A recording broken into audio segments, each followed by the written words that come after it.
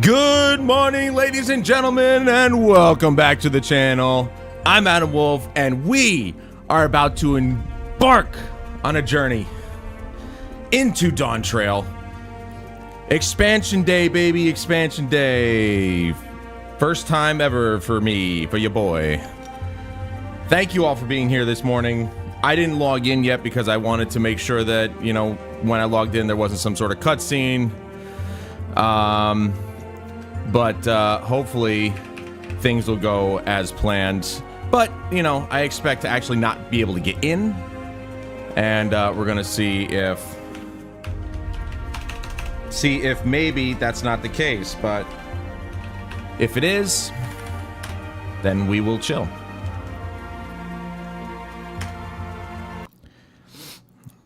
Hoffman, I haven't updated the game. Police. It'd be great if there was a cutscene, but I'm not sure. Little intro.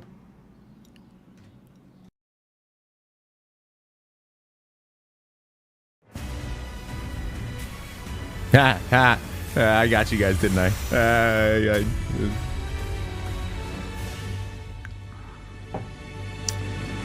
All right. How'd you guys like that intro video, huh? I just used the benchmark, but I cut it together in a way that was really more action-packed.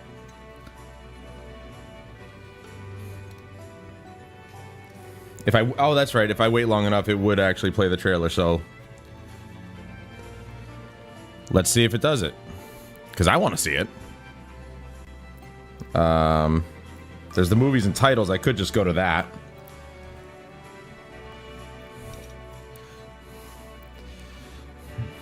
I have been tirelessly working throughout build Val. Well, I didn't know I could. I saw the create a character. I'm like, I don't want to create a character, but you know.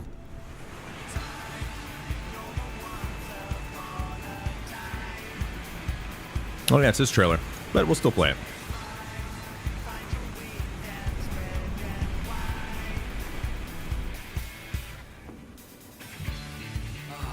Blue seas, clear skies, and boundless possibilities.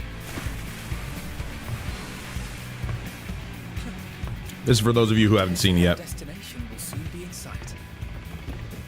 Enjoying yourself for a change?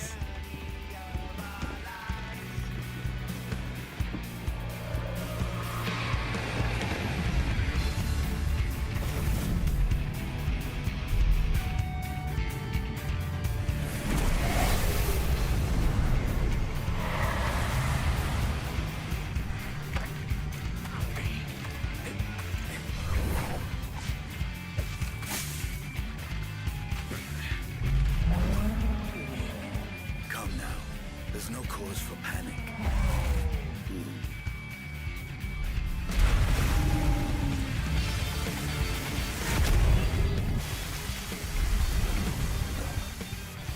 At least we know what Estinian's up to. For a worthy opponent.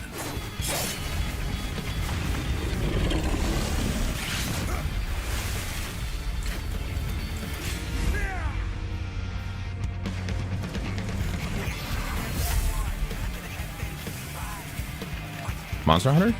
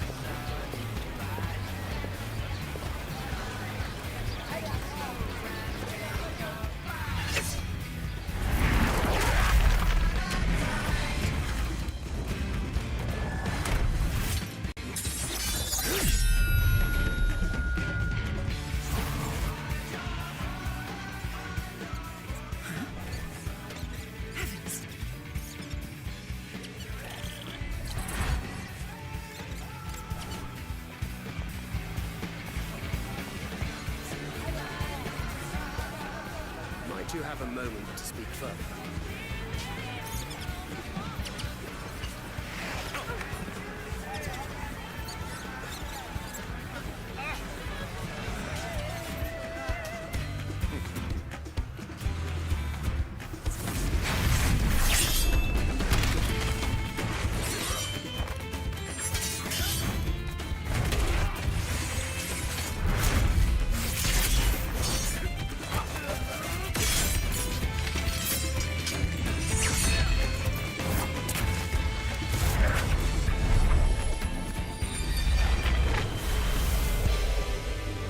Dude had a lightsaber.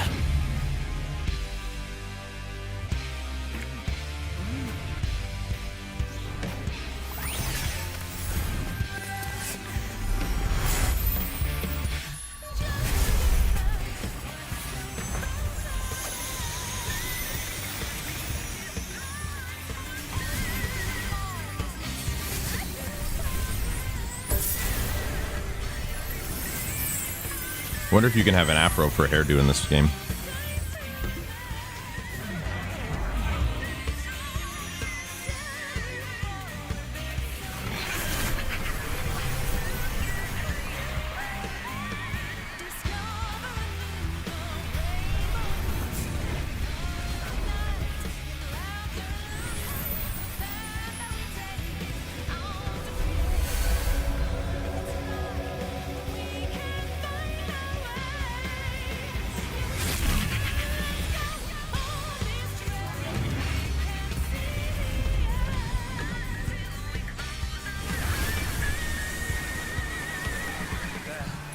Look, my friends.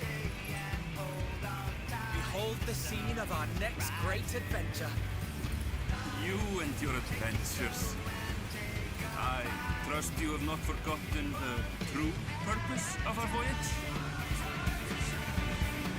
At last, we are come to the land you call the New World. My home. Tural.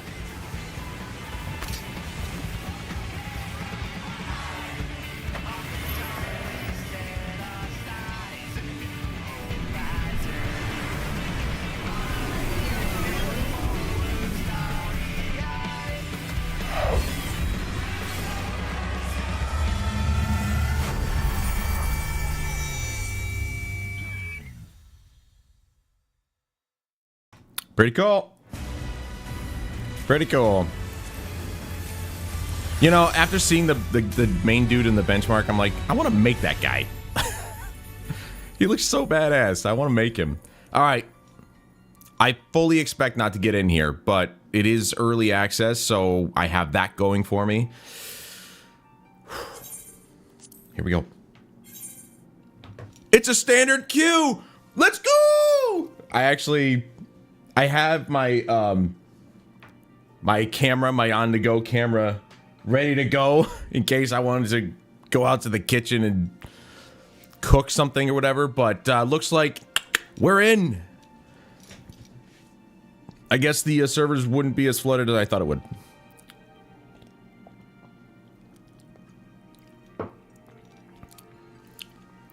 Let's go. All right. And we're right off into it. Boom. Woohoo! When I got in at like 6 something, it was 27. I'm glad to see people still aren't up at 8 a.m. on Friday. Or, sorry. Yeah, 27. So, alright. I'm actually glad I decided to... why is it showing me this? Did they change something? I probably should have looked at that. Come 5:30, it'll be like few thousand man queue. Well, that's what, that's why we're doing this. I think someone would be so excited about a standard queue. Yes! 33 people, that's all I have to contend with? I'm in. I'm in for a long time today. We're going long, people. Now, of course, we have no quest list because stuff hasn't been done yet. So, we're obviously going to be starting right off the bat here. I have a mail, I don't know, or a message. How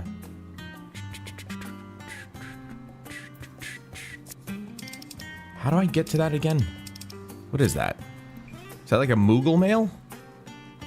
I haven't gotten one of those in like forever. Leveling up, hopping on one, out. Once the main, 5-7 leveling Viper, yep, no, that's fine.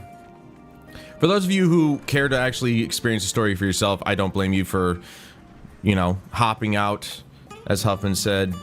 I think it's important that if this is something that you care about, you experience it for yourself for sure. Did the lighting effects take effect? Did they put that stuff in? They should have, right? Look at this! You can limit the frame rate now. Well, it's about damn time, bro. I'm not going to, but, like, it's about time. Okay, it's normal standard stuff there. And literally that's it. Okay, so in here it's just this stuff, but set the gameplay. Okay, so that's pretty cool. They tell you what it does. Obviously, those are pretty self-explanatory. Graphic settings, that's new on here. Okay. Or they separated some of the stuff, so that's good. Movement physics, full, simple, and off. Movement physics. Interesting. But there's the dynamic resolution, low model details, or low detail models, water refraction. Gonna keep everything all the way up. That's pretty cool. Okay, well, at least they made it a little bit more clear, I suppose. I mean, it looks like the lighting has changed. But have a good time, and I will share one little tidbit with you. You technically got caught up in the patch before me. I slowed down around 6.4, beat 6.55 later the same day you did, or next day, depending on how, what to call it, playing late. I am not, Chris. Look at me. I'm higher res now. I mean, it looks higher res. The detail on the cuffs and the shoulder piece there are actually... They look pretty good. They do actually look higher res, but I could be wrong. Okay. So, obviously, we still have our lower end gear on. But, obviously, we've got our higher end gear when we finally do get into a dungeon, whenever that might be. And we'll be grinding, baby, because no doubt we'll probably be locked out of the main scenario quest because we won't be of a certain level or item level, so be prepared for that. Let's take a look. Look at this. Yeah, that looks way better. That would have been much lower res at this point. But again, the lighting is supposed to be different. It does kind of look different, but I'm not sure. That might be placebo. Anyway, let's get going. A new world to explore. Welcome back, Valtamont. I just had word from Aaronville. It seems he's managed to secure passage to Tural aboard a guild ship vessel. Why don't you wait in the main hall while I go and inform your travel companions? It should only take a moment. Yes.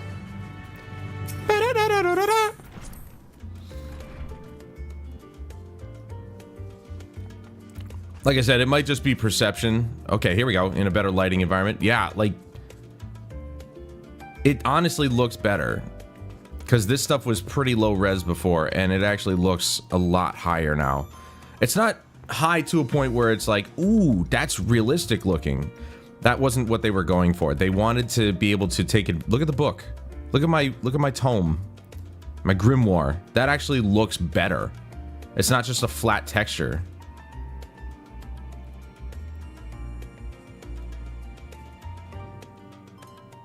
What the hell is that? Little scepter on my belt there? That's pretty cool. Okay, how about the map? The maps were really... Yeah. Look at that. Look at that. That's much better. That's still not working. What? What's it supposed to say? Who left the note? Yeah, the large majority of this stuff, I don't know, they didn't touch the smaller stuff, it seems, but the large majority of this stuff is actually much higher resolution. I like that. I wish we could, like, do a comparison, but since it's an online game, once they switch things over, there's no changing it back. So we just have to wait on guys like Digital Foundry to show the comparison, and they will.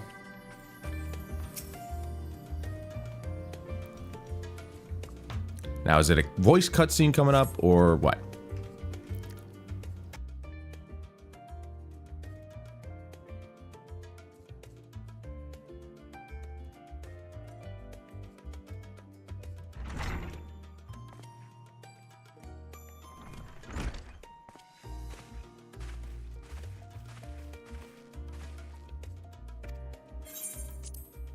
Wrong button. I didn't think it was. The only one yet to arrive is Aaronville himself.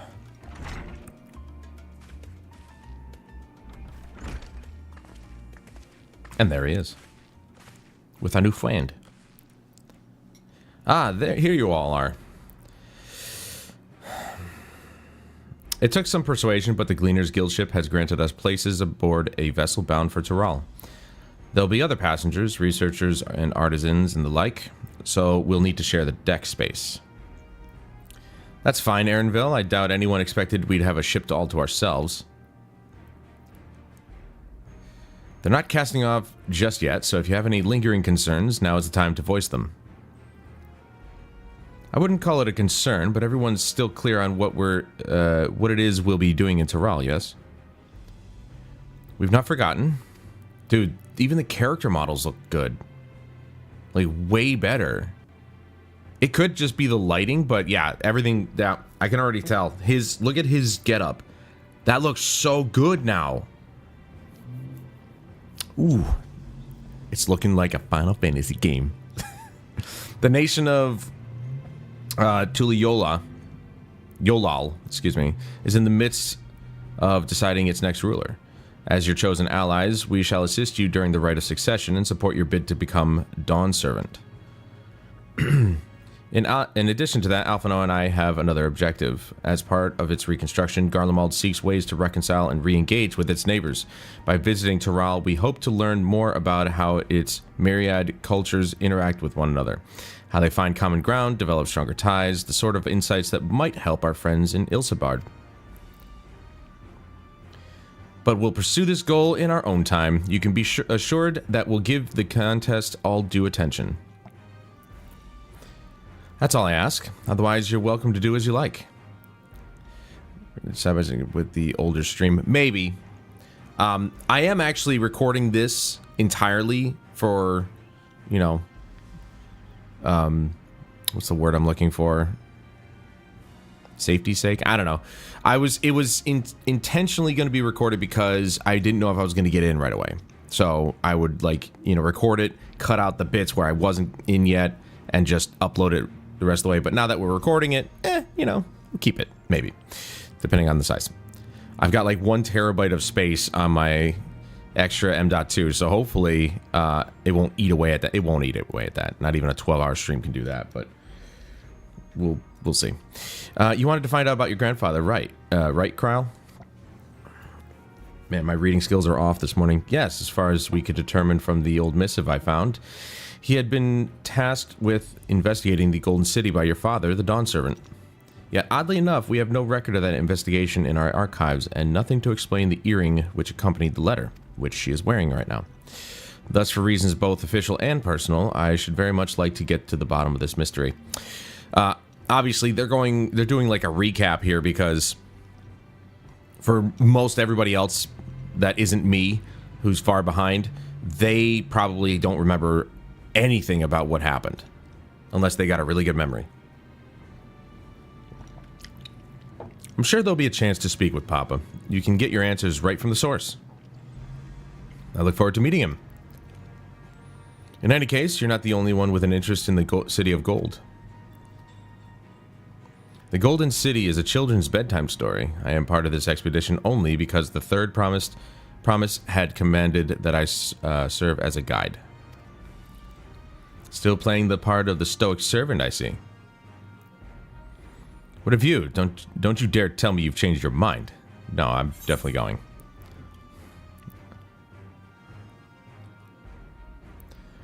Hoist sail and let the wind take us as she pleases. Dude, the bandages on my face even look better. Well said. You won't get far wallowing in the shallows. Right then, if all are still committed to the journey, then I say we make ready to depart. I mean, the shading on every single character is so much better. It looks that much better. I'm really, really excited. Really happy with the changes already. In terms of the lighting, it does look a bit different. So, I'm assuming I'm seeing that right.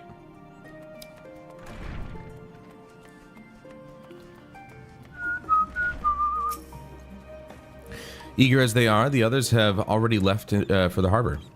We're not in danger of missing the boarding call, but perhaps we should be on our way as well. Also, I've got the windows open because it's honestly a really nice day today, so I didn't want to have the air conditioners on.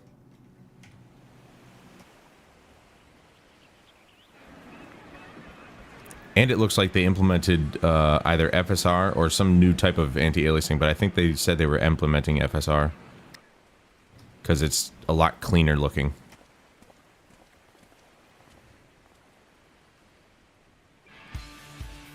Savoring the moment? I can feel your excitement, your eagerness to explore the unknown. Well, for once, the fate of the world doesn't rest on our shoulders. We might even get a chance to enjoy ourselves.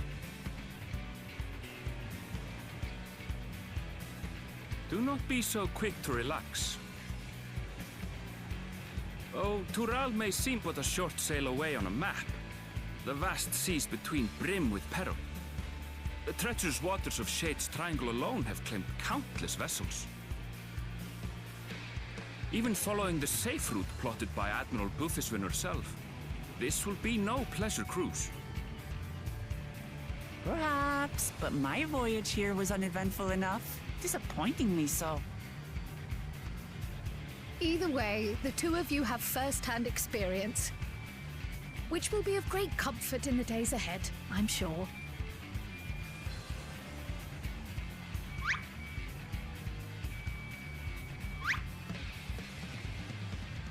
Aye, it's nothing new to us.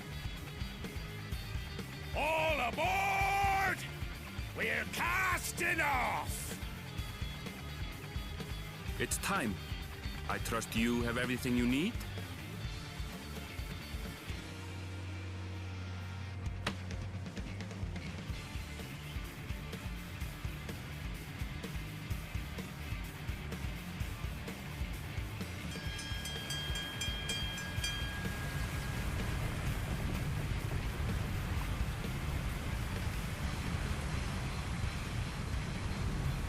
And so does our ship cast off from the docks. We sail west, as Cattenram did some 80 years past, bound for the New World, known to her children as the continent of Toral.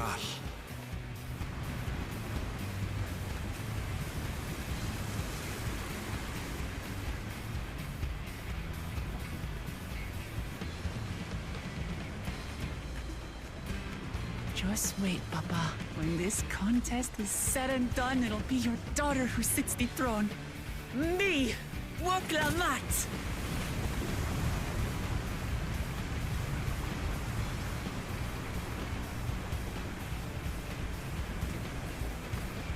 Awkward.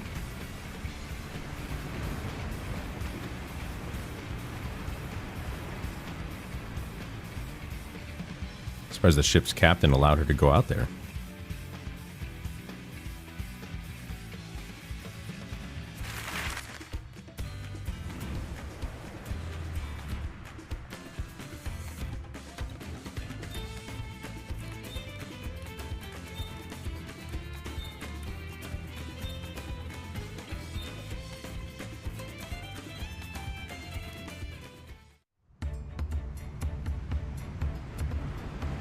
I just remember the word that I wanted to use, posterity's sake. We're recording this for posterity.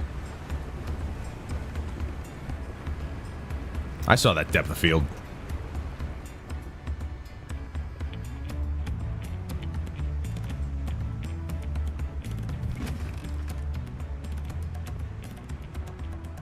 Smooth sailing so far? Aye, so far so good. But this sea, she's a fickle one. Calm one moment, blowing a gale the next. That voice doesn't fit that face at all. I'll take my rest while I can, then.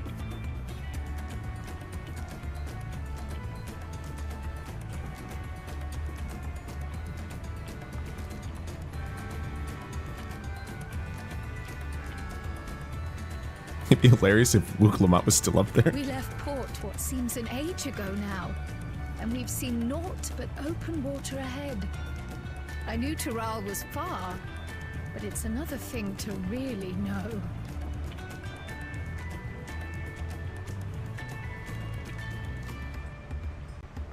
Speaking of which, some of our fellow passengers have made this trip before. Several times, in fact. I was able to learn a few things about Tuliolal and the right of succession. Since we still have a long way to go, why not have a chat with them yourself? I'm sure you have questions of your own.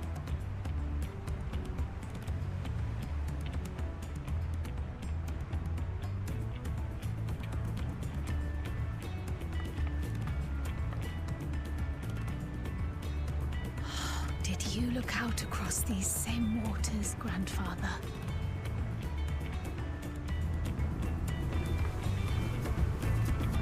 And a lot of people talking to themselves. Crazy people.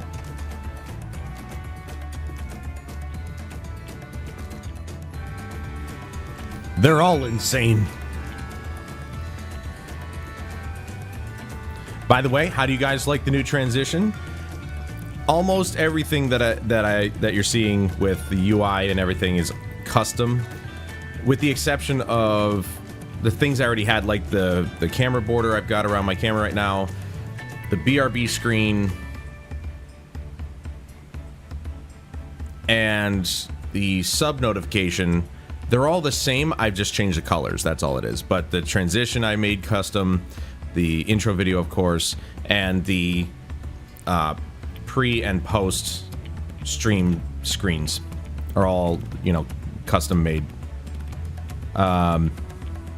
piecemeal together, but you know, they're not something you can just download. Let you see it. All right. Whee!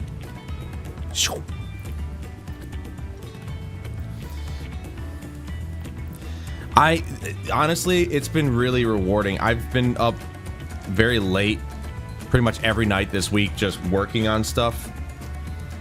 to get it ready for today. So it's honestly been, I'm really happy with the way things came out.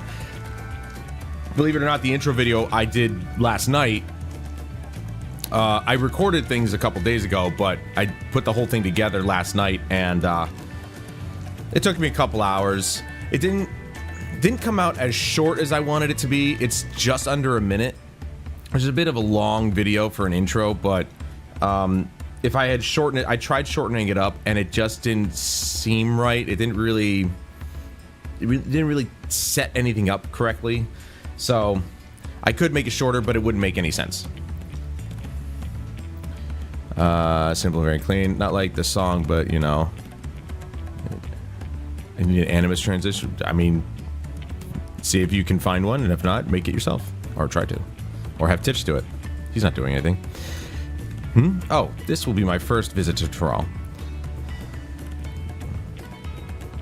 Fontaines.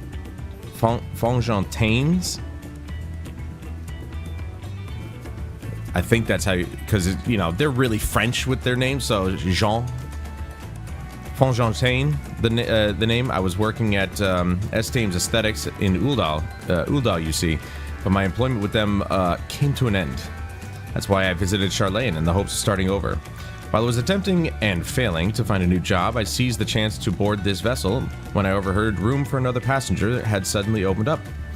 I'm told the Dawn Servant welcomes all, regardless of origin, and so Tuliolal seems like the perfect place to begin anew. Hopefully things will be better this time. You're a failure to your family and your friends. I'm not gonna lie though. I don't think it's running at 120 FPS. I think it's still running at 60, but this is really smooth. Also, I don't think they actually implemented FSR because I can still see jagged edges. So it might still be using FXAA as an anti-aliasing method. See, when in motion, things kind of smooth out, but when you stop, you can see the jagged edges. So maybe it is FSR. I have no idea. But this looks smoother. I don't know. Again, perception. Maybe it's because they have a motion blur implemented. Like, it looks like they have a per object motion blur implemented now all of a sudden. And I saw that depth of field very briefly earlier. I think they mentioned that they are actually putting depth of field. The moon! I can see the moon outside my window. That's cool. I see you in Eorzea before. You great and famous hero. Gah, I've had enough of playing the simpleton. Ha! He was just kidding. There was a time when we took great pains to maintain the deception, but with more of you Eorzeans coming to Tyrol, it's becoming practical. Besides, my mercenary days are over. Too many of our war band have fallen, and so we head home to lick our wounds. So he was faking playing stupid. My story? Well, since you asked, I wanted to retrace the historic journey of the great Kettenram. You know, the first Eorzean to set foot on Tyrol, almost 80 years ago. The Mamuljah's leader is said to have welcomed Kettenram with open arms and sent him home with a bounty of silverware as a token of their friendship. But the real treasure was the crops he brought back: potatoes, tomatoes, and corn, which spread across Eorzea like wildfire. His grand adventure led to a culinary revolution. The tales say Kettenram returned to Tyrol several times after that, but his ship vanished during his last recorded voyage. He was never heard from again. That even a seasoned explorer like him could meet such an end is testimony to the ocean's peril. Yeah, don't mess with Mother Nature. That's the long and short. Also, by the way, the shadows look really good. The shadows have all been increased. Now that might just be because we're on a ship and it's like a really small area technically, and so they could get away with having everybody have nice sharp shadows or soft shadows depending on, like, their shadows are softer than mine for sure. You can see that, but they're not as low res as they once were. Still lower res, but not as much as before. An adventurer, I presume. I am a merchant myself, based in Ulda. Specialty imports and exports, Eorzean and Tyrali both. If this is your first crossing the salt, as they say, do remember that the social mores of Eorzea are not necessarily the same as those over yonder. Consider this. It is not uncommon for the various races to be referred to instead by the names of certain clans. For the Mikote, the Hetsaro, the Hrothgar, the Zral, Brawl? I don't know. God, these names. Not because every member of a given clan is of the same race mind, but because many individuals of said race are associated with that clan. A fair assumption in certain cases, but take care not to give offense. Oh, you mean so use the proper pronouns, is that what you're saying? Hey, Jeremy. Alright, cool. Did you want to make us a wager? We're taking bets on who will be sat next in the Dawn Servant's shiny chair. There are 4 claimants in the right of succession, your young Wuklamat being one of them, of course. But from what a Mamulja bloke was telling me, the other 3 are all strong contenders. Not too many keen to risk their coin on the third promise. Right.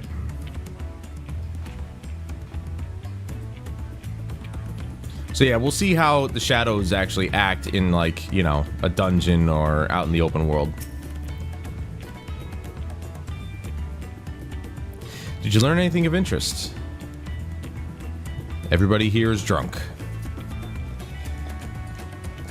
Oh, I hadn't heard that about the clan names. That has nothing to do with what I just said.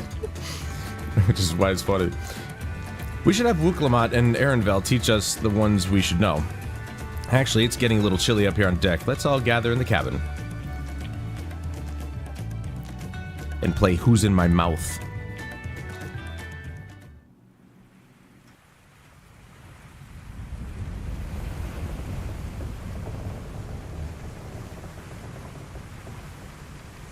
That's an old Dane Cook joke.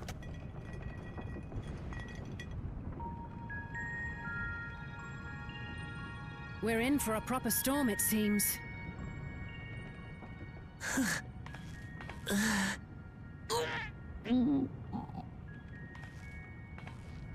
How's your stomach? Any better? I don't know what you mean. I don't get seasick. I'm just feeling a little nauseous is all.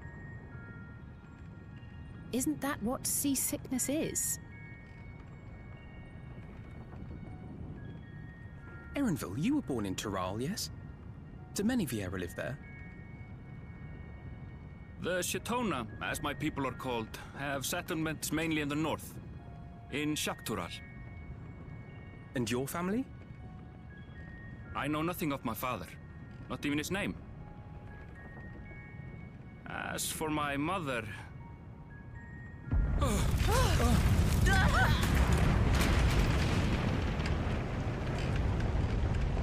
the teeth of a Narrowlands!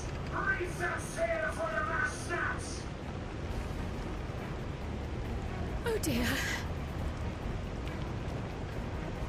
Only who's on watch! This wind's too strong to take in this... Ah! I'm pulling off the mast! We need help! Get him below decks first! Quickly! Before he's washed overboard! Come, we should lend what aid we can.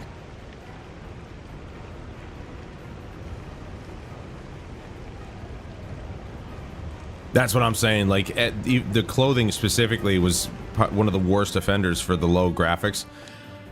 It looks so much better now. I have not seen the ocean rage with such fury before or since.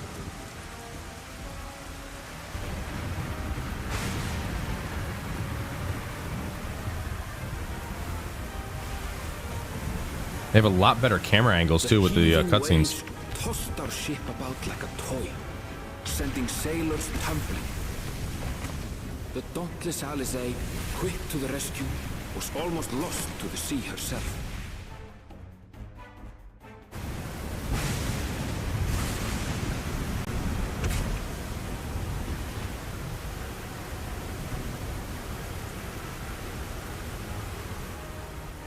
Meanwhile, Our champion rushed to deploy the vessel's magical defenses, and thereby shield us from the lightning.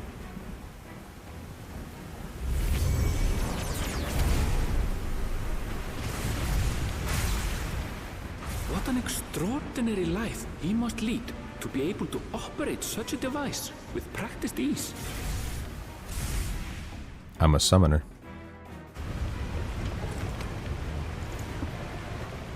Vuklamat, too, threw herself into the rescue efforts, though one might have mistaken her for another soul in distress.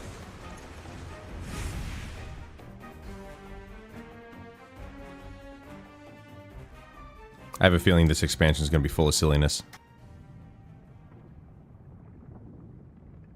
By the time the unruly seas had calmed, our strength was all but spent, and we had yet to even glimpse the shores of Tural.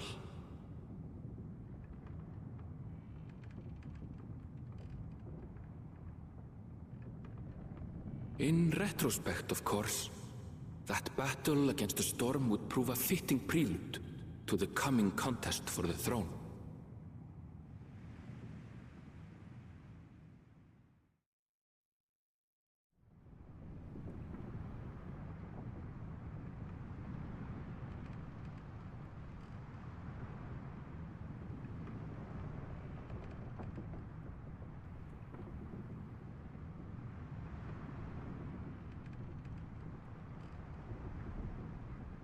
Yeah, the lighting right here would have been completely flat. But this looks so much better.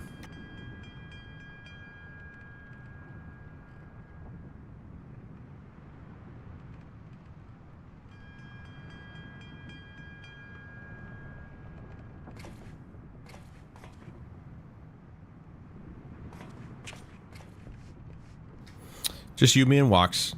Me, Jeremy. That'll be at 6:30 on Tuesday. Stream goes to 9, so, you know, you have some time if you can't make it right away.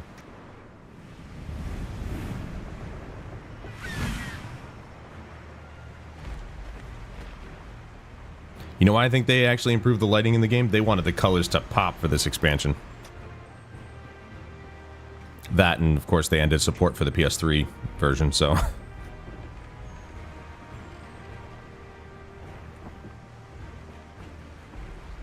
Morning. Joining us for some fresh air? Seems my belly has settled along with the weather, but I'll feel much better once we're on solid ground.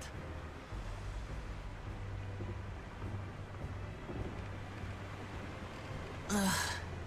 Can't be much farther now, can it? That's tomorrow at noon. Seabirds. Land must be near. You need only hold out a while longer.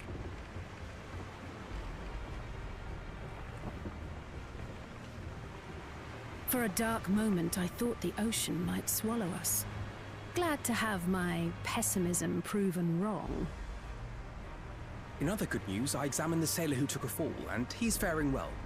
I'm sure he'll make a full recovery. Good news indeed. If all's well, then we needn't delay in launching the landing boat. Ships have to lower anchors some way from shore. Too close, and they risk having their underbellies ripped open by the reefs that crowd Tuliola's coasts. Come.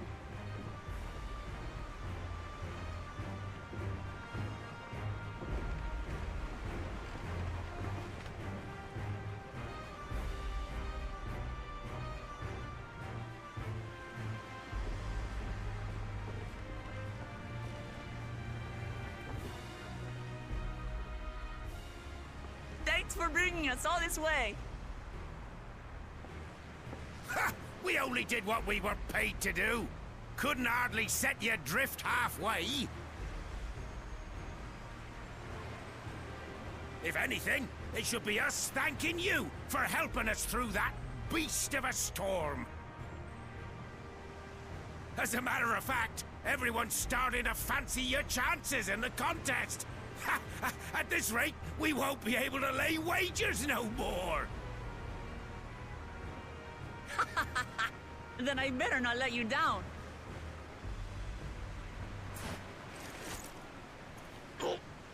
Easy, stomach. Easy.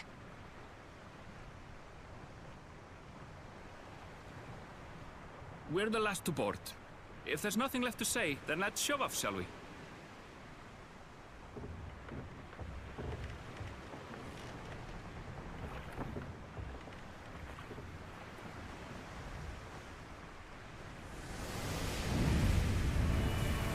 You can't see my face, but I'm smiling.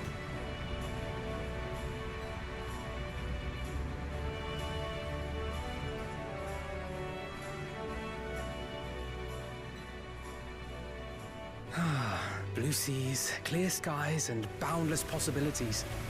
I dare say our destination will soon be in sight.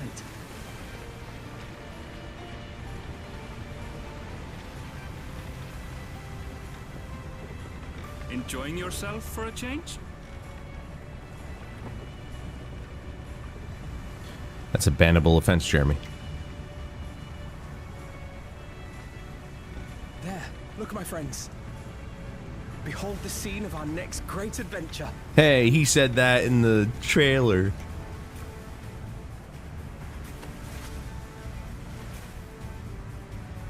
At last, we are come to the land you call the New World. To my home, Tural. She said that in the trailer too. Yeah, he looks like a badass mummy.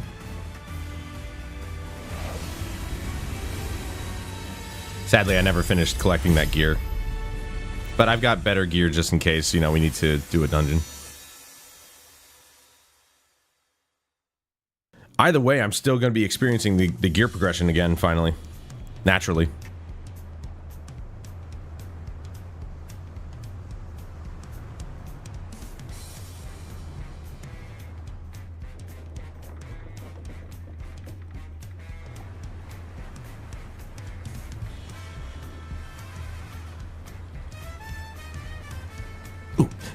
Yeah.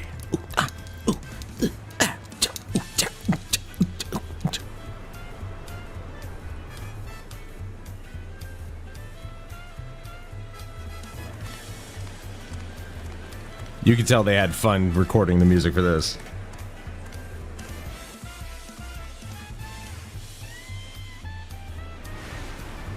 What are we in, Monsters, Inc.?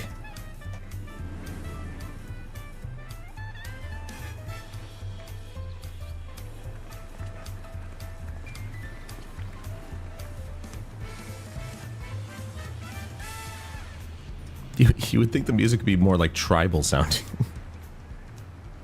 Gods, I've seen cities with an impressive mix of cultures, but this is something else. Is that a... No. I've never seen Vanu feathers in that color before. You'll find much here you never knew existed.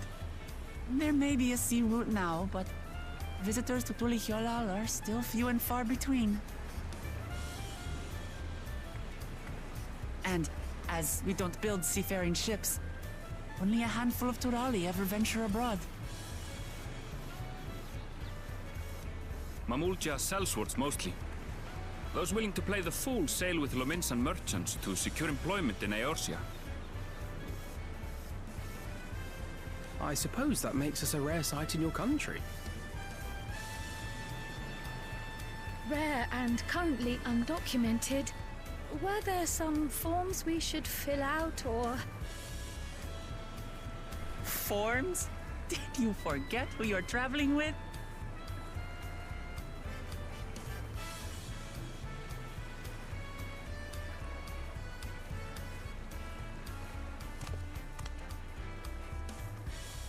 You are outsiders? Visitors to Tural? You see his armor? Our nation is soon to hold a right of succession to choose its next dawn servant. We will not abide interference from foreign agents seeking to foment trouble. What brings you to Tulihyolal? I can answer that. Apparently a better These attitude than fine you, people pal. are allies in my succession bid. Third promise. If you vouch for them, then all is well. Of course. Please, accept our apologies. No need to bow and scrape. That our soldiers are so diligent in their duties fills me with pride.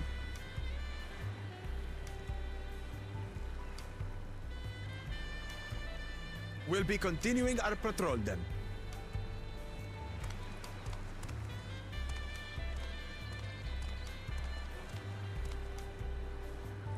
Well, well.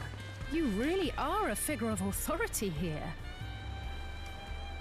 Are you suggesting I don't look the part? Yes. Anyway, first things first.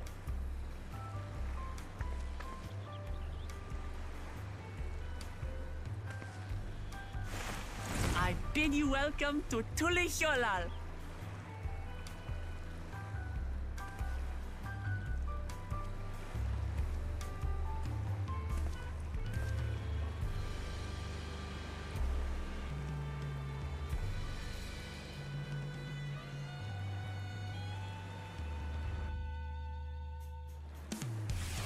Of course.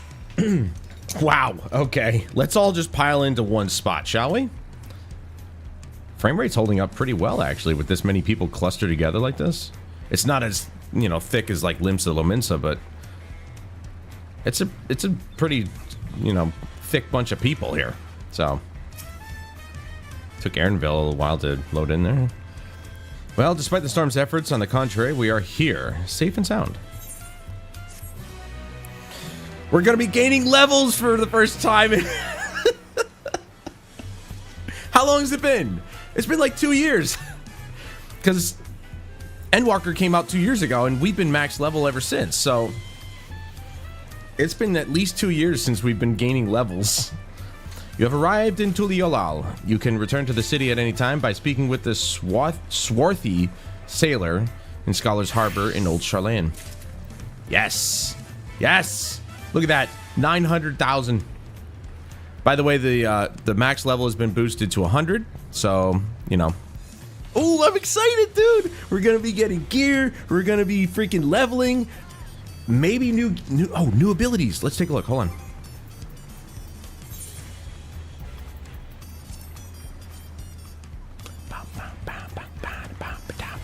Okay, so.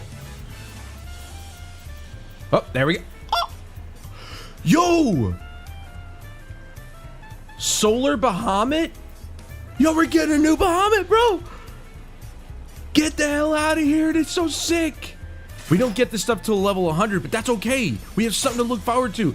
We are getting Solar Bahamut. I don't know if he's been in any other games, but like, one of my favorite Bahamuts is, it's not Neo Bahamut, it's, what was the one that went to space? That was Final Fantasy VII Bahamut.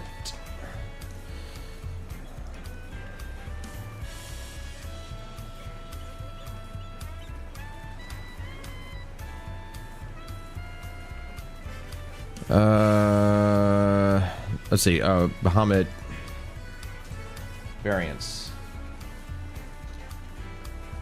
Bahamut Zero. There we go. It's not going to do it. Obviously, it's not going to be like, oh, camera goes out to space and no. But that's what that reminds me of is Bahamut Zero. When I hear Solar Bahamut, I'm like, dude, we're getting a new Bahamut. Yes. They're finally updating the old one. Sick. All right. And then there's the traits. We have enhanced swift cast, so that's good. What does that do? Recast time to 40 seconds, as opposed to where's swift cast? It's in here. Roll. It's 60. Okay, so it drops at about 20 seconds. That's good.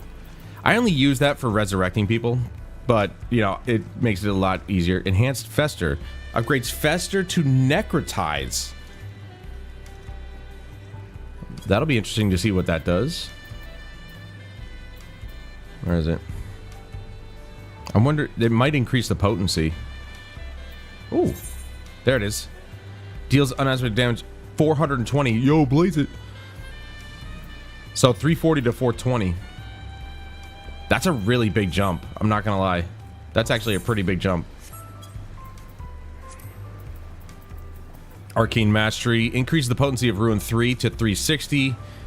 Astral Impulse to 500. Ruin 4 to 490. Ruby Bright. Okay, so basically this increases the damage of everything. Grants Ruby's Glimmer after executing Searing Light. So I cast Searing Light. Where is it? I just wanted to go through these. Action change. Searing Flash. And then can only be executed under the effect of Ruby's Glimmer. Deals unaspected damage with a potency of 600 to target and all enemies nearby.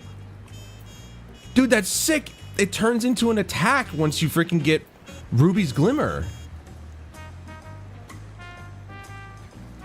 That's so good. So you cast Searing Light, it increases damage dealt by 5% for you and your party members, and then it turns into an attack. Dude, that's so cool. All right, enable action change, obviously. Enable recast tower to prevent erroneous input. All right. Oops, I didn't want to, I just wanted to check these out. No, I really should do my adventurer plate. Okay. Enhanced Addle, which we never used Addle, but I really think I should maybe figure out how to use those. I can put them in a macro. Lowers target's physical damage dealt by 5% and magic damage dealt by 10%. Then there's Sleep, which very rarely do we ever use Sleep. I don't think anybody uses Sleep in this game, to be honest. Gradually restores own MP. Oh, I forgot that was there. And then Sure Cast. Spells can be cast without interruption. Nullifies most knockback and draw-in effects. So, this is circumstantial. This is never used. This I use for resurrecting. And this one... I mean, I rarely... I mean... I guess, does that mean I could use Sure Cast and then run around and cast something that I normally wouldn't be able to? That might be the case. This could be useful, though. Addle could definitely be useful. I don't have space. And you know, the thing is that I really... Try Disaster is really not that great of a spell. It honestly isn't. It only does a potency of 120 to the target and all the enemies within a certain radius. It's just it only went up 20 points from Outburst, and it's just like, it's not a great spell. The only time I need it is when I've summoned Bahamut or Phoenix, and then it turns into whatever their ability is. And my personal shield that I get from Carbuncle, the Radiant Aegis, kind of important because it saved my ass a few times. Getting new spells was one of my favorite things. Dude, it's awesome. I haven't, like I said, it's been like 2 or more years since I've actually had to level and I've gotten new abilities and stuff. So this is exciting for me. I'm really, really excited about this. Can I actually change which one I want? No. I thought you could change, like, ooh, maybe I just want to use whichever one. Okay. Actions registered high on the list are upgraded to those below them with the acquisition of traits. Yep. That Addle ability just seems like it'd be a great thing to put on a boss.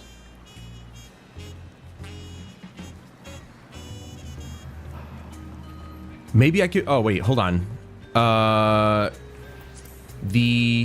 What's the cooldown timer for... this? 60 seconds. Addle is 90 seconds. And we get an enhanced one here, which extends the duration of it. It doesn't reduce the cooldown. And then we get Enhanced Bahamut 2. Allows the summoning of Solar Bahamut in addition to Demi Phoenix and Demi Bahamut. In addition to?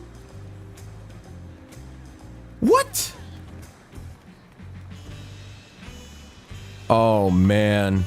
Oh, man. In addition to them. Holy crap, dude. I gotta figure this out, though.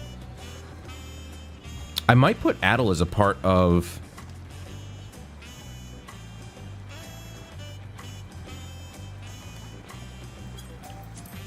roll. Here we go. I might put this as part of my, single target and group damage macros there. Lowest target's physical damage dealt by 5% and magic damage dealt. So I won't be putting more damage on them, but at least I'll be doing something to their damage. Yeah, you know what? I will. I'm gonna put that as part of the macro.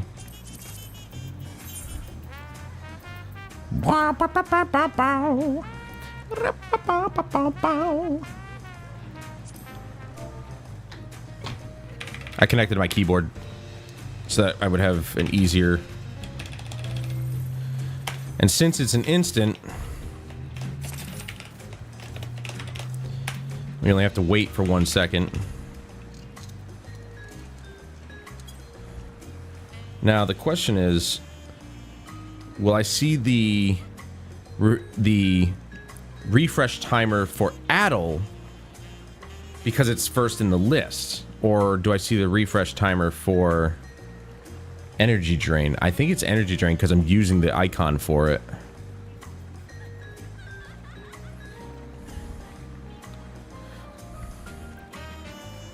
Now I'm not going to put it on here because that's my group damage one, so I don't need it there. But I could actually. Let's do that. No! Stupid touchpad.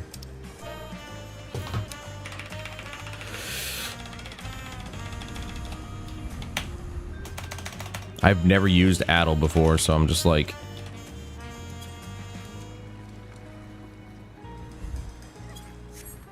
My favorite color. Dude, I get to summon Bahamut with...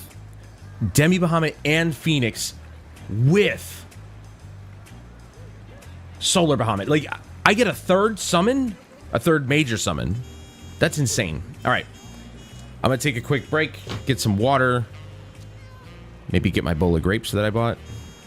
You know the funny thing is, yesterday I went to the store to get things to, like, have for the day to, you know, if I got hungry, I'd just throw it in the oven, forget about it, and, you know, grab it when it's done. I went there to do that, and I ended up getting stuff I needed. Not stuff I wanted, stuff I needed, like my orange juice, my yogurt. Stuff to make tacos whenever I want to do that at some point. I don't know. I'm an idiot. Anyway, I'll be right back.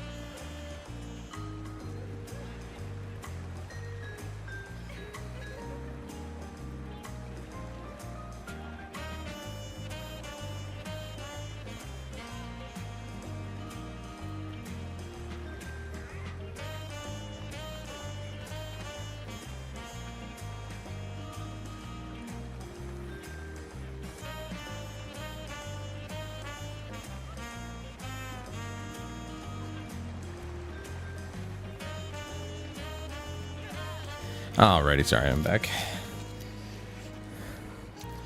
All right. Oh, I'm really excited about the new stuff, the new abilities. It's not a whole lot, but I don't really need a whole lot, so. Ah, there's a new first piece of gear. It's first weapon. Here we go.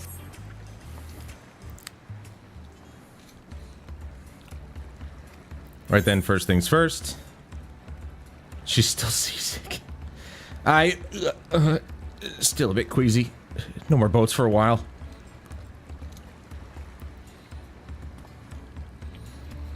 I realize we just arrived, but we should get you familiar with the city before the rite of succession begins.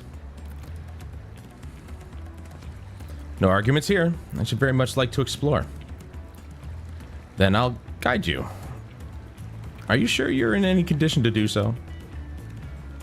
Dude, even her lipstick is more, like, clear.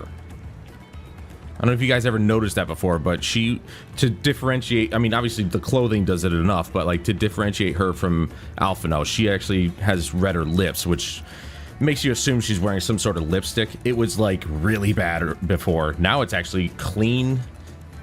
You know, doesn't look janky. Aha! We were wondering who these strange folk were. So the Third Promise has found herself some new followers then. Followers? Wuklamat, are you unwell?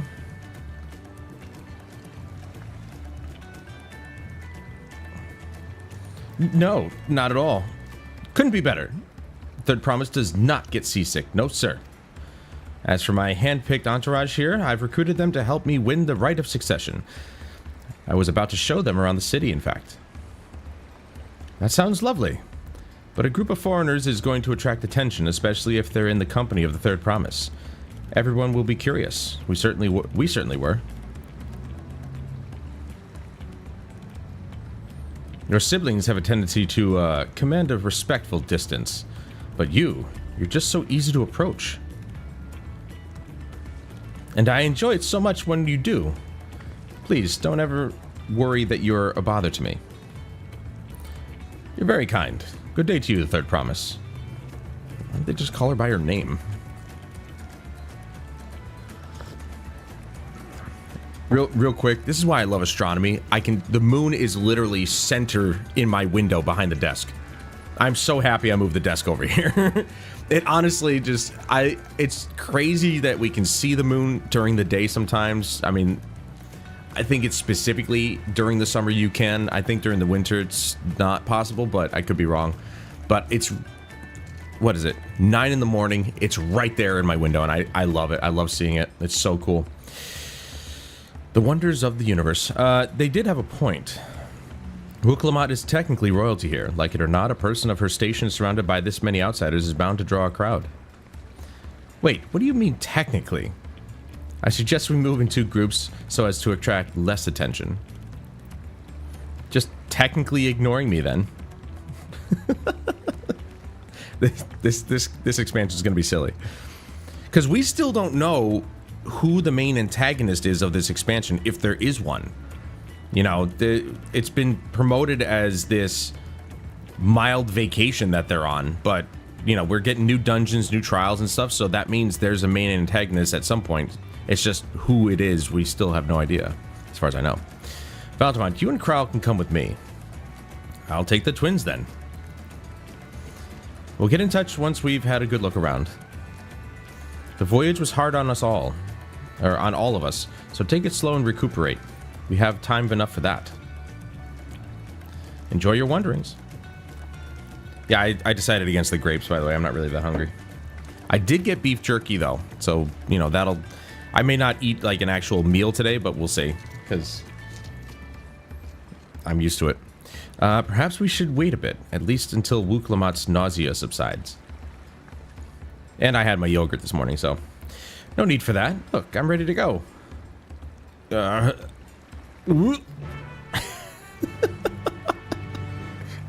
This expansion. Already silly. Already silly. I'm fine now, really. Can't stand around all day feeling sorry for myself, what with the contest looming and all. Now then, seeing as we're ready here, I might as well tell you about the harbor. Aaronville already mentioned the reefs in our coastal waters, which explains why you don't see any big ships moored at the docks. Only vessels with shallow drafts can navigate the bay. Mostly small fishing boats or barges ferrying cargo up and down the rivers from inland settlements. Much of the incoming traffic is from Dawntrail, the southern landmass. The clans there produce various goods for export.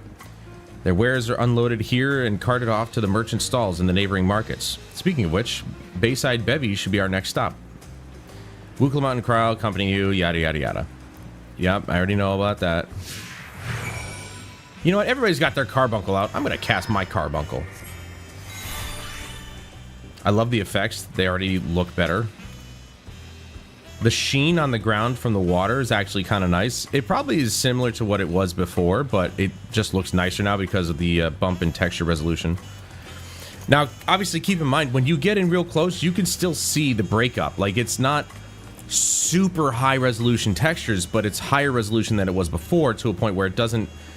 It still looks good from a distance, and that was, I think, the strength of the previous textures, was that they were low resolution enough to keep the performance up, but high resolution enough that from a distance it looked good. But once you got up close, the whole thing just fell apart. At least with this, it falls apart a lot less. It actually still looks really good even this close. But it is still kind of lower-ish resolution. But it has to be. It's an MMO, for God's sake. They need to have things run well, at least. Oh my god, I'm so excited! We're in a new area. We're in a new expansion. Frame rate is taking a nosedive right now, but that's okay.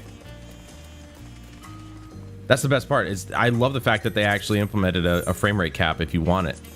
Like, look at this. I've been waiting for a frame rate cap on this game forever. Oh my god, that input latency, though. That input lag is strong. I do wonder, though, if, like, choosing one of these two would actually...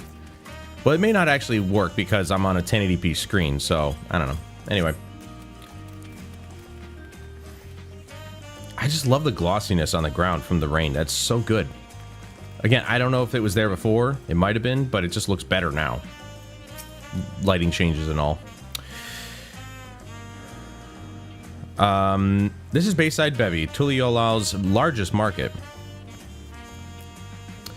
Being right on the harbor, everything from fresh fish to imported wares goes directly to the shelves. Anything you want, they most likely have. Oh, right. I should mention that here in Tuliolao, we buy things with Pel, a currency that Pelu created. But don't worry, more and more trade is coming in from Eorzea, so most shops are happy to accept your gil. There's also, I'm not going to even attempt to pronounce that, another market to the east of here. We're going to call it Wak. Or Watch. Oh, Wachu Meki Meki. There you go. See, I pronounced it eventually. But that can wait for another time. I have other places I want to show you first. Next, we'll head back a bit, then northwards up the stairs to a certain plaza. I can't wait to see the look on your faces. Hee hee. Summoning Bell, Marketplace. Right! We haven't done a leave quest in a long time. Holy crap, dude. We're gonna do those two, and we're gonna do everything. We're gonna do so many things. We got a long day ahead of us, trust me. Strap in.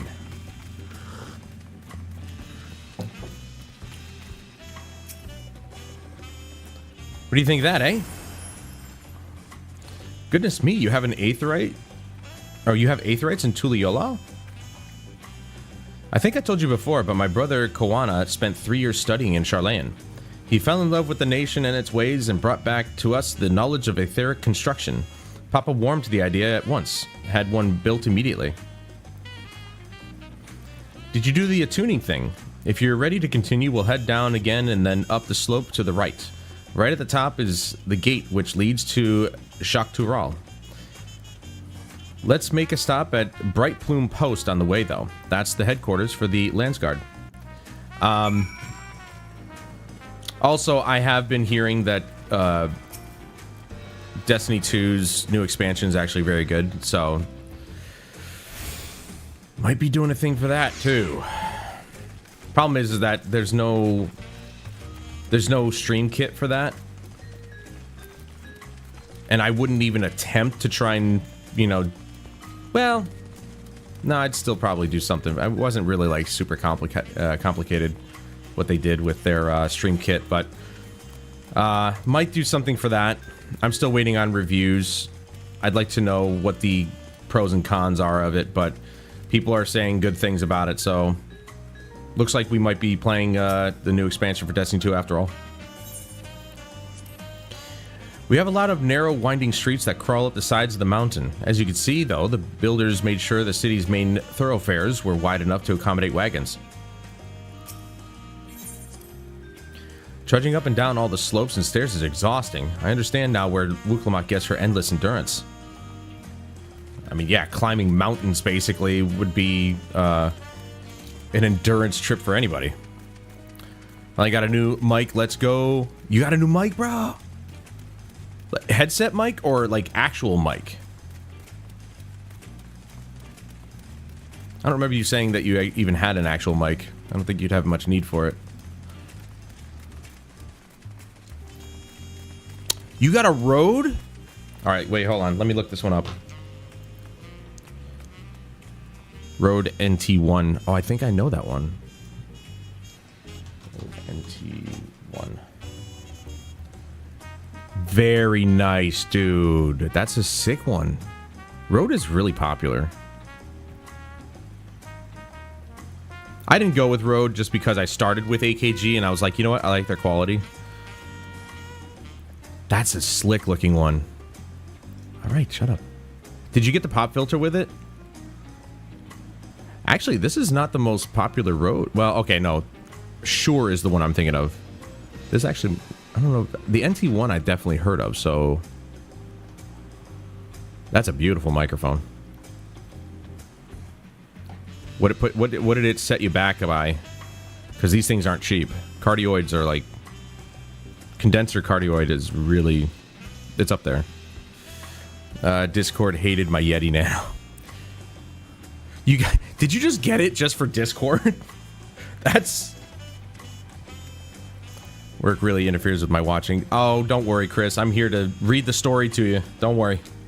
You won't miss anything. Plus, I'm recording it for posterity.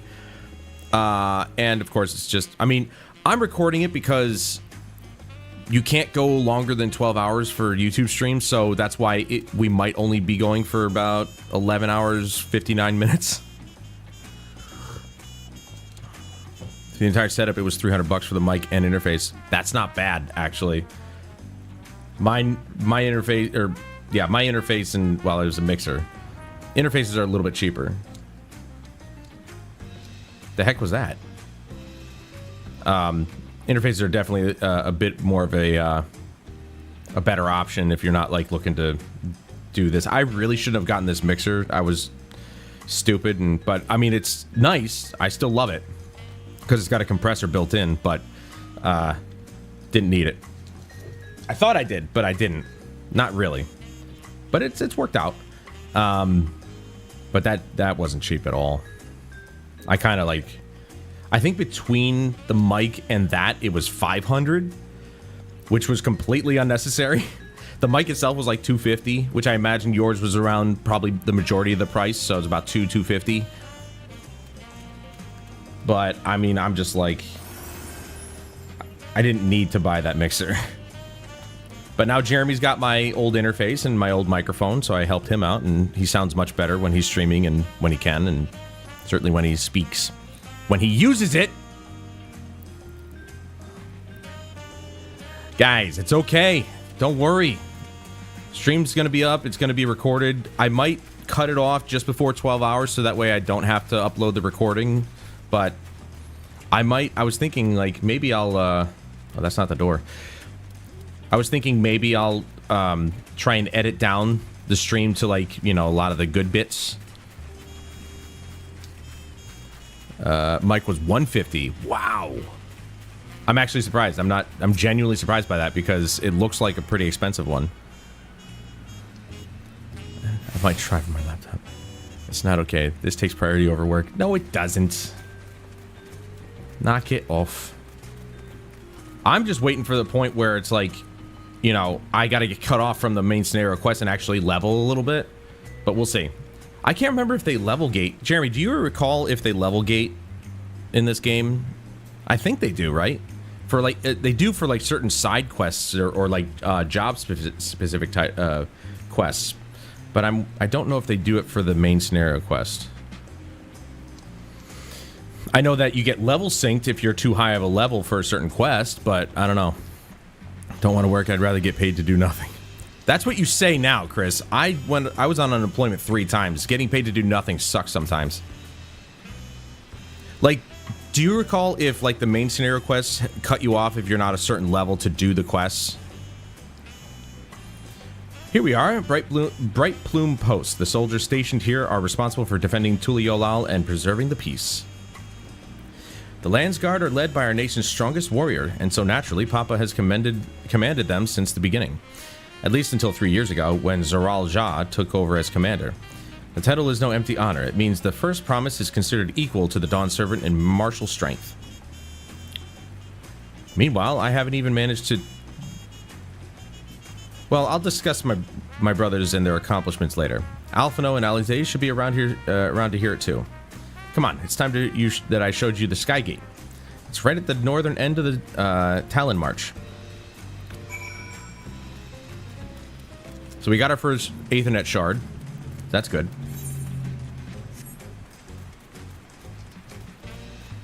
I thought so. Like I'm waiting for that because I'm only level 90. So at some point it should cut me off, and then we'll finally get to hopefully after the first dungeon is actually introduced.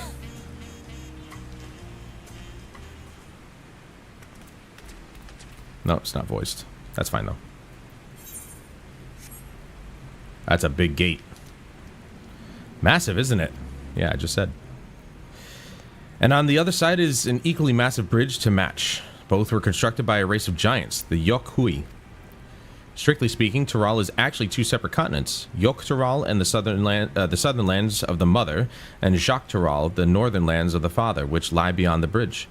Legends say it used to be one great landmass, but long ago, the 2 gods fought a titanic battle, and when one threw the other to the ground, the impact was so devastating as to split the continent in twain. A familiar sounding tale. I am put in mind of the conflict between Hydaelyn and Zodiark.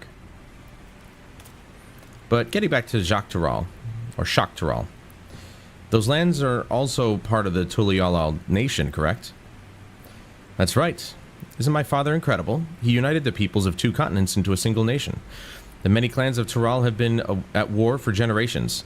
It was only when Papa traveled the lands and put a stop to their myriad conflicts that we finally had peace.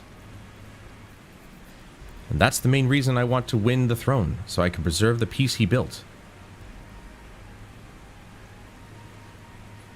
I like the fact that the shiny accents on her gear, and anybody's gear for that matter, let's just be honest, like the gold pieces, they stand out so much because they have that sheen, they have that specular highlighting, like it's so prominent, and I love it. It makes her look expensive. But I see you're more interested in what's behind the gate than hearing about my aspirations. Crossing the bridge to Jacques-Tural requires a special travel pass. Unfortunately, they won't issue any new permits until the rite of succession is over. I promise to get you one when I'm Dawn Servant, but until then, you'll just have to wait. I'll hold you to that.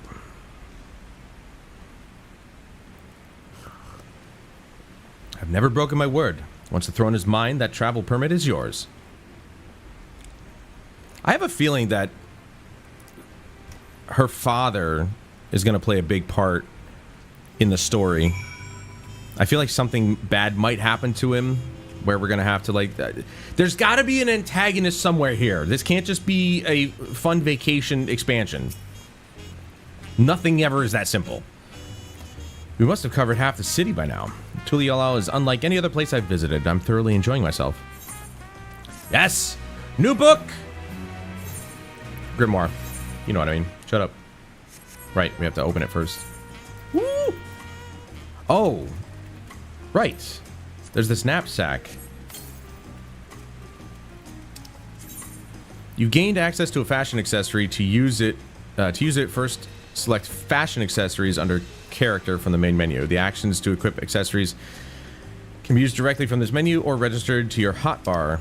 After equipping fashion... I was wondering why people are carrying around umbrellas and stuff. Oh, man. They added another layer of transmog on top. After equipping fashion, they be removed by pressing the action again or by selecting put away from the hotbar. Though, who would want to stop flaunting such stylish accoutrements? Not me! It's to lull you into comfort before destroying the stupid heart thing, the veil of peace. I dare say you might be right. I've got a bad feeling about it, but we'll find out. Dude, I get a plus 20 on magic damage with this one upgrade.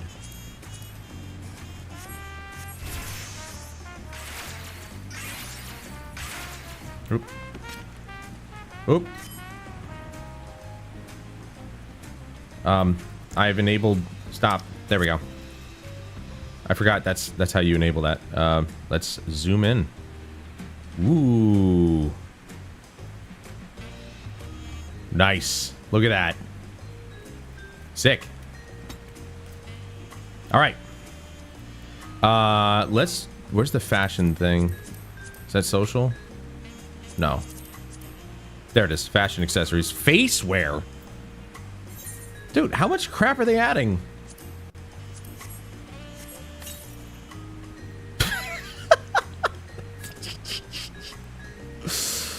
Which one is this?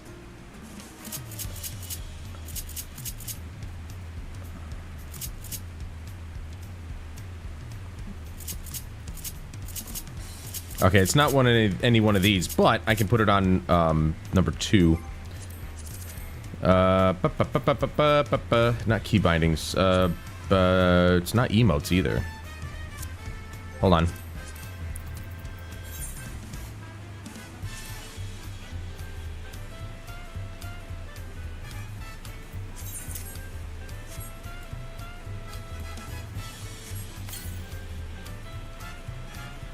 Change pose.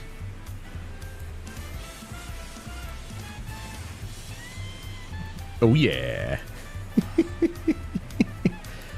Oh man, this is awesome. Look at this. I love this game. It's so freaking good. They're doing so much crap. I love it.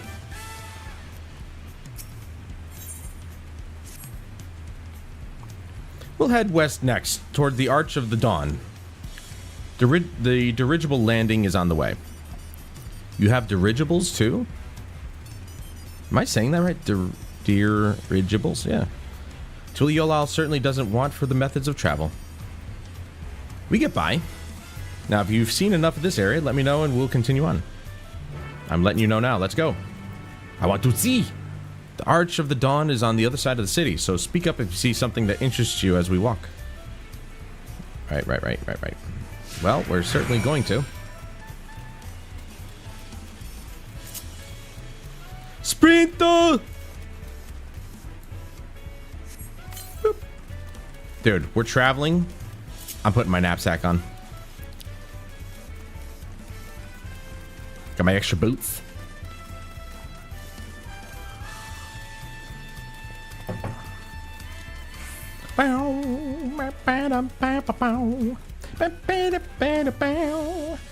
Yeah, oh, by the way, I meant to take a look at their shadows. Still looks good. So they finally fixed the shadows. After 10 years, the shadows are fixed. Everybody's got an umbrella. I gotta get one too. I hope they give me one at some point. Yo! Dude! Warrior. That's some badass looking gear, bro! Dude. Sick. Bye!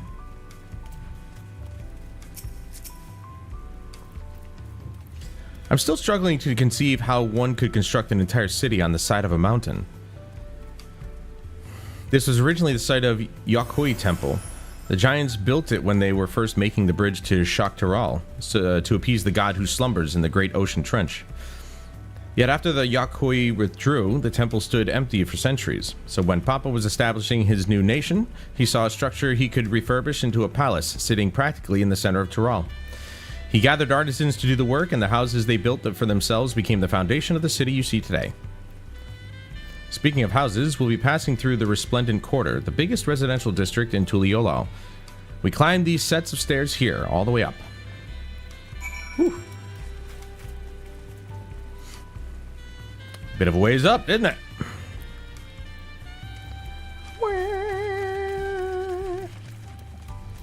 I imagine I'm gonna get more gear to prep me for. What the hell is this? Nope.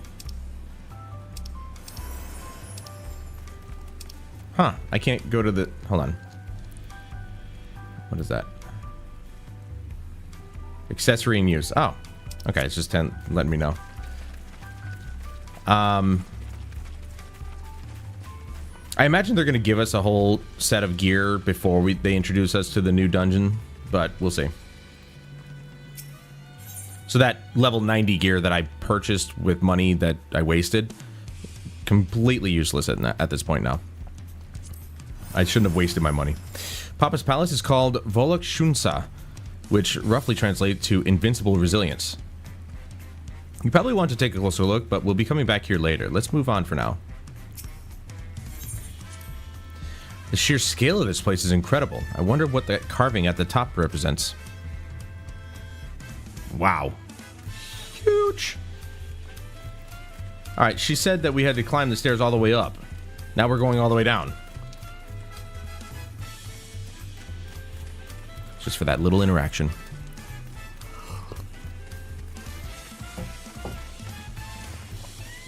Again, you'd expect something a little bit more tribal, but then you come in and it's like jazz. I'm like, I like it. It's weird, but I like it.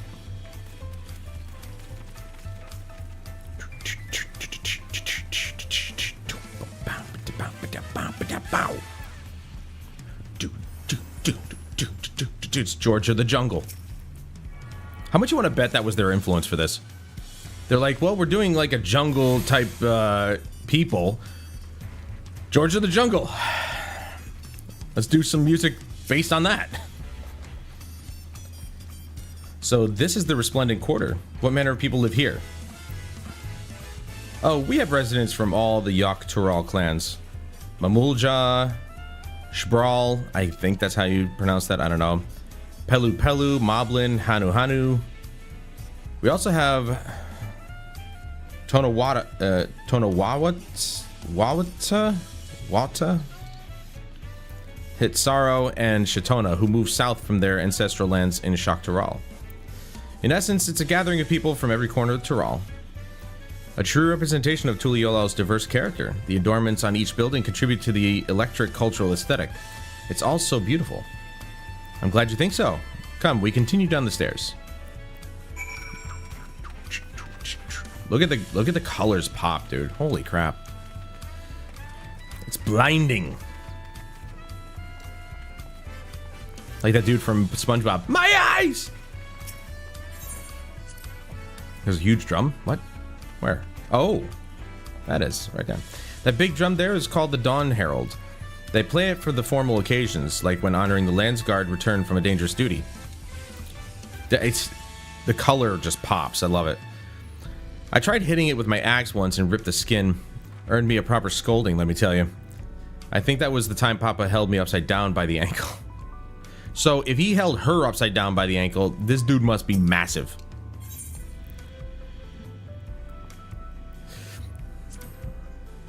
I've never seen such an enormous drum.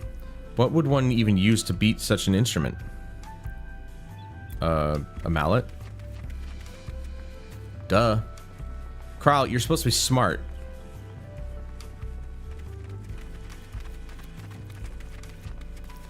Alpacas! Let's grab this first.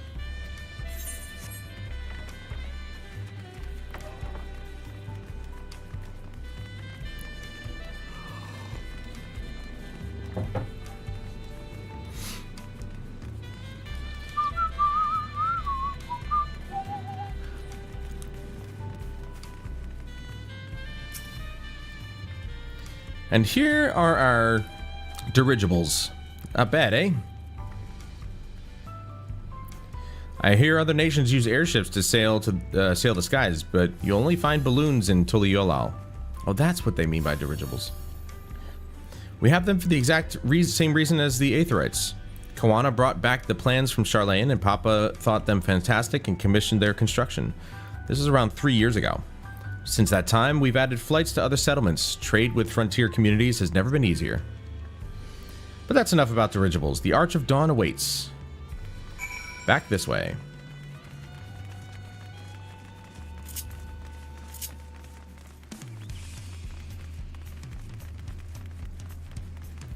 I can see that the texture filtering is still a little bit... I mean, you can see the shadow wiping in right in front of me.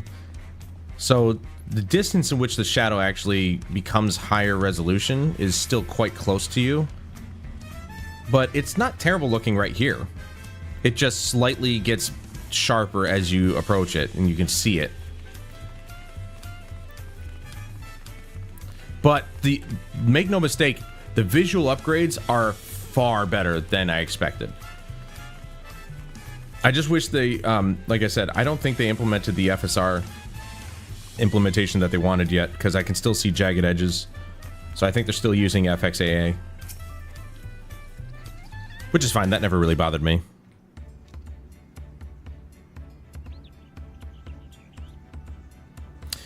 This is it, the Arch of the Dawn. When the Giants were still here, it was known as the Yogg-Togha Land Gate. But when Papa founded Tuliyollal, everyone began using its present name in honor of his great achievement. Through this gate is Kozama-Uka, the wetlands south of the city. Depending on what the Right of Succession asks us, we might end up going in that direction. Kozama-Uka. The name alone is intriguing. Speaking of which, what were those fluffy animals we passed earlier? Alpaca. Or llama. Well, llamas are basically the same family. Ah, those are alpacas. Fearsome four-legged fiends. It's funny how they actually brought in real type, like real life animals. Instead of just making up yet another animal, they just said, let's just put some alpacas in there. Fearsome. They seemed quite placid to me.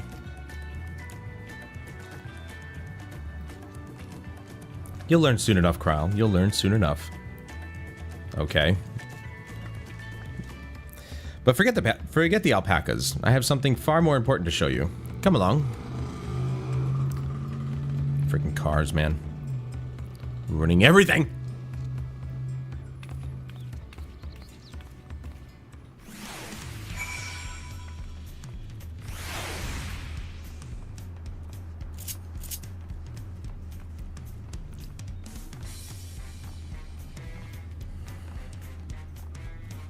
You gotta wonder why people gather around certain places. Like, yeah, Wuklamat's here, so you have to assume these guys are all doing the same quest, but look at them. They're kind of just spread out. Like, she's over here, and there's a bunch of people over here. They wouldn't be able to talk to her from there, so you gotta wonder why they're here.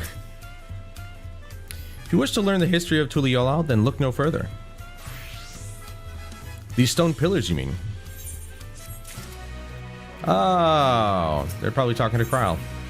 Oh, yes! Chest gear. Here we go. What is special about these pillars, if I may ask? At a glance, they might look like ordinary stone decorations, but if you take a really good look, you'll see there's something much more interesting.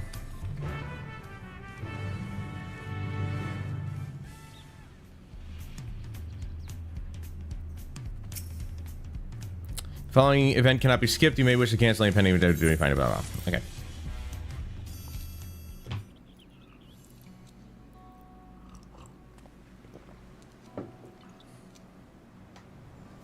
I hope it's voice, but it's probably not.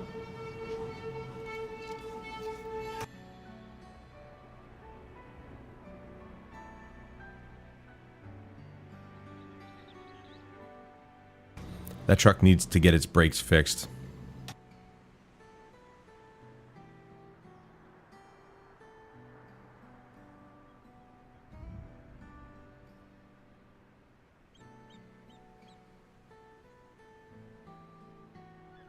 I didn't think it was voiced pictures. Wait, no, these are glyphs. They seem to tell a series of stories, many of them featuring a two-headed Mamulja. Oh, then this must be... That's right. It follows the exploits of my father, Gulul Jaja. Gulul? And his journey to unite our lands. We call it the Tuliyollal Saga. How original.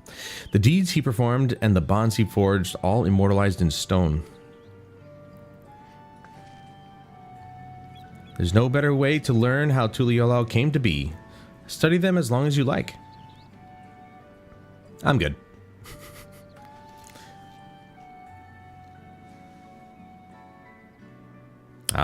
It's one of these things. Okay.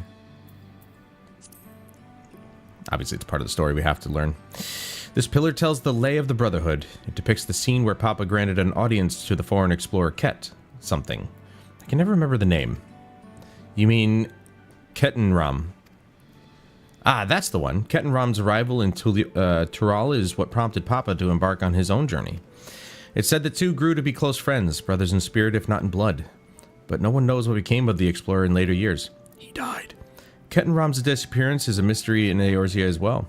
The records say he traveled between our lands and yours for a while, but then it assumed he was lost at sea. I bet you we find Kettenram. That'd be cool. Here we have the Lay of Reeds. This is the story of when Papa visited the Hanu in their village in Kozamauka. Ah, the people Alflano almost mistook for Vanu, if not for the colorful plumage. He spent a fair bit of time among the Vanu in the Sea of Clouds, so there is no surprise he took an interest in your countrymen. I don't know how it is with your Vanu, but our Hanu are a bright and cheerful sort. They hold this one festival every year, very famous and a lot of fun. Well, some of the Vanu are a bit bitter, but, you know.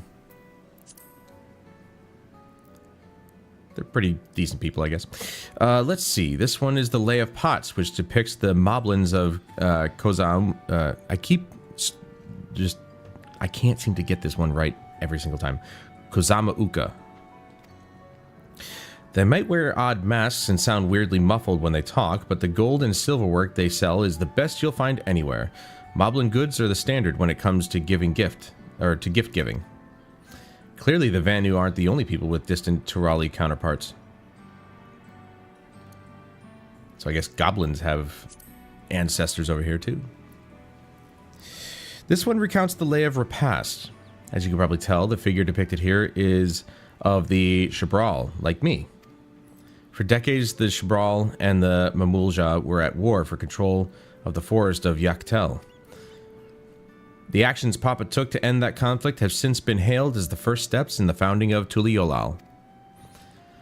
There's a clan of Hrothgar and Bozja known as Hellions. In their society, the women rule as queens and the men serve as devoted subjects. Here in Tural, Shabral men and women appear to be of equal status. How dramatically culture can vary with location. If you're done with the first half, we can move on to the second. Sure, why not?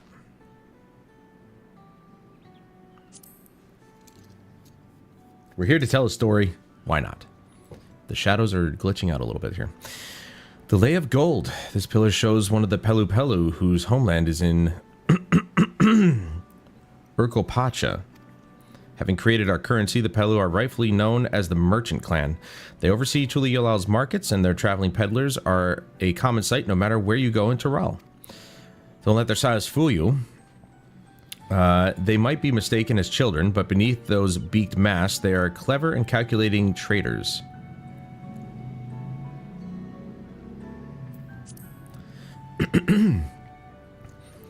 Oh, this one is my favorite. The Lay of Ice. It depicts the battle with the legendary Tural Vidral Valagamanda.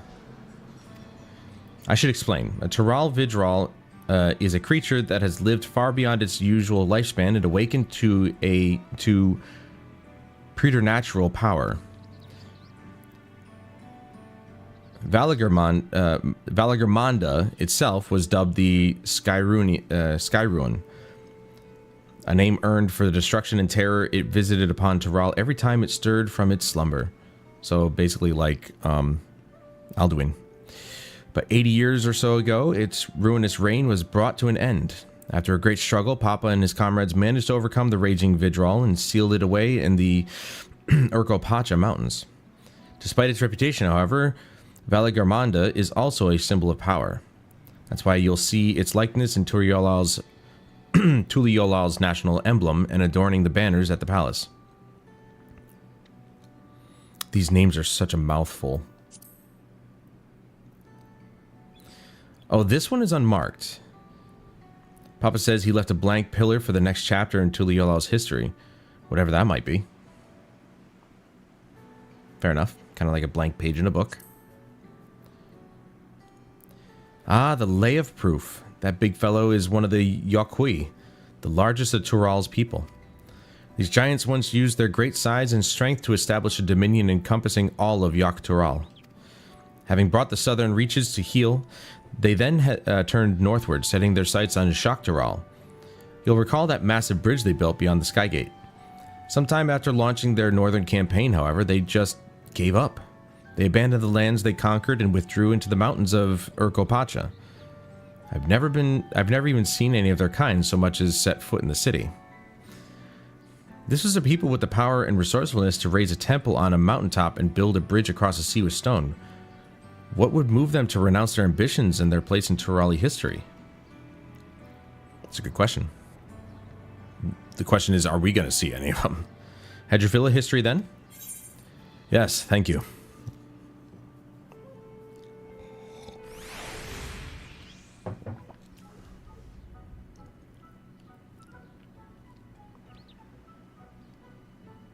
Glad to hear it.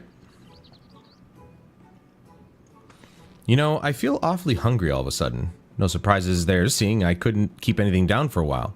But now I think I'm ready to eat again. So let's go and have ourselves a bite of a local delicacy. Come, I'll take you to the best restaurant in the city. I like the sound of that.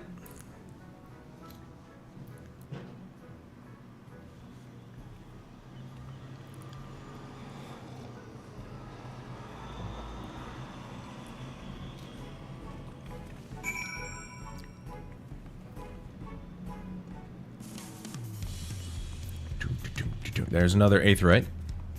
Or aethernet. Crystal shard, whatever. Only been playing the game for 10 years. You'd think I'd know what the name is. And I know, I'm still saying aether. I think it should be pronounced that way, given its spelling.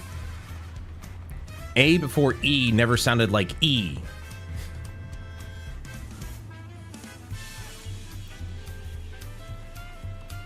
They just put the A there and it's like silent all of a sudden. I don't agree. I keep forgetting to check to see if I can actually change my free company's name.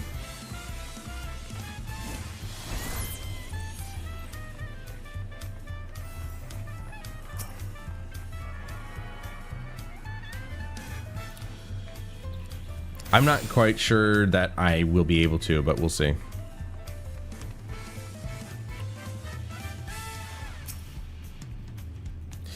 Have you ever had tacos? They're a Tuliyollal classic. So they brought alpaca and tacos into the game. Oh. They're not even trying anymore. They're just like, you know what? It's really hard to come up with random names for stupid crap. Let's just use tacos and alpacas. I'm not saying it's lazy. I just think it's funny. You bake a crunchy shell made from corn flour and fill it with meat and salad. A lot of shops and stalls sell them, but I like how they're made here in Shbalyev Tea best. Thai? I don't know. And I need one right in front of me right now. Let's head downstairs and place an order with Old Brook Evu.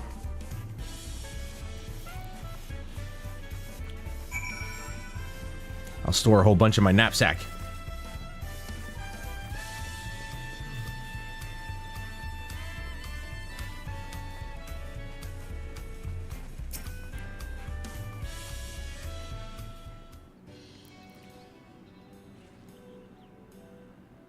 Brookevo!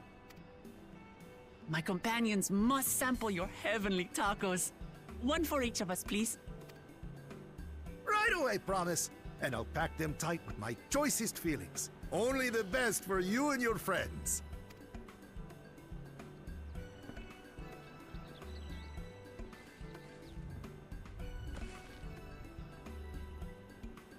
Did you hear the Silver Scares are back? Seems their overseas foray ended in disaster. More than half their warband is missing, including their leader.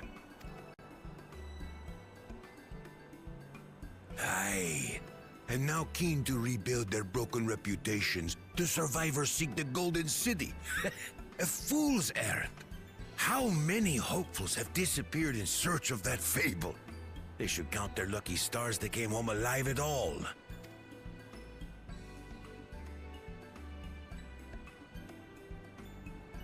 The legend of the Golden City is well known here, I take it.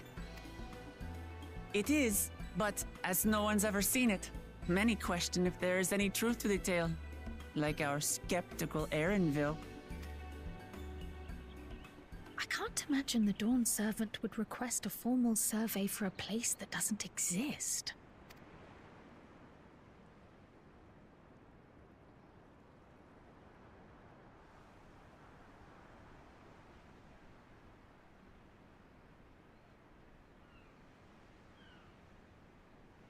Now to find a spot with a pleasant view to enjoy our crunchy spoils.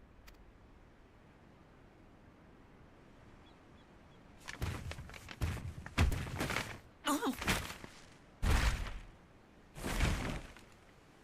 Bro, our tacos.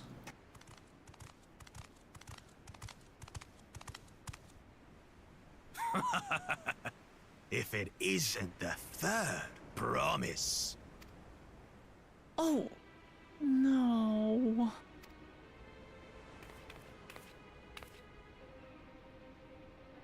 We have our first antagonist, people. I don't know these ones. New salt. Dredge from foreign waters is my guess, brother.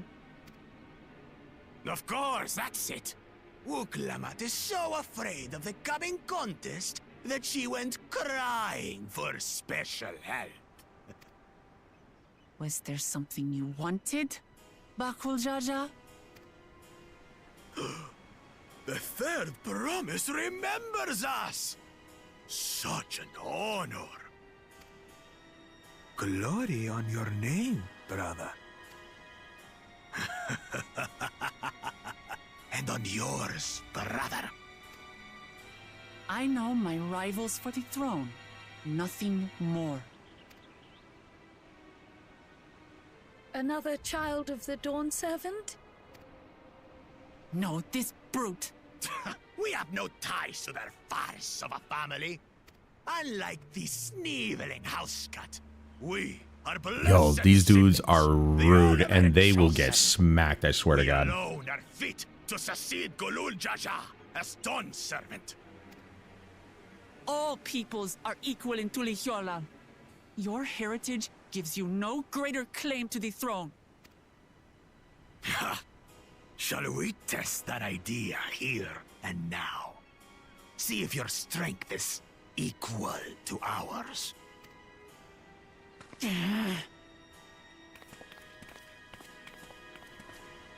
None of this has any bearing on the right of succession, correct? Best not waste your energies on pointless scuffles.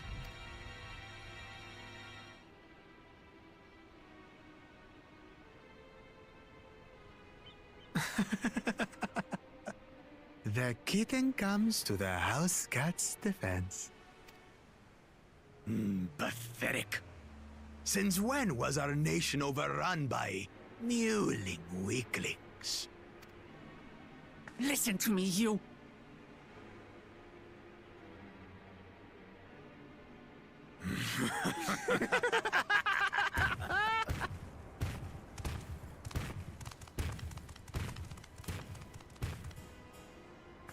A two-headed Mamulja. I knew of them, but that's the first I've seen in the flesh. Some get it into their twin heads that they're destined to follow in my father's footsteps. So they travel to distant lands to hone their battlecraft. Those are likely the ones you've heard about. Are there other two-headed claimants? No, just Bakul Jaja. Even in Tural, his kind are far from common. The Mamulja people largely belong to one of three clans. The Hubigo, the Bunewa, and the Dopro. Every once in a great while, a two-headed offspring is born from a union between the brown-scaled Hubigo and the blue-scaled Bunewa. The child grows to possess immense strength, both physical and magical. Blessed siblings indeed. Forget them. Let's go and buy more tacos. I can think of nothing better to rid me of this bad taste in my mouth. We go get more tacos. The dude comes back and smashes that bag. And it's like, come on, Enjoying the tour man. of the city, I trust. We've seen our share of notable sights and took a moment to rest. As such, we're ready to present ourselves at the palace for the rite of succession. Shall we meet you there? The palace it is. I'll let Wuklamart know. Destiny calls. Perhaps we can return for more tacos later? So it goes.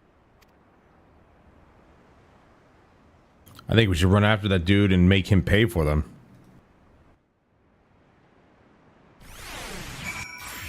That was utterly rude.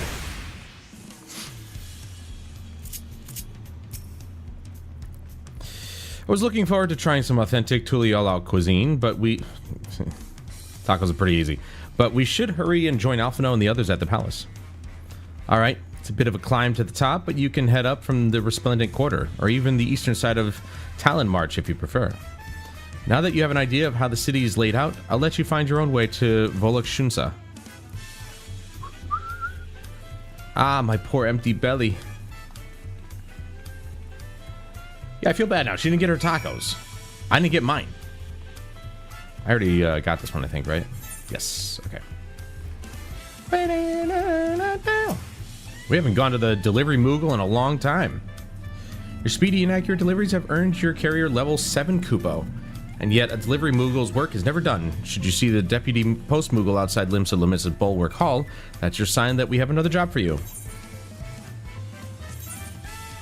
Oh, yes! I forgot we get Wind Up Zidane. I love it.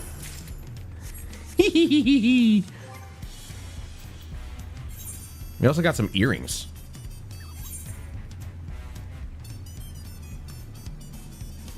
What the hell is that? Main attribute, secondary attribute. What did they change?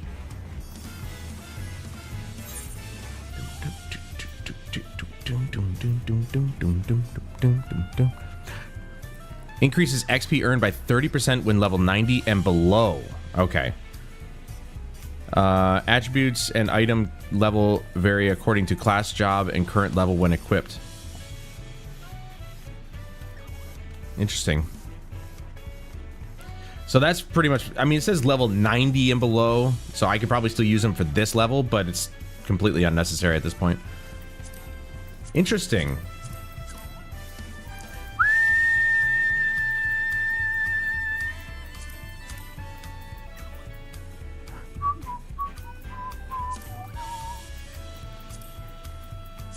So that's something I'll probably put away.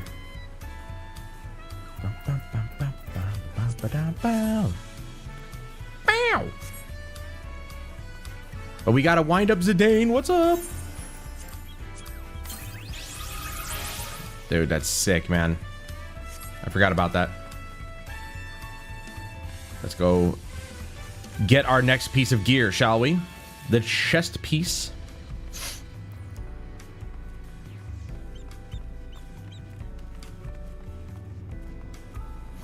Wait a second, isn't there an Ethernet shard up there? Might be able to actually just fast travel.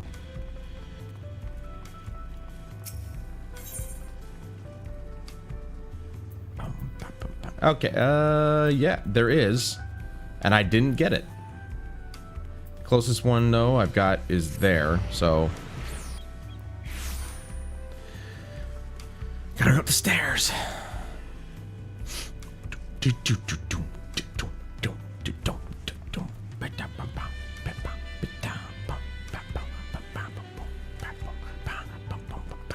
Let me just look this up real quick to see if I can actually change my free company's name.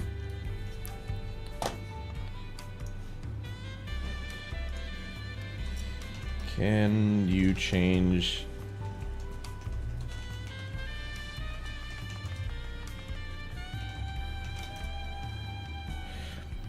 Well, the name can only be chosen once. The tag can be changed later by speaking to the OIC administrator.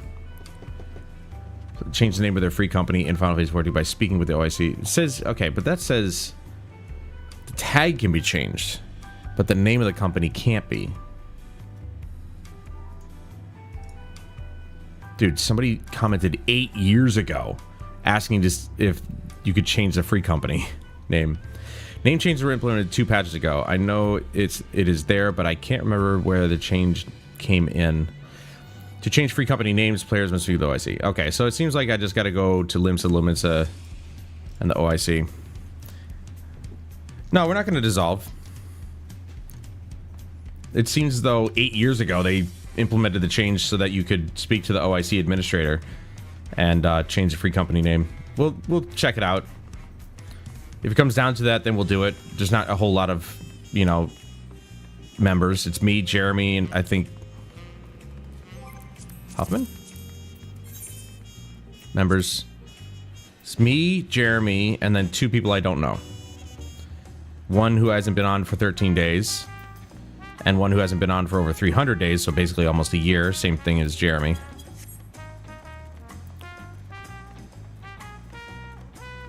So if I have to dissolve and create another one, that's fine.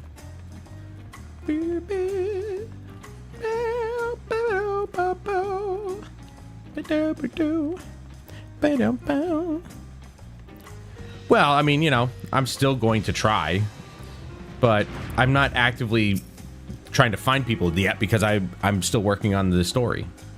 I'm more focused on the story than anything, but I like having a free company because that means we have extra storage space and stuff, so it works in my favor. Wow, look at this place, dude.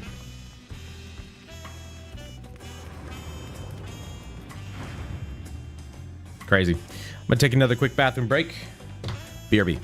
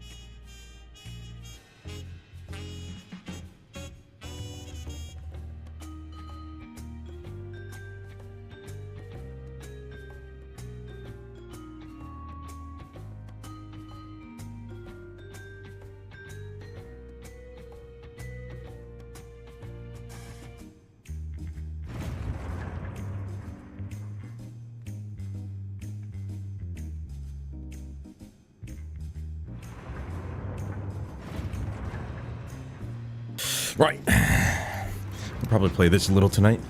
Nice, nice. Well, I hope I'm not ruining the story for you, Chris. I don't know if that was any kind of, like, major interest for you, but... I'm not sure Chris has Elden Ring.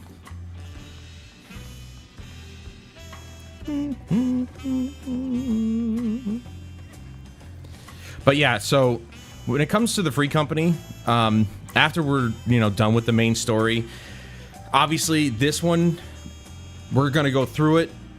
And I think Huffman said they don't usually release patches until, like, post-expansion patches until, like, a few months after the end of each subsequent patch, or at least in this case at the end of the expansion. So look at the people gathering around here, dude. That's nuts. Who am I waiting? Dude, Wukalamat hasn't even spawned in yet. Or no, she... Oh, there she is. It wasn't loading for some reason. You made it. Good. Then we're all here. I'm still hungry enough to eat a whole roasted colibri, but the contest won't wait for us forever. Hell yeah, dude. New piece of gear. Chess piece.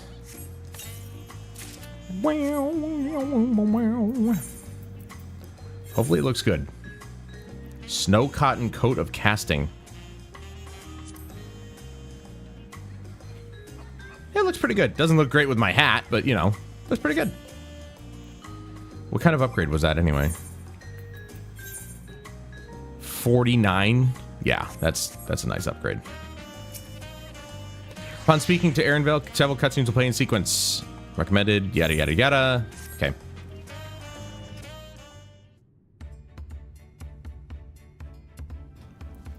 I've acquainted the twins with the city as best I could in a short time. Their unbridled enthusiasm made it rather difficult. Invariably, something would catch their eye, spurring them to run down an alley to investigate. It's like herding a pair of unruly curls.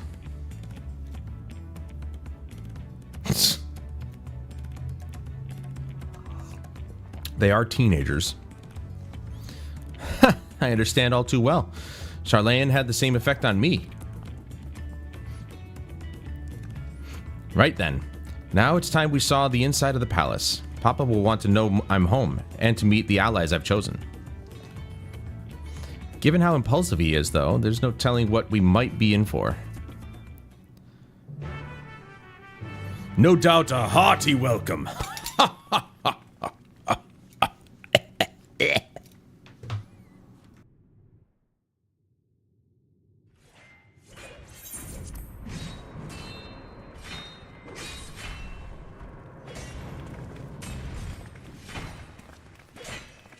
My god, I'm a mismatch.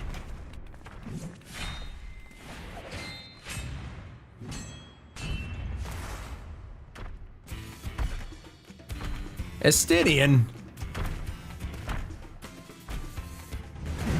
He beat us here.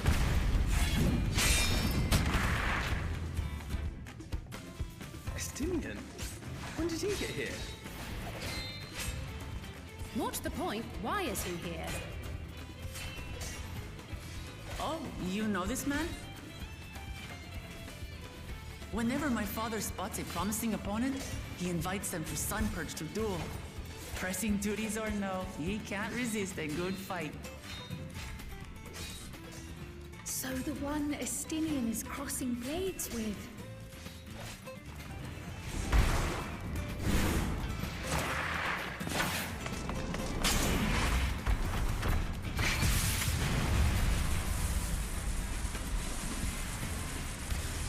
And I'm just standing there like a Chad.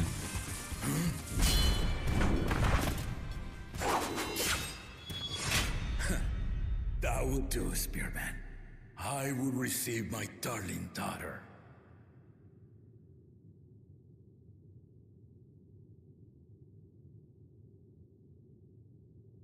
Know that you are the strongest I fought in many a moon, if not longer. It is the privilege of a life long lived to face such a formidable soul.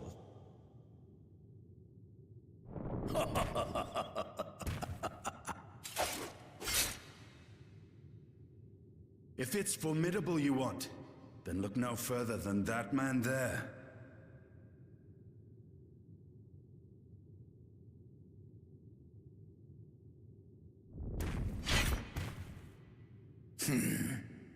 I see you, warrior.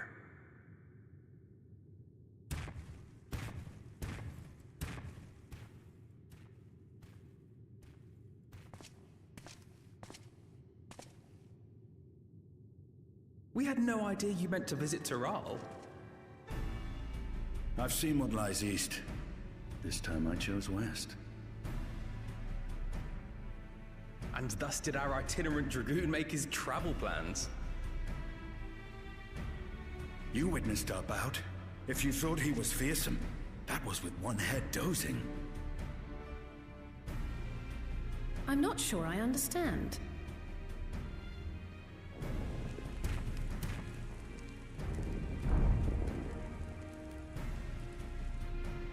The old man has been feeling his years. The uncovered side is the head of resolve, and age has only deepened his love for combat. But the head of reason, wiser of the two, sleeps more and more these days. As I understand it, the veil helps with the restoration of his magical energies. Enough about me, Lamati. I want to hear of your adventures. Lamachi. A term of endearment. It's what my family calls me.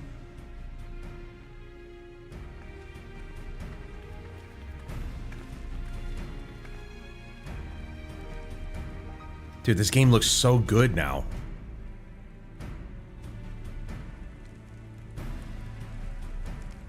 Their graphical improvements are so tasteful. When last did we see you in the palace? Greetings, Solonesh. It's Erenville now, Don Servant.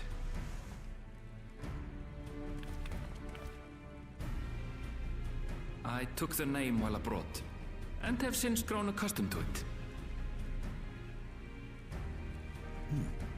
Erenville, then.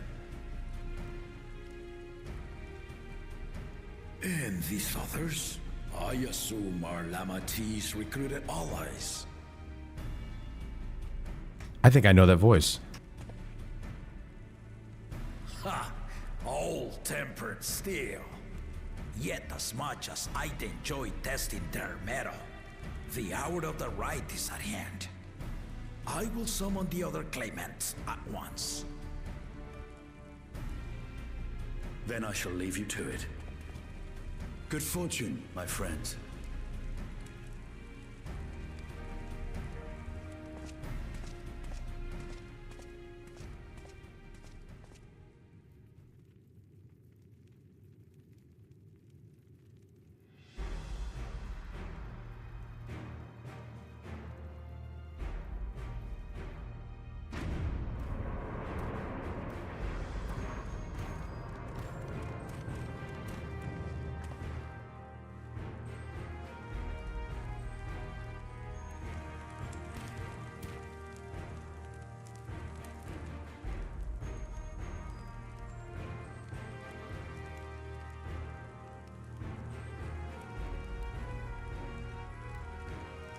The claimants are assembled.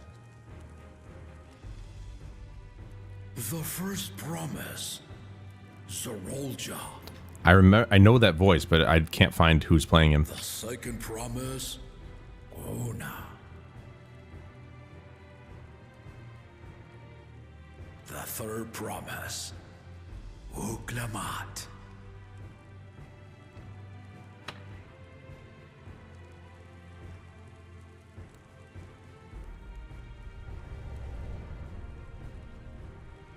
And lastly, the chosen of Mamuk, Bakul Jaja.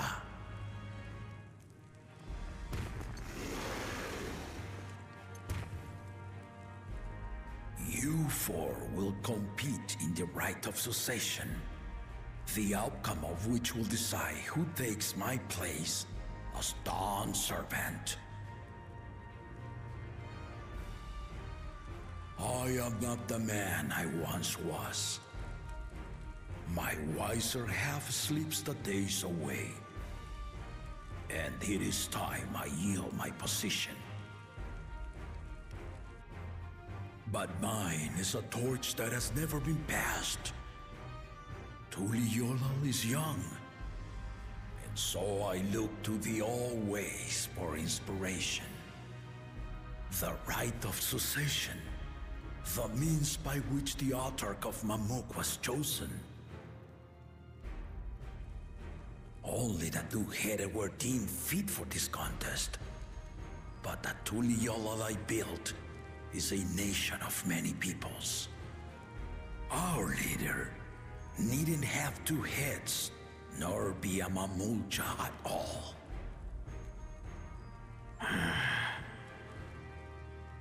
So I gave the right of claimant, not only to the son I sired, but to my adopted children as well.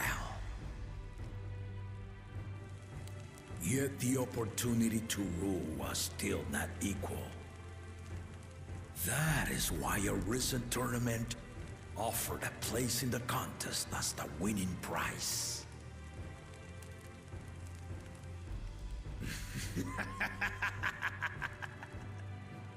Now you have us to compete against.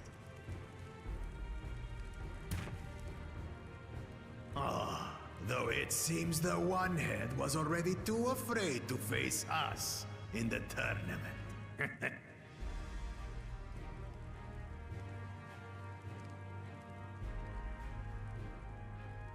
Our brother was in Shok Tural leading the Landsguard on a campaign to eradicate a Tural Vidral. Anyone with sense would know he was too busy for games.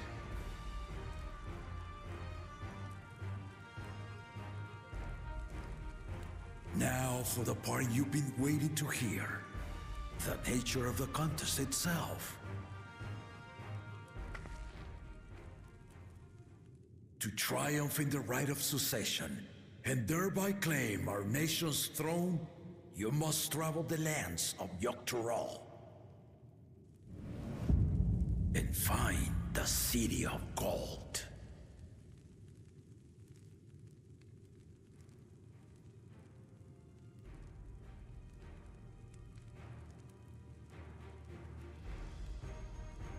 If I may, Father. Speak, Kona.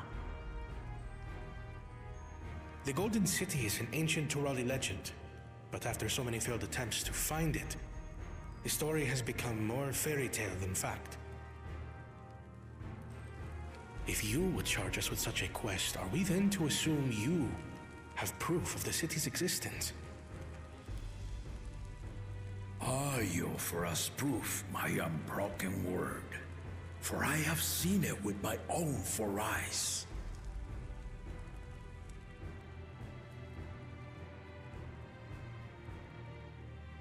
The city's real. All those years. This was before the founding of Tuliyollal. I traveled the lands of Tural with my companions, and we ended our journey at the gates to the Golden City.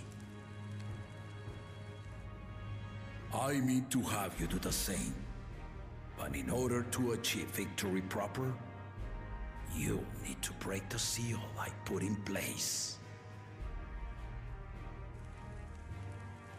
Bring them.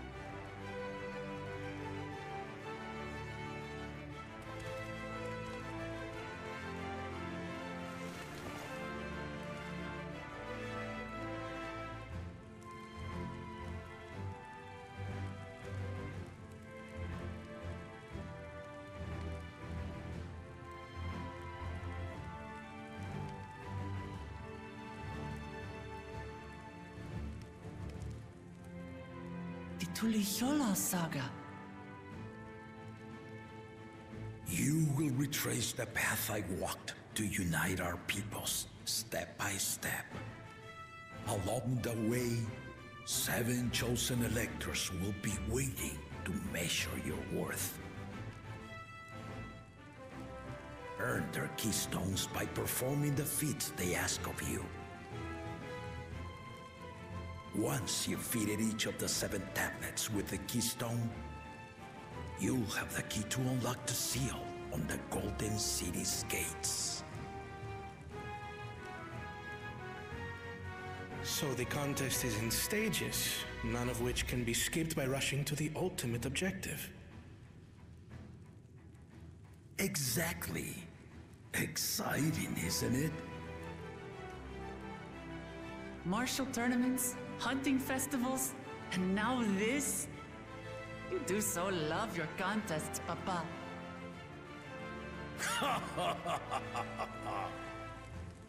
Were I a few years younger, I would have joined in myself, giving you a proper challenge. You may think the ride is tedious or nonsensical, or both, but I am yielding our nation's throne. Let me have this final indulgence. A waste of time. Just name Bakunja just successor and be done with it. I can't wait to smack the shit out of that guy. The rite of cessation begins now. I'll be watching you progress with great interest.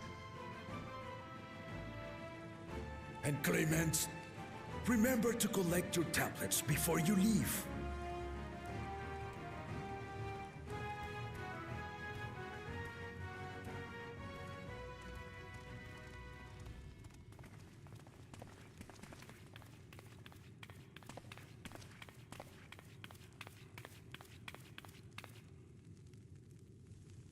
You are one of Lamachi's allies.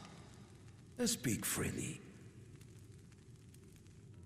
I am Cryo Baldessian, representative of the students of Baldessian. My name is perhaps familiar to you? Ah.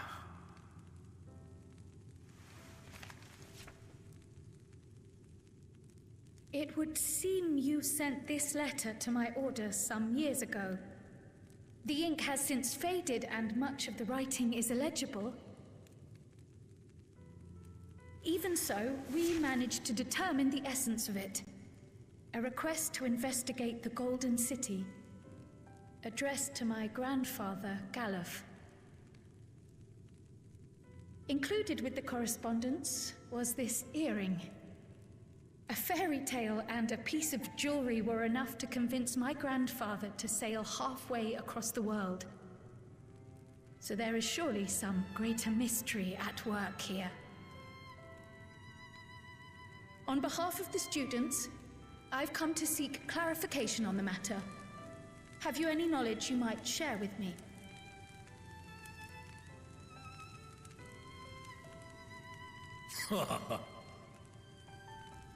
No, not at this time. I have tasked the claimants with finding the Golden City. To fulfill your request would afford one of them an unfair advantage in the right of succession.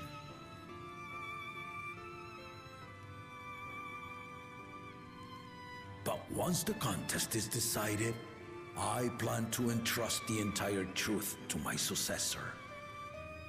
If you want to hear it, then you had best help Lamachi win. Very well, Dawn Servant.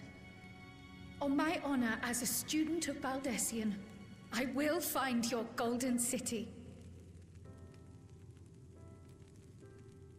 Thank you for hearing my petition.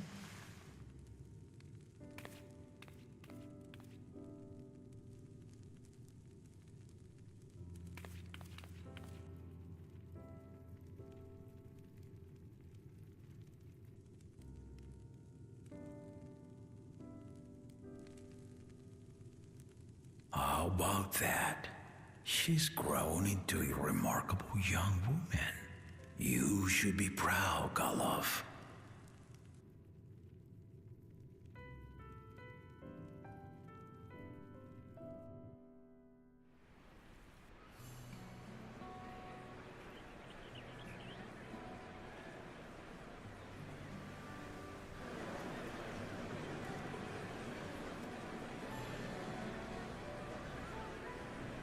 Too late to change your mind now, I suppose.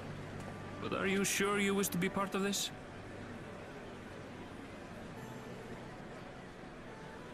Our third promise is not wont to take no for an answer. Though you may have agreed to help, I worry that you were swept up in her relentless enthusiasm. Or perhaps you've been lured by the glory of the Golden City. Either way, this contest for the throne will place you and yours at the heart of political turmoil.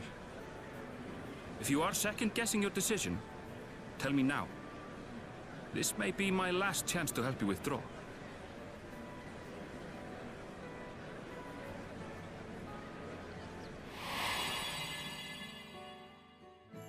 Life is a series of journeys, my friend, and there's no telling what awaits us on the long road. But what's important is to be true to yourself as you walk it. Only then can we hope to be content when we arrive at the end of one and step forward into another.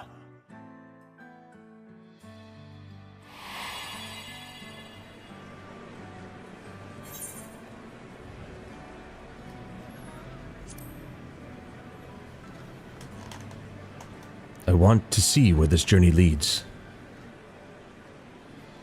So you are committed to your path? I will speak no more of it then. Yeah, so shut up. As for my own involvement, I can no longer conduct myself as a mere guide, I think. Not after the Dawn Servant's revelation.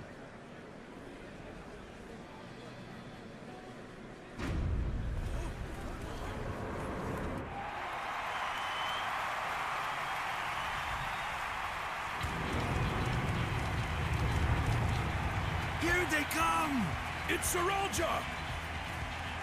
Such a fearsome mien.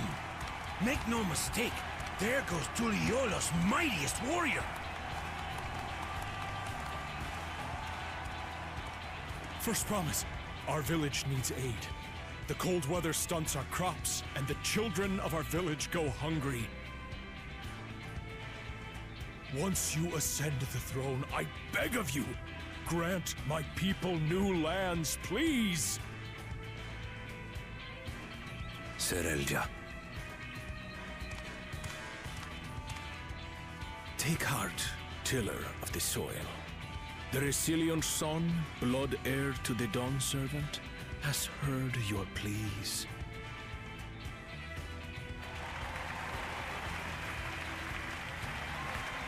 Welcome back, Chris. Saralja, the first promise and commander of the Landsguard. Saralja, the palace seer. As he was so careful to remind the crowd, Saralja is indeed the natural child of Gulul Jaja. And Resilient Son, is that another title, like the first promise? After a fashion, common knowledge has it that two-headed Mamulja cannot sire children. Yet Saralja was born all the same, with the head of Resolve's features and the head of Reason's scales. An extraordinary example of life's unyielding resilience. And a warrior's reticence. He says little, but the way he moves... I know a hardened soldier when I see one. He's a natural swordsman, a gift he inherited from his father. Some even say that the son has already surpassed the sire. Should he come to power, the first promise means to employ that martial prowess in the conquest of foreign lands. For this, he and his supporters have been labeled expansionists. This puts him in direct opposition to Wuklamat, who advocates for the preservation of peace. You may recall that she spoke of a claimant who cannot be allowed to rule. That is Soralja, the warmonger.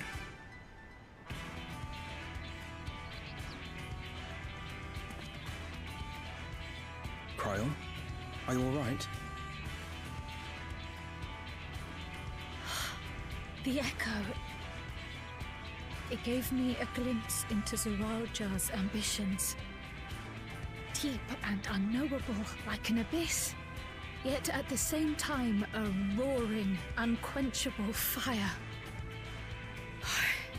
It was a trifle terrifying, to be frank.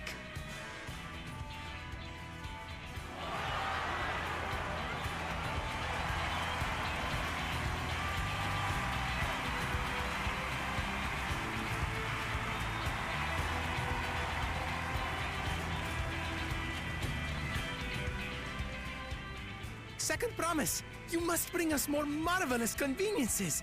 More dirigibles and trains and the like. We need you in charge to make trading easier. The elders, they complain and complain about abandoning tradition. But we're not like them, afraid of everything foreign and new. You have our wholehearted support. With your ingenuity and knowledge, you're sure to win the contest. Forgive me, but the rite of succession is barely begun. I will hear your petitions if and when I am named Dawn Servant. If you will excuse me.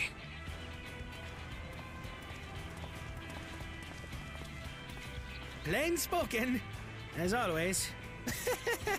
That's Arcona. Practical to a fault.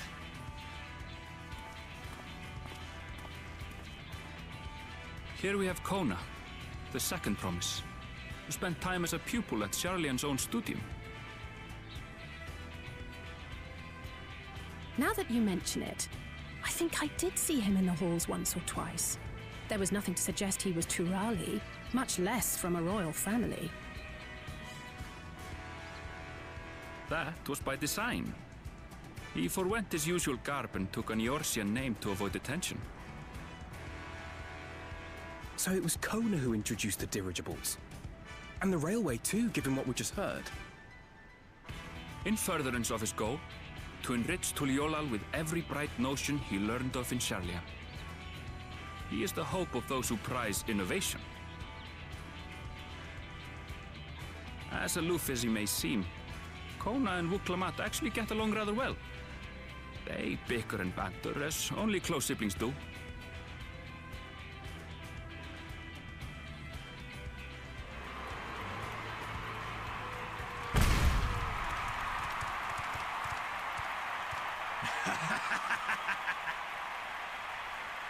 How gracious of you all to cheer the lesser Claymans.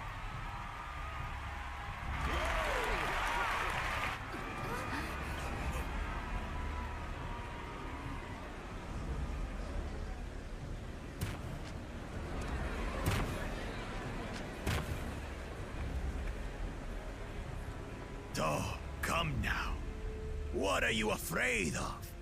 I'm no different from your Dawn servant. That my kind should reign is Mamulja tradition, and has been so since before there was a Tuliyolan. I'll brush aside your feeble contenders, and then you'll see who deserves your fealty.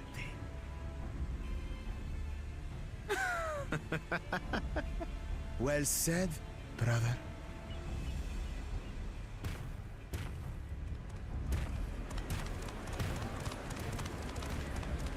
The Mamulja finally found peace in Tuliolal. A pity those fanatics are intent on keeping that tradition alive.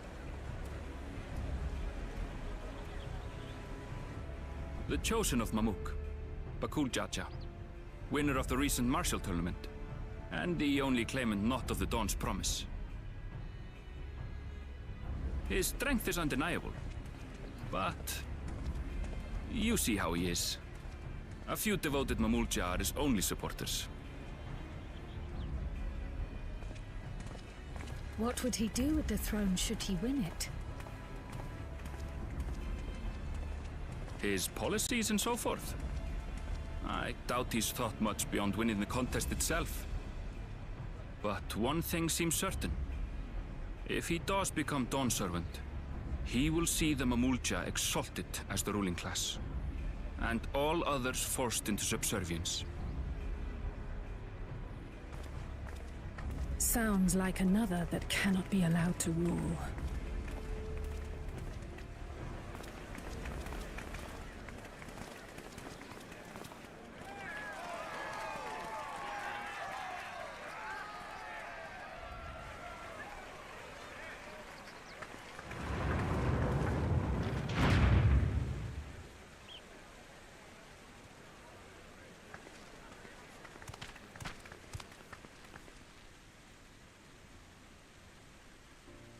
We wish for one thing and one thing only, Third Promise. To abide together in harmony with our neighbors whom we love in this land we share. It is our way, the Turoli way. Galul Jaja built for us this peaceful nation, and we beg you to preserve it. You have my word. I won't let your pleas go unanswered.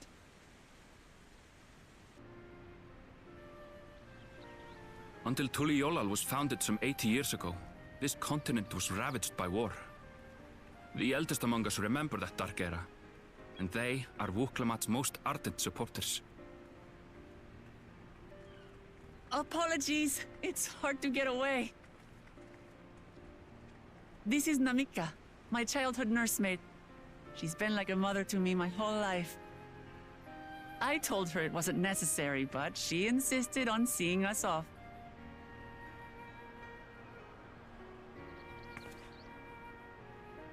I place our precious Third Promise into your care. Did you know Wuklamat was taking part in the rite of succession? Of the Dawn's Promise? I thought it was only Zoralja and Kona.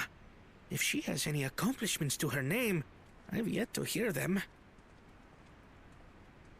Compared to the two Mamulja, she pales in martial prowess. And then there's Kona, who's far and away the most educated of the bunch. I hate to say it, but it's hardly a competition. I was wondering why everybody dispersed. It's fine. More than anyone.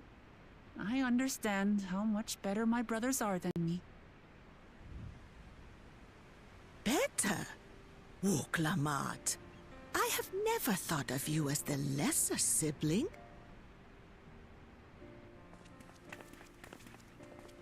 Your brothers may excel in their respective ways, but you boast qualities that both lack. A strength that is yours alone. Having cared for you for so long, I should know. Thank you, Namika.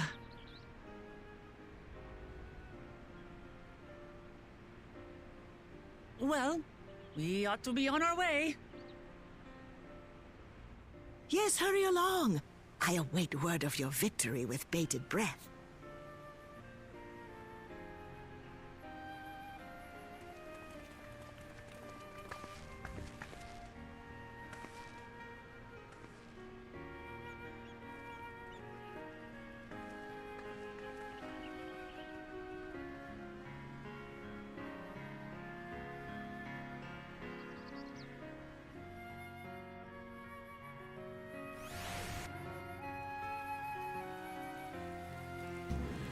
Whew, that was certainly lengthy, like they said.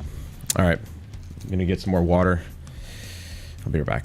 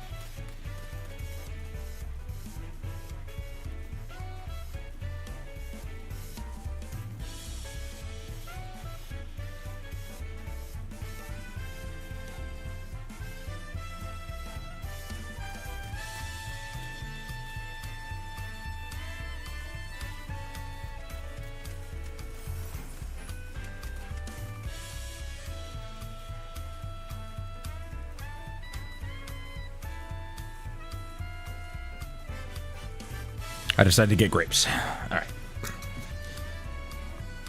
So I could go for them right now. So good. Red specifically.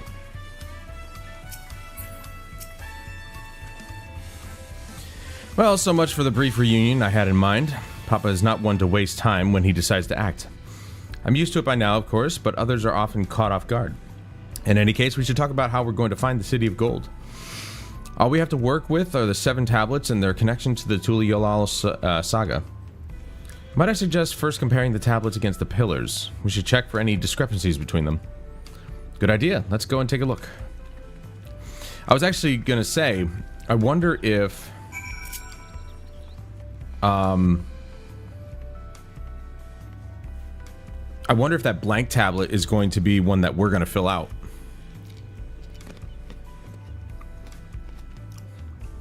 Because he left it blank for the next big adventure. I dare say the succession of the throne is quite the story to tell. Finding the City of Gold, that's got to be the next big thing.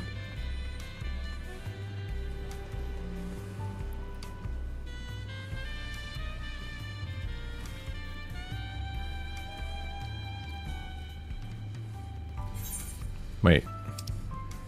I mean, I guess I could have fast traveled there, but oh well. We're already running.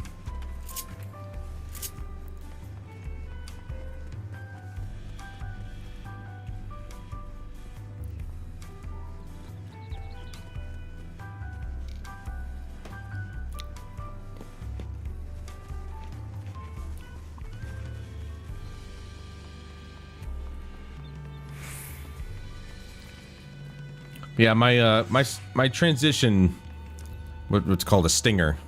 My stinger transition may not be as fancy as the one that they provided, because it, no doubt, it was like maybe After Effects was used to build it, creating the paint swipe and everything like that. It's a cool transition, but I don't know. I think I like mine.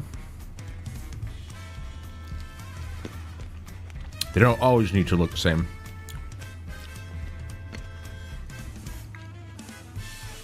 That makes everyone. Wukalamat, the tablets, if you would. Of course.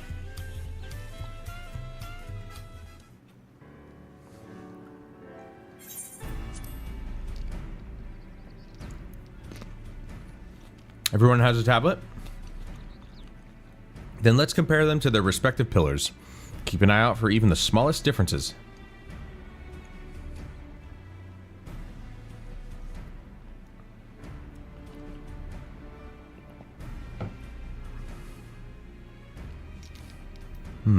Mine doesn't say anything. Why did you guys give me the blank one?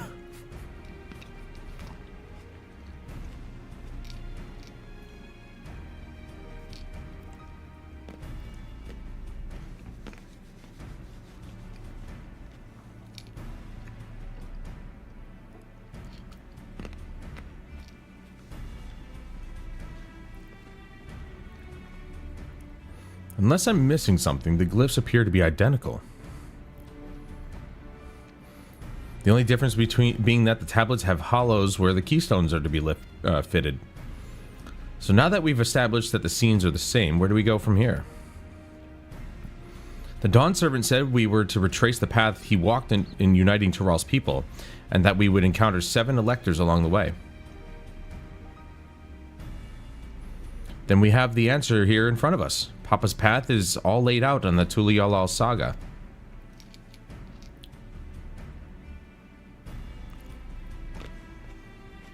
The events of the glyphs portray. Do we know the exact locations where they took place?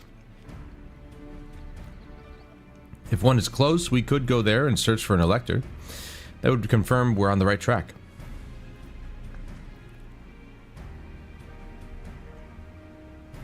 Let me think. The Lay of Reeds was in the nearby Hanu settlement. Papa took me there once. It was during festival season, and the whole village was alive with good cheer. There's also the Lay of Gold. That one involved the Pelu village, which is about the same distance from here.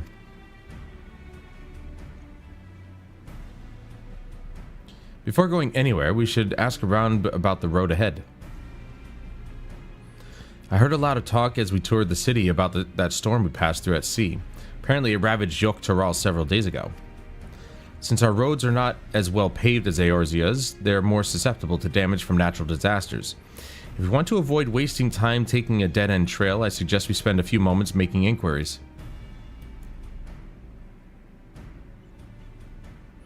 If it's information we need, just leave it to me. I'll bring the information to us.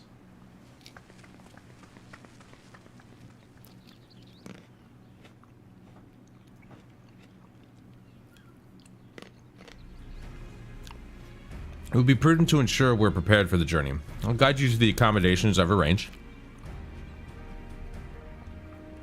So you can see the furs on my coat are obviously very low res. So they made, like I said, a lot of the upgrades were seemingly quite tasteful. But they made sure not to hinder performance too much.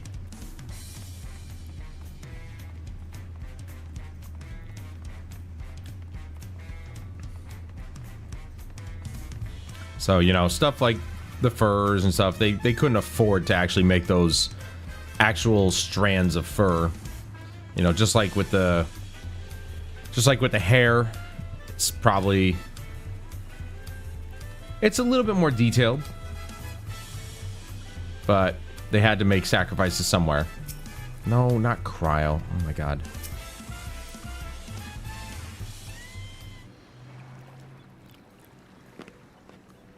That's right, the reservation is under Wuklamat's name. If you don't mind, I'll leave my companions to you. Certainly, sir. I'll go and track down the third promise. Once you've finished organizing your gear, you can meet us outside Spalia of Tai. T. I don't know. Whatever. God, these names. Tongue twisters they are. Greetings, visitors to Tuliolal, and welcome to the Forard Cabins. Whenever you're ready, I will show you to your rooms. Right, ho.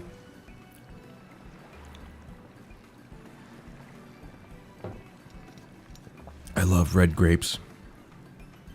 I'll eat green grapes, but they're just not as exciting. Did I really need a cutscene? Also, did I get this one? I did. Wait, oh. We don't need to go to the inn. That's fine. What I do need to do, though, is go to the marketplace and sell the crap that I don't need. As mentioned before, I am gonna, like, when I go through a dungeon and I get there's a piece of gear that I can't particularly use, I'm gonna greed for it and you know, sell it.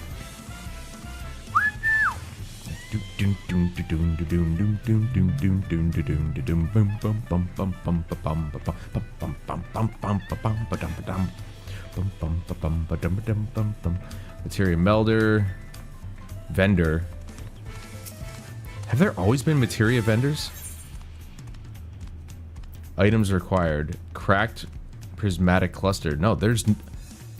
I don't recall there ever being materia vendors. Holy crap, dude. That's pretty cool. Let's just get our stuff mended. I don't know if I... Nope, I don't need to. Okay, good. Just to make sure. Independent merchant, you're here to buy my stuff. You can get grade 8 dark matter. Alright.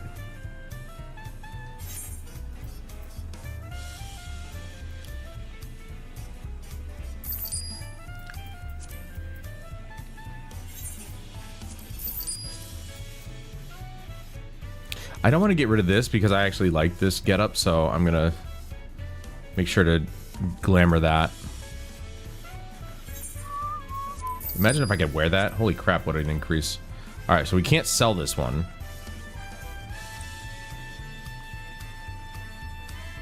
It's a Convoker's gloves, so I guess I'll put that in the glamour. chest or dresser. Is that Manalis? No. Trojan Cloak of Casting.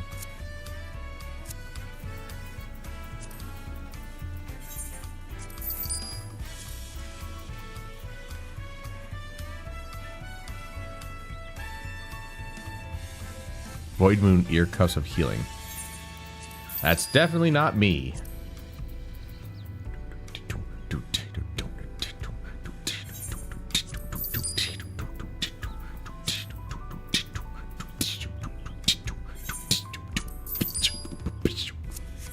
Just get rid of that stuff. Don't want it in my inventory. You know what I mean? Gemstone Trader. Ah, he's not ready yet. Retainer Vocate. Hire retainer. According to our records, you may hire up to 2. Currently have 2. I'm sorry, but I can't hire more retainers. Obviously not from this guy. Dispatch a retainer to Tuliolal. Release a retainer. Inquire about retainer jobs. New market. View market tax rates. There's tax rates here?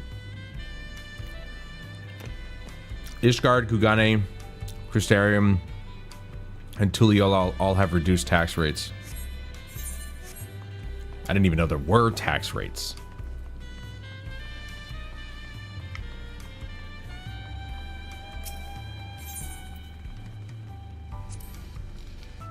Here we go.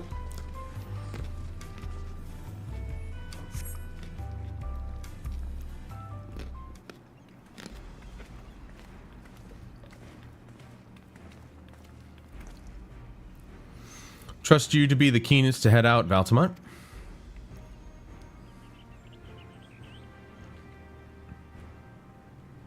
But where's Aaronvale and Wukalamat, I wonder? Perfect timing as always. Oh good, you're all here. Who might your companions be? Seeing as we needed information, I thought who better to get it from than the locals. These two hail from the villages we're thinking to visit.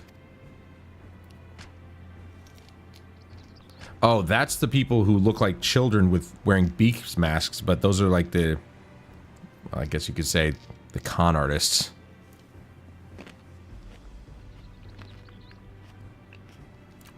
I give you credit for taking initiative, at least. What do you mean, at least?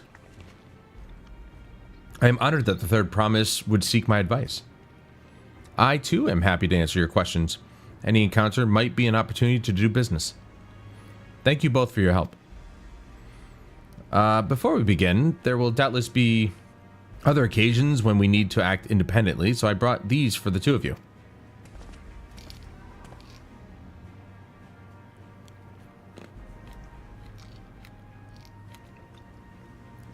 What's this? This is called a link pearl, a gemstone harvested from a special shell. When linked together, they allow people to communicate across great distances. Is that so? What a handy thing to have.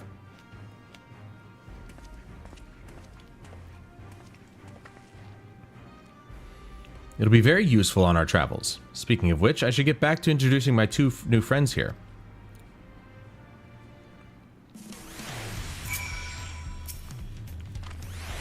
The Tuliolal saga features a number of Tural's clans. Two of those, the Hanu Hanu and the Pelu Pelu, have settlements relatively close to the city, so I brought a representative of each. As I mentioned before, the Hanu are cheerful people who love their festivals. They make their appearance in the Lady of Reeds, and their home village, Okanu, is located in Kozama Uka. The other, smaller fellow, is one of the Pelu, a clan of business-minded folk from Urkopacha. They appear in the Lay of Gold and craft all kinds of marvelous goods in Wachunpelo, their village. Now, as for deciding which village to visit first, why don't you put that adventurer's instinct of yours to work for us, Valtamont? Pick our destination. Upon completing this quest, the main scenario will branch into 2 quest paths. Nice. Accepting the quest from the helpful Hanu will temporarily prevent you from accepting the quest from the approachable Pelu, and vice versa. Second quest path will become available once from the respective NPC once you have completed the series of quests from the first path. Furthermore, story elements and quest rewards will not be affected by your initial choice of path. Speak with the NPC you prefer and embark on the trail for the rite of succession. Nice. That's not the first time they've done it, but, you know, it's cool. Just pick one or the other and go with it. I'm going with the Hanu first. The quest to Urkel Pacha will become available once you have completed this quest series, beginning with the help of Hanu. So, what is it you'd like to know? The route to Okanu. We go south through the Arch of the Dawn, then follow the road which runs alongside the Kozama Uka River. Is that right? It is. Be warned, however, my brethren tell me the recent storm has rendered the path even muddier than usual. The footing is quite poor in some parts. Far worse was the destruction visited upon our homes, though. Houses were torn apart and several people injured, if not killed. Even our beloved festival is in danger of being called off this year.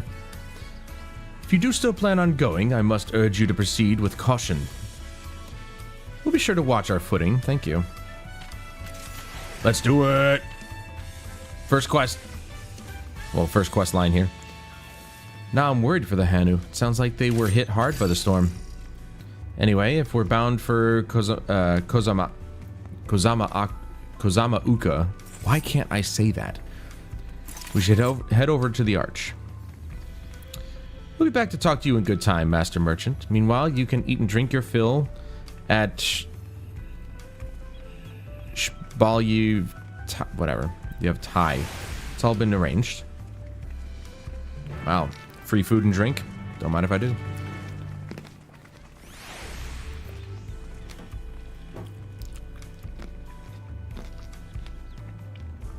Also, I forgot to go back to the screen. There's our first blue quest. We're not going to do it, though. Not until we basically need to level up and stuff. I can't really express how excited I am about doing that. I have not had to level, I think, since Stormblood. I think I've been level 90 pretty much since then.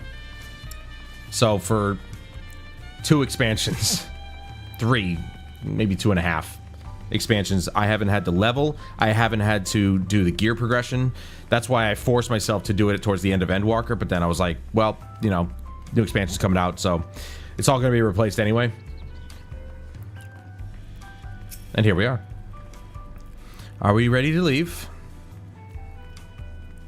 Then onward to Kozama Uka. Open the way. Do it now, peasant.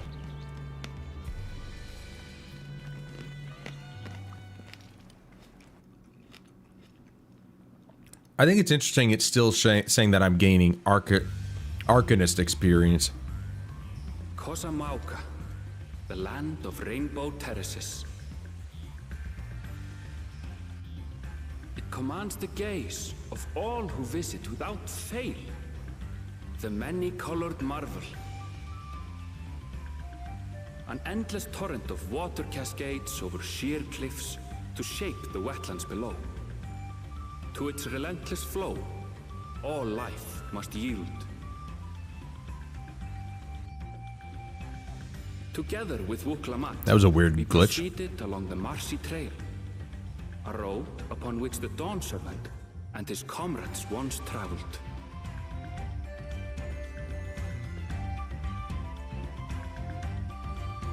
There's some weird stuttering issue there.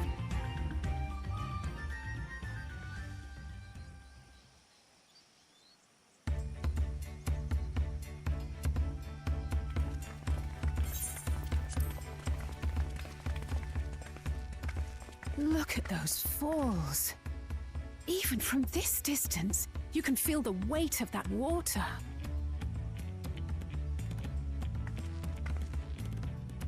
The Isle of Ham was impressive, but as you can see, Tulihiola does not want for natural wonders.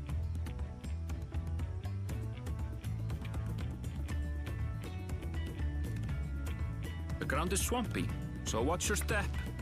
You wouldn't want to fall into a bog. I'm such an odd-looking fellow, aren't I? I won't. I told you I've been here before. Come on. Okanu isn't much farther.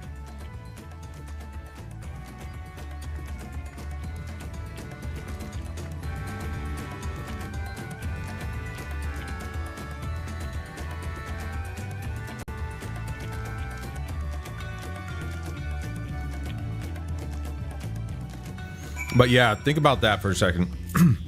I haven't had to level properly for at least 2 expansions. That means it's been at least 4 years since I've had to really level and do gear progression, stuff like that. What the hell is that?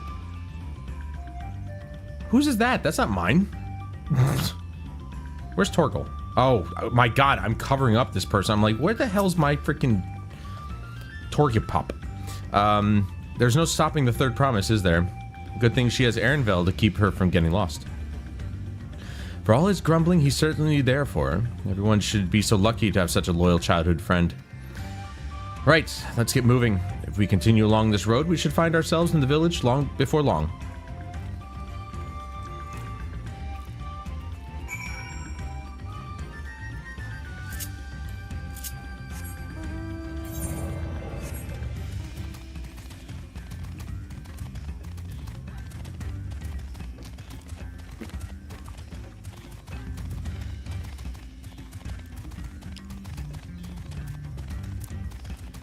Wolong?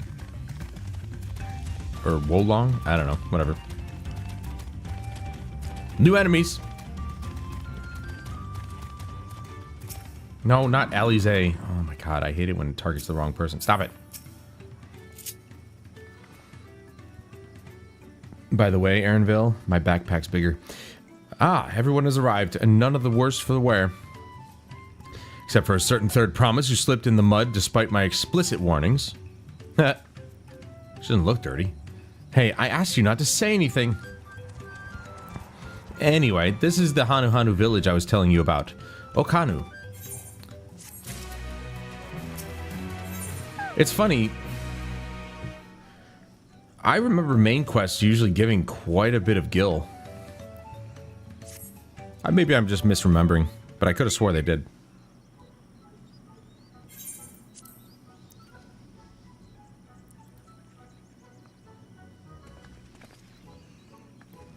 It's like our friend said, the people are in no mood for festivities. I can only assume they're still recovering from the damage wrought by the storm. Indeed. Well, let's do what we came here to do and find this selector.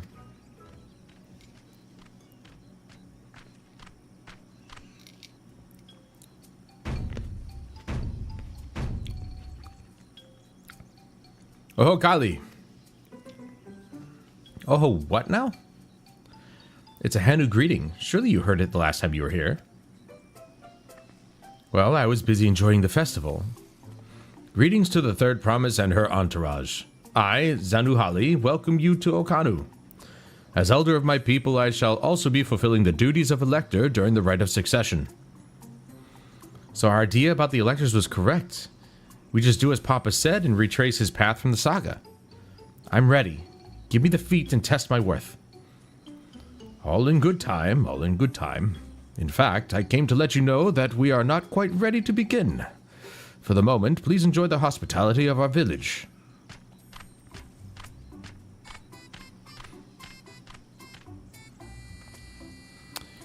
Should we poke around a bit then? We might pick up some clues about the feat. You know, prepare ourselves. That's surprisingly prudent of you. What? You think I'm being too cautious? No. I'm impressed is all. You admire and respect your father, who is prone to decisive action, so I expect you to rush in first and ask questions later. Or never. I do look up to Papa, but you should know that he has a pragmatic side too. The head of reason is the thinker who takes time to consider all the possibilities. With the long naps he takes these days, though, the head of resolve is less restrained by his wisdom. I can't fault you for thinking that's all there is to him, but there's more to the Dawn Servant than you've seen thus far. Would you like to speak with the head of reason one day? Well, I'm sure you'll catch him awake soon enough. To return to the subject at hand, you wish to take a look around Okanu then. Do some groundwork before the feat begins? Something like that, I mean. I could probably pass this test with my eyes closed, but I'll keep us busy while we're waiting. Wukulmat has the right of it. As Elder Zanuhale is a resident of this village, learning more about it can only improve our chances in the feat. Might I suggest a division of forces? For instance, Aaronville, Alize, and Kryles could concentrate on the southern half of the settlement. Meanwhile, Wukulmat, Valtamon, and myself will handle this northern half. Sounds good to me. Me too.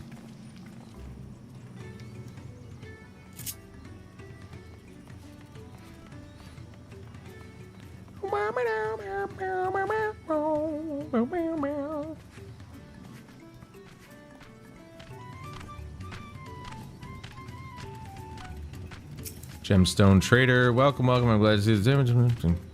You now have access to this region's gemstone exchange. Trade bicolored gemstones for a variety of rare and exclusive items. Successfully completing local fates will allow for the safe delivery of goods in the region, increasing the number of items available for exchange. Nice. So we got a new currency too. Interesting. So it's ingredients and reagents and stuff like that. Okay.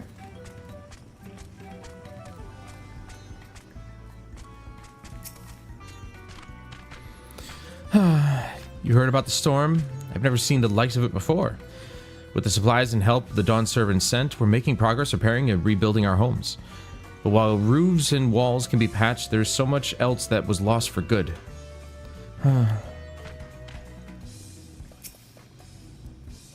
Oh, wait, hold on. Let's attune first. Let us not forget.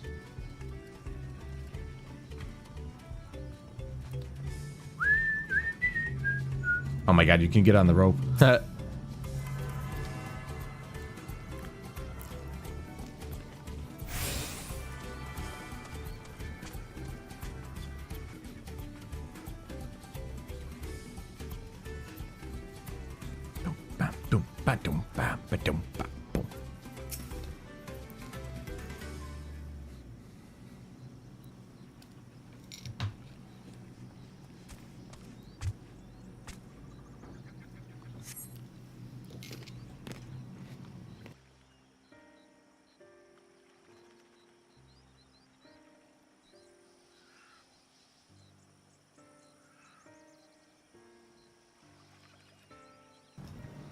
The gaping hole in the wall and missing portion of the roof are clearly the work of the storm's powerful winds. Repairs appear to be ongoing.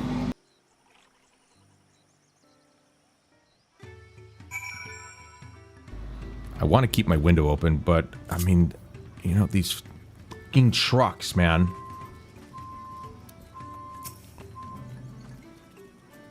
A lot of houses are still damaged, and the Hanu I've spoken to are not their usual cheery selves. That storm broke more than wood and reeds. There must be something I can do to help them. I'm going to look around a bit more.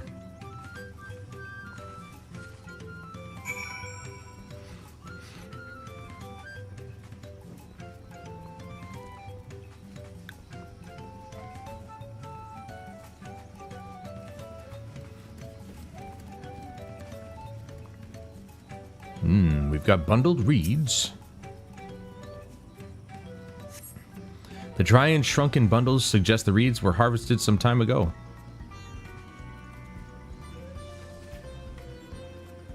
Well, I should hope so, and I'm not supposed to go that way. We gotta go this way.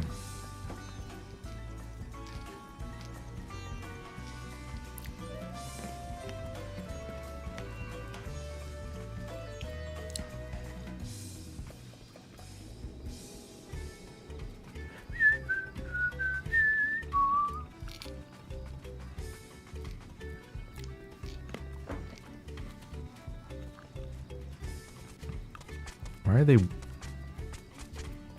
What the hell's going on here?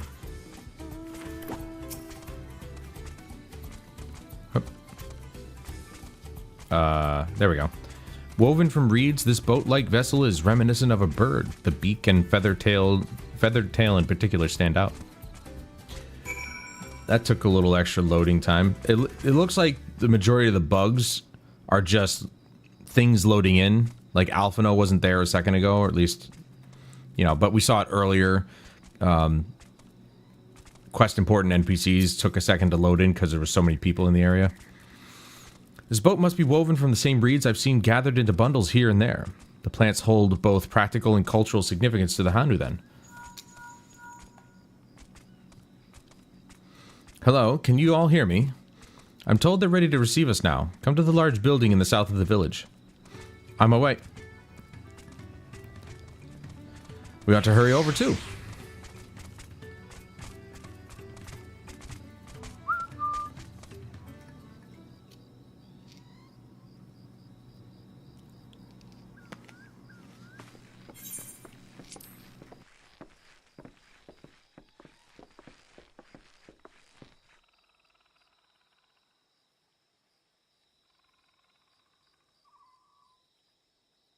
No sign of Zorolja, or that oversized lout.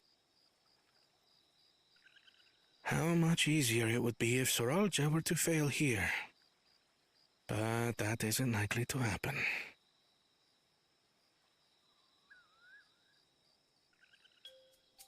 Honored guests, I am Zanuhali, Elder of the Hanu.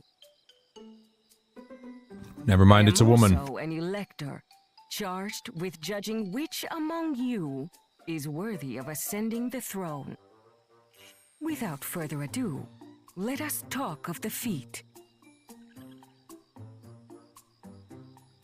Not so fast. Surely you couldn't begin without us.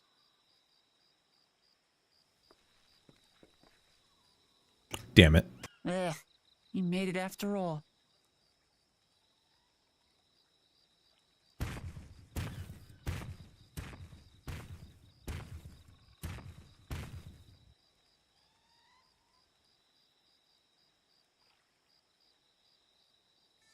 No need to fuss. There is no time limit for this challenge. Now, if you would allow me to proceed. It is here, in Okanu, where my people forged a bond with the Dawn Servant during our own chapter of the Tuli Yolal saga. In homage to those events, I have prepared for you the Feat of Reeds. Reeds seem to be of great importance to the Hanu. I wonder what this feat entails.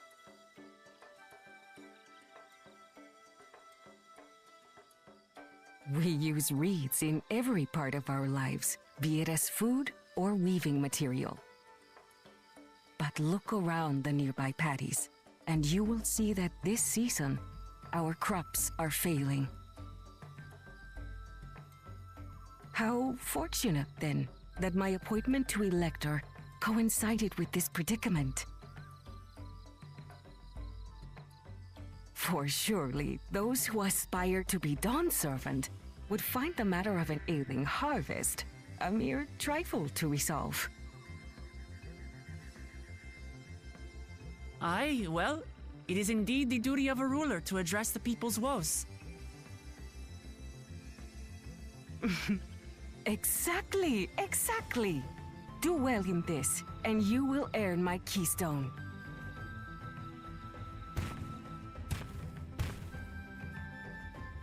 Why bother mucking about in the mud when we can take the stone by force?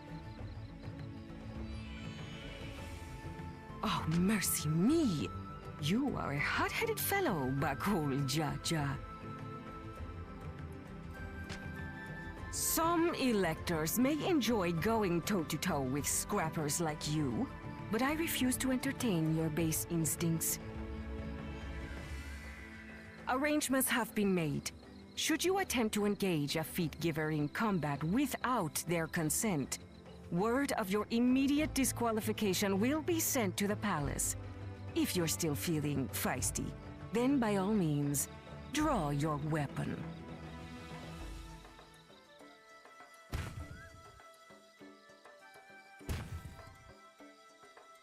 Take that, sucker. This contest is presided over by cowards.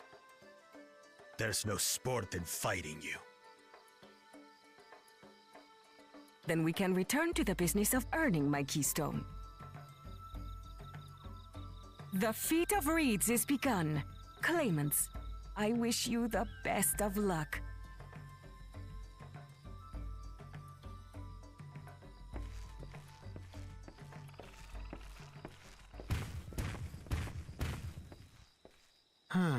The clever kitty crossed the seas to study foreign novelties.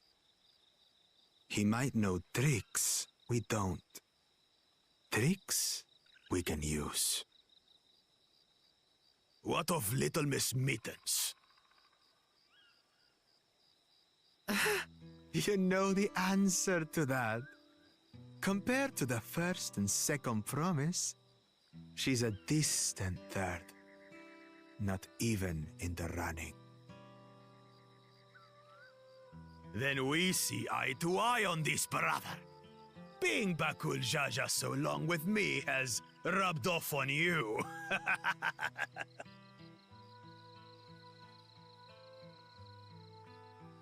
These allies of hers, though, they might be a problem. Oh, you bet your ass we are.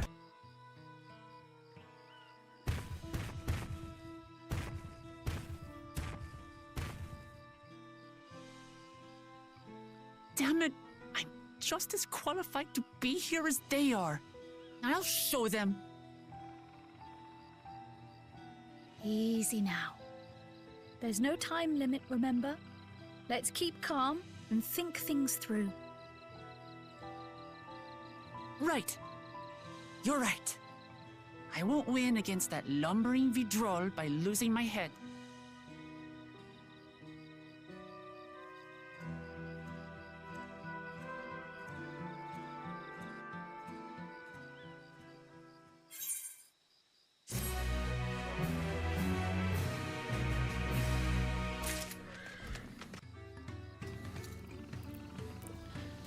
That dude's going down hard. You'll see. Ooh, new piece. It's bits. Weird assortment of, like, you know, boots, chest piece, pants. Like, it gave us our grimoire first, then our chest piece, now our boots. We still need the legs and the hands. I don't know, it's weird. I don't know the first thing about farming, but if there's a way to save the harvest and help the Hanud, then we're going to find it. I'll make Bakul Jaja eat his words. Understanding the nature of the problem will be the key to solving it. We need to examine the reeds themselves and then deduce the cause of their poor condition. Aaronville, will you take us to the fields where the reeds are grown? Of course, follow me.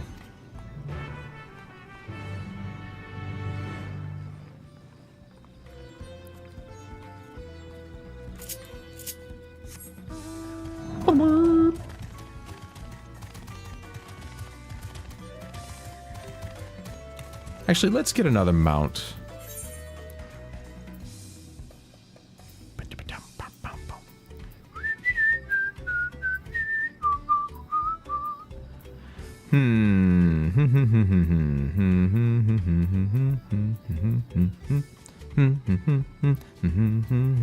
I guess the curl would be more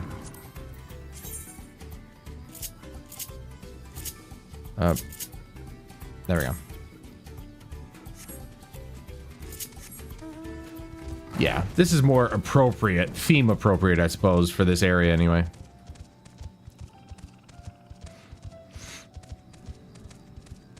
Because we're in the jungle. You can all stand back. I'll get to the bottom of this problem in no time.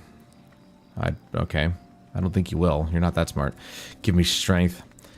Let's all of us scour the fields and help our bold leader identify anything unusual.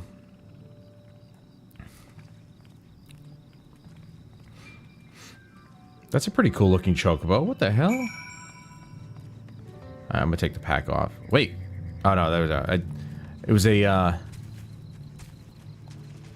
was an umbrella icon, so I'm like, oh wait, do I have an umbrella now? No, I don't have an umbrella. I don't remember getting one. As Zanu Holly described, the Reeds appear wilted and unhealthy. Very odd. Yes. You know what this reminds me of? What was that one place in World of Warcraft? West something? The West Hills? Something like that. I don't know. It was when you started off in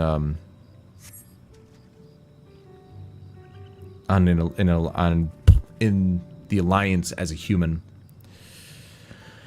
The water contains no obvious contaminants and looks fresh and clear at a cursory glance. Ah, yes, but looks can be deceiving, as they say.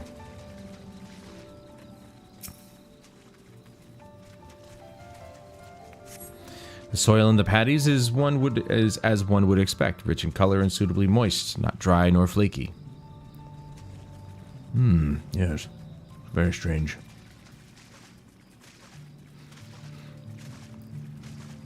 You gotta wonder what the point of having millions of XP to go. Like, I need 13 million XP, but we're getting like we're getting over almost we're getting almost a million per quest. So it's like, why not just have it at a set amount, you know? Reduce the amount and have it set to a certain amount, because it's gonna go just as fast. A small frog catches your eye, strangely lackadaisical, if it doesn't even bother to hop when it eventually scurries away. A lethargic frog. Interesting. Maybe it was sleeping.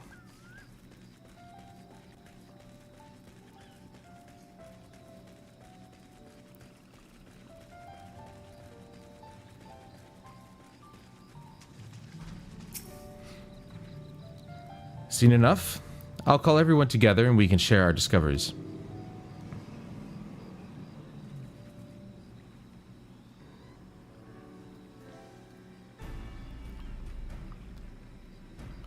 Well, what do we... Oh, the hell? Crap, I forgot about that. I agree. The waters look to be of good quality, as does the mud in which the reeds have been planted. The frogs and insects are unusually torpid. This suggests the problem is affecting not only the reeds, but also the creatures which live among them. Could something invisible to the naked eye be polluting the water? We would need an alchemist to know for certain.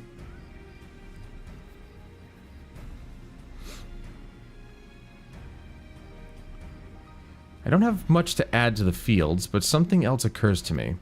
When you were describing how the creatures seemed lifeless, couldn't help but be reminded of all the listless villagers.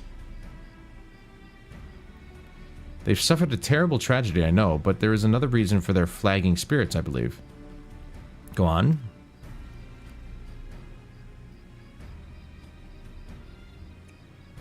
The festival. This is traditionally an occasion for celebration and renewal, so without it, the Hanu are struggling even more to recover. The last time I visited, the village was in the middle of the festivities. You'll never see the Hanu more joyful and alive. It's an indispensable part of their culture, and its absence will only compound their woes. So I say we help them put on their festival, give them a reason to cheer in these sad times. Who knows, maybe fixing one problem could lead us to a solution for the other.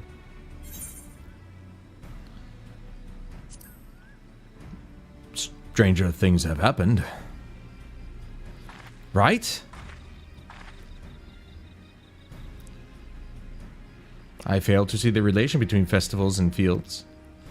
Let's not be too hasty in dismissing the idea. Things which seem unrelated can later prove to be connected in surprising ways. True, and being bereft of ideas as we are, any proposal is worth entertaining. I suppose. Besides, this is Wukalamat's journey. It's only right that we follow her lead. Yeah, Aaronville. Shut up. Thanks, everyone. By the way, does anyone know where the festival float is? It's like a boat woven from reeds that looks like a bird. Yeah, we looked at it. In that big building to the north? Let's go and see it.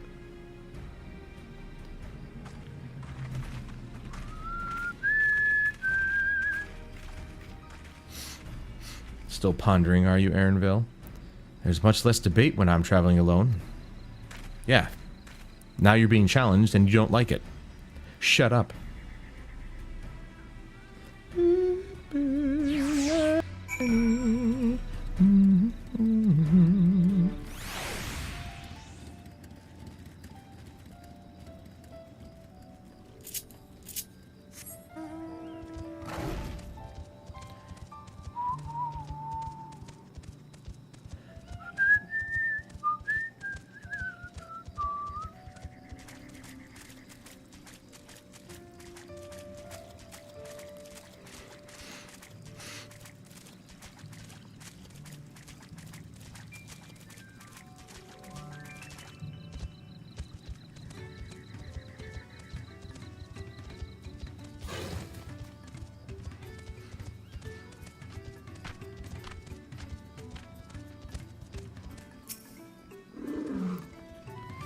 Yes, this is the float I remember. Does it not appear somewhat damaged to you? We should take a closer look. Inspect the festival float. You may move the camera. Okay, yeah, it's one of these things.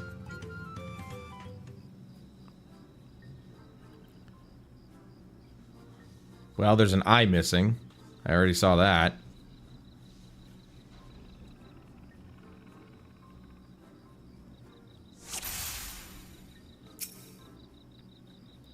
Tag that one first. Oh dear, one of the bird's eyes seems to be missing a gemstone.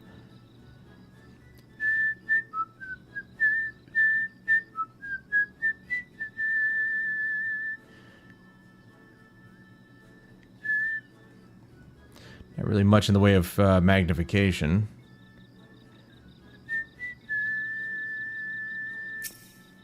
Ah, yes, the feathers are all kind of messed up.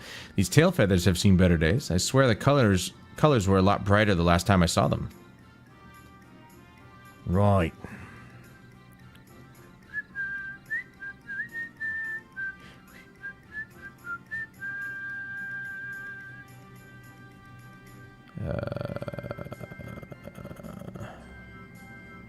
Basically just have to move it around until you get what you need, but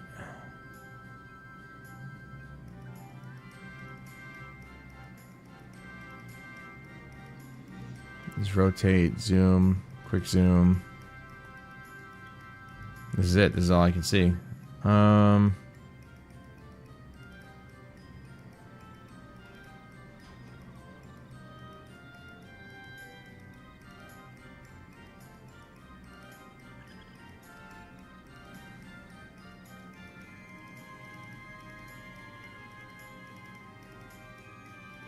I'm not seeing anything out of place.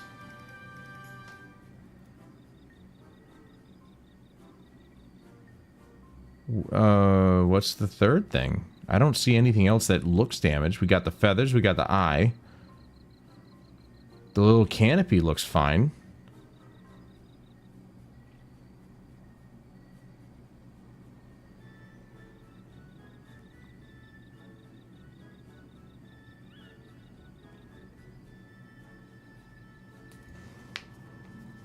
Oh, can we go out here? Oh, well, okay. That, right there. I didn't know that was part of it. I thought that was part of the thing that's holding it. Oh, that's definitely broken. How would they lift the great big vessel without all the carrying poles intact? Shut up! There's my phone. One of my many phones.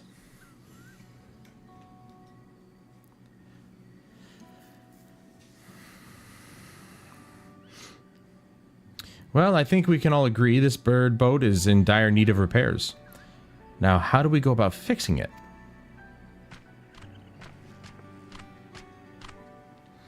What is going on here? We were admiring your festival float. 'Tis a shame it's in such poor state. Due to the recent storm, I gather. Yes, we had to leave it exposed while we ushered our people to safety. With the float in this condition, there can be no lifting of wings. No Ihihana. Ihihana? That's what the festival is called. I want to help you hold it. Have you not seen our village? Homes are ruined. We're struggling to make repairs and you want us to hold a harvest festival? I know how it sounds, but giving into misery never improved anyone's situation. A celebration of life and growth may may help give you the strength to work through this tragedy. The role of a festival leader is mine this year, and there's nothing I would like more than to lift everyone's spirits. But we don't even have enough materials to repair the float. We need a boxia for the missing eye, Uyuipo wood for the poles, and feathers for the winds chosen to adorn the tail. 2 of these I know. Aboxia is a type of precious stone used in arcane equipment, and Uyupio wood is essential for crafting ceremonial instruments. These chosen feathers, however. The winds chosen is the victor of a competition in which the contestants see who can blow a feather the furthest using wind magics. And that's something of a problem right now. We Hanu are gifted at employing such airy sorceries, but expend a great deal of mana when doing so. We are soon exhausted by the effort, and having no reeds to eat will only make it harder. I think I understand. Your vibrant reeds grow quickly and vigorously, so much so that they stifle the development of nearby plants. They must be a potent source of energies you naturally lack. They are indeed. Owing to the poor harvest this year, we've been left enervated. And if we cannot gather the correct materials as dictated by the custom, we cannot repair the festival float. Oddly enough, we may have just stumbled upon our solution. The winds chosen would, by necessity, have a natural gift for manipulating magical energies, which means any feathers taken from the victor should be high in ethereal conductivity. The float's construction also requires a stone used in arcane equipment, as well as timber favored for ceremonial tools. The demand for such specific materials must have an underlying reason.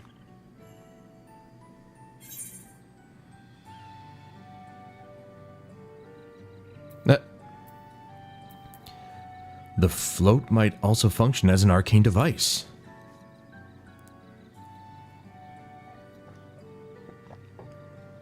Precisely what I was thinking.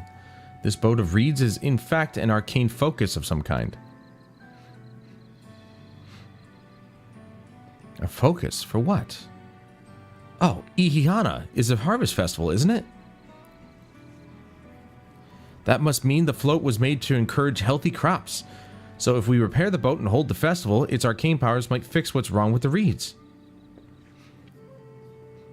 We won't know until we try, but 'tis a sound theory. Celebration, prayer, rituals, ceremonies. These have all been known to elicit miraculous effects. Wait. The float, a tool for magic? This is the first I'm hearing of it. In the beginning, it may well not have been. After a good harvest year, there would be no reason to change it. But when the harvest was poor, new adornments were likely added, and those who performed the labor may have imbued their work with ardent hopes for a brighter future. Through years of trial and error, the Hanu would have refined their festival float into a focus for harvest prayers. Incredible. I know you're practically fainting from hunger, but reviving Ihihana really does sound like it's the solution to all your woes, and I promise we'll do everything in our power to help you. I'm still not convinced about this focus business, but I accept your aid nonetheless. I will introduce you to the shipwright who's been maintaining the float these last few years. He's replaced both the eyes and poles before, so he should know where and how to procure what we need. Then allow Alize and I to acquire the feathers. We will encourage the people of Okanu to gather and vie for the title of Winds Chosen by sharing with them our own reserves of mana. I'll go with you. I carry some alchemical brews that may afford the same effect.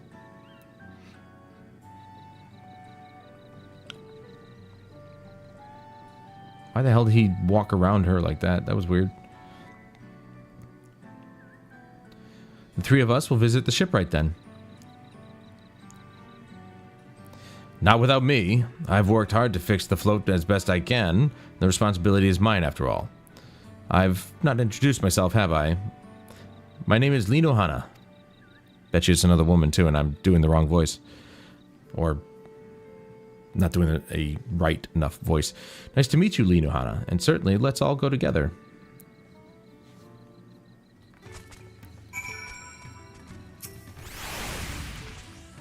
Thanks to Wuklamat, we've found ourselves a promising way forward. Experience and knowledge are valuable assets, but there is something to be said for following one's instincts. Nubbats.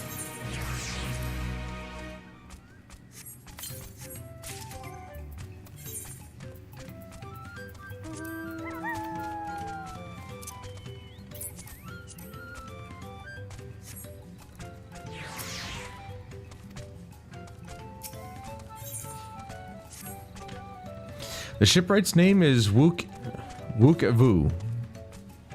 Or Wook-Avu. Sorry. Because I remember the guy who gave us the tacos. It's not Evu, it's Evu.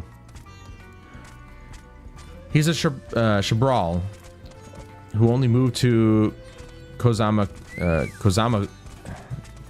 Uka a few years ago and has since mastered our customs to an almost frightening degree. He's especially strict when it comes to manners, so make sure to offer him a proper Hanu greeting. We wouldn't want to offend him right before asking a favor. A proper Hanu greeting. Oh, that one. Don't worry, I remember how it goes. Then we shouldn't have any problems. Let's head to Ukbekbi, to the east of here. Ukbekbi? Seriously, where did they come up with these names?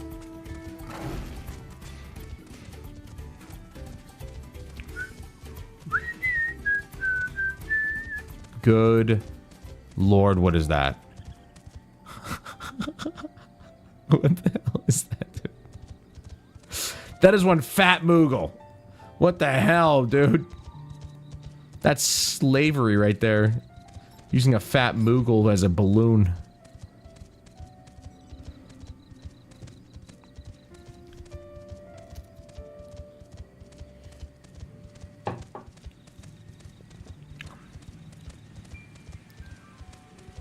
At some point, I'm going to have to close the shade because I'm sure the sun will be right in my face.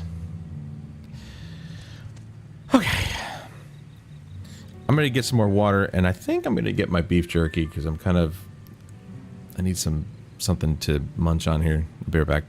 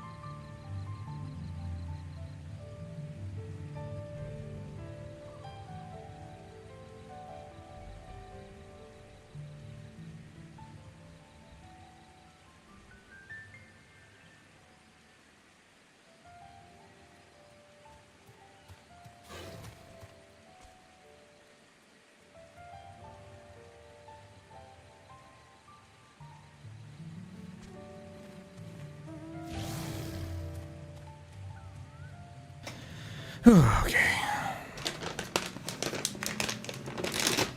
I need protein. I need meat in my life.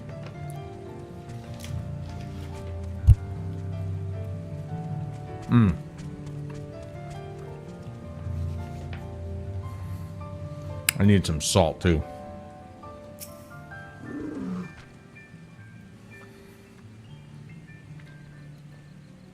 This is Ukbekbi, the village of all. Those who drift into Kozama Uka from Tuliolal and elsewhere are welcome to live here alongside the Hanu. As for Wook Evu, he lives and works in the House of Waters High, at the top of that large tree nearby. Follow me, but I should warn you, the climb up to the stairs can be challenging. Not for the champion of Eorzea.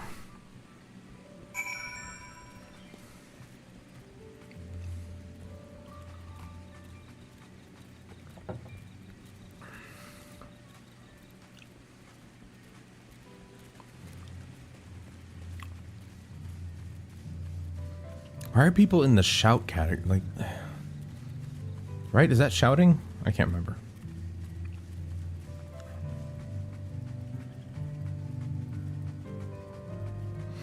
Well, we're just over halfway to 91.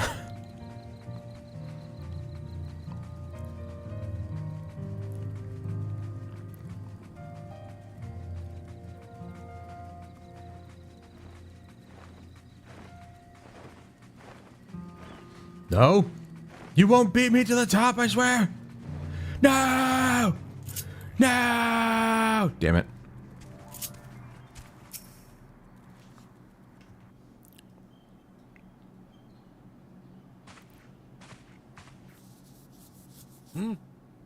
What do you want with me?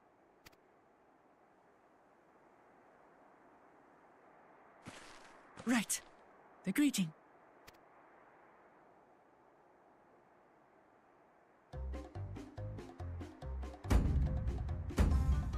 Oh, Kali!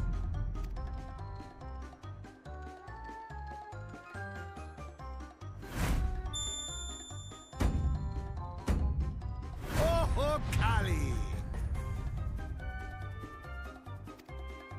See? Silliness.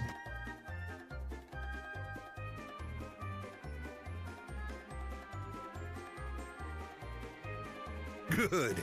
You brought your manners with you. When in Ukanu, do as the Hanu do. For a country as diverse as ours, the preservation of harmony demands that we respect the cultures of all peoples who call it home. Well, that explains your familiarity with Hanu customs. And you speak truth, of course. To live together means to learn about each other. Ah, I appreciate an open mind. In fact, I get the sense we've met before.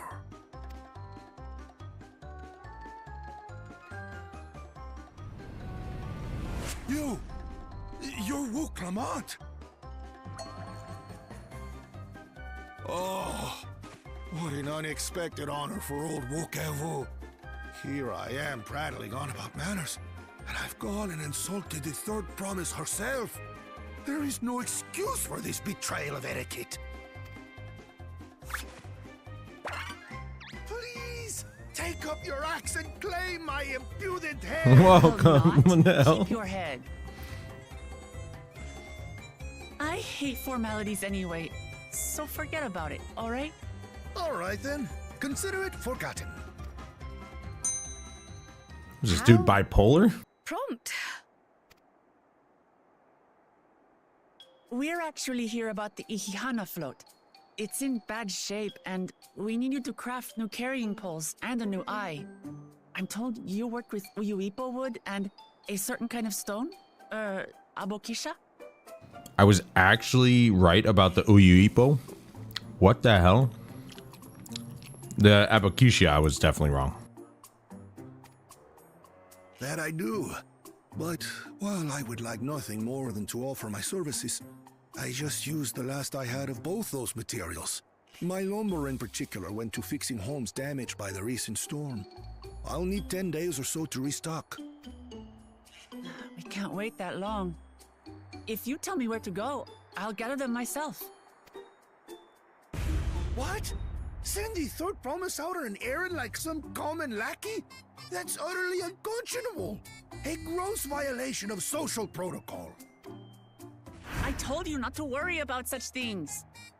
All right then. I shan't worry. What the hell is up with this guy?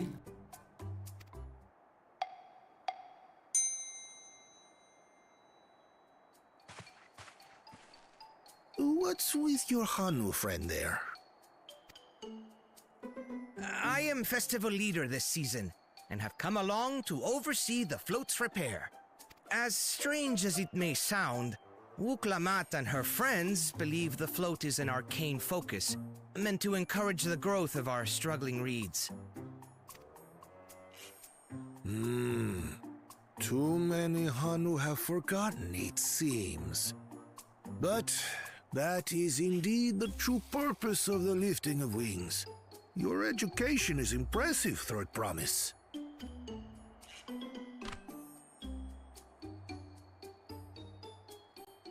Well, maybe a little.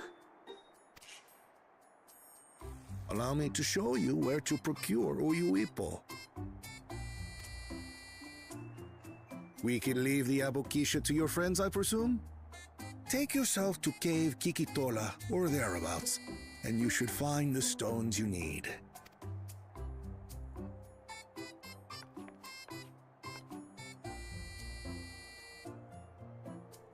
I've been there once or twice. I can guide you. That should save us some time.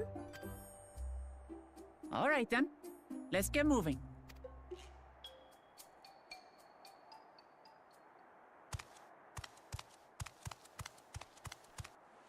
Wow, sneaky bastard.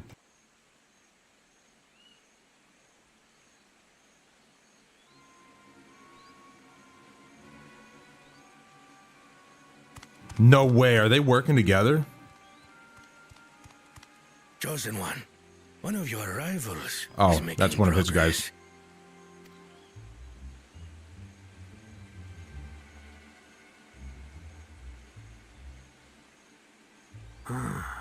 Ihiana, you say? Should our first choice fail to deliver, it might be wise to let this play out.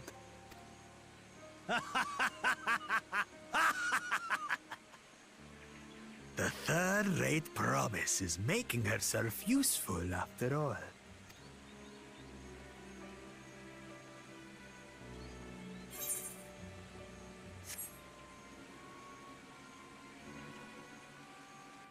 I accidentally hit the escape key on my keyboard.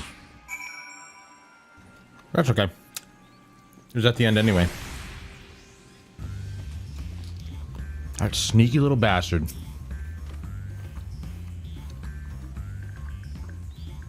Cave Kikitola is southwest of Volcano. We can return to the village first, then head there on foot.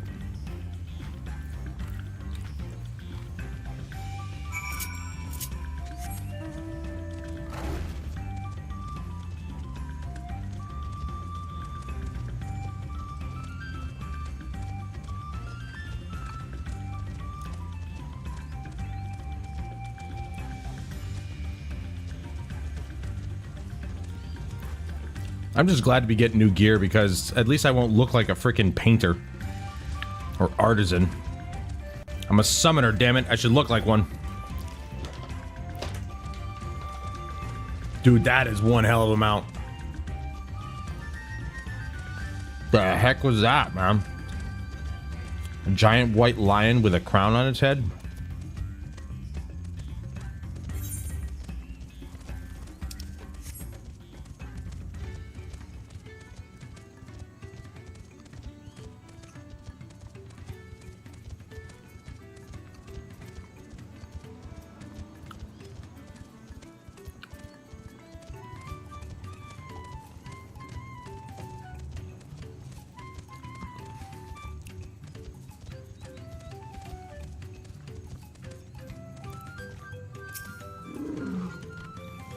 Southwest of here, was it? Let us be on our way.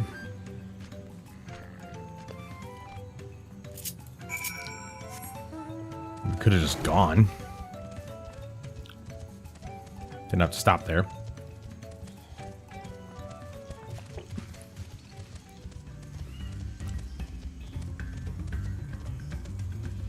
Funny, I'm just crossing through here and I'm barely seeing any enemies.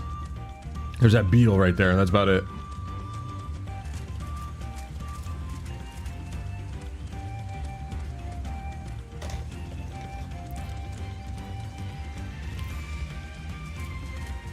Though, of course, I am actively avoiding them as well. Cave Kikitola as promised. Home to many deadly creatures. Venture inside if you feel confident, but I will conduct my own search out here. You can spot Raw a Bokisha by its green-hued glimmer. Bring anything matching that description to me. I shall help scour the inside of the cave then. You take the west half and I'll take the east half. Alright.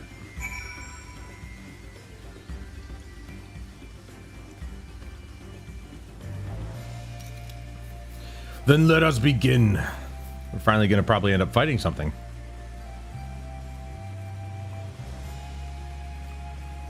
I will say this, it is quite a slow start to the expansion. It's a lot of talking, a lot of story, not a whole lot of fighting, but that's just, I mean, for the most part, it's pretty much been that anyway, I guess. Because that's what we've been doing. We've just been going through the story. And occasionally we'll get a new trial or dungeon, but yeah. It's a lot of doing stuff like this. Upon closer inspection, you find that the glimmer you spied was just light reflecting off the water. Well, that sucks. Oh. So a fight it is then. Ha ha! You're already dead. Bye-bye.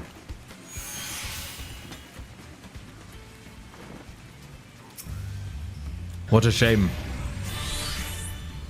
You find a chunk of stone glowing a distinct shade of green. This seems like the exact kind of mineral Linuhanu was looking for. There. We got it on the second choice.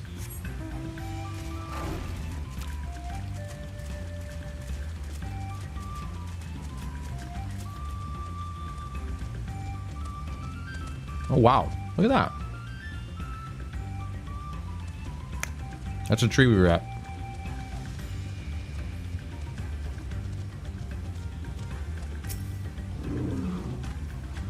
I picked over the ground near the entrance but found nothing. Did you have better luck inside the cave? I did.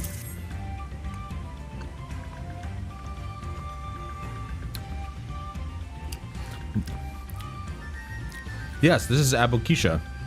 Along with Carl's contribution, we have more than enough for our needs. The stones you brought shine very brightly. I thank you both.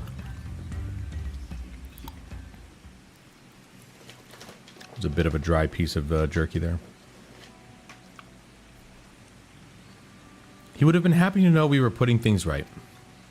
Truth be told, a good friend of mine was meant to be festival leader for this year's Ihihana. When that big storm hit, he did not survive. It fell to me to carry on in his stead. That was why you agreed to Wuklamat's request despite your initial reluctance. Yes, it hurt to hear, but she was right. Though I must mourn, I cannot let my grief consume me. Her words made me realize that the path to my recovery, our recovery, is already laid out before me, and I will walk it, for myself and for my friend.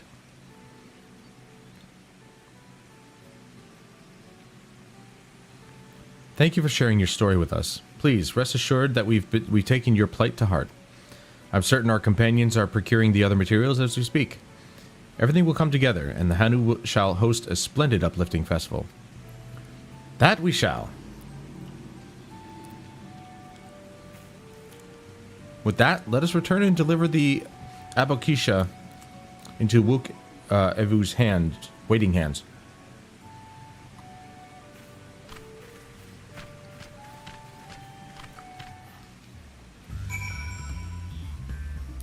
I'll just fast travel. Oh wait, no, I don't need to. Hold on. Well, yeah, we can fast travel back to Okanu and then we'll just hoof it from there.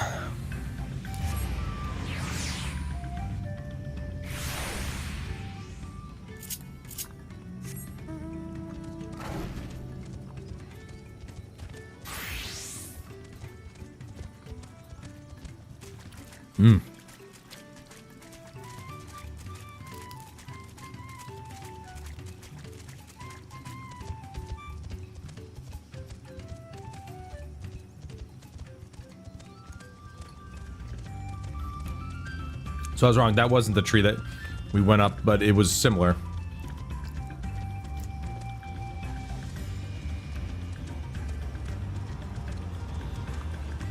I forgot how far away we traveled from it.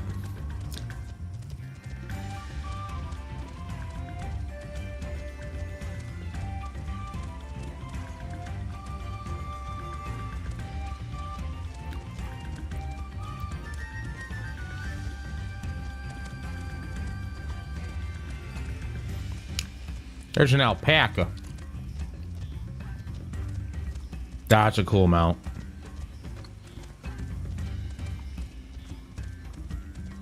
No doubt one that was purchased. I thought about it myself, going to the store and seeing what they have. I've only been playing the game for 10 years. You'd think maybe I wouldn't be such a bad idea to put a little extra cash into it. Get some cool stuff.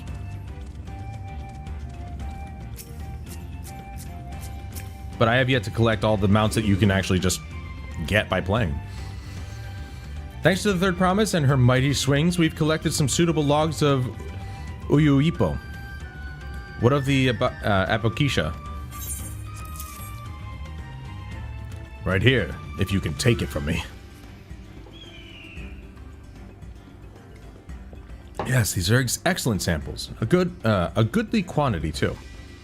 At this stage, you've likely surmised that the lifting of wings encourages the crops to grow, but not exactly how, eh? Well, you're in for a treat. If all goes to plan, the results should be spectacular. Now, to get to work crafting these pieces for the float, I could use an assistant versed in the arcane arts to enhance the Uyuipo's conductivity. Then I'd be delighted to help. Everyone else should head back to Okanu. We'll join you at the float once the work here is complete. Okay.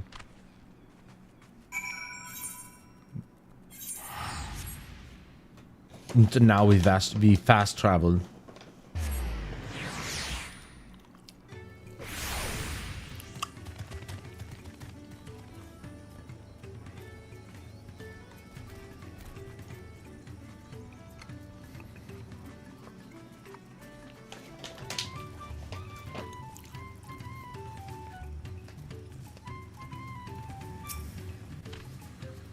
Gathering the Uyuipo was a trial in and of itself.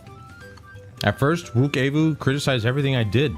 Then he suddenly yelled, "I've spoken ill of the third promise and must punish myself," and proceeded to slam his head into an Uyuipo tree.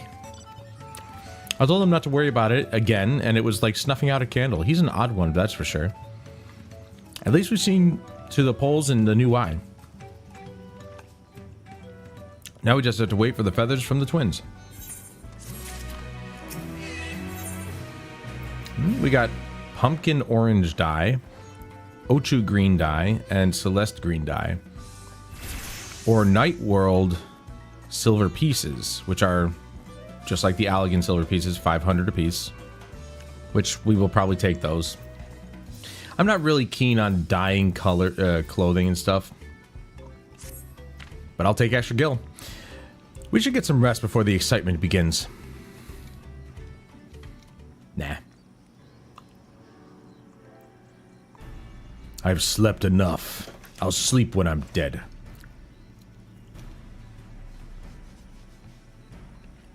Over there by the float.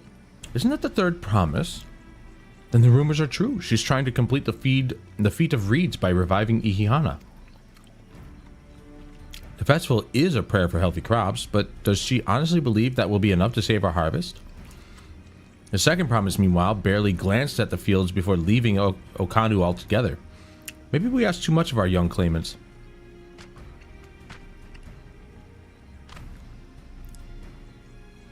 Oh, I wouldn't be too quick to count Koana out. Or Kona, sorry. A friend of mine overheard him muttering by the reeds, something about what needs to be done. Is that so? Perhaps we'll get to see another of his innovations firsthand.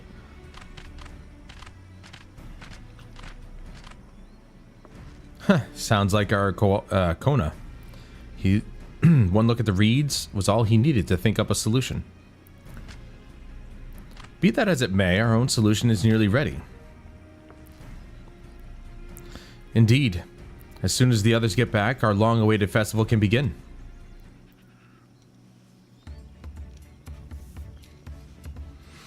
It took some doing, but we managed to gather competitors to vie for the title of Winds Chosen. The winner was only too happy to donate his feathers. You should have seen it. He called forth an incredible gust that sent his feathers sailing for Moms. We had a turn ourselves, but it's more difficult than it looks. Poor Aaronville's twirled in the air for a moment before landing on his foot. I'm a cleaner. Magic is not part of our training. As for us, we've brought the wooden gemstone replacements crafted by Wukevu. All that's left is to attach them. Has it been decided who will ride the float? Papa was the guest of honor the last time I was here. I remember being surprised that they couldn't even lift the thing with his hulking weight on top of it. The rider must be a personage of great esteem, which is why an invitation is usually extended to the Dawn Servant. This time, however, I have another in mind. Oh, who is it? Obviously her. Our beloved Ihihana, the lifting of wings, is only being held because of you and your companions. Thus do I nominate you, Wuklamat, as our guest of honor. Me?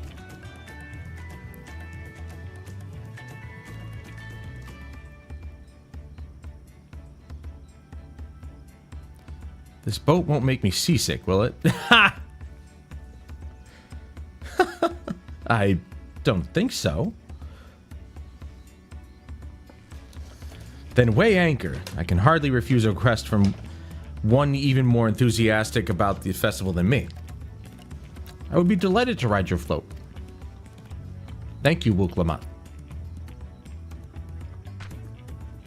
I have roles for the rest of you as well. We'll be carrying the festival float in a slow procession towards Kozanuaki, where the sacred likeness of Kishi,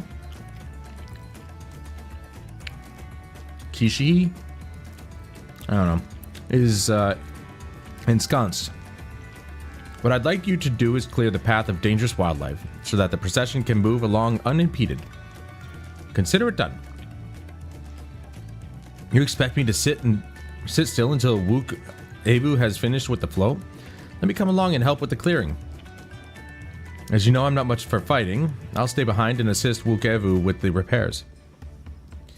If you aren't sure where you need to go, the path I spoke of begins at the south of the village and branches off to the east. That will lead you across the bridges to the stride of the sun. Then we shall see to clearing it end to end. Nice, we're finally gonna fight something. I know we just did, but it wasn't really much of a fight. Let's be honest.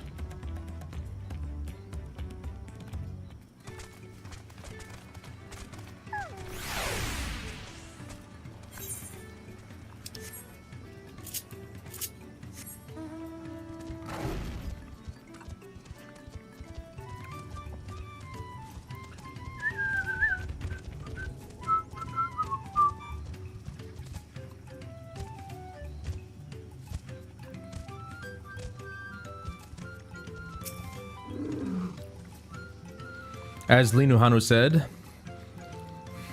Kuzanuaki should be down this way, then off to the east when the path branches. Then something about bridges and the stride of the sun?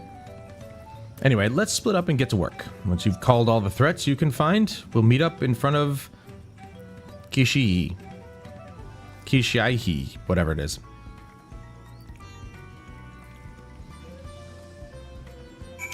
We'll call it quiche for short. I don't think I've ever had quiche. It looks amazing though.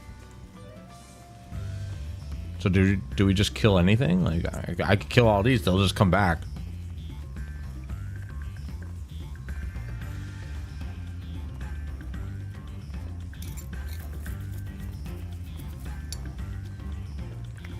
I can't wait for Solar Bahamut.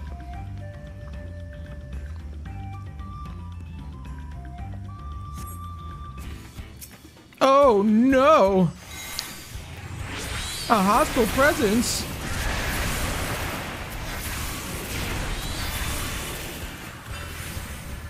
Ruin my frickin' spell, you turtle douche.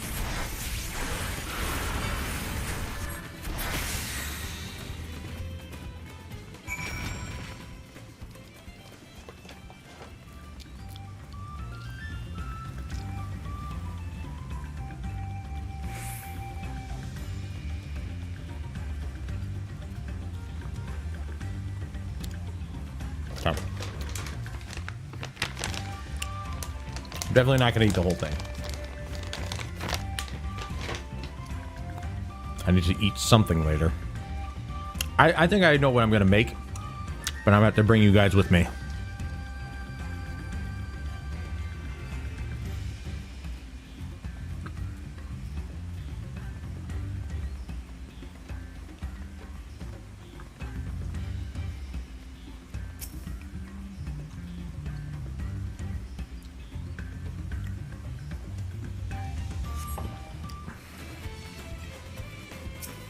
Really?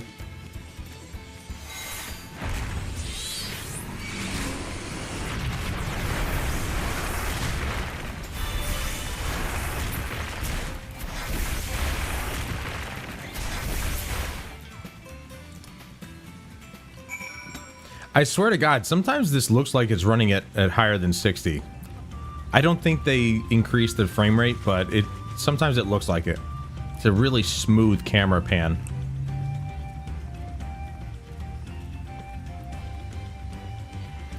I don't think they could actually afford to, not in terms of money, but in terms of like memory and, you know, limitations, technical limitations. I don't think they could actually afford to improve the texture quality and shadow quality while improving the frame rate. I don't think it's possible. Plus, you don't need that high of a frame rate for a game like this. I could play it at 30, but that input lag was so jarring.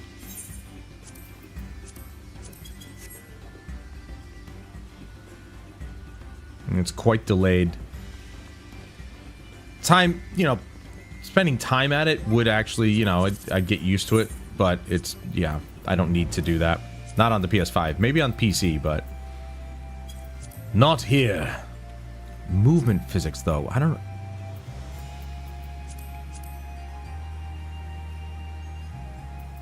know what that means. Like, I mean, it was still...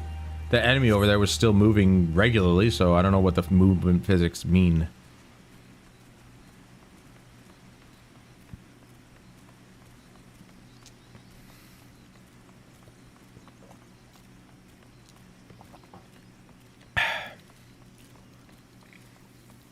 So I looked up, was it yesterday or the day before? Because I've been feeling like I've been drinking a little too much coffee lately. Because I love it. Apparently, I guess, you know, you're really only supposed to have maybe 400 milligrams of caffeine a day. And there are some Starbucks drinks that exceed that in one drink. So, I could essentially have 4 10-ounce cups of coffee a day if I wanted to. But you guys know me, I like my iced coffee, so I usually only have like 1 of those anyway, but still, it's my kind of thing. So I'm like, man, am I having too much caffeine? So I've been trying to cut back on it, you know, maybe 1 or 2 cups a day.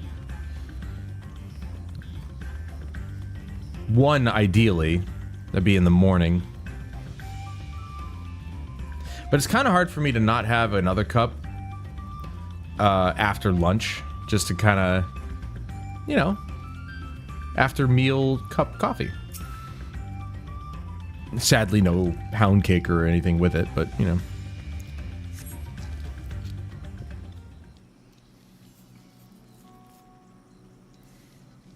That's such a classic dessert, too. Ah, you were a step ahead of us. I passed by you.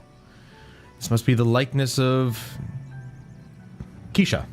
I'm just gonna call him Keisha. The Hanu Hanu, deity of the harvest.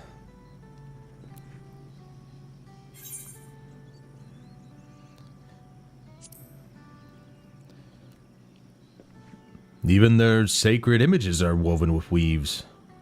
Or sacred deity. Makes you appreciate how much their culture revolves around the reed harvest, doesn't it? It's said that Keisha was worshipped on another continent. This ancient faith was then brought to Toral by the first Hanu Hanu. The Hanu migrated here from another continent. Then mayhap the two do share a common ancestor. This is all very fascinating, but shouldn't we be getting back to Linu Hanu? He'll want to know the path is safe for the procession. Right, and I need to ride on the float. I'll run ahead and tell him we're done here.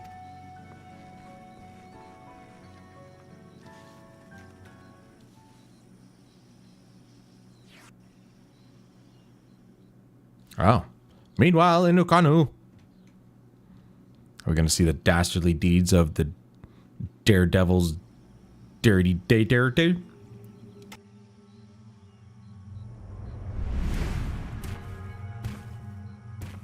As I said. Not sure we heard you right, old man. Why don't you say that again? As many times as you'd like.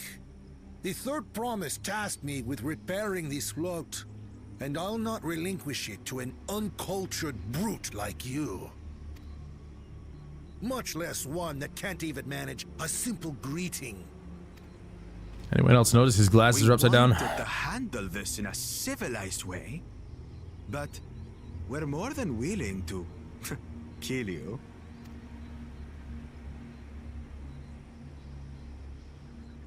We have a two-headed problem. Yes, please hurry. That subtle depth of field is actually a really nice touch. She's on her way back already? Stand back, Wukevu! I will protect the float! Are you trying to be brave, little bird? I could never have repaired the float alone. Not properly. But thanks to Wuklamat and her friends, we can hold Ihihana again! This is a priceless treasure! And as festival leader, I would die to protect it! Very well, if that's what you want.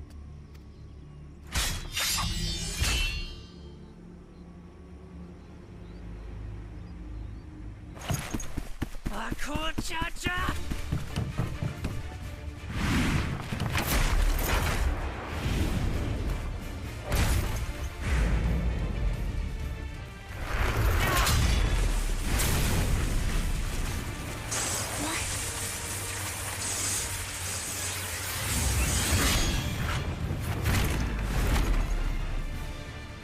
Everything into that blow.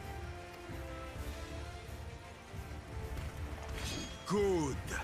The better for you to understand the gulf between us. But you need more lessons. We'll carve them into your mangy hide until you cry and beg forgiveness.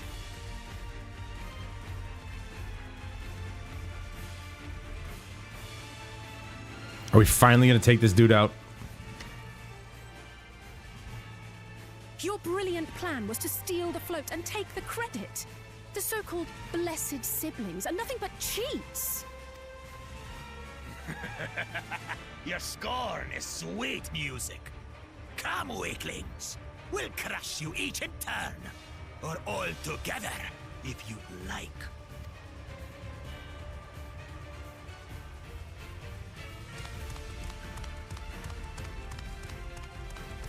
Damn it, this dude's gonna stop. He's gonna stop the fight. Damn it. In earnest, this will end in a massacre.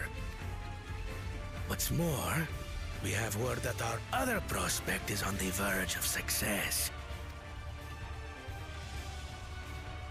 Then it would be foolish to expend effort sweating nuts. Lucky for you. Eh?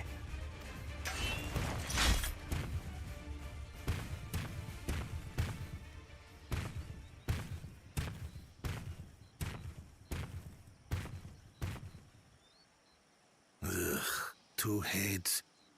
I see Mamuk still clings to that loathsome hope.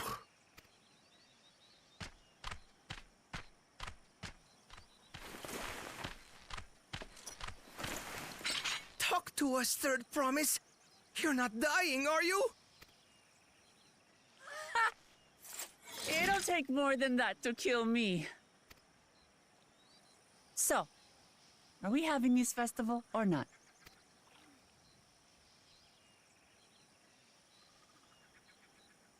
Yes! Yes, we are! I don't think I've ever seen a bird smile. It's kind of creepy.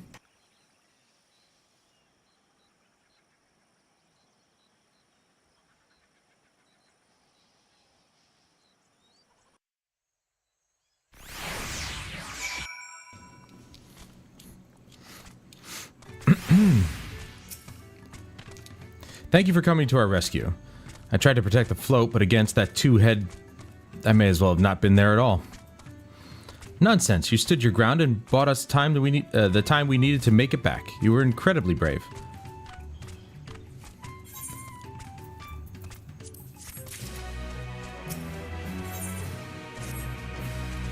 With that exciting interlude over, you'll be pleased to know that my repairs are finished as well.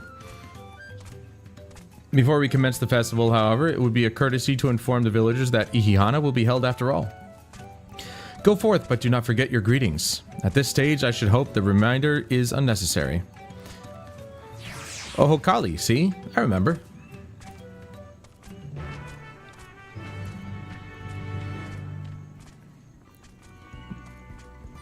It'd be nice if we got like an emote, but we have to do a say in chat. Keyboard, software, phrase, Oho Kali to greet the Okano villagers. Right, let's get on with it.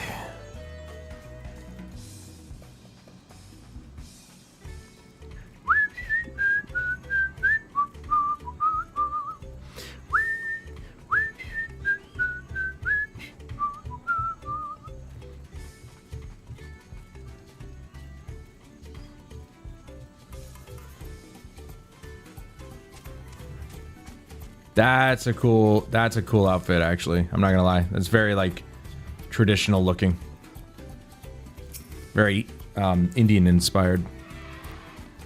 Let's go here. There we go. Oh, Kali. Oh, Kali. Thank you for letting me know. I would very much like to attend the festival, but the repairs should be finished as soon as possible. What to do? What to do?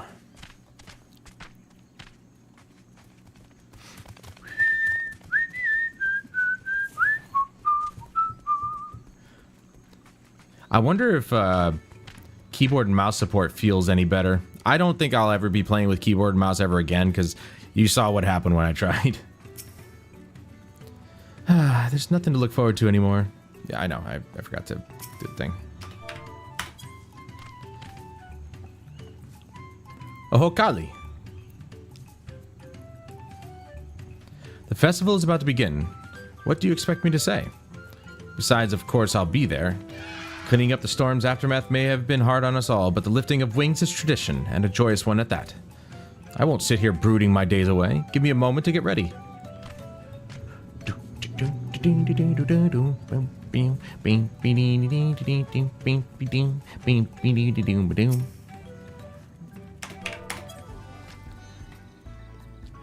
Oh, Kali. What? The float is fixed? Our fallen friends would be glad to know that Ihihana will still be underway. They would have wanted us to honor them with celebration, not let their loss deter us from it. I must go and enjoy the festival for those who no longer can. That's just an excuse. You're not doing it for them, you're doing it for you, so you can have drink and get fat. Fatter. It's already fat. I'm surprised. The temperature is actually staying nice and cool. The breeze is coming through the window and it feels fantastic. I'm actually really happy that the temperature took a drop because, man, was it 2 days ago? It was not great. Humidity plus the sun. Oof. The Hanu were pleased to hear their festival was going ahead, I imagine. Yep. That as well. Once your friends return, the lifting of wings can begin at last.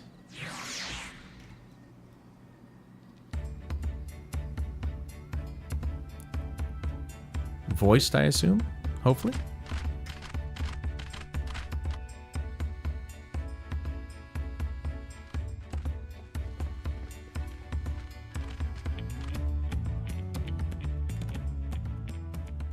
So few have come. Patience. Once Ihihana gets underway, no Hanu will be able to resist joining in. Just so. Ukewu knows well the heart of the Hanu. Have faith, Third Promise, and climb aboard the float. It is time for the lifting of wings. Right. Off we go.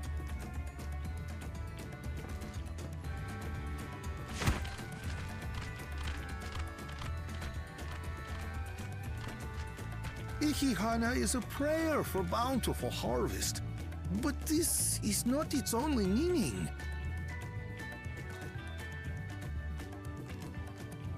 It is also an exchange of pledges between rider and bearers, a commitment to a long and fruitful friendship. Listen well, friends! The personage we bear today is Wuklamat, the savior of our beloved festival! Let your shoulders burn, or your feathers fall out, but do not even think of dropping her! There's no need for the yelling. They're right there. They can hear you. Ready and...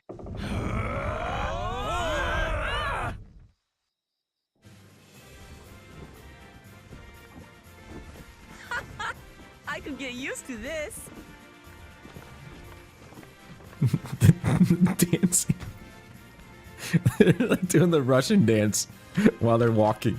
Hey, hey, hey, hey, hey. Will empty belly stop you from joining in the fun? Come and help us carry the float! After that, he says, please, it's getting heavy.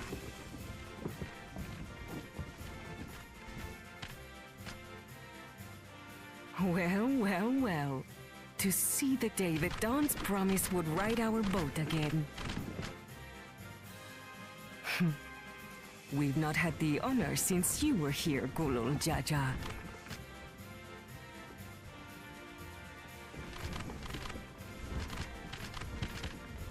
Right. Are they doing the harvest dance?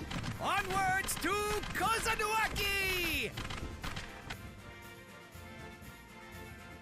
That is a slow procession. And we ran that road. It took a while. Running.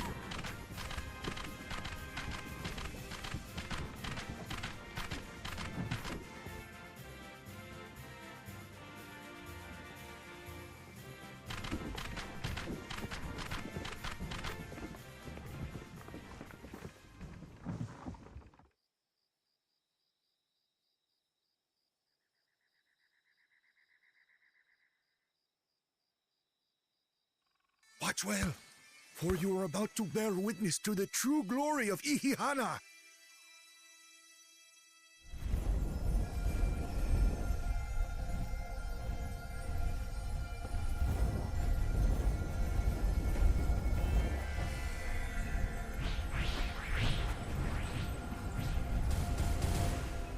The float draws upon our life force, concentrating and amplifying the energy.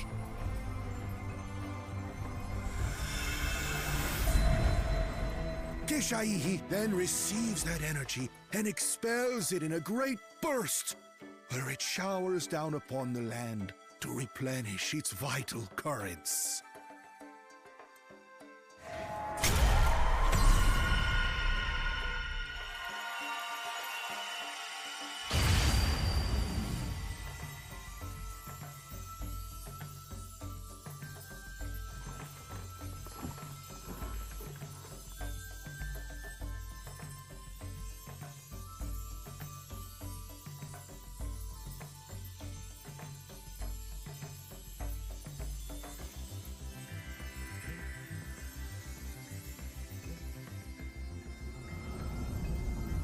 Those weird stutters are happening just before it swaps scenes, just like that. I don't know what. That's a bit of a minor bug.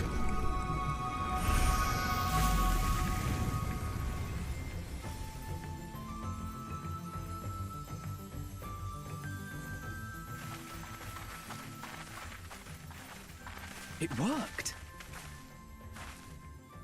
Like a literal charm. The float really was helping the reeds. That was amazing! To think that such a thing was even possible!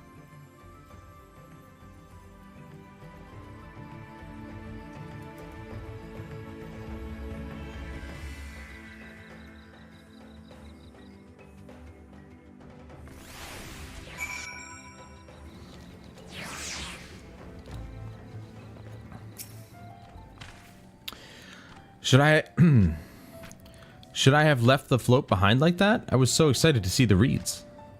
Nothing to worry yourself over. My brethren have been swept up by the festival fever. Last I saw, they were taking turns at carrying poles, on the way back to the village. Please, feel free to look over the fields and enjoy the sight of what you've accomplished. Right back into another cutscene.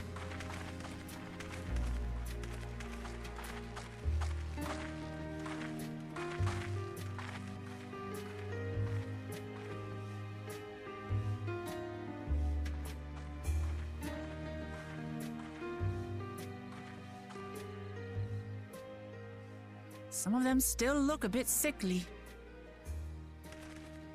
I imagine even the harvest magic has its limits. If the Hanu continue their festival tradition year after year, though, the entire field should eventually recover. Where does that leave us with the feet, then? You've got nothing to fear on that account. Our situation could never have resolved itself. The revival of even a single reed would have served to demonstrate your commitment to the task. That you recognized the nature of the float and found a near-perfect solution in Ihihana proves your dedication. What's more, I don't think I've seen the festival produce such impressive results since I was a mere chirper. We have been lax in maintaining the float, diluting its magic and reducing Ihihana to hollow theater.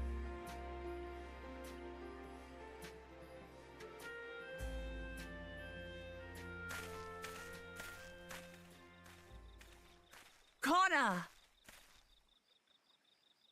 I was delayed by an unpleasant encounter, but it seems I arrived at a good time.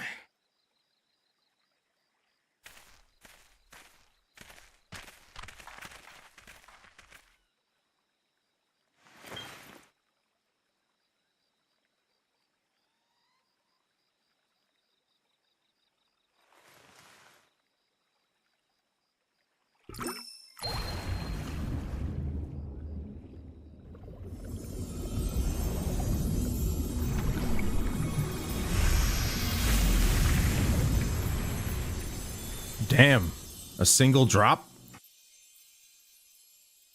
Oh, isn't that wonderful?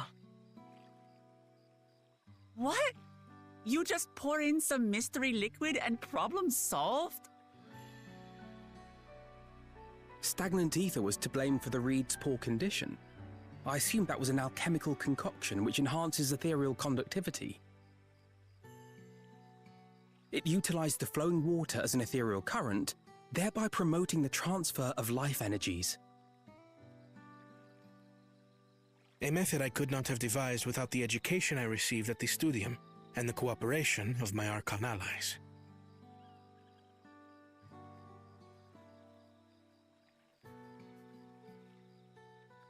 Archon allies?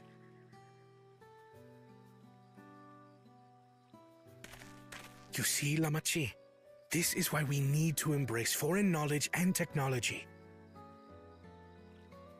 Employed appropriately, they make light work of what would otherwise be arduous labor. There's no need to lug around heavy floats.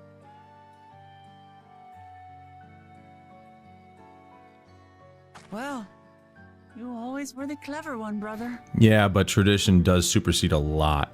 Your approach was no less effective, Wuklamart. It achieved the same result. Indeed it did. And you enjoyed the festival, yes? I did. It was so much fun. Having visited your village before, I thought I knew everything about it. As it turns out, I knew very little. About the reeds, about Ihihana.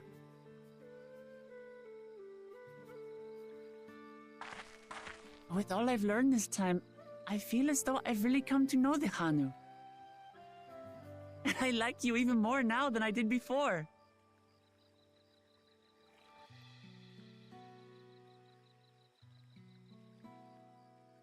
The feeling is mutual. And it's not just you who had a lot to learn either. I'll never look at our float the same way again. The two of you have exceeded expectations. Come forth and claim your stones.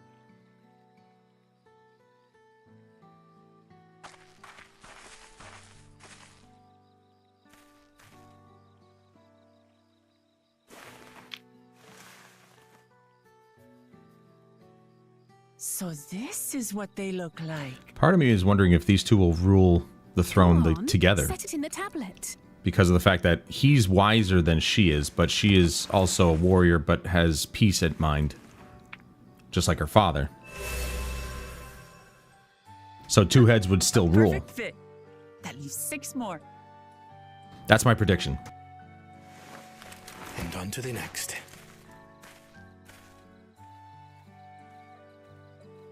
Not even a moment of celebration. That's Kona for you. Third promise, you must join us for Ihihana next season. As Dawn servant, of course.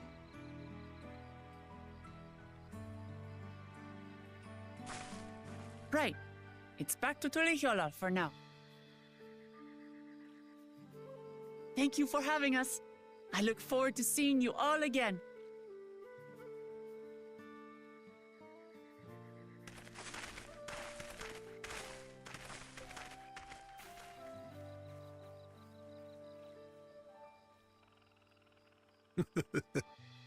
These are interesting times indeed.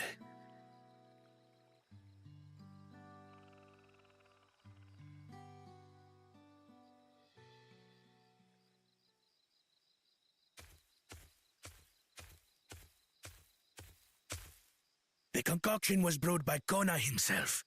It's a test vial, but it should contain the same reagents.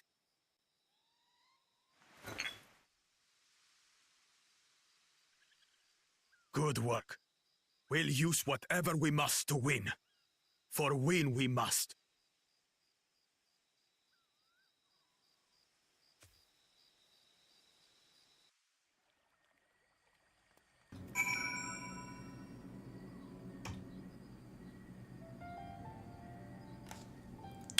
Oh, I think I broke it. Hold on.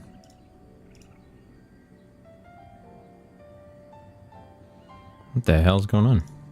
There we go.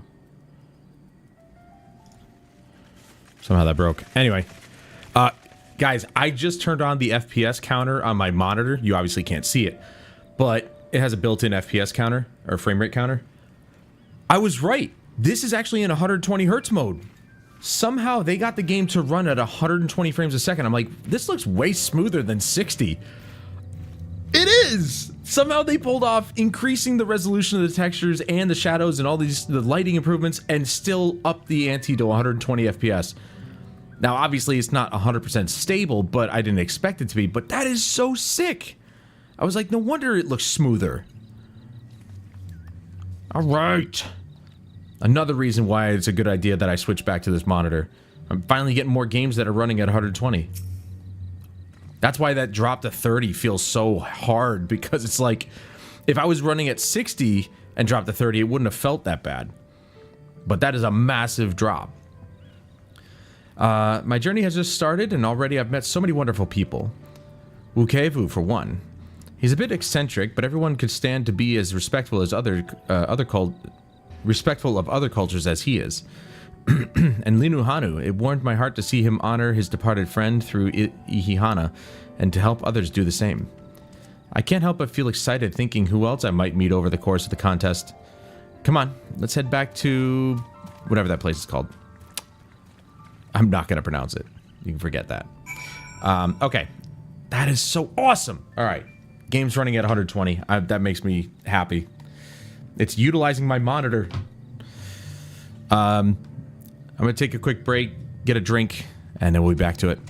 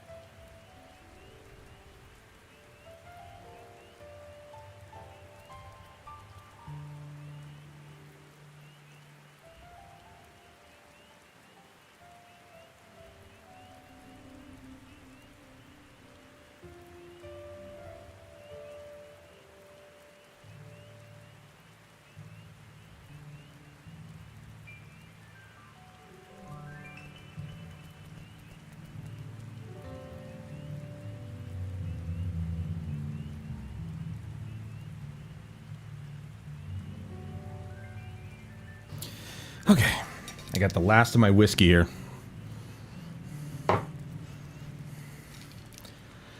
Sadly. That is so awesome, though. I knew it. I'm like, this is way smoother than 60 FPS. And I was right. Once you get used to seeing 120, it's kind of like when you get used to seeing 60 FPS, you know? You see 60 FPS enough, you'll know when it's 60 and 30 and 45 and all this other stuff. Or somewhere in between. The sad part about the frame rate counter is that, on my monitor, is that it's just in the monitor. It just basically tells you what the mode is. I think if I had a PC hooked directly up to it, it would probably kind of work into the monitor and it would know what the actual frame rate was. But since it's a console and it's going through a capture card, it can't tell the difference. All it can tell me is that it's in 120 hertz mode. But that's all I needed to know. Because I'm kind of... I'm really happy about that, actually, that they were somehow able to achieve that. Like, right here, it's definitely well under 120 FPS. Not sure if it's lower than 60, but it's definitely seeming a bit rough around the edges. Okay, we've already got a quest over here. Is that the leave meet? It is. Okay, so we have to... Must be a disciple of the hand. Or land. What? Hold on. Wait, hold on.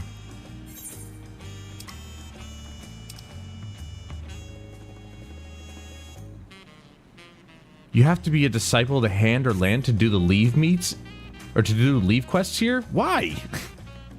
What is that? The leave quests have nothing to do with that. They're usually combat stuff. Oh man. And just like that, we found an elector and won our first keystone. Dude, we need to get 7 of these things. It's gonna be a long expansion. I knew I was right to trust your instincts. Come on, let's keep things moving and march on towards Orikopacha. Chances are good we'll find an elector there as well. Before we do anything, however, we should see what your opportunistic Pelu friend has to say. Did I get something? Oh, yeah, that's right, the gold. Actually, hold on. Let me... oh, I thought we were at the inn. I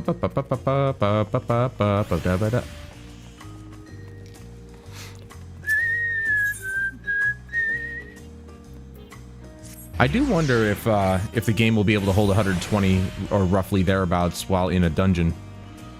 Can't wait to see. I'm gonna put these materia away. Oh, same music. I thought it might be a bit, might be a different music, but dude, it's so nice to see this game running at a higher frame rate. What does sleeping do anything? Dream fitting. Try online store gear. Oh, I remember that.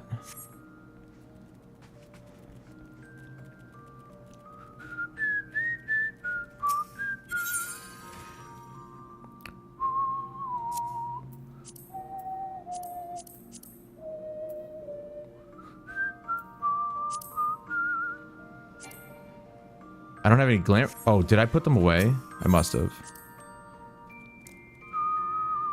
Oh, that... No, I didn't... Oh, that's an esthetician. I'm an idiot. This guy, I forgot about him. A bit crazy, this one.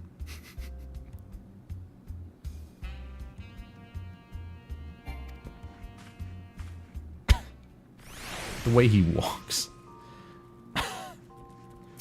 It's so odd. Would Mihiko have it? Yes, there it is. I only have 8 more. It's okay, I don't need too many more.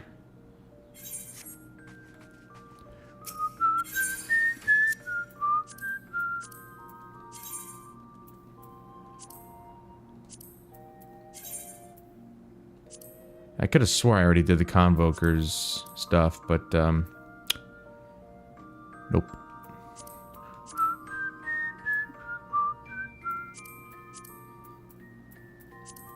Okay, that was it.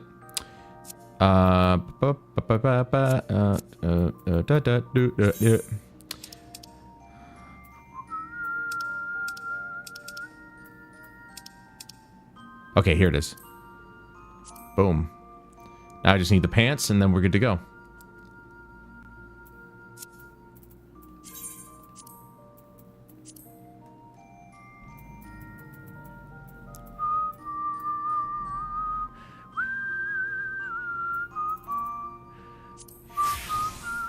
Oh, I didn't want to apply that. Damn it, dude.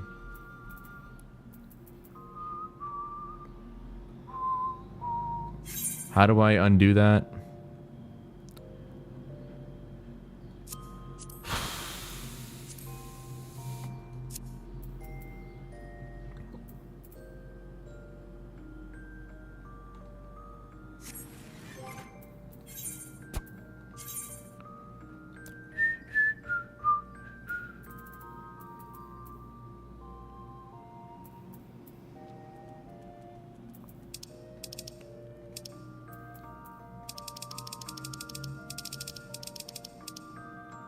Oh, here we go.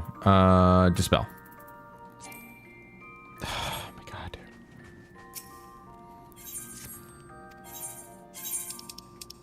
Got plenty of these.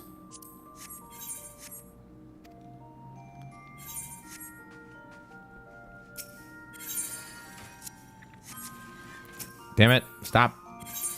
I'm losing my mind.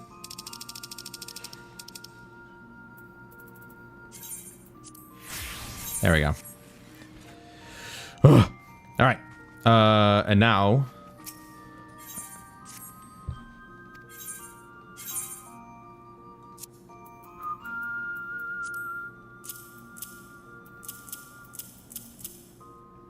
give all that to her.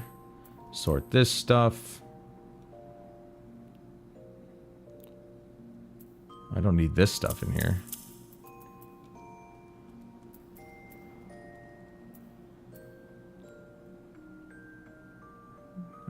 Only used for use in Sylph Society quests. All right, well, we're not doing any of that.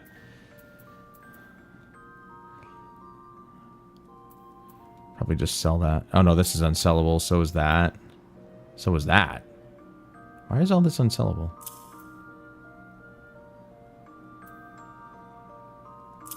All right, well, I'll just put those away then. That sells.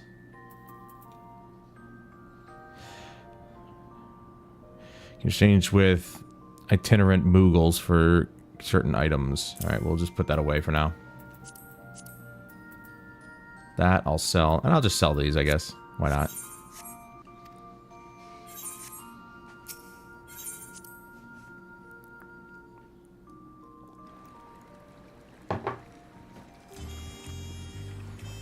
I thought about getting a 6-pack, you know, treat myself. It's launch day.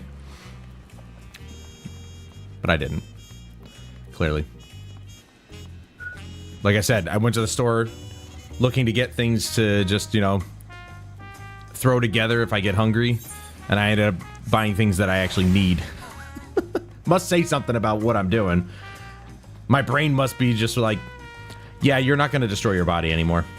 I'm not going to let you. Wow, yeah, so it feels like it dropped all the way down to like 30. Is there a frame rate counter in here that I can bring up? I think it's in the system.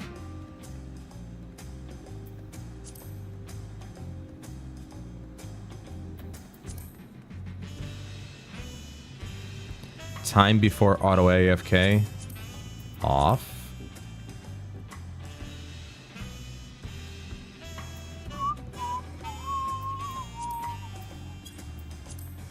I could have swore... Classic... Oh, look at that! Bruh.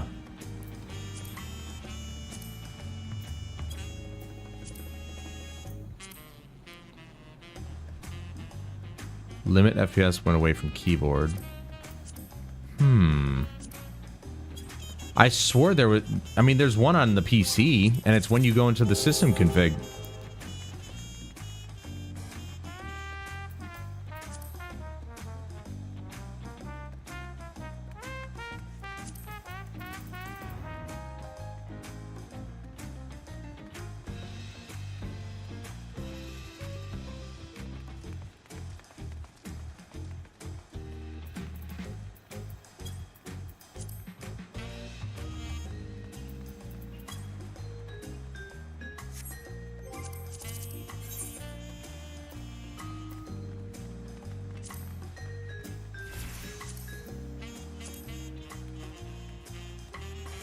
Okay, there we go. I don't know. I guess not. I thought there was. It was, but I think it's only on the PC version. It'd be nice if there was a frame rate counter in here, so I can see where it's kind of fluctuating. Been waiting for what feels like days and eaten enough of Brook Evu's tacos to feed an army. Or Brook Evu. What is it you'd like to know? Our main concern was confirming the state of the road ahead. As I recall, to reach Orcopacha, we depart from the Arch of the Dawn, then take the road west at the first fork. Should we be wary of anything along the way? That is indeed the way to Orcopacha. After the damage wrought by the recent downpour, however, you'd be doing more stumbling than walking. But do take heart. When it comes to rugged terrain, we have a most dependable solution available. Come with me. Flying? Possibly the most dependable solution of all?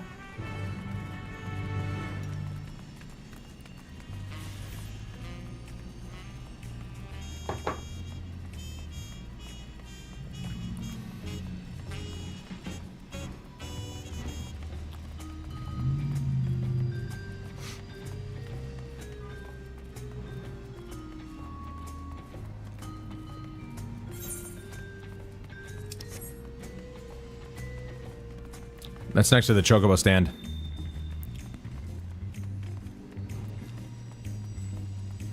Which I haven't used that in a while. I might just do it. I don't know. We'll see. Or in this case, it would be alpaca, but you know what I mean. Auto ride mounts.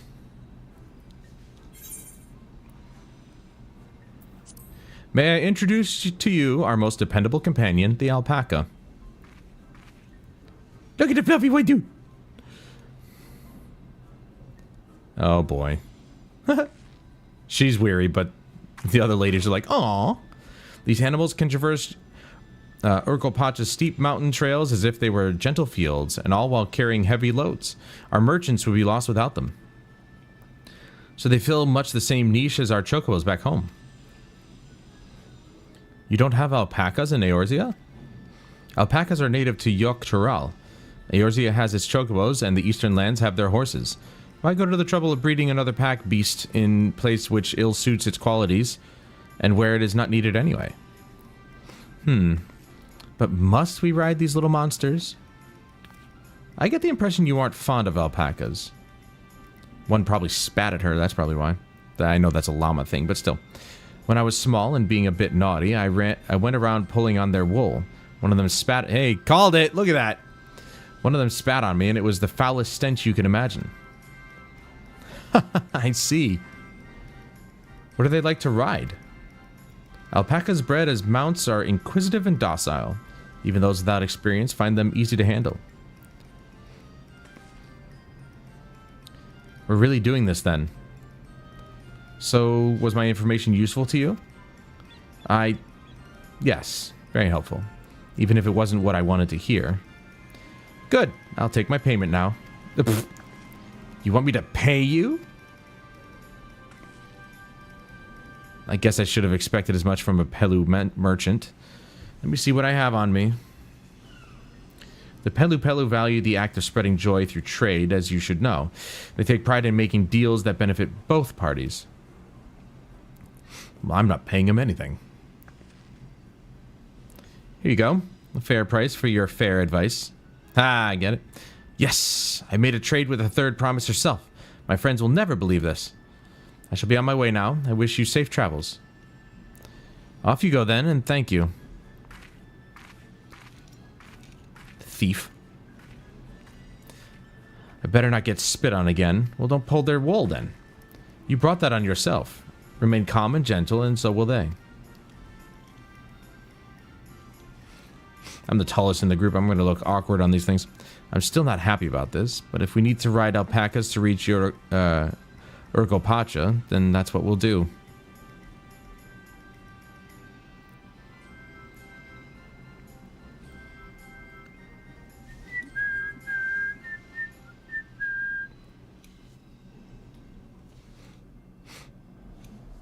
And we're back to another cutscene. I don't know why it showed that then. Turali poets of yore sang of a mountain that would stand tall, even should all other lands sink beneath the sea. Indomitable and eternal, it arises from Urkopacha, the 100 peaks of time. Of all the beasts which crawl and fly, only the legendary Valigarmanda could hope to disturb the summit's serene majesty. Yet, with that flying calamity imprisoned by the Dawn Serpent, what great feat remains for those who would claim the throne?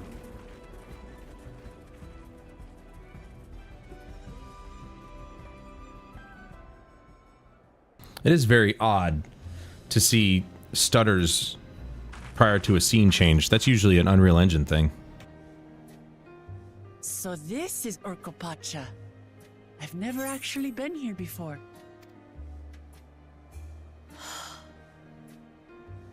The air is so crisp and clear. Mountains everywhere you look. That one massive peak in particular has quite the presence. It puts me in mind That of is some massive. That is Workor Sormor, the tallest mountain in Yogg-Tural.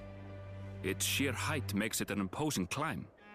But there are other reasons the ambitious keep their distance. Death? Oh, do tell. Where to begin? Excuse me, but you're Wuk-Lamat, are you not? I hadn't thought to encounter one of the Dawn's promise here, of all places.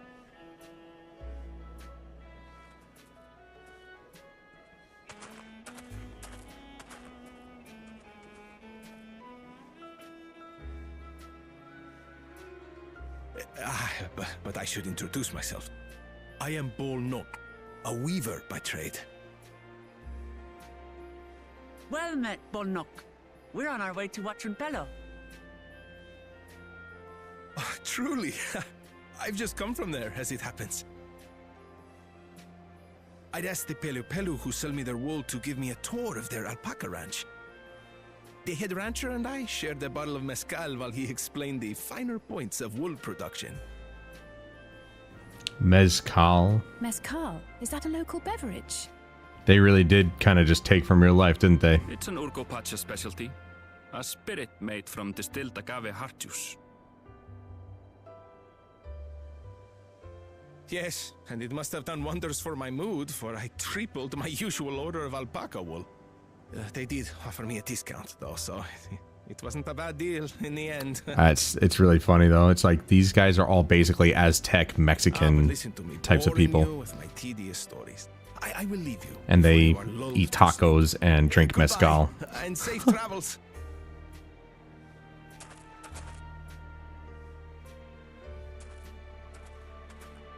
Oh, silly me. I almost forgot to say the thing I actually wanted to say. Peace for Tural. I agree with your vision, Third Promise. You have my support in your bid for the throne.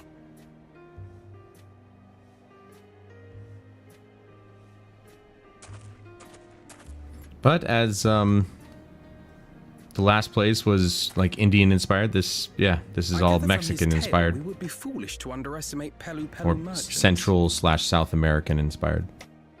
Yes, they do more than run the markets in Tuliyola. Pelu peddlers can be found everywhere in Tural, traveling from place to place on their sturdy alpacas. They are effusive and engaging speakers, and many's the customer who's been talked into spending more than they bargained for. They won't find this customer so easily charmed.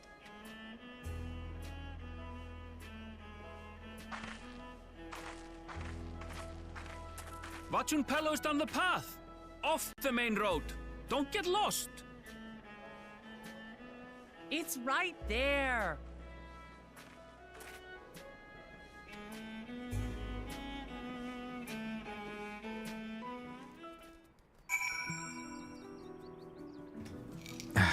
Just cleaning my eye.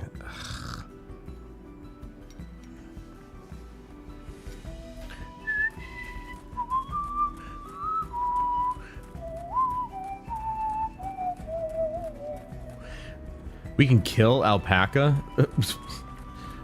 Aw. Not the poor alpaca.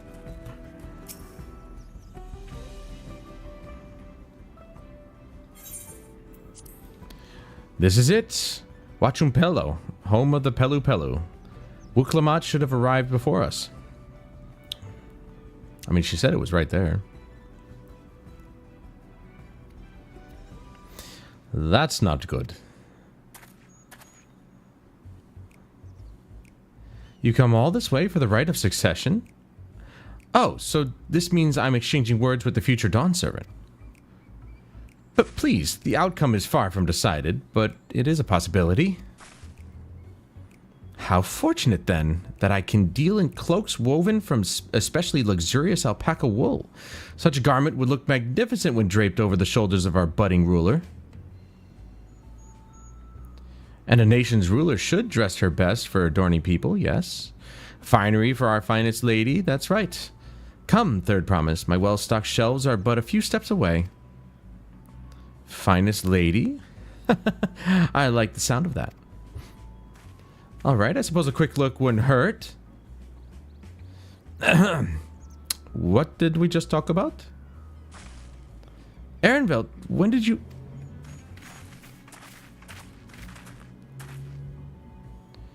Ah, Shetona from far-off Shaktural. Northern winters are bitterly cold affairs, I'm told. I cannot imagine how you survive them without a lovely warm cloak of quality alpaca wool. No, thank you. I'm not in need of new clothes at the moment, and neither is the third promise. Perhaps another time. Of course, of course. My shop door is always open.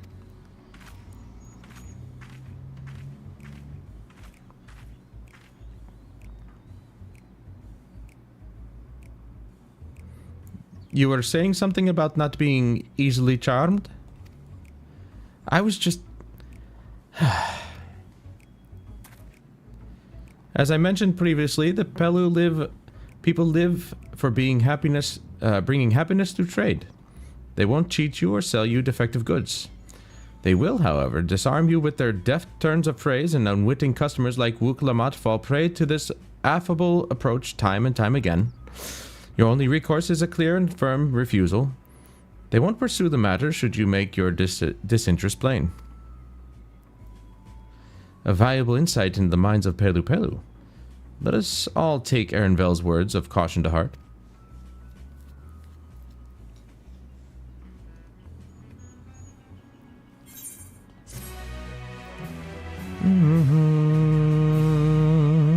You know, now that we don't have a list of quests to read off from, I don't know what the range is anymore, so I don't know what I'm going to call these streams. So I'm just going to have to go off of, I guess, the quest names. Like, whatever quest name I leave off of will be the name of the stream, the next one. I guess. That would be the best course of action, I suppose. Not my finest moment, I'll admit, but now that we're here, let's do what we came to do. Find the Elector. Allow me to propose a strategy then. Kral, Alize, and I will speak with the merchants. Wuklamat, you and Ehrenvel might try approaching travelers and passers-by. Valtamont, pray investigate any of the other establishments which catch your eye. Should we learn aught of use, let us relay it to the third promise.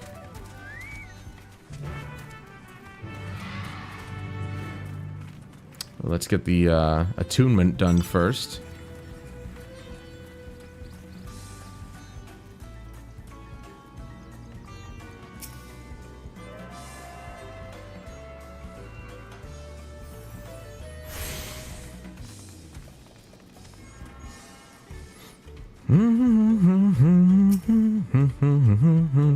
The Dawn Servant's Elector. Ah, I thought you were a new face in town. Here for the right of succession, I take it. Me? I don't care much for who sits the throne, so long as they keep Toral peaceful. People tend not to be in good mood to relax and sip our excellent mezcal once the arrows and spears start flying, if you know what I mean.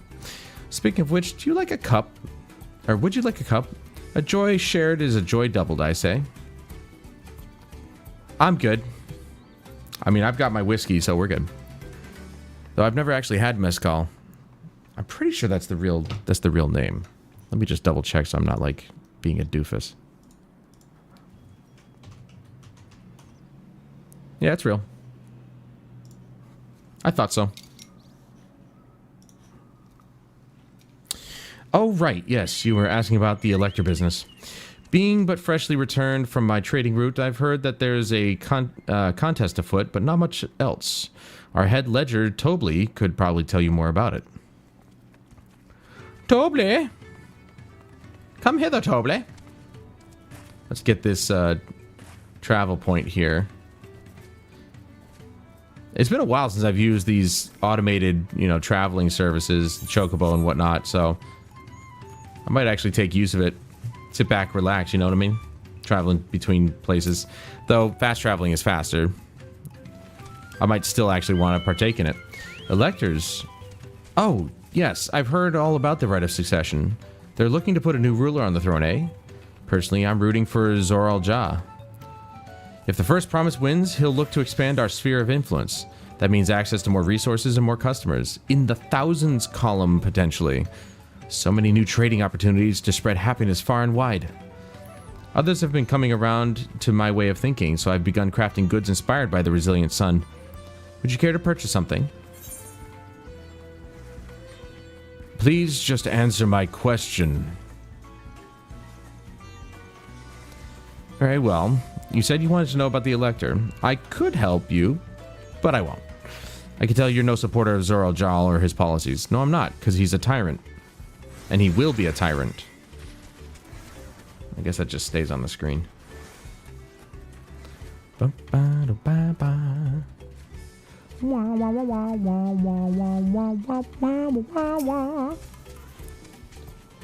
there, I'm Mablu. Did you have a question for me? Tell me, who is your leader? Sorry, I don't know about any electors. You should take a moment to see our prized alpacas before you leave, though. Oh, but be sure to admire them from a respectable distance. Get too close, and our nervous darlings may be tempted to spit on you.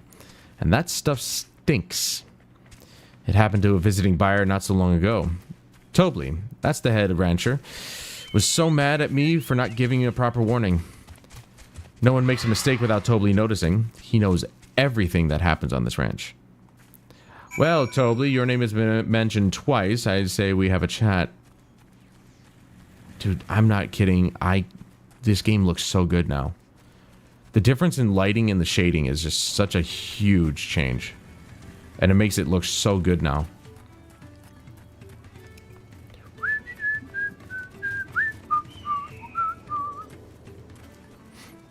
There's Tobley, Sopley, Doobly Dobbly.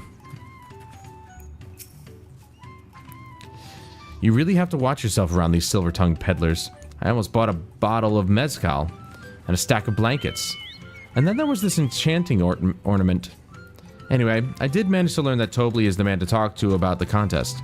Now, if only they'd share where this head ledger of theirs is to be found. Head of the ranch. Really? He's also the head rancher? Well, the alpaca ranch is not far from here. I say we pay it a visit before the others return. Well, I was just there, though, wasn't I?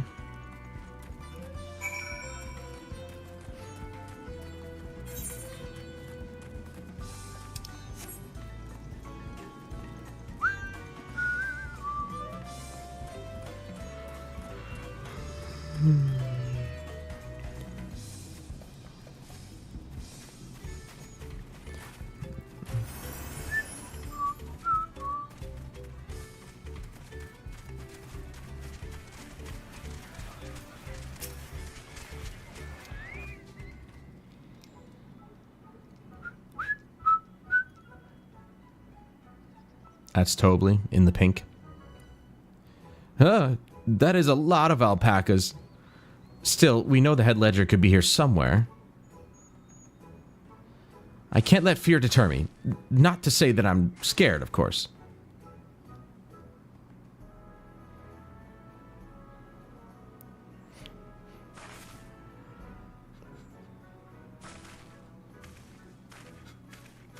Excuse me, is one of these workers Tobley? Tobley? Oh, yes. He likes to mingle with the ranch hands and keep an eye on things. I can't tell you which one he is, though. You can't? Is this part of the contest? All I can say is that Tobley often mentions his favorite pungent subject. He also can't resist a profitable trade. Though who among us could, am I right? Still, if you bring him a very good deal, he might let his identity slip. Huh. So it's like a game. Easy enough. All I have to do is offer Tobley a deal he can't ignore. No problem at all. Well, maybe one problem. I don't think my purse is deep enough to pay everyone we think might be Tobley. Let me ask some questions first to narrow down the field. Great. We can meet back here to share our impressions.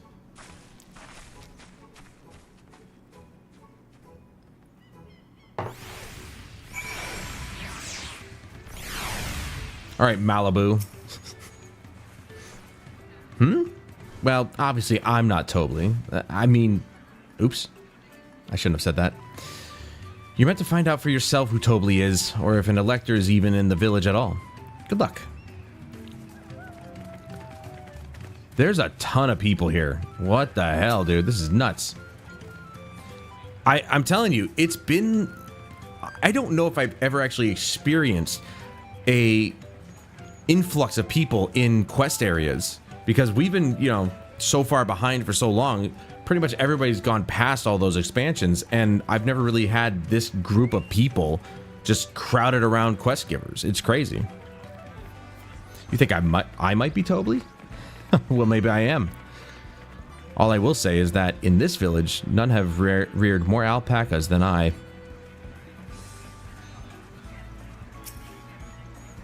Am I Tobley? Yes, that's me. Excellent work from the third promise on her and her entourage. Sharp instincts. Shall we commence the rite of succession then?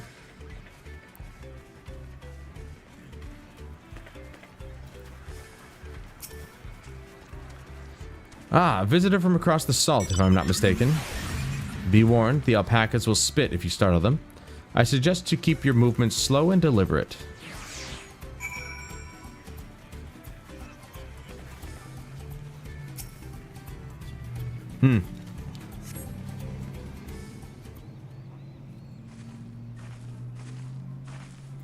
I see we're both done with our interrogations.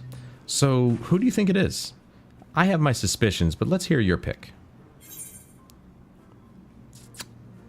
I think it'd be the nonchalant... No. What was the last one that we just heard?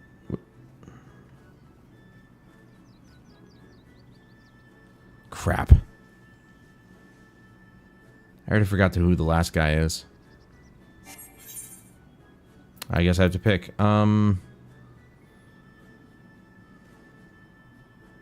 The nonchalant was the second one we talked to. So I think it's the diligent one.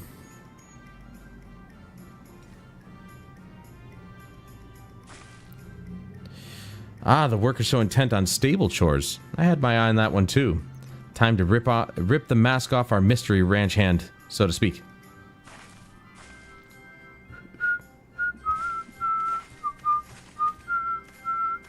We know it's you, Tobley, and to prove it, I propose a deal. A generous sum of coin for confirmation of your true identity.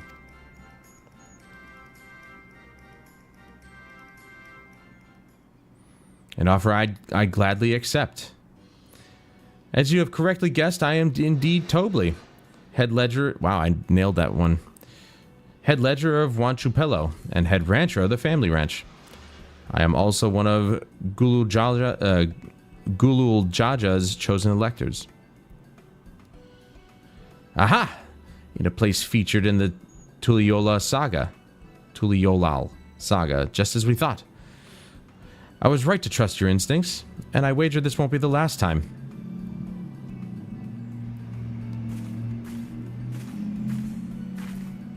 She found you out fair and square, Tobley. And I'm glad she did. Would have been a pity had her bid ended here. You can see the rock formations, or that some of the rock textures are really kind of odd. Like it's trying to scale or something. Deducing the Dawnservant's elector was the first step of the feat. Too simple a task for this aspiring ruler, eh? Right. Not hard at all.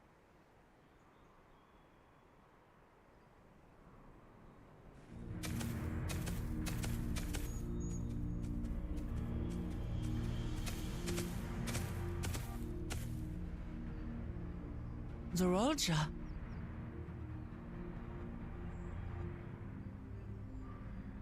I am told the head ledger, Tobli, is to be found here. You have to guess which one of us is Tobli. That's part of the test.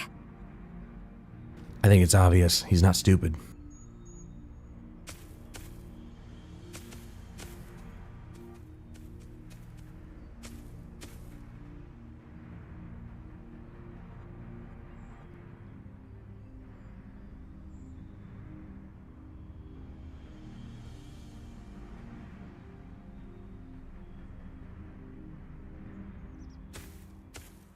You're Tobli. Without even asking a single question. Very impressive indeed.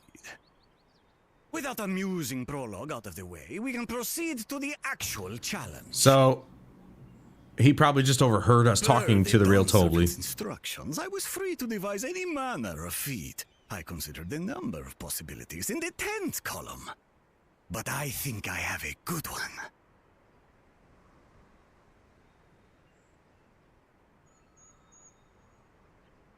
You must go forth and capture for me an alpaca.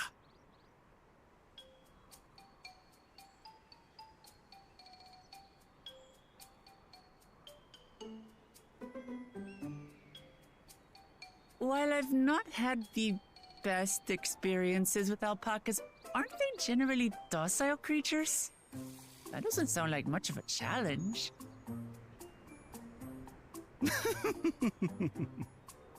Bring out the example!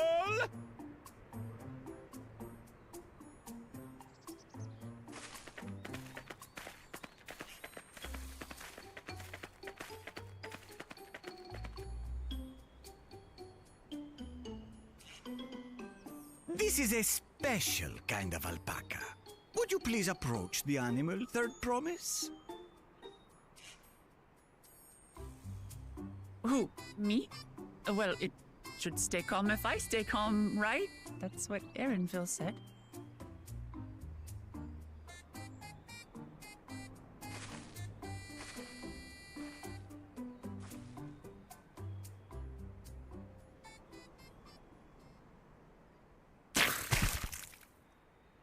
Ah! The little monster spat on me! Oh, that stinks. I can't.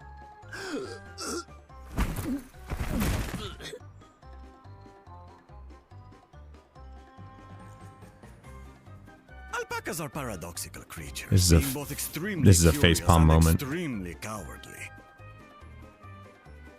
Press your luck when they're frightened, and you'll get a face full of spit, as you've all just witnessed. Has an awful stench, their expectoration.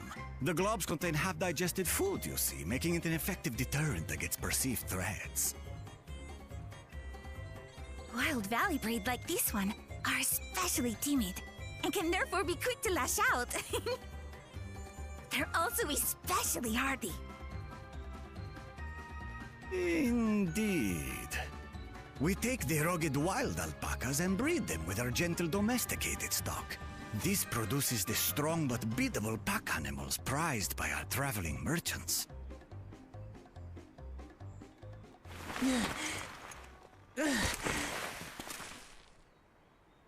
That's all well and good, but did I need to bathe an alpaca spit for you to make your point? So, the task is to catch a wild alpaca. That is correct. But be warned that it is a feat easier said than done. I suggest you prepare well before you enter the valley where the creatures dwell. I saw a couple of them next to the entrance. I mean the claimants only. Allies are not permitted to assist with their catching. Oh, good. I don't have to deal with it. The alpacas will help me judge which of you is worthy of receiving a keystone.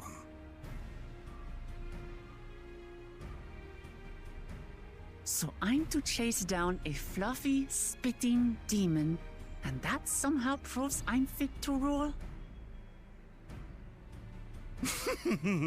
As I said, the Dawn Servant granted me the freedom to decide my challenge.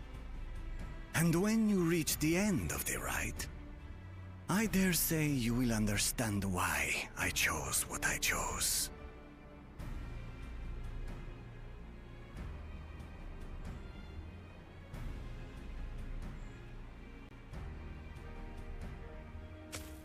Very well. This won't take long. Wait! Didn't I warn you this was easier said than done? There are preparations to be made, factors to consider. A beast is a beast. All yield to strength. There we go again.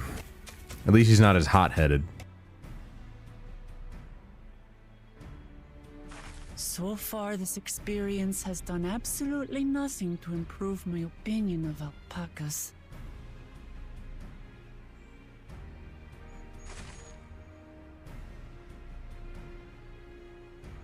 But that doesn't mean I can't do this. Revolting spit aside, they're just another animal.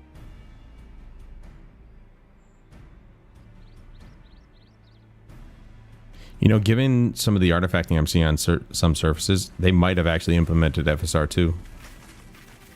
Are you alright, Uklamat? We thought we heard you scream.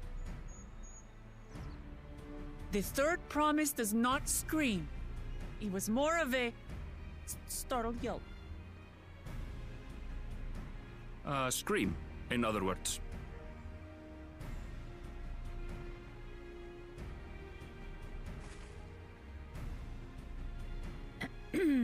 Did you find the Elector?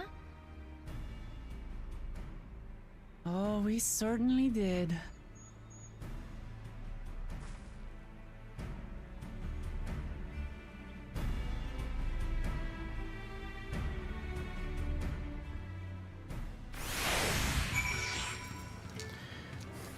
Yeah, I wasn't sure how today's weather was going to be, so I went to the park last night, and it was unbelievable. While I was walking there, I had my earbuds in. When I got there and I sat down, I just took my earbuds out and just listened to, I mean, there were kids playing, there was, you know, people walking their dogs and stuff, but I just sat there and listened to the wind. The sun was there, but it was like, it was being covered up every once in a while by the clouds and everything. It was awesome. And today is even nicer. Like yesterday was just under 80 degrees. Today it's 73 and it's 1:30 in the afternoon. Normally it'd be a lot hotter than that, and cool air is still coming through the windows, which is great. I don't feel warm or anything. Like even with my computer going, it's not getting warmer in this room. The apartment feels very temperate and I love it. Without my air conditioners on, thank God. I should have opened the windows last night, but by the time I got into bed, the apartment was still kind of warm, so I don't know if I was, but I guess it shouldn't have mattered. I've slept outside of my blanket before, so it's not really a big deal. But I woke up this morning and I was like, I think it was like 53. And I said to myself, man, I should have just left the windows open instead of listening to this stupid air conditioner. The problem with that, though, is, of course, even late at night, you'll get a car or two, you'll get the train still going, and my brain sucks and just wakes right up anyway. I had to go and wash that nasty stuff off my face. I think I got all of it. But would you mind taking a sniff for me, just to make sure? The stench has ruined my sense of smell. Hey, I saw that look. Woo! We leveled! We finally leveled! Level 91. I knew we would eventually get there, but, you know, doing quests only, it takes quite a while. Well, so far they haven't stopped me from leveling. We're getting our our handpiece here. Right now we've got the grimoire, chests, and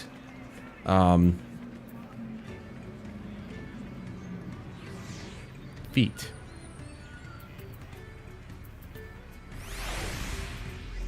Yes, feet. Right, the feet would. Now we're gonna get the hands, and then we just need the legs and head.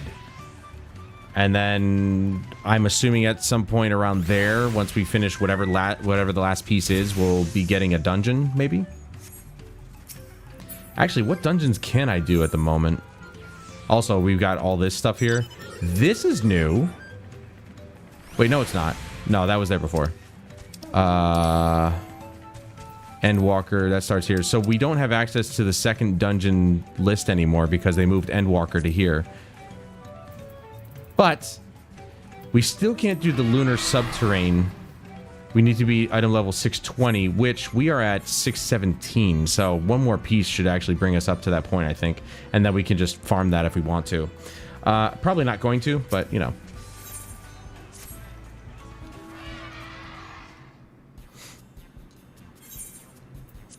As Wuklamat helped demonstrate, the Valley Alpaca are wary of people. Getting close enough to catch one will not be an easy task.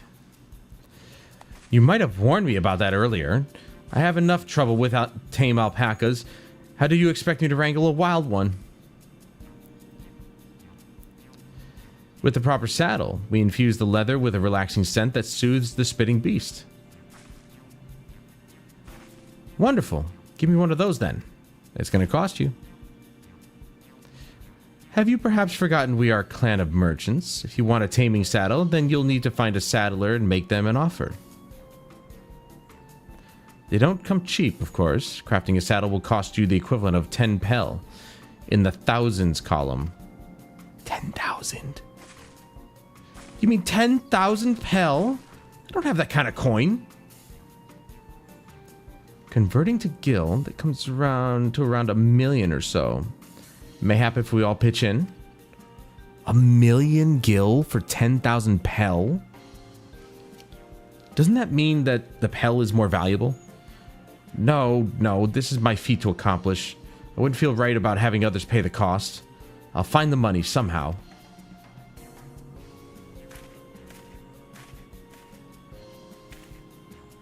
In that case...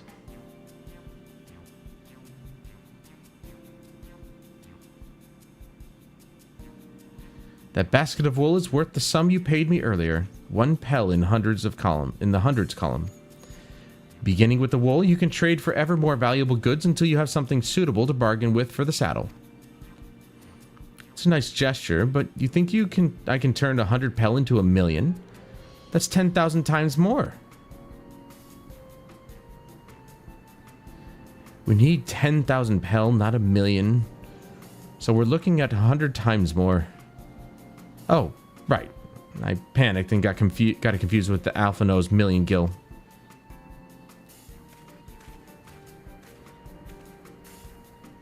That reminds me of the guy who actually traded a paperclip for a house.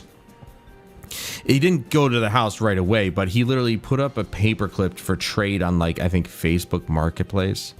And then somebody traded him a pen, then he traded that pen for something else, and so on and so on and so on, until he eventually ended up with a house, which was just nuts. And it's like, people don't actually barter that much these days, but he proved that it still can work. It just depends on what you have that people want.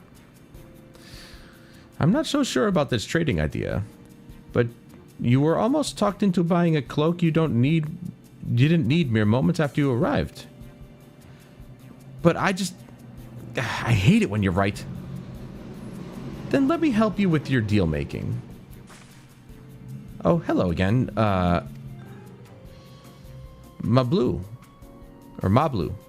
I work here as a ranch hand, but I've also learned a lot about the peddler profession. It's alright if I aid them now, yes? I guided the claimants toward the first step of the feat, like you asked. As long as Wuklamat goes alone to capture her alpaca, she is free to accept assistance from whomever she likes. Hooray! Let's see about getting you that saddle then, Third Promise. I don't know why you made your offer, but I could use an ally with a beak for bargains. Welcome aboard, Mablu. Should the rest of us stay behind, perhaps? It may be easier to haggle over prices without so many voices chiming in. Yes, stay here and pitch in with the ranch work. With Mablu gone, I'll need extra hands to tend to the alpacas. Gladly. Although, Valtamont, I think you should go with Wukalamat. You've seen markets and bazaars the world over, and surely you surely have sage advice to share. I mean, I wouldn't say that. I'm not really a businessman. In that case, you should also hold on to the alpaca wool. If it's misplaced or soiled in some way, you'll have nothing to bargain with. He looked right at her. As if I do such a thing. But I'll leave the wool with Valtamont anyway. Better to keep my hands free.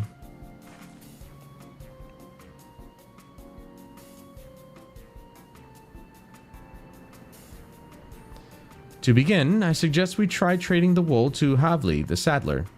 He won't agree to the deal, of course, but it'll give us an idea how much he'll accept for his wares.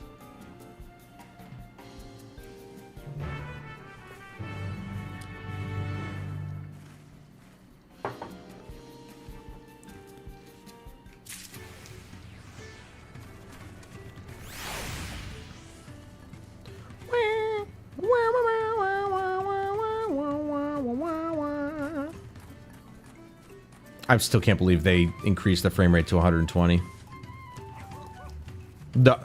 Okay, it's 120 in very small and not so packed areas, but it's over 60.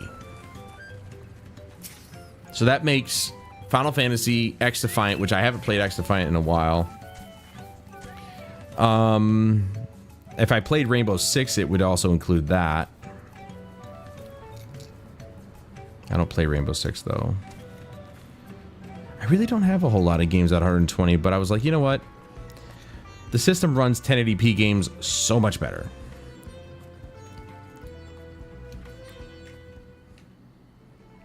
Rather than games at 4K or 4K-like.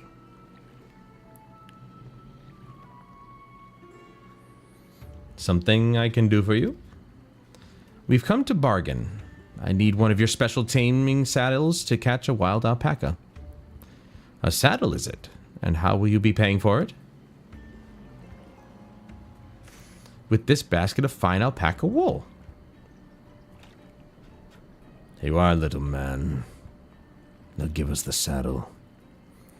What use does a saddle maker have for wool? Besides, this would barely cover the cost of a single strap buckle. Offer me something I actually want.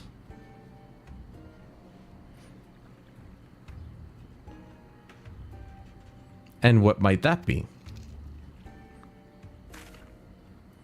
Mezcal. I'd like to nurse a cup at day's end while I inspect my finished work.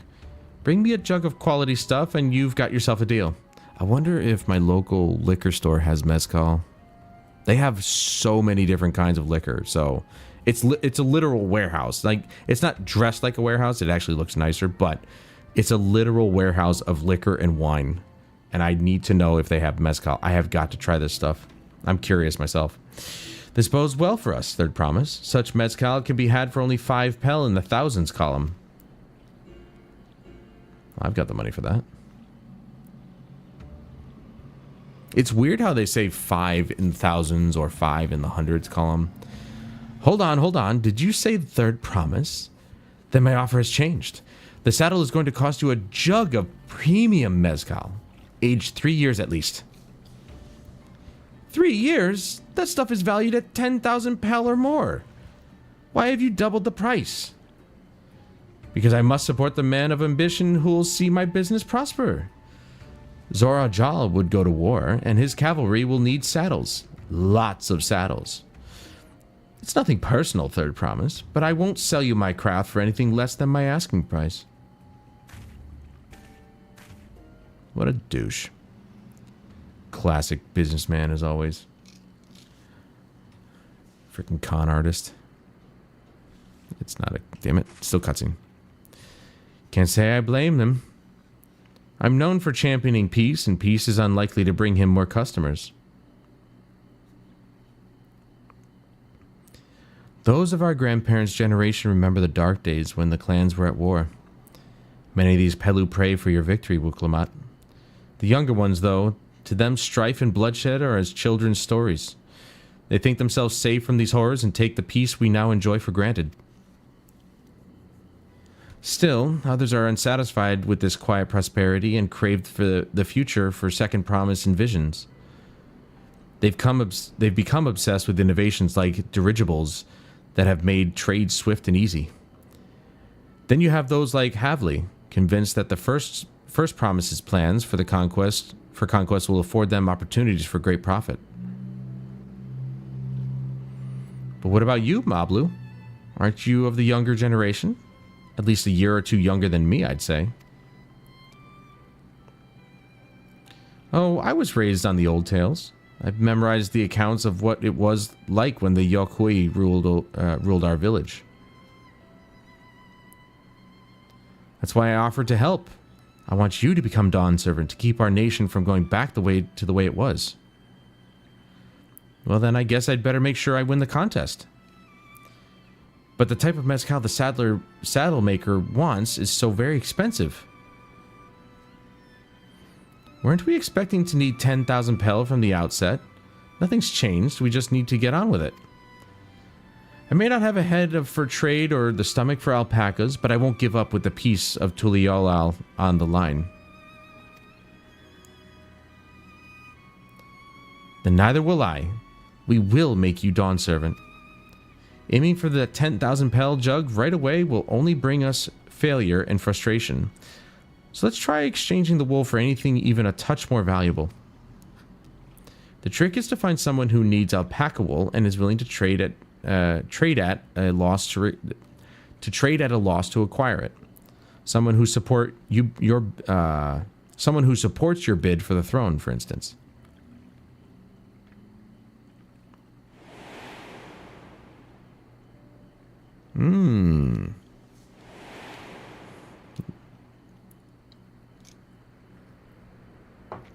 This is exactly like that dude with the paperclip. Of course, the Weaver! Bolnuk was his name, I believe. He went out of his way to say he agreed with my vision, and he was here to buy wool. I think I remember the direction he was going, but for now, let's head back to that road where we first met him.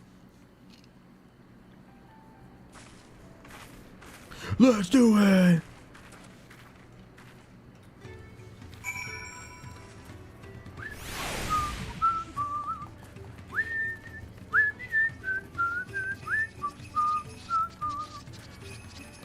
Why do they make such catchy tunes in this game? Damn it.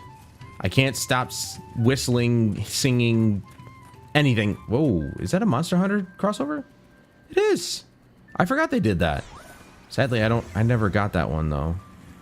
I could have swore I did the Monster Hunter thing, though. Wait. Oh, wait. No. Maybe I do. I haven't looked at my minion guide in a while. There's Nanamo, Gilgamesh. That's funny. Yeah, I did. Okay, there we go. There he is. Onion Knight, Zidane. He's the new one. Firion. Also, I misspoke. The Pictomancer was actually, I think I heard, was introduced in number 6? It's like introduced in Final Fantasy 6 or something like that. I can't remember. But one of the earlier Final Fantasies. I just didn't know because I haven't played 2, 3, 4, or 5, or 6 yet.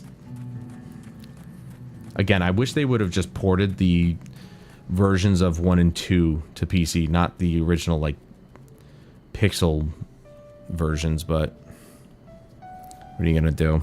I like the it wasn't 2.5D. It was still a 2D look to it, but it was more detailed. It just looked better. The PSP versions of 1 and 2 were so good. This is the spot. After Bolnuk talked to us, he walked off to the south. Then he was probably going to Ikuvlo's Inn. Most visitors to Wachinpelo end up staying there. Let's go and check, shall we? This music changed. Big time.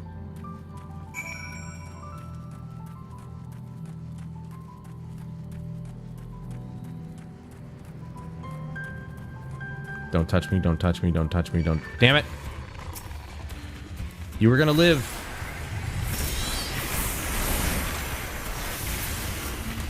I told you. You were going to live. And then you attacked me. Not feeling so good now, are you? Because you're dead. The last sip of my whiskey. And then I went like a couple weeks later. They still didn't have my whiskey. Oh well.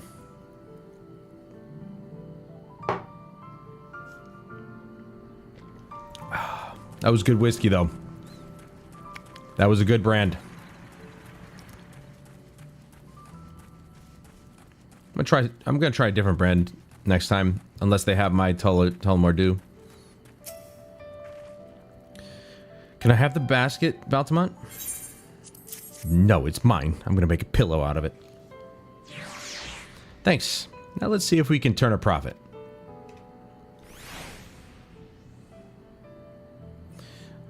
Nook, I'm glad we found you. Are you interested in making a trade? Third promise, you wish to do business with me? Might I ask what this is all about? Well, you see, an alpaca spit in my face. I had to wash it off. I asked Valtamont to smell it. And here we are. I see. So the goal is to turn the basket of wool into a jug of 3-year-old premium mezcal. Then allow me to invest in your efforts. Peace in Tural is what allows me to cross freely into the lands of my suppliers. Naturally, I would prefer that one pledged to preserve that peace win the throne.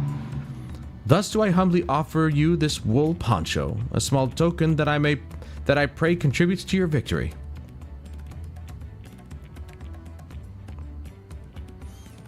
Oh, that's fine craftsmanship. A garment like that would easily fetch 5 pel, in the hundreds column. It's very generous, Bulnook. Thank you. I promise I won't let you down. I have every faith in you, Third Promise. May fortune bless your future dealings.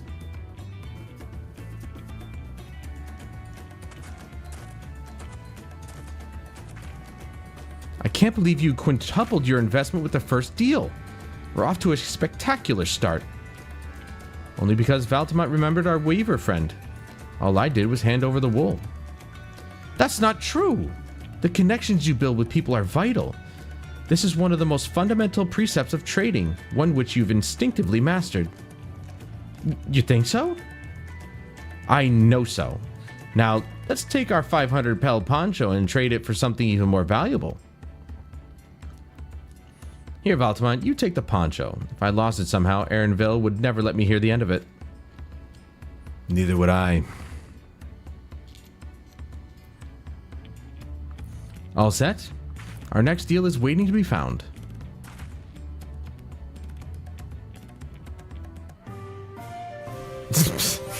Excellent trade! What the hell is that? Success! You traded a 100 pel basket of alpaca wool for a 500 pel wool poncho.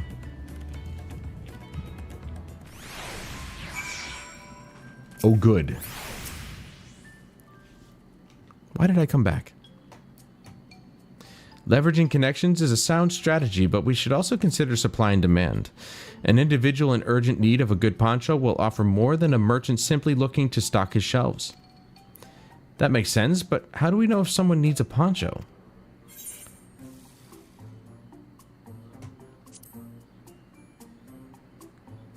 They aren't wearing one?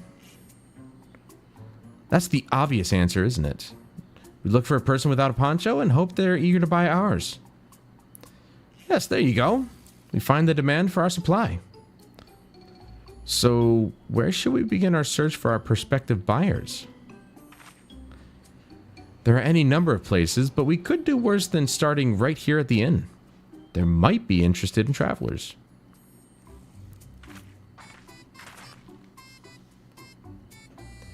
Who here needs a poncho?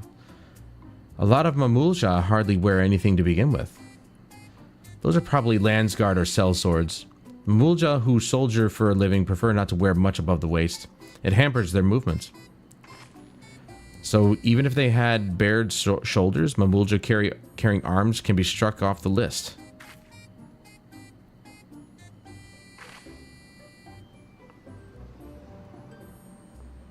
They're all Mamulja.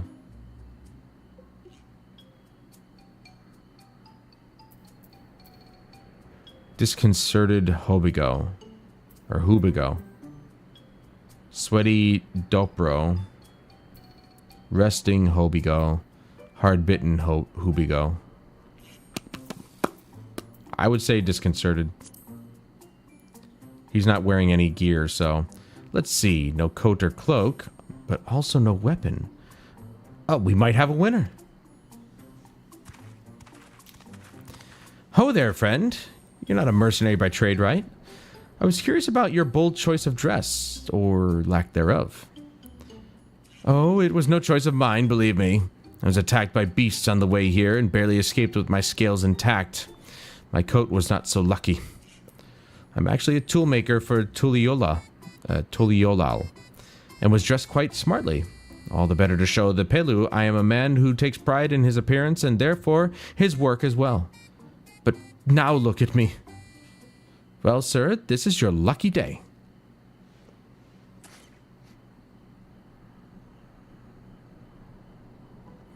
What a splendid poncho. This would be the perfect replacement for the coat I lost. We'd be willing to part with it if you'd like to make a trade. For one of your fine tools, perhaps? What about this hatchet? I crafted it myself, and it will vouch for its quality. Can you imagine if bartering actually still was a major thing instead of a minor thing? Allegedly, even in real life, you can barter pretty much anywhere, apparently. Unless they tell you, well, you know, it's a fixed price or whatever. I didn't know that. Like, you can actually... I think grocery stores are kind of, like, out of the question. But, I don't know, like mom and pop shops or something like that, you could barter, I suppose. But, I don't know. I don't think I could pull it off. The blade looks sharp. The haft well made. I'd value it at 1 pel in the thousands column. So we doubled it again. Oh-ho! From 500 to 1,000. We have a deal. Wonderful. A fine garment such as this should put me on even footing with any Pelu merchant. Like the eponymous owner of Miplu's Mat Garden... For one, her field hands use hatchets to harvest the mate, and I thought to impress her with the tool I sold you. Well, traded. No matter, I have other wares to sell. Glad I am to have met you. Did you hear that? We've already found our next buyer. To Miplu's Mate Garden we go. Yes, but it's a fair distance on foot. We should take alpacas. Every turnaround is an alpaca. These ones will be the calm type, right? Excellent trade! Success. You traded a 500 pel wool poncho for a 1,000 pel hatchet.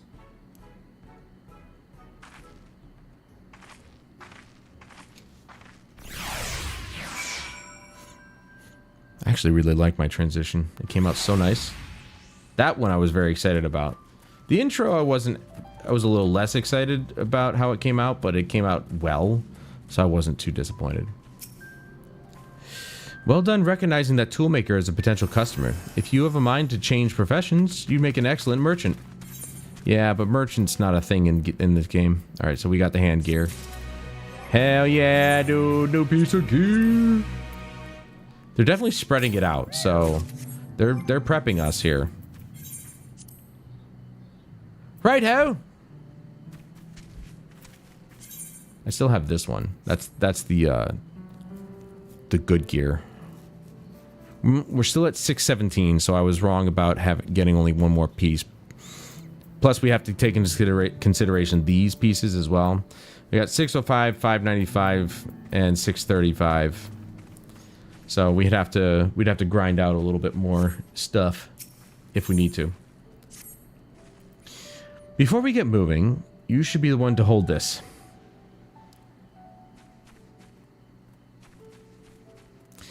With that, I suppose we should hop on alpacas, on the alpacas Malibu has so kindly provided.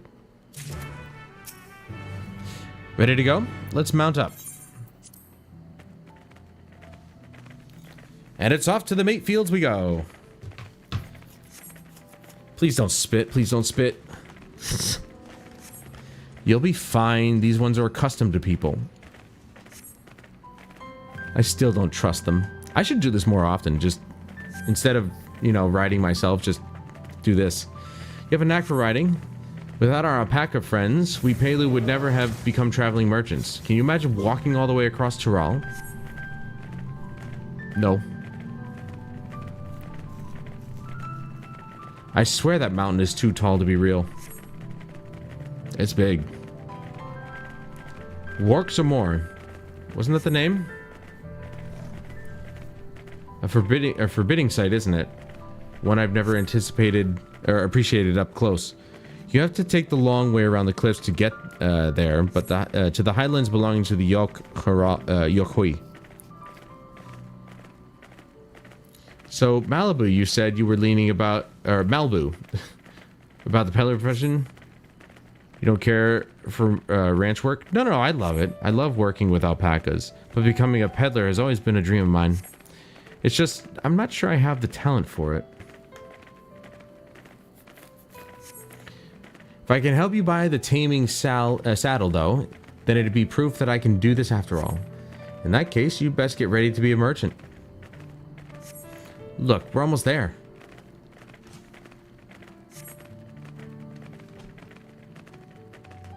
I genuinely should do this more often. Just take the riding service. Yes, it's a lot faster to just go across, but you risk getting into a fight and all this other stuff, and you're not willing to do that. You know, it's nicer to just kind of sit back and relax while the game does the riding for you. We made it, and without a single smelly incident. I sent the alpacas back to Ikuvlo's inn, so we'll walk along the main road when we return to the village. Speaking of roads to travel, you were adopted by the Dawn Servant, weren't you, Third Promise? That I was? Then perhaps you understand. I was an orphan too, you see. Tobley took me in. He took in all the ranch hands, actually. All of them? Yes, and everyone works hard at their chores, grateful for the opportunity to repay the head ledger's generosity. Yet here I am, the only one wanting to go off and be a merchant.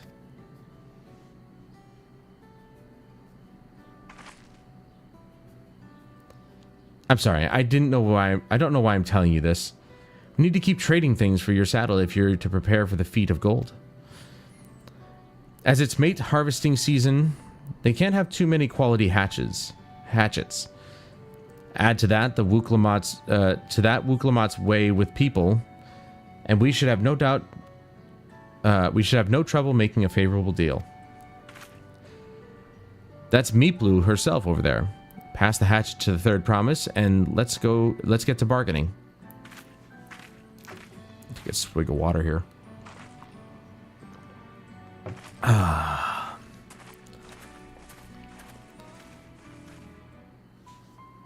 I'm pretty sure it's just going to be another cutscene, so I'm not going to go back to the main screen here.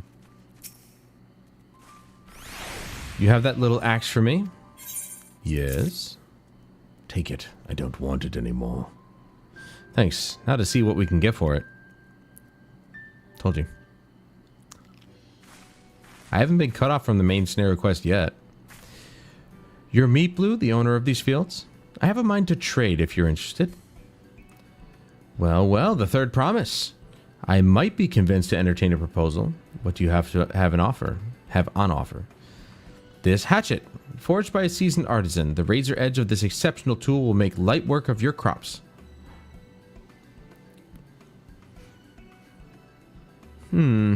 Quality is acceptable, I suppose. I offer you a large sack of mate leaves in exchange.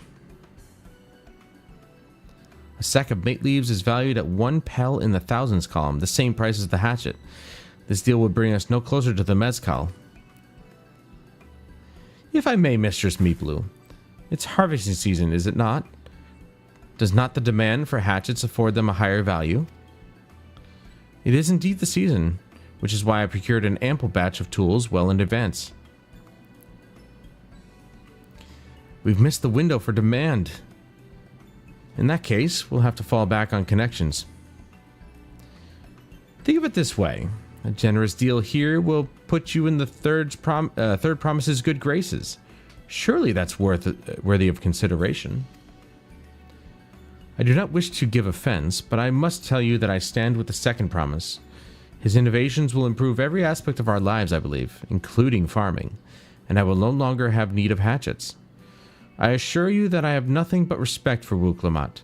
That is why I am prepared to purchase a spare hatchet at a fair price. I suppose it is fair given your reasons, but we ourselves would be no better off for the transaction. How about this then? If we were to help bring in your harvest, would you give us a better deal? As a matter of fact, I would. Until Kona's reform comes about, I can always use more hands in the fields. Then you can go ahead and add our labor to the bargain.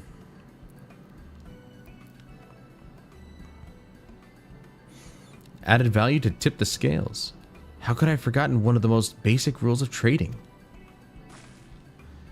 You can rest here if you'd like, Mablu. Valtamat and I have mate to gather. Oh no, I'm helping too. Off to the fields then, and mind you pick the healthy leaves.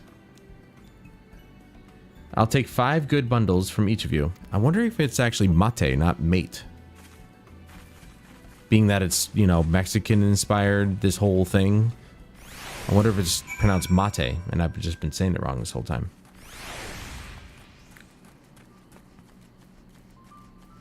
Mate doesn't sound right. I think it's mate. Or mate.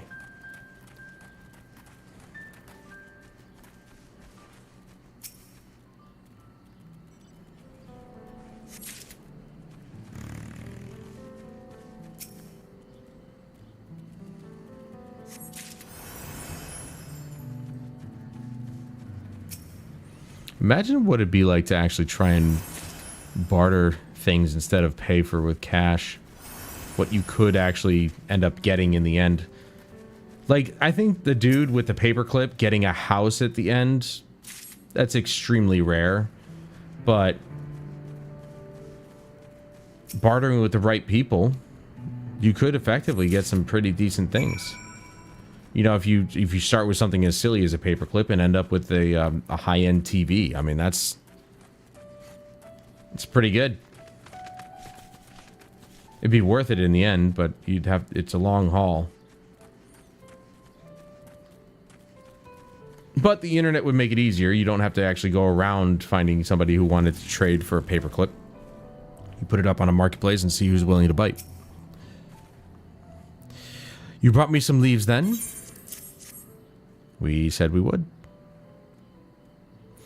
An acceptable harvest. We'll see how your companions fared before I make any decisions, though.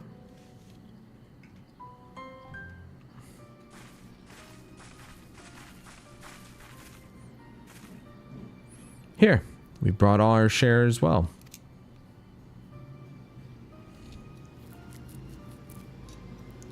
Thank you, Third Promise. This is more than enough to hold up your end of the bargain. Now it's time to honor mine.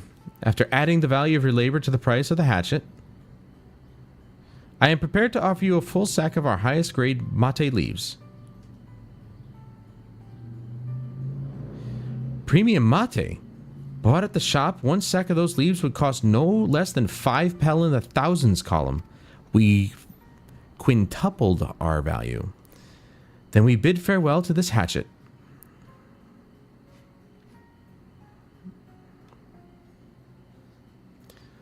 I'll give it a good home. Talk of the contest aside, I'm glad we could come to a mutually agreeable trade. As am I. All the best with the rest of your harvest.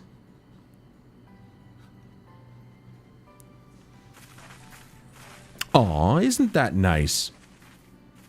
People are working together, unlike in real life.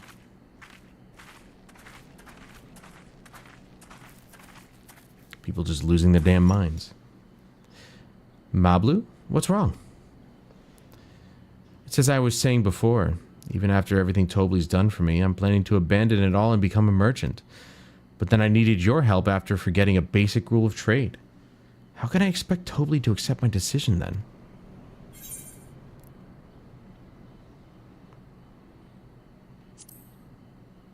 Have you mentioned your plans to leave? Not exactly. I wanted to prove I could succeed as a peddler before I declared my intentions. I seek to follow in my father's footsteps, but not because he expects it of me. I want to preserve Tural's peace, and becoming Dawn Servant happens to be the best way to do it. You should live a life of your own choosing, and I wouldn't be surprised if Tobli held the same opinion. So talk to him. You're right. It's better to find out for sure than worry over what he might say. Thank you for your advice.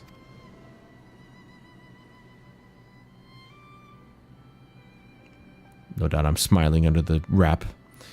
But first, we have a saddle to buy. I want that success under my belt so I can be sure of my decision. What's next then? We try to trade our tea leaves for something halfway to 10,000 pel? No, I think we're close enough now. I say we go straight for the premium mezcal. Bargain our way into double the value, eh? Think you can do it? Trust me, I will make this trade work. I admire you, Third Promise. That you're holding your own against such strong competition for the throne is inspiring. Am I really holding my own against Kona and Zoral Ja? I mean, of course I am. I'm Wuklamat of the Dawn's Promise, after all.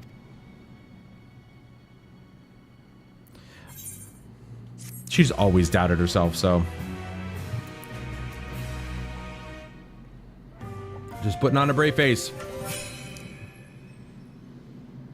Success! You traded 1,000. Okay, we don't need to read that.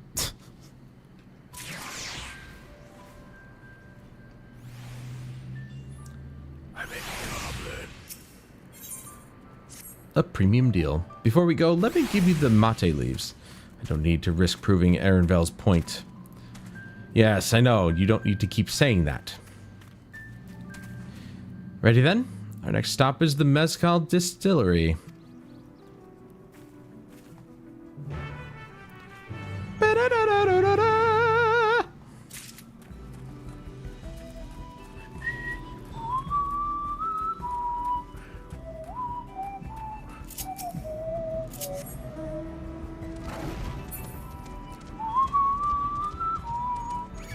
No, I'm not entertaining you. Nope, not you either. Huh? I'm faster than both of you.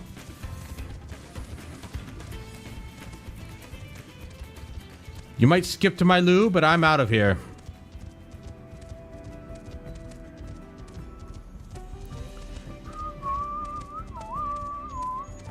Oh, I wonder if they'll actually give us the accessories too. Sometimes they do. They don't just give you the main gear, they'll give you the accessories along with it.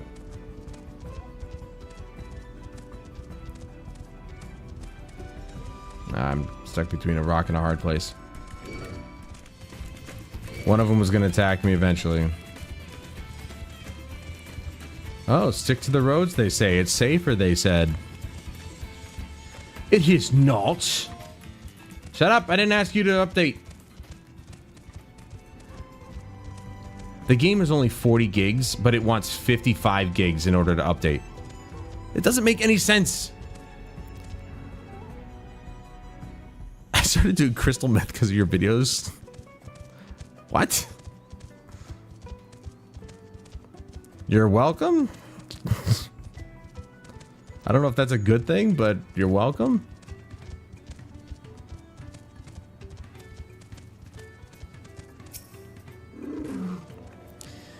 We'll want to speak with a man by the name of Gobley. Even among his fellow distillers, he's regarded as a master of the craft. He knows the value of his products, so if we're to convince him to trade for twice what the leaves are worth, we're going to need targeted information. That means asking around and taking in the gossip. If you could talk to people here in the distillery, Valtamont. You're not even looking at me. Perhaps Wukalamat could do the same at the village entrance. Meanwhile, I'll head to the north side and see what I can learn.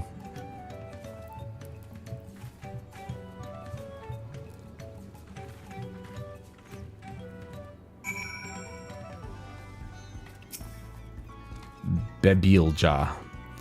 Me? I'm a chief from Tuliolal. I often come here to buy Gobley's mezcal, the finest in Toral, according to my customers. He always brings out a jug during our dealings, but I can't handle the stuff too well myself. I take small sips, not wanting to be impolite, you understand, but still end up so addled as to agree to whatever price he quotes me. It would be nice to have less potent refreshments during such conversations. Else I might have to seriously reconsider our arrangement. So, his stuff is strong, is it?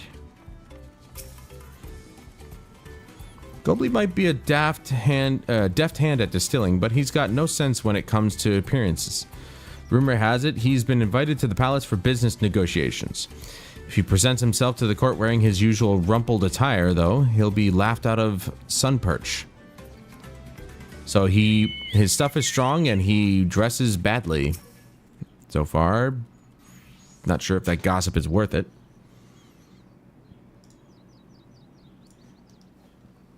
There's not much I can say about Gobley, but I can tell you what Gobley's been saying. The other day, he was muttering about monsters prowling around Agave Jaws. That's the field where they gather ingredients for mezcal. Their presence has made it hard to procure said ingredients and thus driven up the price of his product. A boon, some might argue, but it's hard to celebrate when it affects the work as it does. Can't rightly bring joy to people if you can't keep making the thing they love. So that means I'm going to have to get rid of whatever is actually disturbing the business side of things. I'm good for that. I want to fight something, damn it. It's a lot of story here and not much fighting. So, what did you find out? He's an idiot. Oh, we can make use of all those tidbits. The deal is as good as sealed. As for me, I found out where Ghibli is working. There's a millstone at the top of the slope behind the distillery. If you go on ahead, and I'll bring Wuklamat.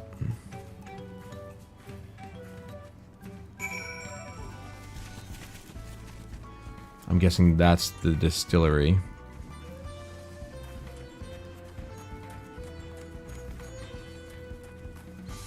I must be a giant to these people.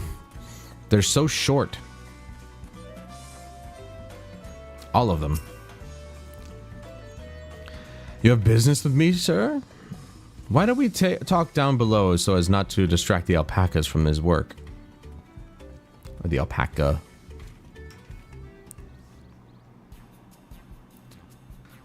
Ding, ding, ding, ding, bam, bam, bam, bam.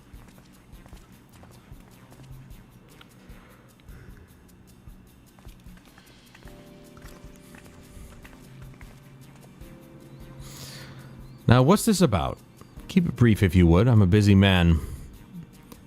We're in the market for a 3-year-old jug of premium mezcal, assuming you have any on hand, that is. Ah, an excellent choice. I must warn you, though, it doesn't come cheap. We don't have the Pell, but we can offer a sack of mate leaves in exchange. It's top-grade stuff, like the mezcal. No deal. Mate leaves are well and good, but I don't have any use for them.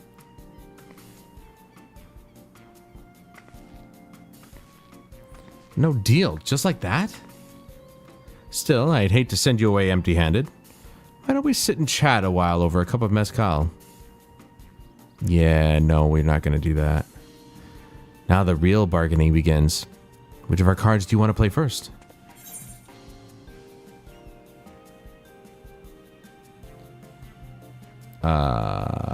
This one. Because he mentioned sitting down over a drink, so, you know.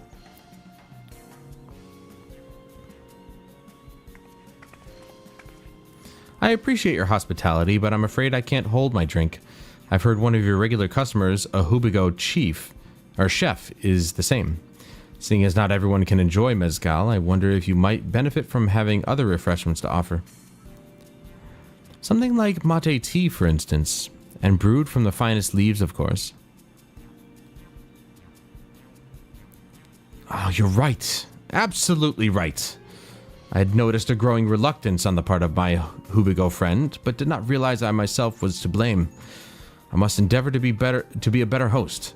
Still, even with that added value in mind, no sack of leaves is worth the mezcal you're after.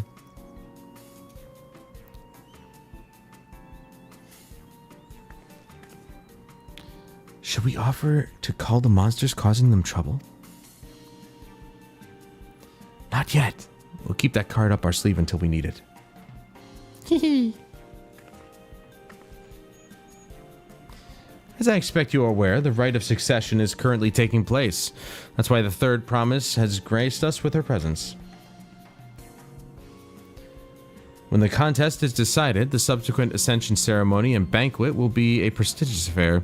If your mezcal were to be served there, it would bring your distillery immeasurable fame. Wait, could it be that your rumored invitation to the palace is to discuss that very possibility? As a matter of fact, yes. I must admit I'm still reeling from the abruptness of it all. It would be a great honor and opportunity if I can secure the deal. Well, I should think your exceptional mezcal would speak for itself. That said, there's no such thing as being too prepared, and first impressions last. You want to be wearing your very best when you walk into Volokshunsa. It would be such a shame to miss the chance of a lifetime simply for want of proper garments. That's a burn. That it would. Are you saying you have garments to offer? Something ideal for court? We have no garments on hand, I'm afraid, but we can provide you with the next best thing, an introduction to a weaver. His name is Bolnuk, and his works are highly regarded in Tuliyollal.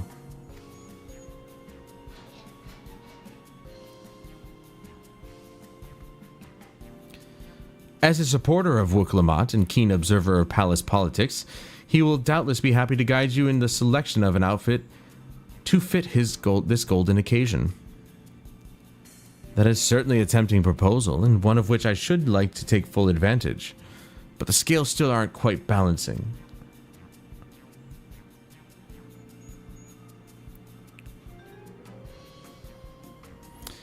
Say, weren't there monsters running amok in Agave Jaws? That's a problem we could easily solve for you. Truly? I would be most grateful for your immediate assistance. I was resigned to hiring sellswords to clear them out. Factoring in that saved expense and an introduction to a trusted weaver, this is shaping up to be a sound bargain. Alright, you have a deal. Yes, I knew you'd come around. Give us a moment, and Valtamont and I will take care of those prowling nuisances. In the meantime, I'll use the time to pen an introductory letter to Bolnuk. The fields you're looking for are just north of Wachunpelo. Be safe.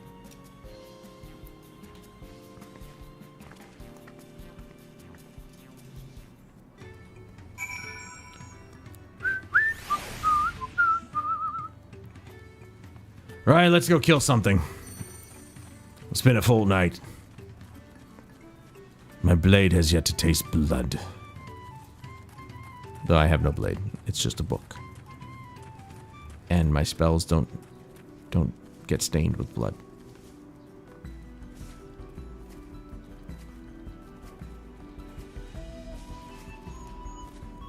Ah.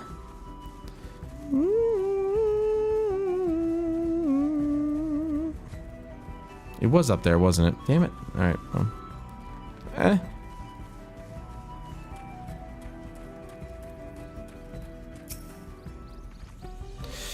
That should be Agave Jaws over there.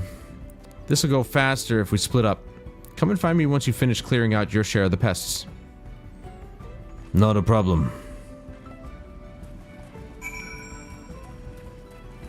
Dude, freaking drifted, bro.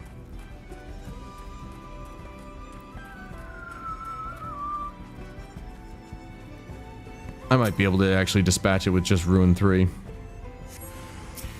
I don't know, we'll see. Yeah, it's just gonna take a couple extra hits. Nah. That takes too long.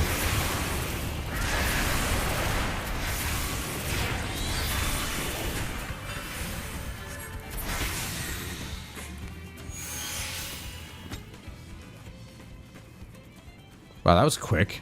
The gloves bound to me, but nothing else yet? Hold on.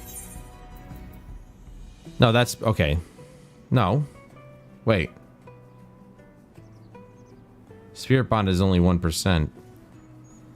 Is bound to you.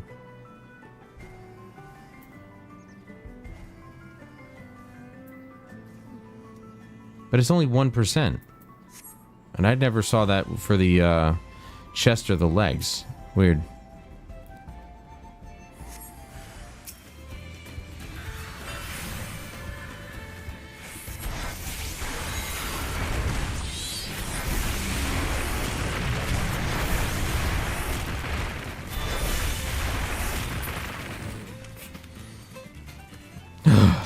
I guess once it hits 1%, then it's bound to you, technically.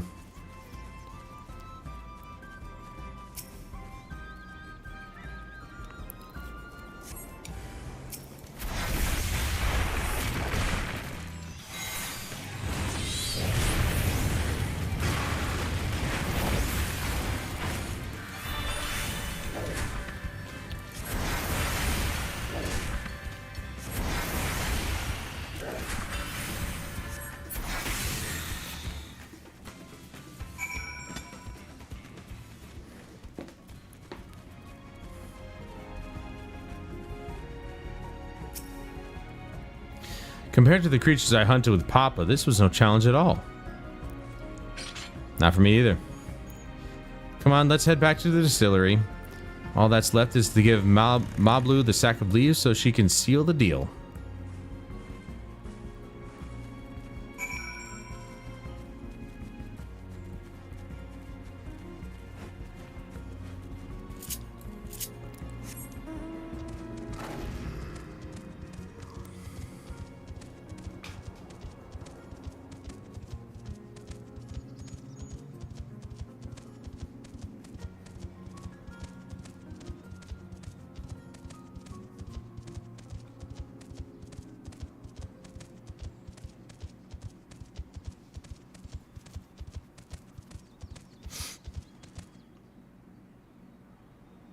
What the hell is that?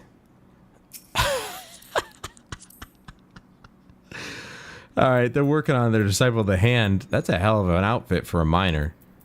But still, pretty cool. Dude, that's a mount? What the... What the hell is that, dude? Come on. I know they had some crazy mounts, but that is just silly. No, not him. Those monsters were no trouble for you, it seems. Now, if I could just have the sack of leaves. Sure, I'm tired of carrying them anyway. Thank you for looking after our precious trading goods.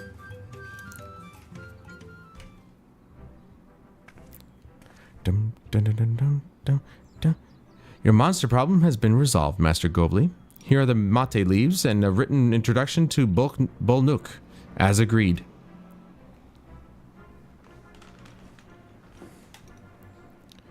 Bum, bum, bum, bum, bum, bum, bum, bum, ding, ding. Then the deal is done. Here, your jug of premium mezcal, aged 3 years. Please accept it with my compliments.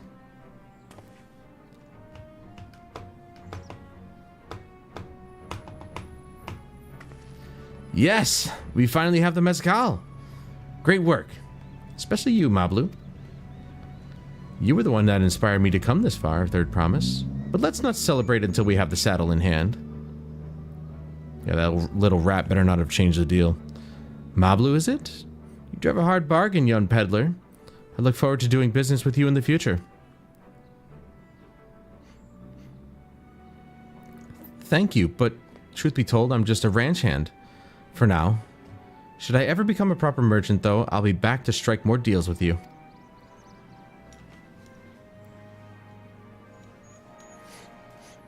Bum bum. Bum bum bum bum bum bum bum bum da da dum. Curious as to what the headpiece is gonna look like. Look at that. And we're done.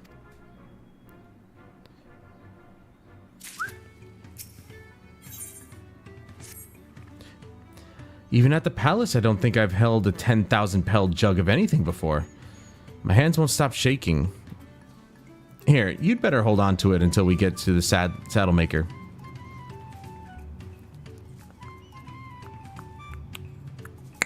Ah! Can you imagine if we dropped it and had to start all over again? Luckily, Havley's place is not far. We just need to head across the plaza. I mean, I genuinely can't think of any liquor that's even $10,000. Well, maybe there is. I don't know. Is that a mount? Oh my god, dude. Shut up. Stop trying to...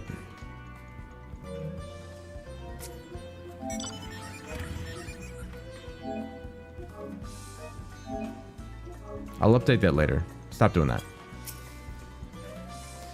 This is it. The trade we've been working towards. Yeah, it's about damn time. Whew, still in one piece. Right. Time to make our deal.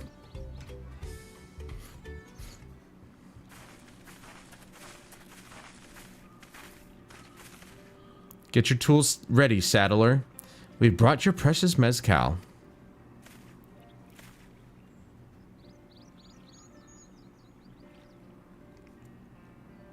Wait, you actually got your hands on a jug?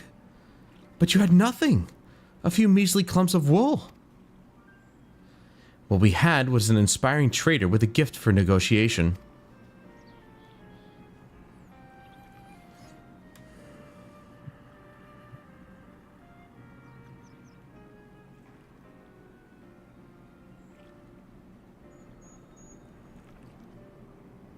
Although I'd sooner aid no claimant but Zoral Jah, I cannot go against the guiding principles of the Pelu Pelu. The trade is a fair one. I will craft you your saddle, your third promise. Great. Stay and wait if you like. I have all the requisite materials, so this won't take long. That's a lie. You know how long it would take to make a saddle? Days.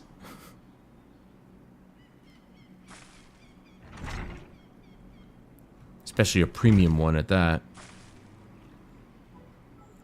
Your commission is ready. Catching a wild alpaca is never a simple affair, but you'll have an easier time of it with one of my saddles. Man, it fits in my pocket. Now, if you don't mind, I have other work that needs finishing. I can taste that smooth mezcal already.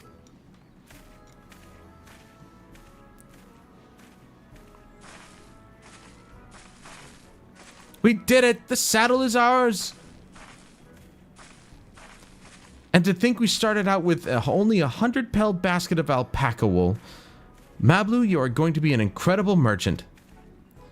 Thank you. It makes me so glad to hear you say that, third promise. We got what we came for, so let's return to the ranch. The others will be waiting. Feat accomplished! Wow, that is colorful.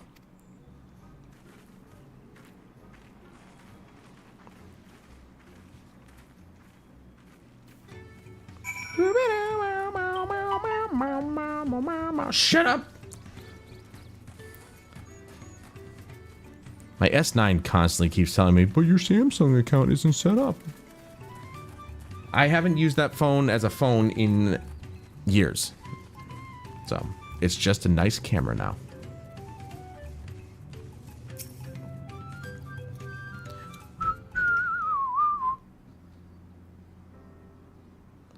You've acquired the saddle then? Yes, and thanks in no small part to Mablu. Before you rush off to catch an alpaca, though, let me teach you how to saddle one. I'll bring out one of our wild-born friends so you can practice.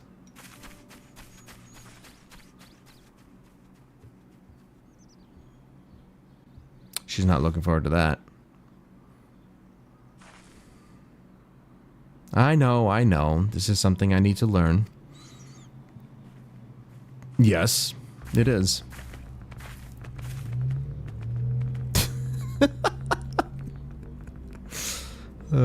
She's so scared.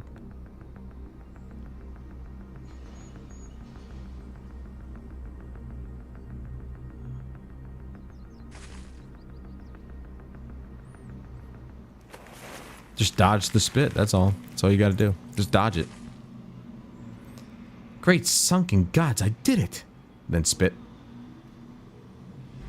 That'd be hilarious. It'd spit on her anyway. He hardly seemed bothered, much less inclined to spit. As if he was completely accepting of Wuklamat's touch. That is because the singular scent with which the saddle has been coated. Alpacas find it very soothing.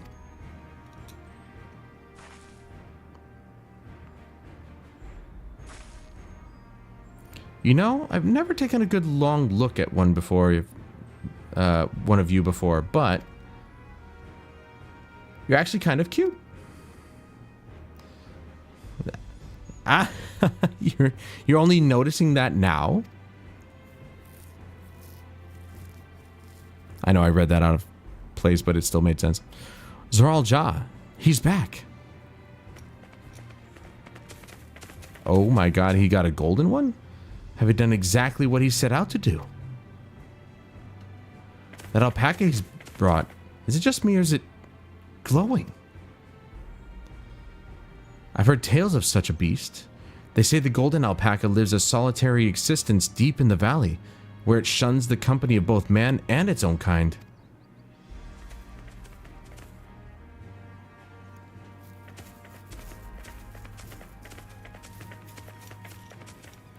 How did he manage to snare a prize like that? A beast knows its bearers. Faced with overwhelming strength, it will yield rather than risk death.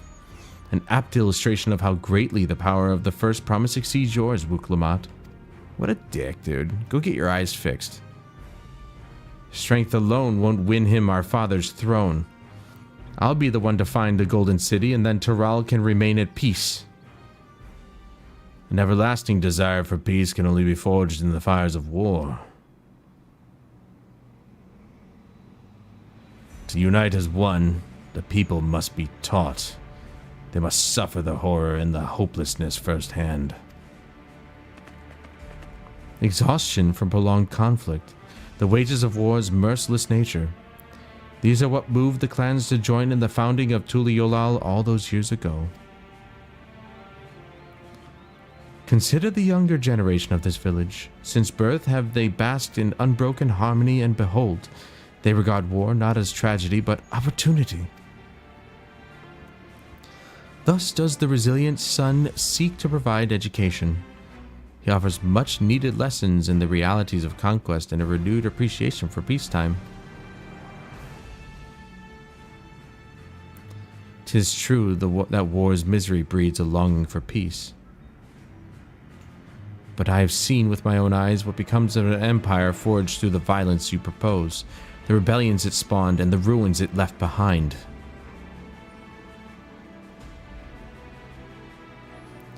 The Galean Empire was a congregation of simpletons.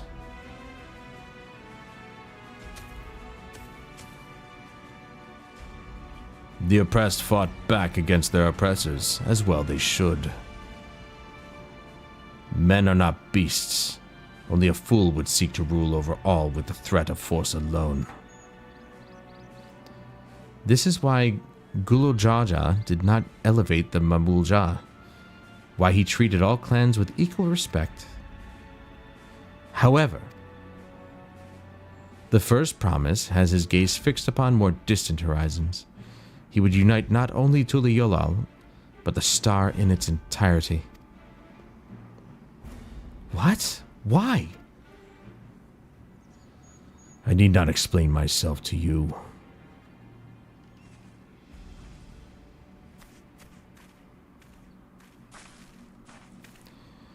Oh, well done. Well done indeed. The first promise has completed the feat of gold with an appropriately golden flourish. May I present to you your much-deserved keystone. How much you want to bet they just spray painted it gold?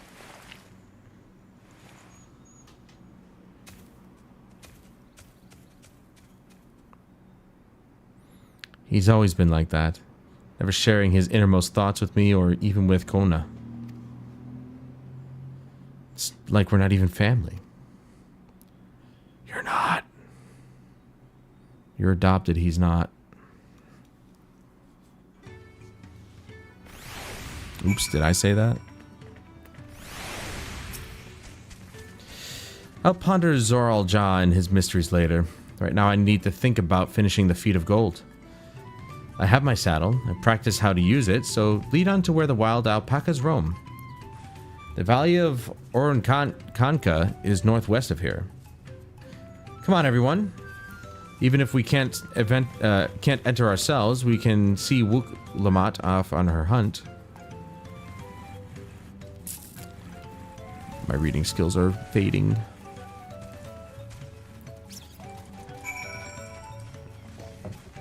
Damn, dude, there's a lot of people here. It's just crazy to see all these people here. I have not experienced that in a long time. The only place that I experience a giant group of people is at the main cities. And most of those people are just dicking around. These people are actually here doing quests and stuff. It's awesome. I love seeing it.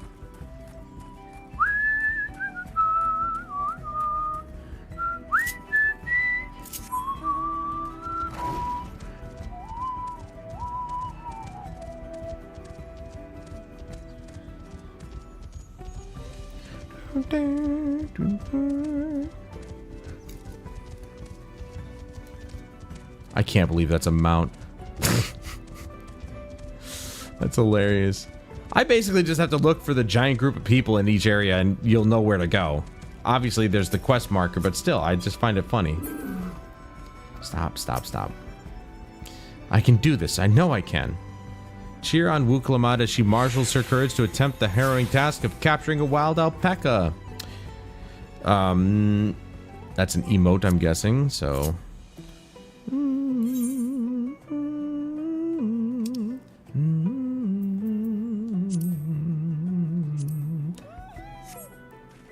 That is not what my guy sounds like.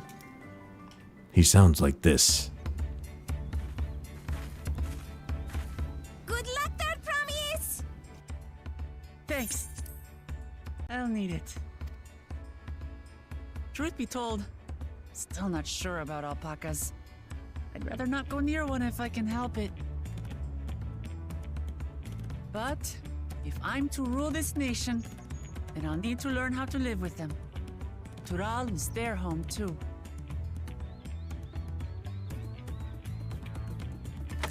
Right.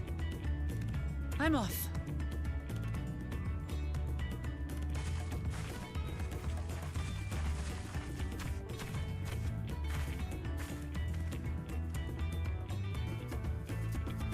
So, shall we head back to the ranch, or...?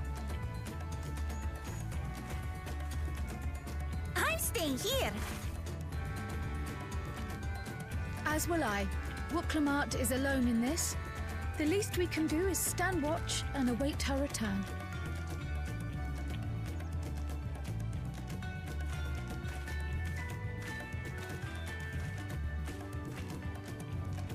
It may be a while yet. Help me pitch the tent.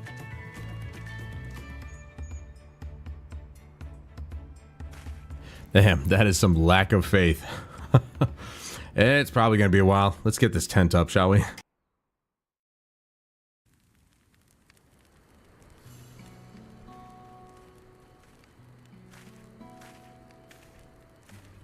I guess he was right. Trust a gleaner to come prepared for anything. What's a gleaner? Someone whose job it is to travel the world and procure uncommon things for their employers. Erenville specializes in finding animals, I believe.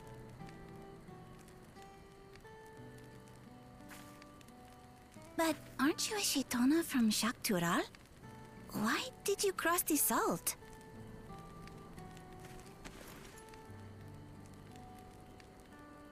When I was much younger, the thought of leaving Tural never even occurred to me.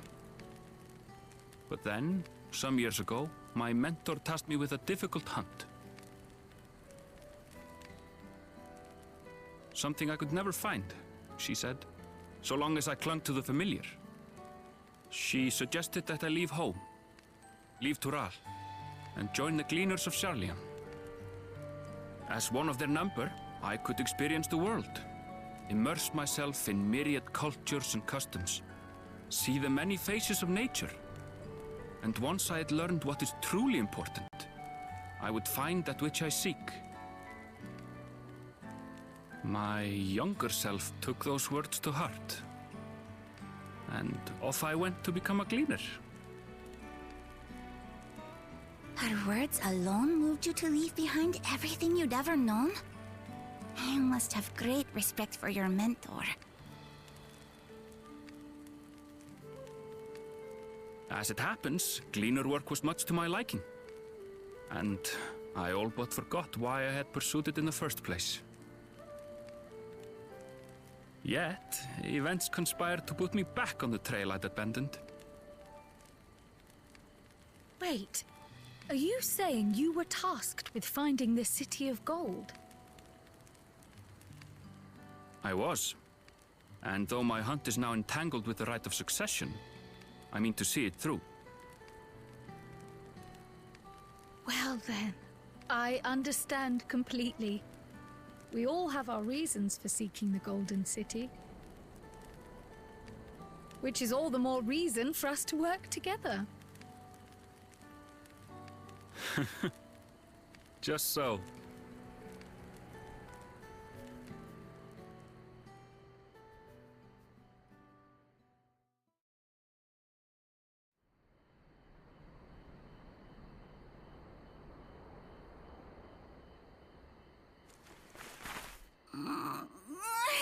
She should have been back by now.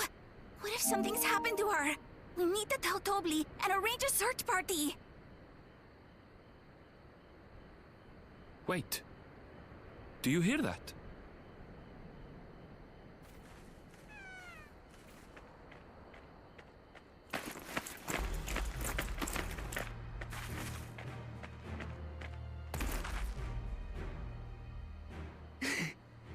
I did it.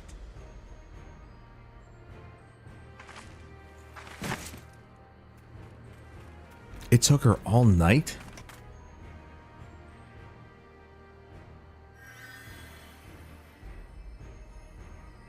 You're utterly spent, and small wonder.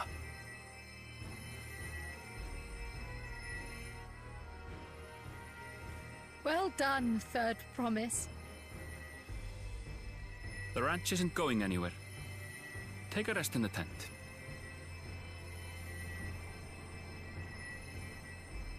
I think I will. Thank you all for believing in me.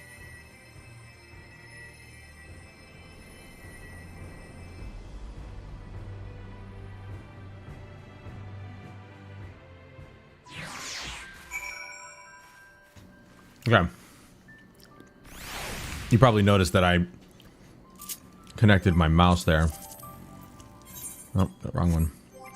Now that it's at 120 FPS, I want to see if it actually changes the way the mouse feels.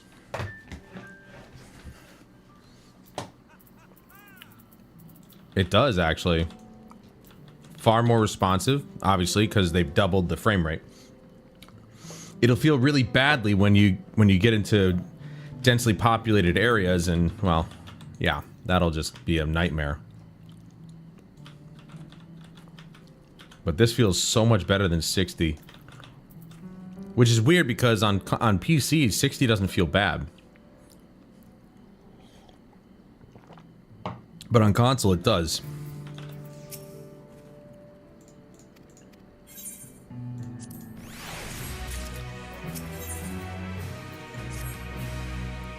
Wuklamat still seems a bit unsteady on her feet. Hardly surprising after she spent the night chasing alpacas. You know what will melt away fatigue like magic, though? Mate tea.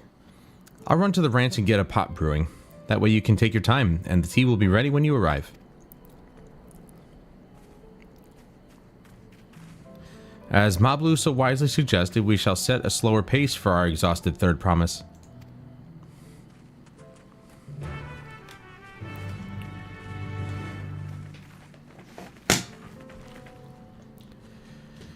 Like I said, I probably won't go full on back to... Hey, Chris. I probably won't go full on back to mouse and keyboard, but I wanted to see what mouse and keyboard would feel like with the 120 FPS increase, and it feels so much better.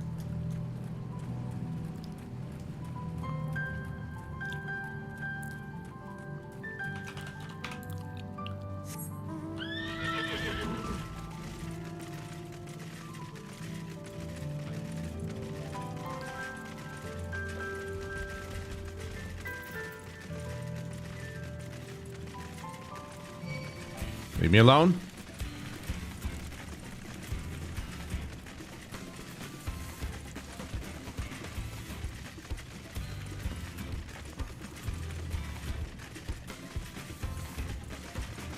Yeah, I'm just too used to controller, but obviously it would just take quite a bit of time for me to get used to keyboard and mouse again. Came back ahead of the others, did you? I should hurry along with tea then. Wuklamat can't be that far behind.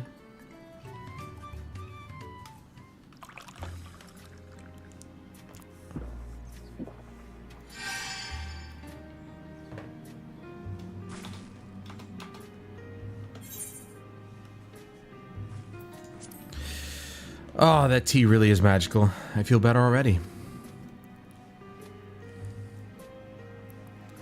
I see you've become more comfortable around our fuzzy friends. Watching this one taught me a lot about alpacas. What grasses and fruits they eat, what sounds they react to, their adorable little quirks. I guess I've grown to kind of fond of them. Welcome back, Third Promise. Accomplished the feat of gold, have you?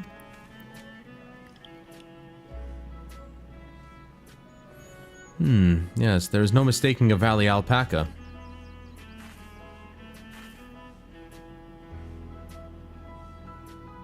I commend you on your success. Well done. Oh. Damn it, that was the wrong one. Now that's gonna be on the screen. Yes, we did it!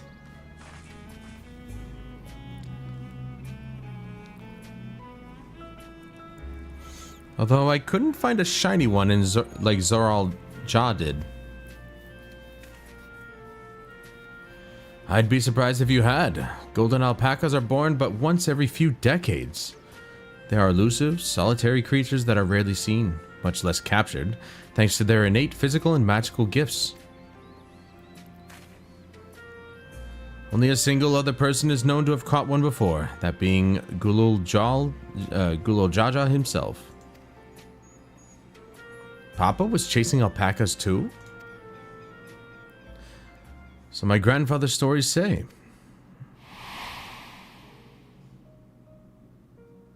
Dude, can I... There we go. Oh my god, I cannot get rid of it. Nice. It was before the founding of Tuliolal, in a time when the mountain giants, the Yokhui, held our people in thrall. Compelled by their overlords, our forebears would ride their alpaca mounts to the highlands to deliver gifts of food and other tributes. Those were wretched days, to hear grandfather tell it. Then along came the young Gulu Jaja, yet unburdened by the mantle of Dawn Servant.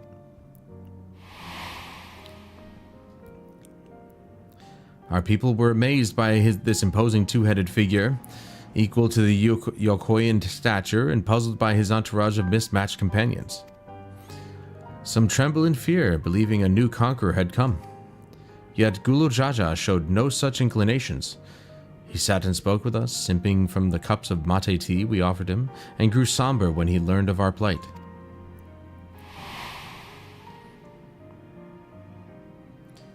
None could have anticipated what their visitor decided to do next. Gulul Jajas ascended the cliffs to face the giants and freed the Pelu Pelu from the Yokhui's subjugation. Then he turned an appraising eye upon our riders and proposed we take to the road to peddle our beverages. The suggestion seemed obvious for one who traveled as he did, intent on fostering enmity between the clans.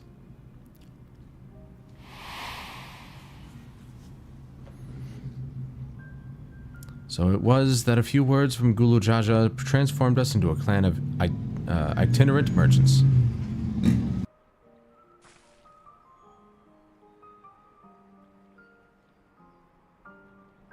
It's the one thing I hate about the summer is that those dickheads come out with their damn motorcycles. They just rip down the freaking street. I've never heard the bond Papa forged with the Pelu Pelu spoken of in that way before. The saga is not so detailed. Then you may not know that Gulu Jaja sought a sure-footed guide for his trek up into the highlands. Thus did he capture a golden alpaca. So both my brother and my father caught the rarest of creatures?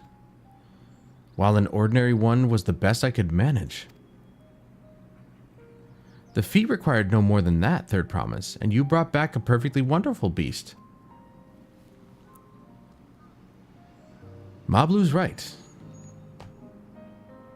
Oh wait, this is her. I thought it was the other guy. Mablu's right. You're a perfectly wonderful beast. If anyone's ordinary, it's me.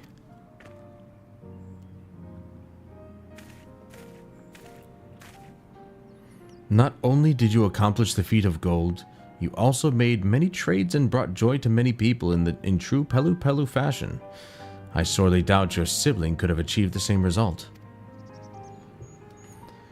You should be proud of the accomplishments which you earned you your keystone.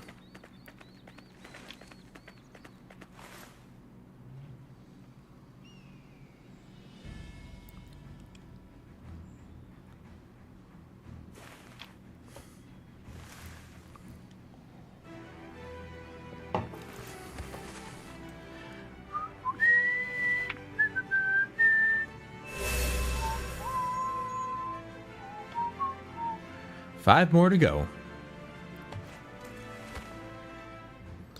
You're well on your way, Third Promise.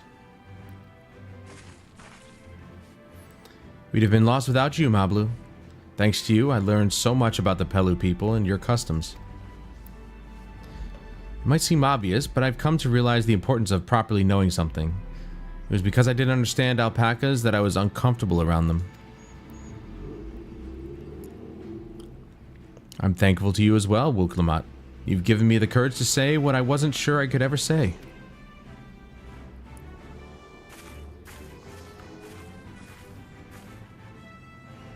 Tobli, I want to leave the ranch and become a merchant. I appreciate everything you've done for me, and I've loved every moment caring for the alpacas. But this is something I need to do. I need to walk my own path and make my own trades.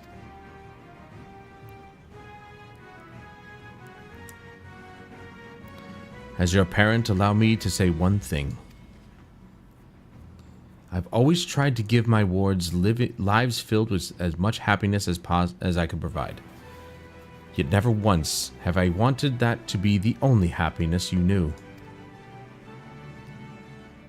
You have my blessing to walk any path you choose, Mablu.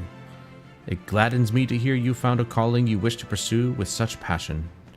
You will make an exceptional peddler, I'm sure of it.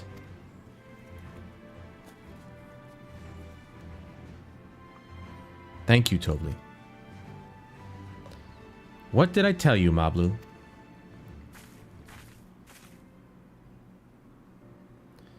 There's one last thing I can help you with, Third Promise. You need to find the Golden City, right? That's the end goal. Then I suggest you talk to the Yakui. Are we actually going to see these giants? They once ruled over far more than just Urkopacha and the Pelu Pelu. 1,000 years ago, they were the overlords of Yogg-Tural and all its people. During that era, the Pelu Pelu were commanded to search for a city of gold. They scoured every corner of the continent, but never found any trace of that fabled place. But if they didn't find anything, what could the Yakui have to tell us? They may not have found it, but the fact that they thought to look for it at all makes me curious. Perhaps there's value in delving into how the legend originated?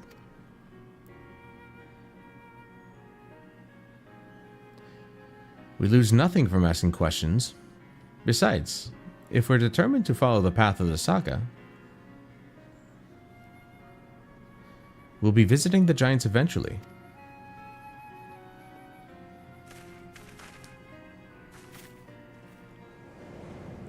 We gotta go all the way up there.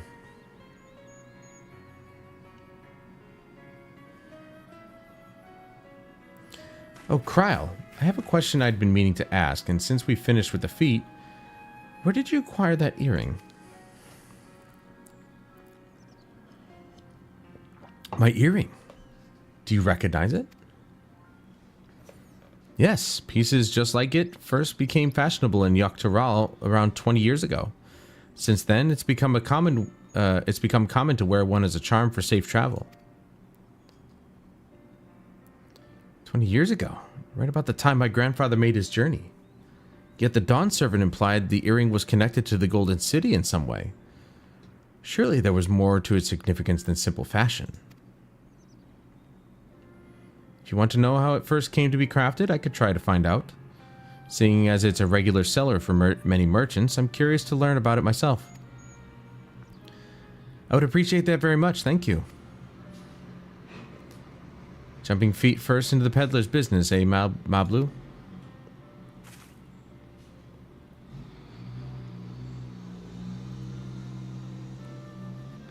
Right then, that's 2 keystones down. I say we head back to Tuliyollal and plan our next move.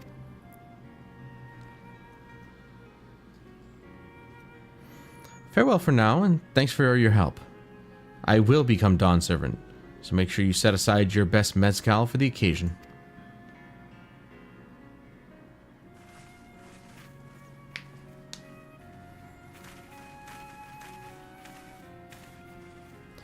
She has a fearsome opponent in that brother of hers.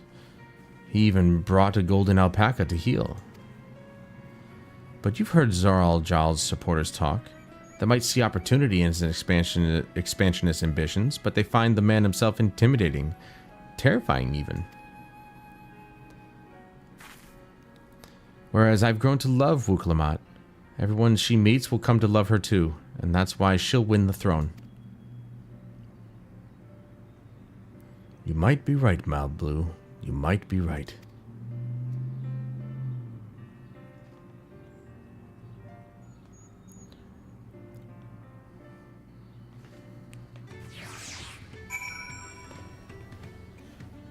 Oh.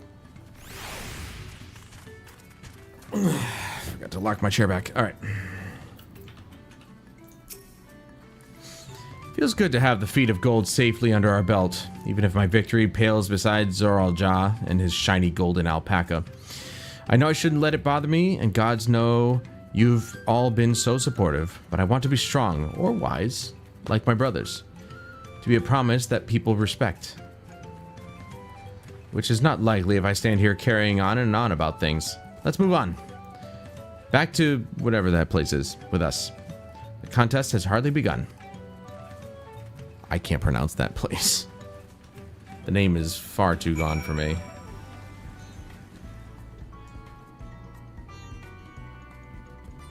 What was the, was it Alt-Z? Nope.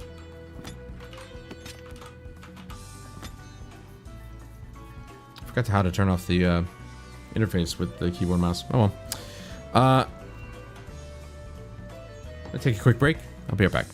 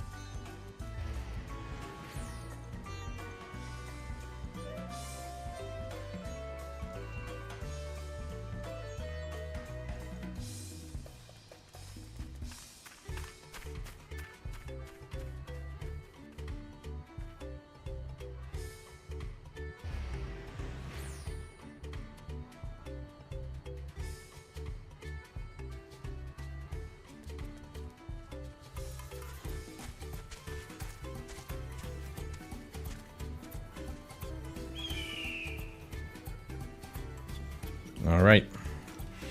Move that over.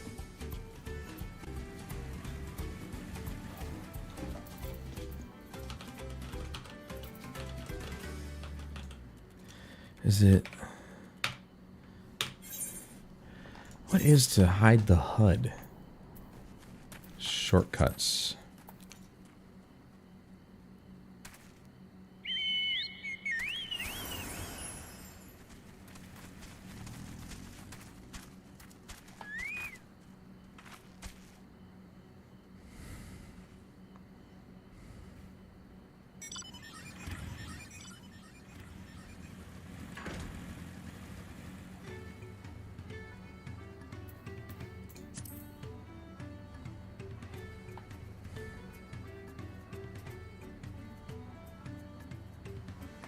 Toggle UI display mode.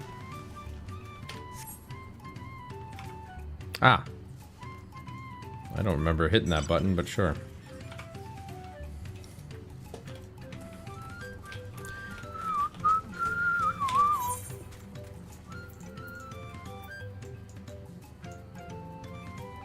I figured after we're done with this quest line, we'd probably... What do you think of this? Think you can just take a break? Well, I literally was just gonna say, I think after we're done with this quest line, I'll take you guys out into the kitchen and I'll make myself some food because I could use it.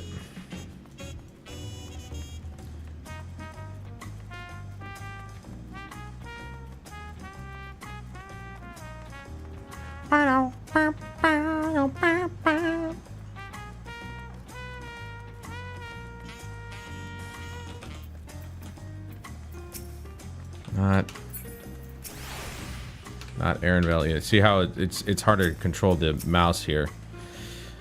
Look at us. The contest has barely begun and we already have 2 keystones. Barely begun, she says. It's been a few hours. Surely even my talented brothers aren't doing this well. We can only hope. Dude, that chick is like wearing nothing. Look at that. Butt cheeks out and everything. Whew. Okay. Now, my fear, of course, is, well, if I'm away too long, it'll kick me out. But it should be okay, and hopefully it will be, since we got in pretty quickly.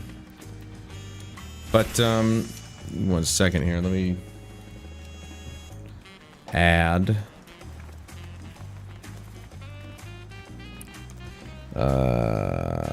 There it is. That'll be on top.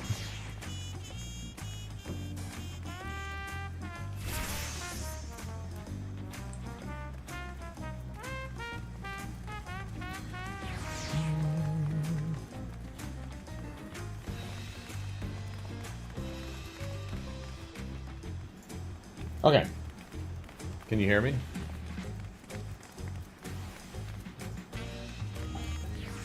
Let me just double check the mic.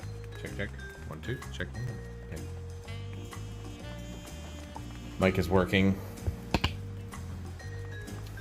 And we got nice music while we chill. I gotta get my iPad.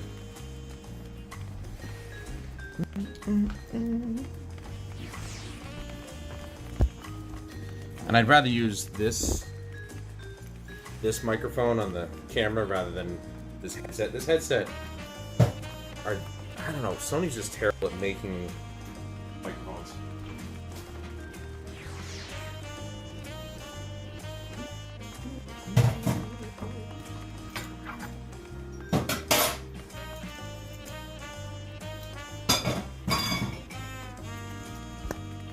Really wish it wouldn't go turn itself off.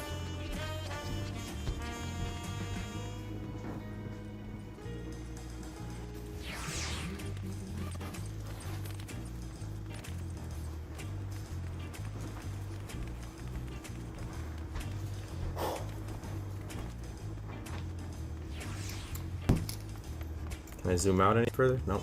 Just have to push this back, really. That's right at the edge there.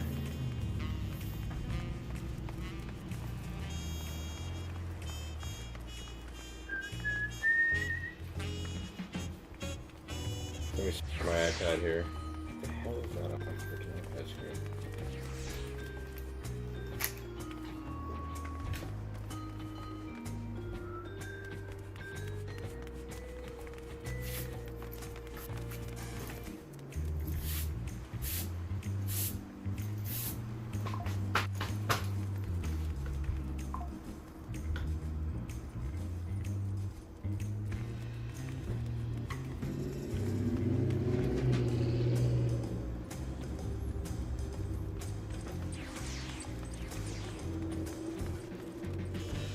What do you think this is? What do you mean? What do you mean? What I think it is, it's an expansion. That's what it is. All right. Give me a second. Probably should put it. You know what? I'm gonna fix that. Hold on.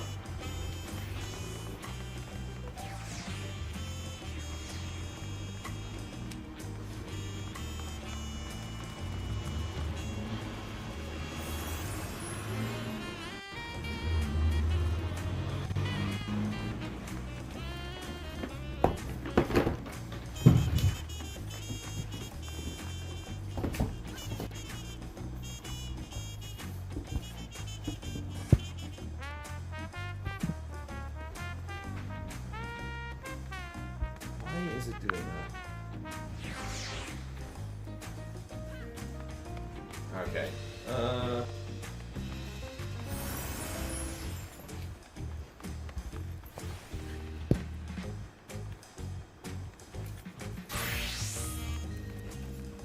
There we go. That's good enough.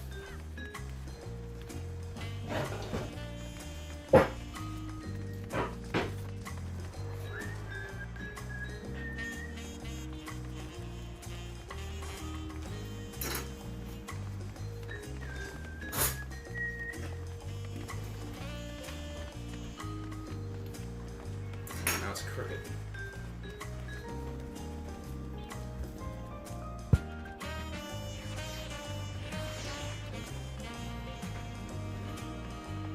That's better.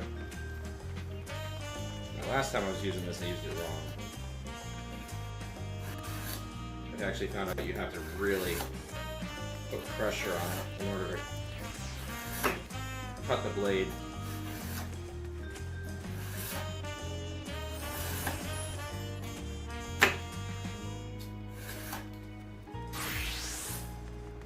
Now they said you only need to do it 10 times, but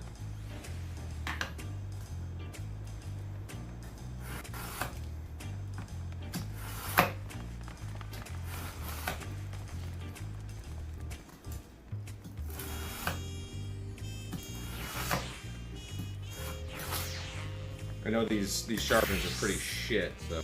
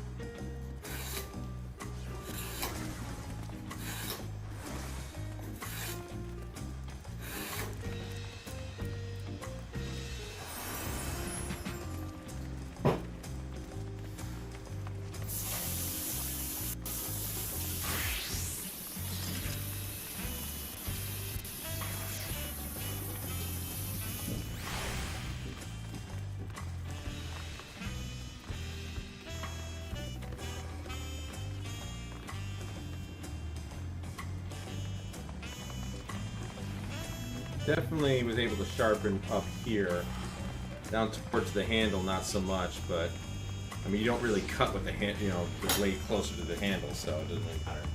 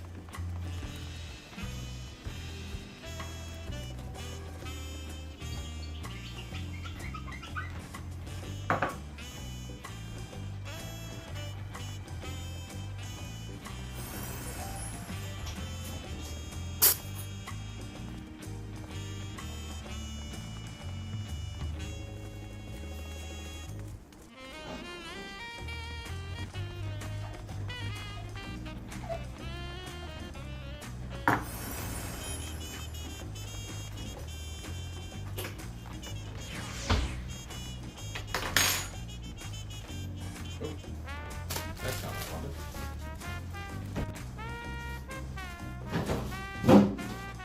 I thought I had 3 bags of that in there.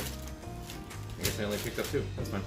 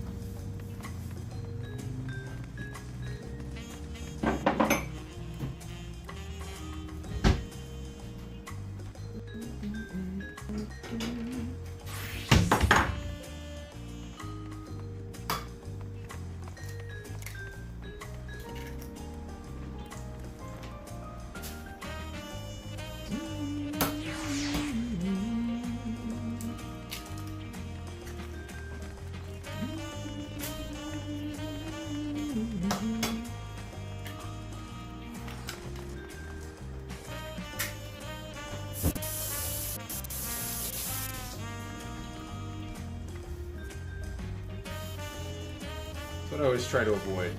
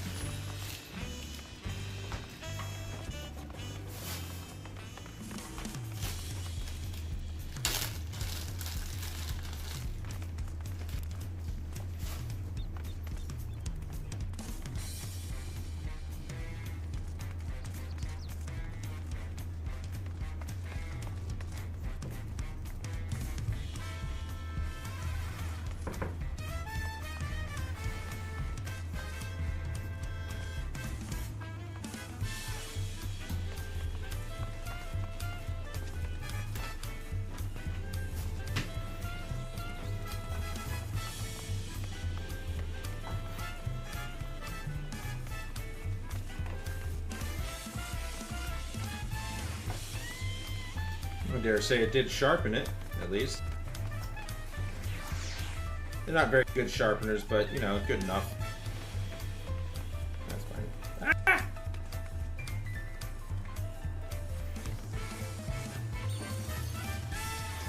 It's going through it pretty good, so.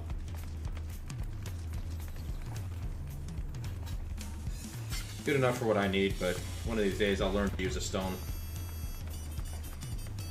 I mean, hell, I found out you could just use a brick and it would sharpen the knife faster than those things would.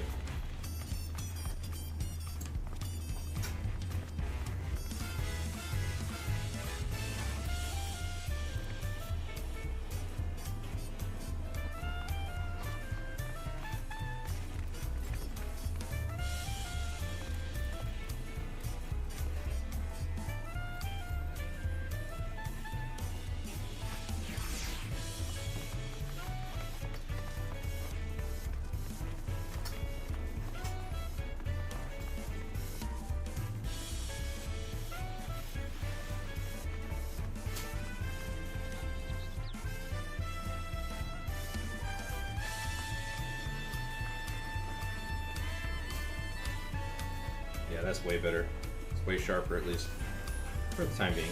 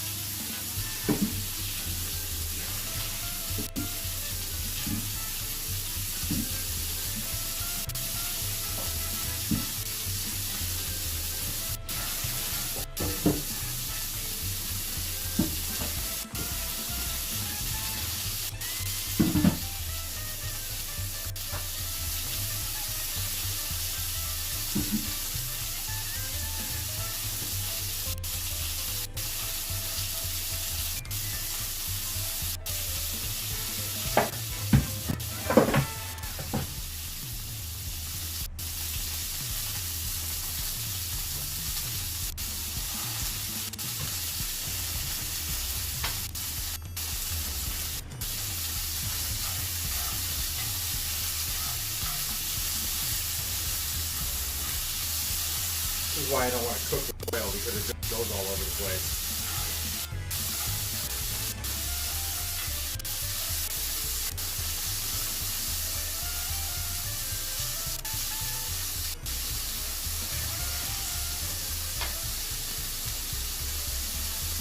And just clean it on top too.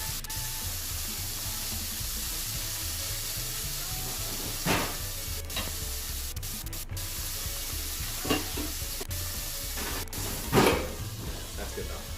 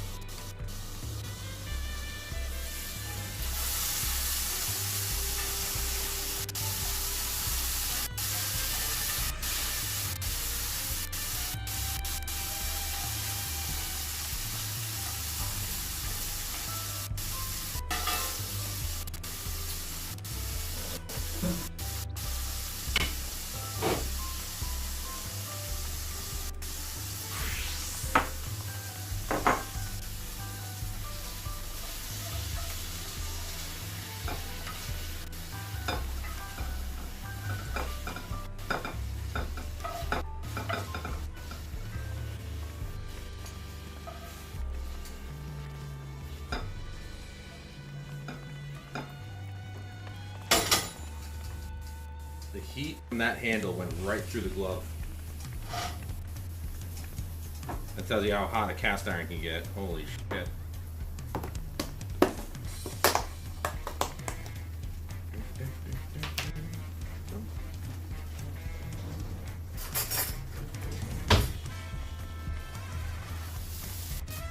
I knew most of it didn't come off. You bastard.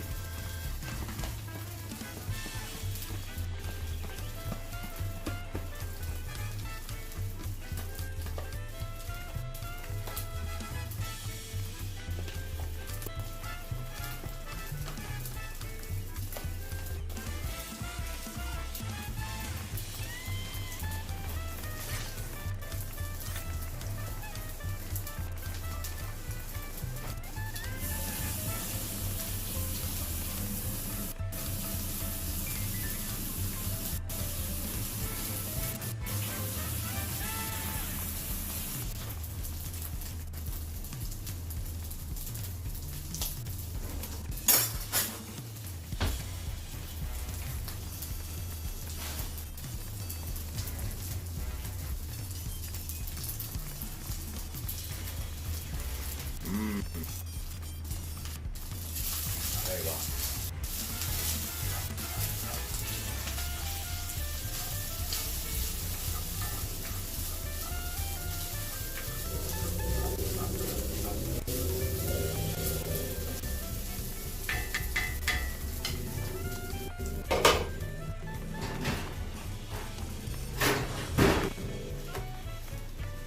I forgot to use this. Oh well. I usually done that. was gonna use it on the chicken, but stupid me.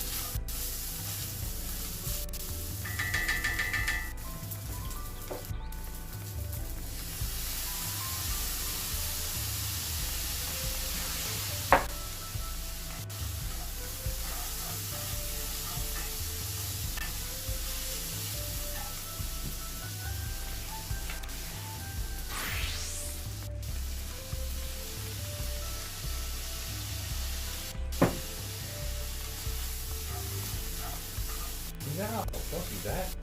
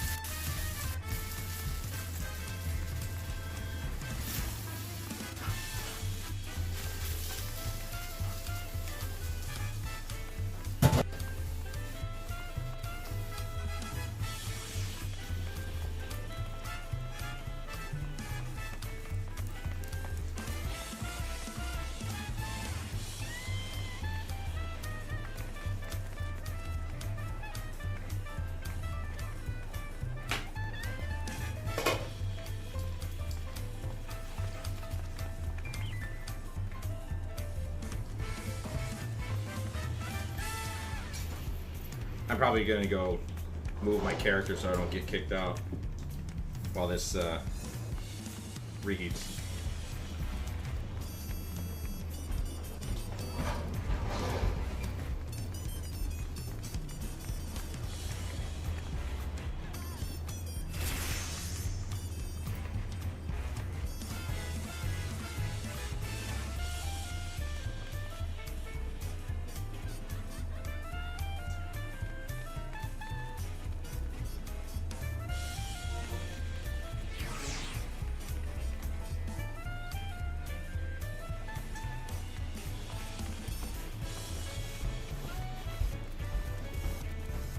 There, that bought me a little bit more time.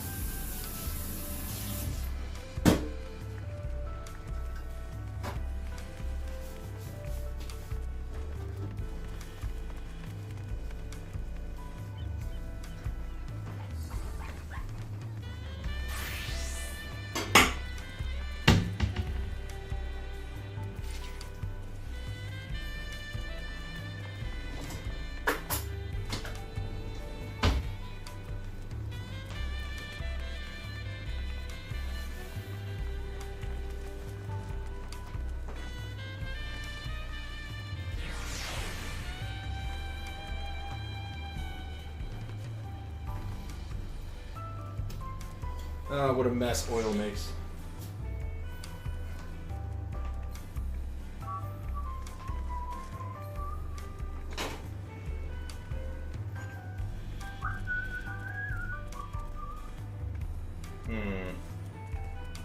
It's not really cooked as much as I'd like it to be.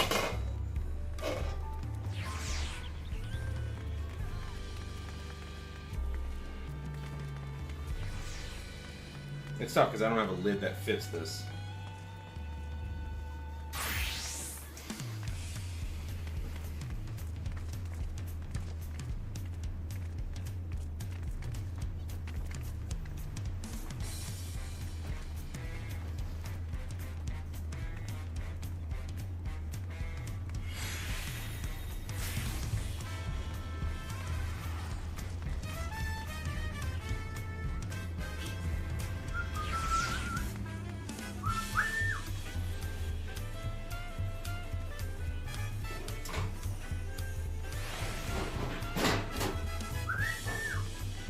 I get, well, you know what, this kind of actually fits. Well, it covers it up better.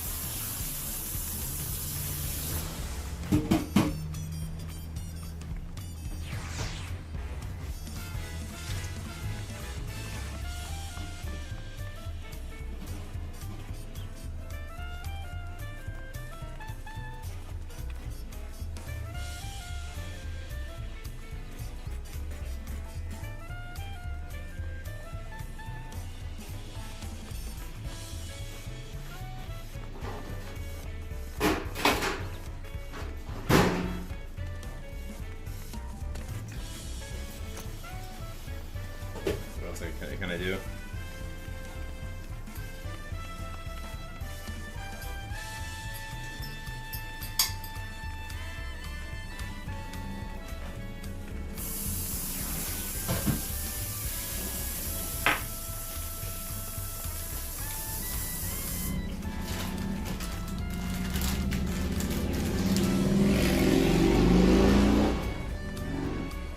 See what I mean?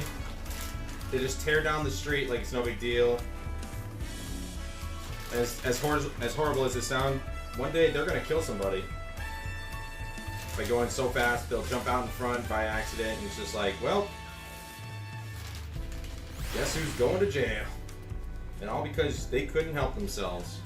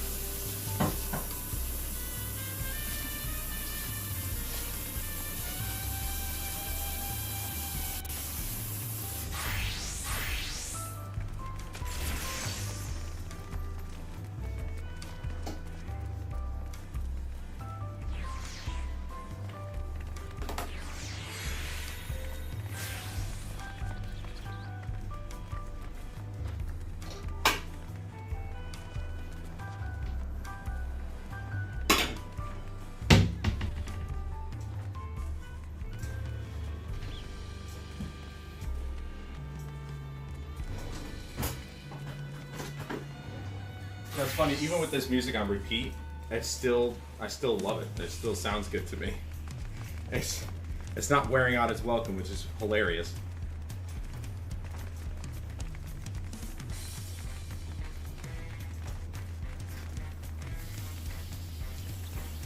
Good enough, I think.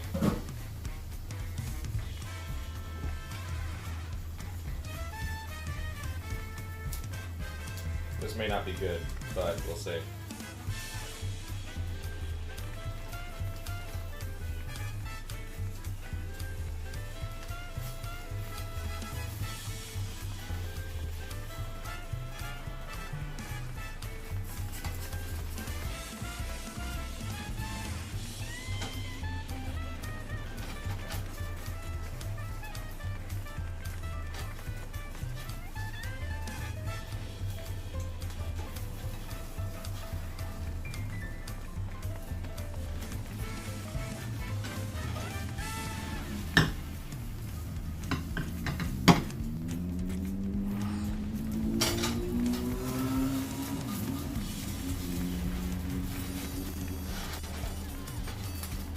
Should have done it in the non-stick, not gonna lie.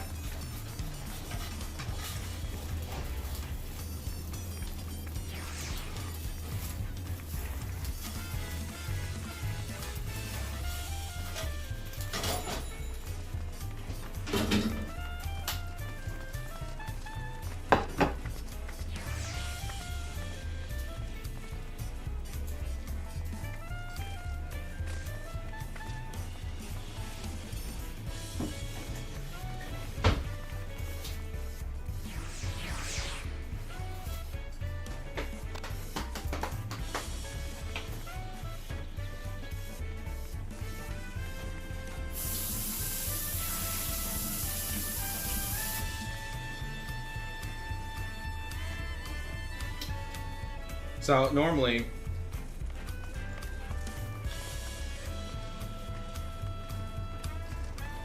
I would top this with like a sweet sauce, like barbecue sauce, something like that.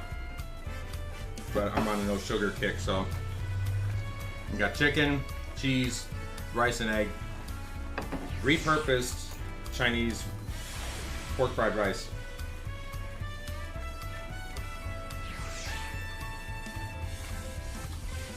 And normally, I would top this with the boneless spare ribs that I normally would have left over, but I ate those. So, let's bring it in.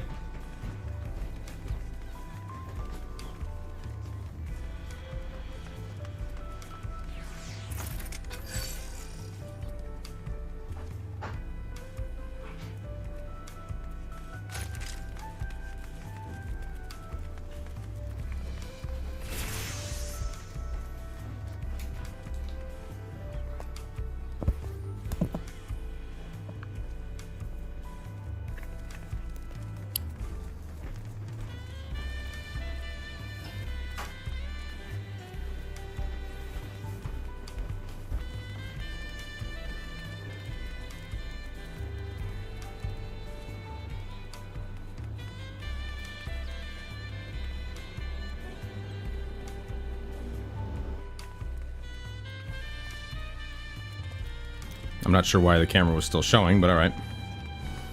Now I'm warm a little bit. Probably because, well,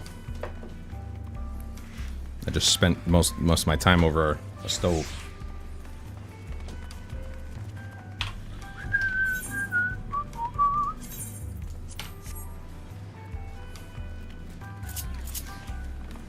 I am glad that I didn't get kicked.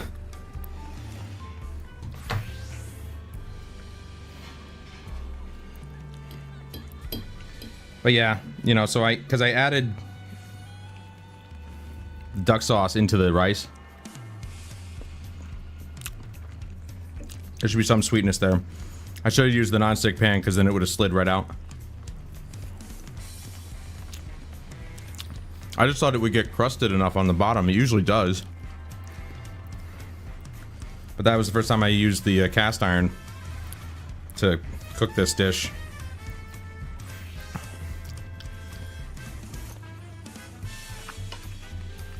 Mmm.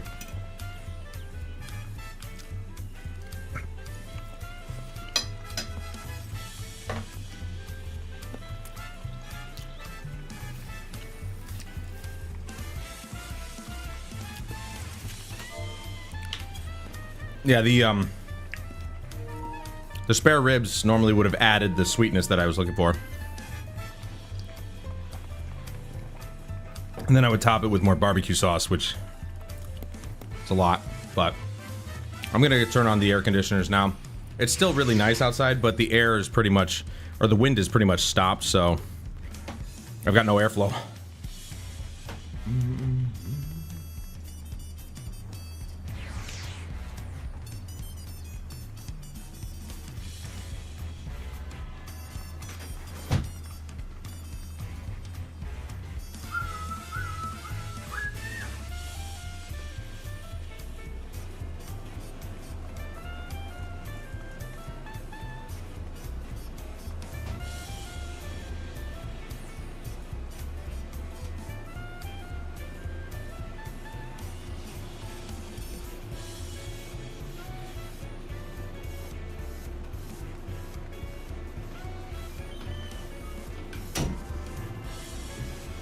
I went to go close the windows in there, but I'm like, you know what? I'll just close the damn door.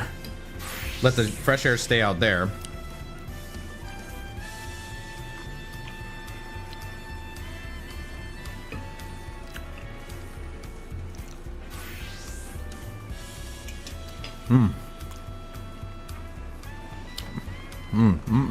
Okay. 1,000,000 XP here, huh?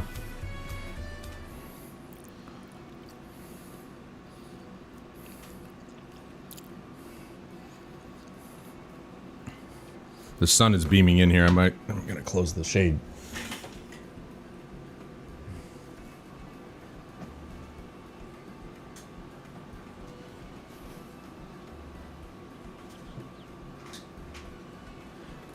Whew, we're warm. We've now won keystones from both the Feet of Reeds and the Feet of Gold. Surely that means our approach to the contest was the right one. So it would seem. By continuing to retrace Gulul Jaja's journey has presented in the saga, we should find the remaining electors in turn. Then let's visit the giants next. Like Kryl said, the fact that they were searching for the Golden City might mean they know something useful. The home of the Yokoi is in the upper reaches of Urkopacha. Unless you're keen on scaling the cliffs, we'll have to take the long way around through Kozamauka. This route will take us close to the Moblin village, which is another important location in the saga. Since we'll need all the keystones eventually, it makes sense to pay them a visit while we're passing through. So we call on the Moblins first then. Let's head there right now. I'm afraid right now is going to be a problem.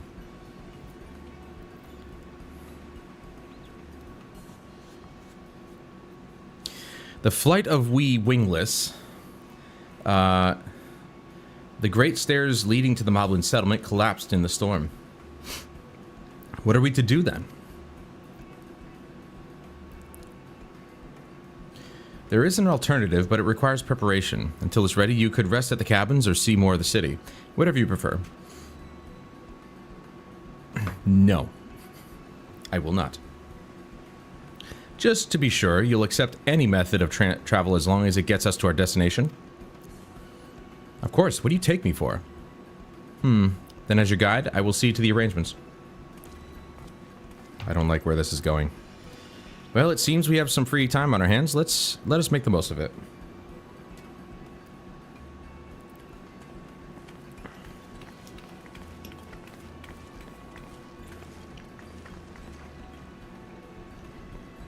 I need to get my axe repaired.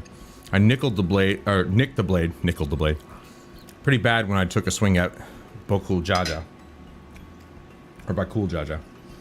That reminds me, I never got around to introducing you to Ropley, did I?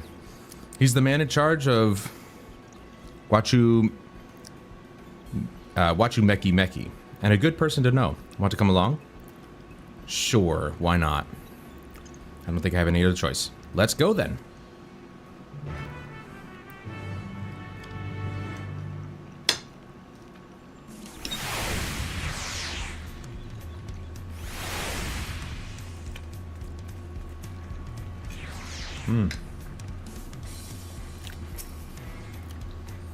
Ready? Markets of Meki Meki are to the east on the other side of Bayside Bevy.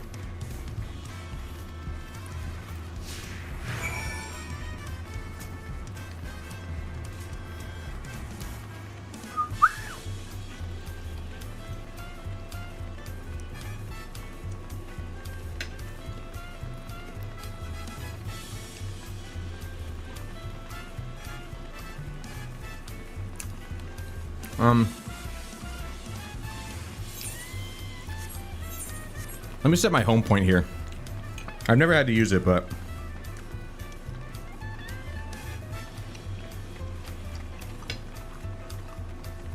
might as well set it here.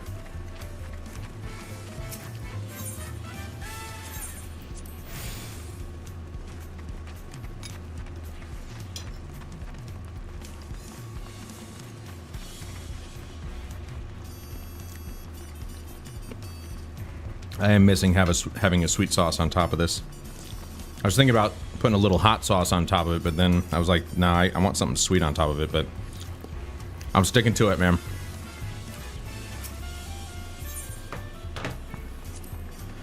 This is Aunt T's Tacos, named for its owner here, the lovely Tisol. If you're after the best tacos in Tuliyola, this place sits at the top of Balya of Tea. Shpalia of tea, whatever. You say that, Third Promise, but you only ever eat at Brookevoo's food. Come by mine for a change.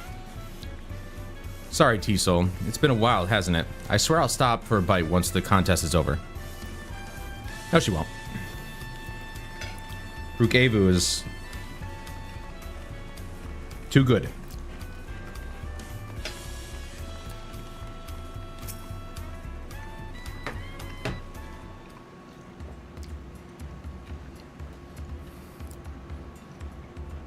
My, the Third Promise. How might I assist you this fine evening? Well met, Ropley. I need to buff a nasty nick out of my blade.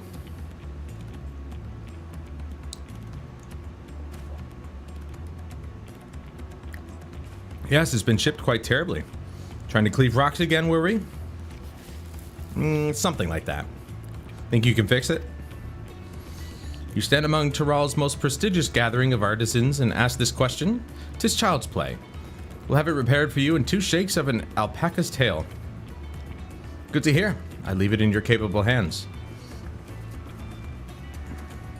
Who's your companion, if I may ask? This is Valtamont, a great adventurer I recruited from across the salt. I brought him here to meet you, actually. Thought he might have a reason to visit Wachu Meki Meki sooner or later. Then allow me to introduce myself. I am Ropley, humble representative of this grand center of trade. A pleasure to meet you, Valtamont. Hiya. You there, stop dithering in the shadows and announce your business already. I thought he was going to say it once, but... Oh, look who it is. The guy we met on the ship? I've seen that man somewhere before. He was on the ship? He's a loser. I know, pot calling a kettle black.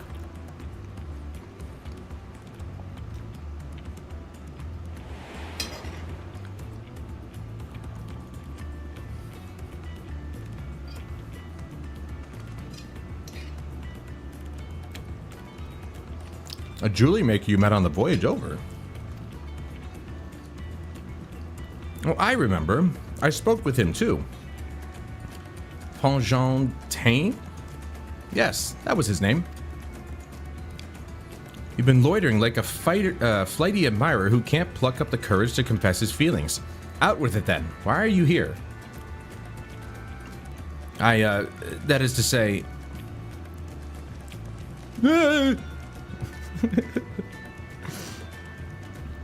Like I said, Luhu Zahir.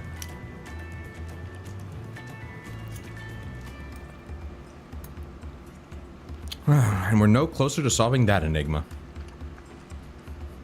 I wonder if he could use someone to talk to. I say we go ask. Let me know by Link Pearl if you find him first. I probably will. That's usually how it goes.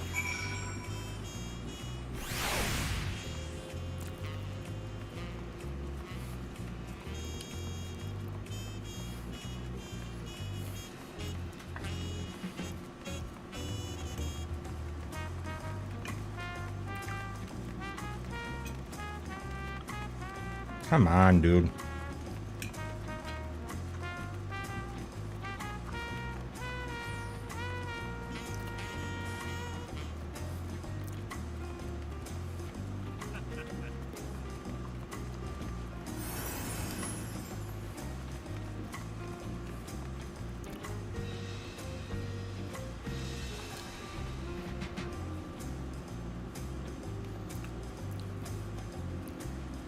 Can I jump? Oh my god, I can. That's hilarious.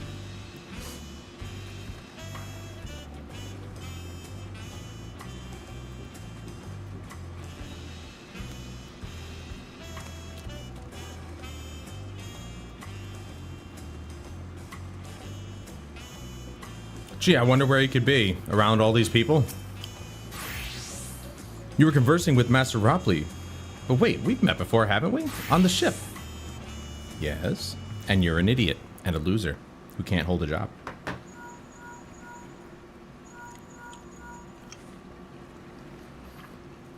You found him? Good, I'll be right there.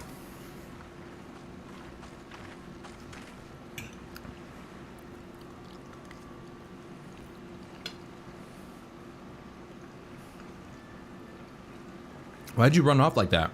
Did you have business with Ropley or not? Please, you needn't concern yourself with my affairs. I'm undeserving of such attention. Huh? What are you talking about? I beg of you, do not ask me to explain. Do not. What the hell's wrong with this guy? Sorry, but the more you tell me not to, the more curious I become. She's a cat. Besides, you look like you need a friend. You're too kind. So be it. I suppose I could share with you a morsel of my misery. Before I came to Tuliolal, I worked as a goldsmith at the most prestigious jewelry maker in all of Ulda. Eshtame's Aesthetics. Oh, it started off well enough, but as the days passed, everything began to go wrong. Compared to the masterpieces of my talented colleagues, my products were lacking, mediocre. I lost all confidence. Crippling doubt had possessed me, and any veneer of bravado I tried to put forth soon cracked beneath its weight. Thus did I take ship, hoping to find a fresh beginning on new shores. Yet as you witness, I lacked the courage to even approach a potential employer. You stand before a man wallowing in the wreckage of his ill-spent existence. This dude. Alright then. You offered a morsel, then served us the full course. You must have really wanted someone to hear your story. If you like, I could try to give a few words of advice. Then you have experience with my predicament, of feeling terribly inadequate compared to your undeniably superior peers? Well, when you put it that way, Yes, she does.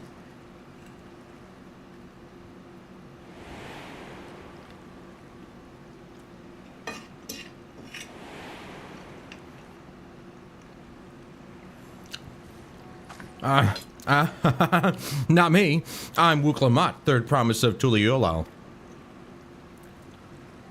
Daughter of the Dawn Servant. Oh, of course, you're a member of the royal family. Please, forgive my presumptuousness. But what of you? Have you ever measured your work against that of your colleagues and found yourself wanting? No.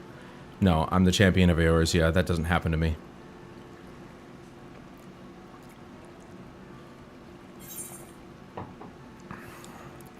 You can't measure your worth by the success of others.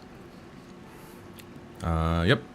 I'd say on occasion. It'll probably make her feel better. On occasion. If even an ally handpicked by the third promise can feel such doubt, then what hope is there for me? I must question why I bothered to become a goldsmith in the first place.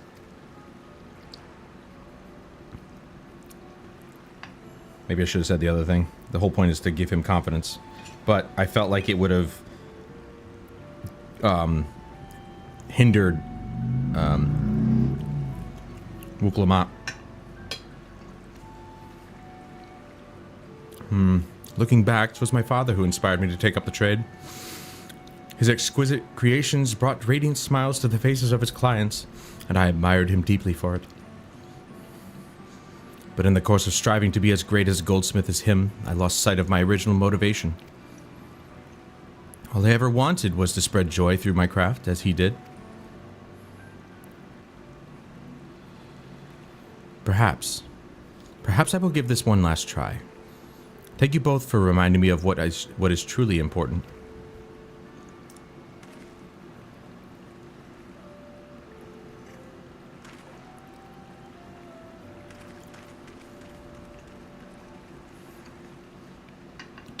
what is truly important.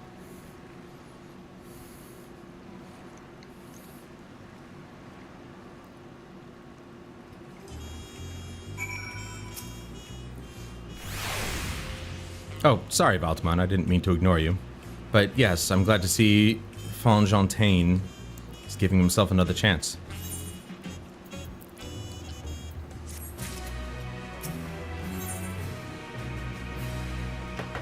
Let's get another bite.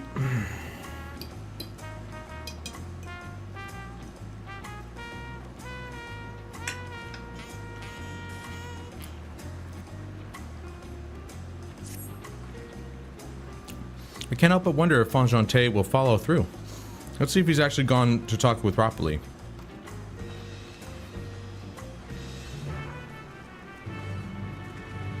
Oh, that's the thing.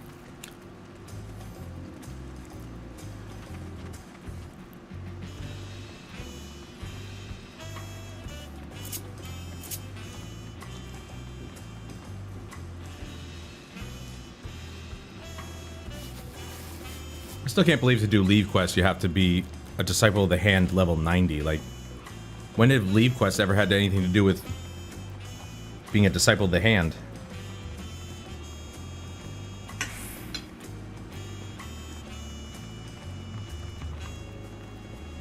I know that there's some leave quests that I think have to do with it, but there's also the battle leave quest.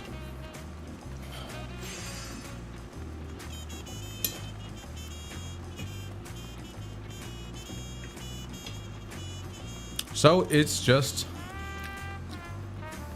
a bit crappy. Do I have this one?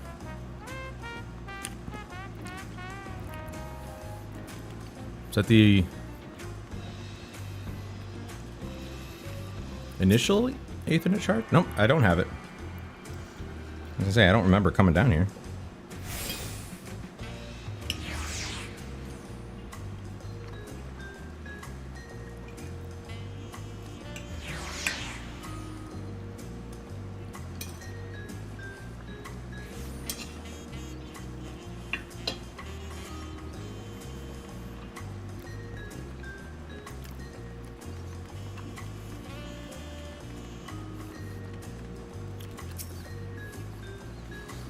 So it's kind of you to come, but you needn't worry. I found my courage.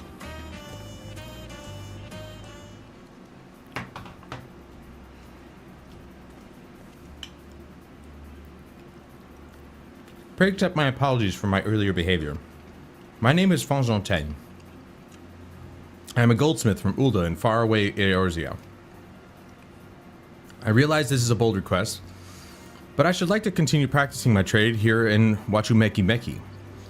If you will have me, I ask only for the opportunity to bring happiness to others with my creation. So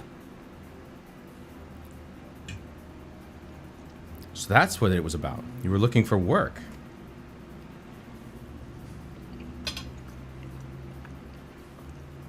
Consider yourself hired. Wachumeki is always in need of skilled craftsmen and women. I'll handle the necessary paperwork. Can you start tomorrow? Yeah, if only getting a job was that easy. Yes, of course.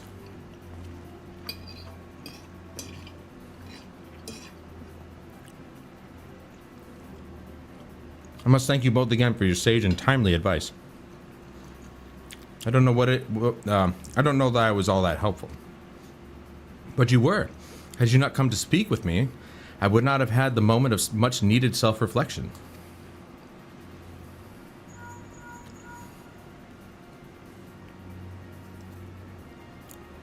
The arrangements have been made. Come and meet me at the entrance of High Tide Harbor.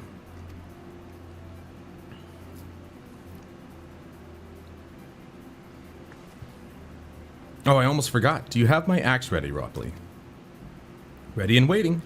Behold the sublime touch of a Wachumeki artisan.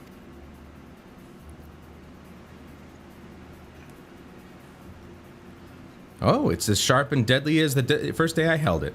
Thank you.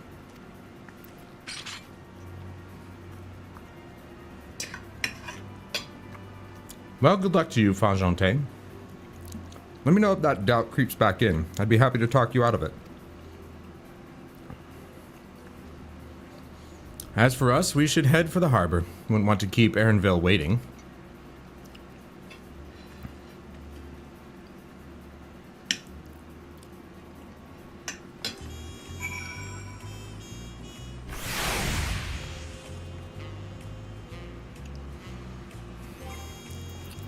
How do people call forth the ruby carbuncle?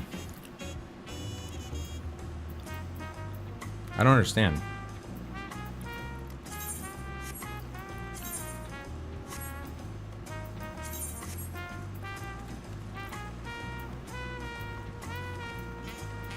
I don't know how people call forth the ruby carbon. I could have swore I found out recently, but I can't remember.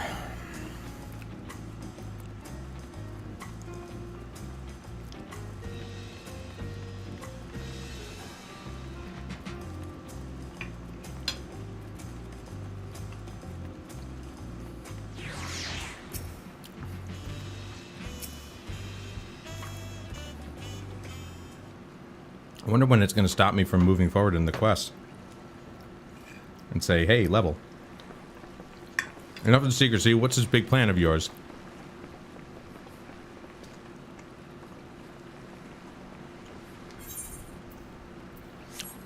Look there. That is my big plan. I feel like this is supposed to be voiced.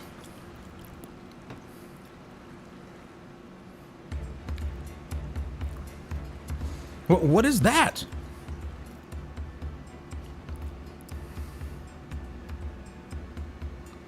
It's a Panutti? She'll be pulling our boat upriver. How do we even know she won't thrash about and sink us instead? They're gentle and timid creatures, for the most part. She's unlikely to cause a fuss unless you give her reason to.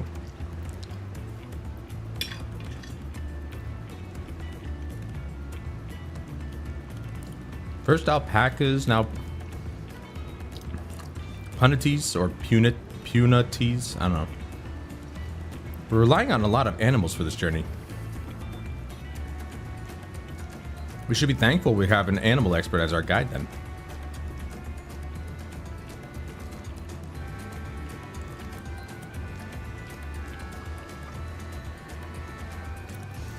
But did it have to be my old nemesis, another boat?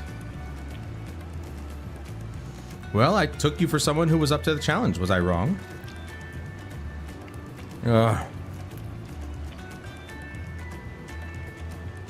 Long ago, when fighting still raged between the clans, the inhabitants of Kozamauka rode these riverboats to move swiftly through hostile territory. But the vessels see little use with Tural now at peace, so I was able to borrow one of the few which remain. I did consider a dirigible, but the pilots warned me that the updrafts near the falls would make landing difficult.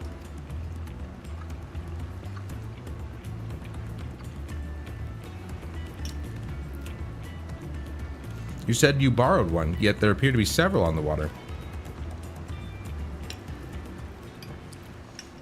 Kona!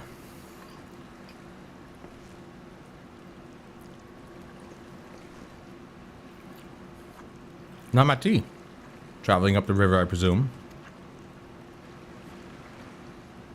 Seems that way. Does this mean you've earned 2 keystones already? I can't believe how well you've managed despite undertaking the contest alone.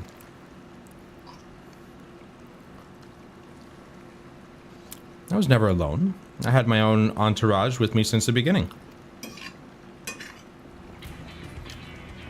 My friends, it's been, well, not that long. These two have been helping him. Thancred, Orianche, what are you doing here? Escorting a promise, the same as you. I heard much of the incomparable Archons during my time at the Studium. As soon as the contest was confirmed, I thought who better to recruit to my cause. I contacted the Scholarch, who arranged an introduction to these 2 gentlemen. Well, one of them's a gentleman, the other one's rambunctious. The second promise had specific requirements. They who would be his assistants must both both proven survival skills and mastery of the arcane arts.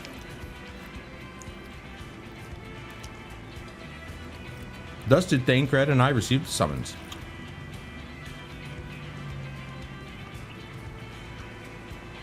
My own studies concentrate on technology which our people could readily use, such as inventions born of magitech or clever engineering. Where magic was concerned, I covered only the foundation. Knowing you two, I expect you had other reasons for accepting the job. There's always an ulterior motive with Thancred. Most of the time.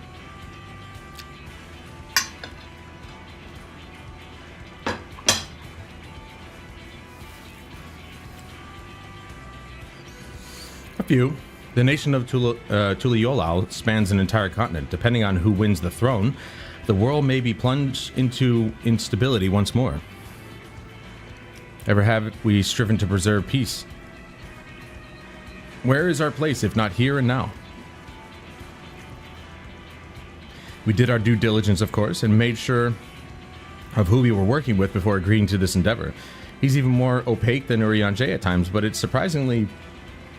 That's quite enough of that. We must be on our way.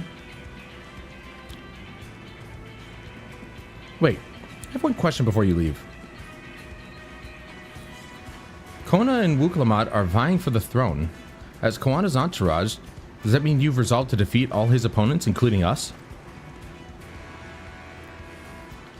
We're sworn to do all in our power to win this contest for Kona, even if it means competing against our own comrades.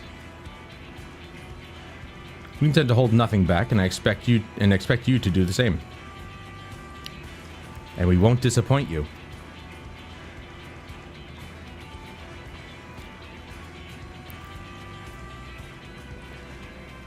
I've dropped a few frames. Thought you were taking a boat. If even you had been forced to travel on water, then the others will be doing the same. I would rather walk than risk confrontation on a leaky barge with no possibility of retreat. Oh, good. It's true that I can't stand boats. No way. She totally just caught me by surprise with that one. But I trust the route Ironvale has chosen for us.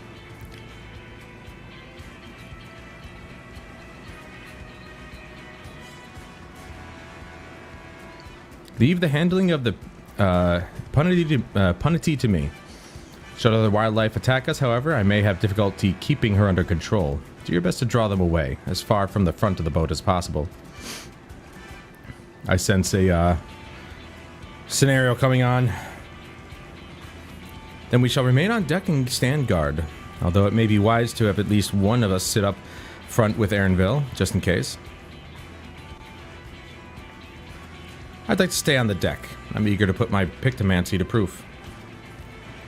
And I'll take any chance to show you that I can hold my own on the battlefield. Then Kral will stand on guard with Valtamont.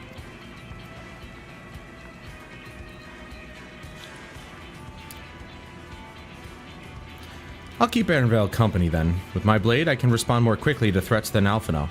Ooh, burn. Thank you. If a fight breaks out, I'll try to stay out of your way. Then I shall endeavor to provide aid where it is needed. I can do that as well.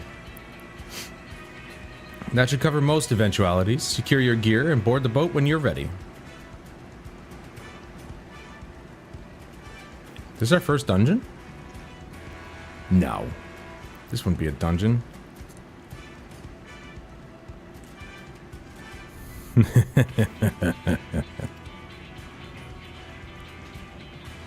Let the hunt begin.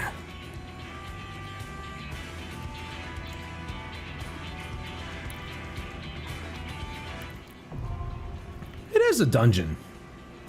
They didn't finish giving me my damn gear. Alright. I'm gonna get some more water and bring this plate back. Be right back.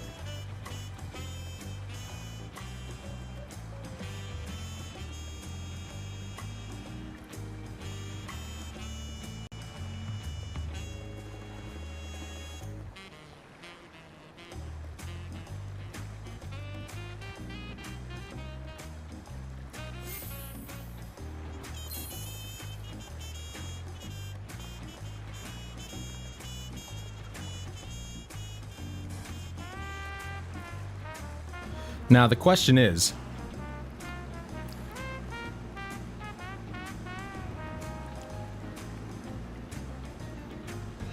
am I the right gear level? Probably not. If I'm not the right gear level for the last one here, then I'm definitely not for this.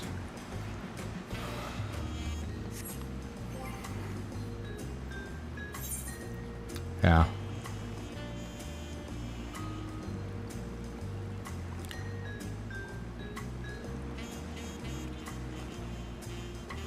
All right. Let's get the pants and the headpiece. I didn't get any new pieces, right? No. So we'll get the Chocobo saddlebag. Pants. See where that puts us.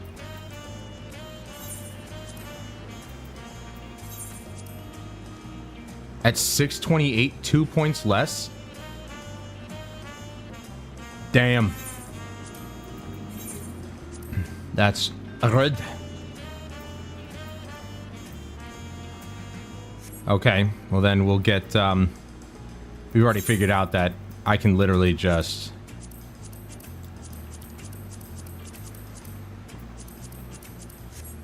Where would I need...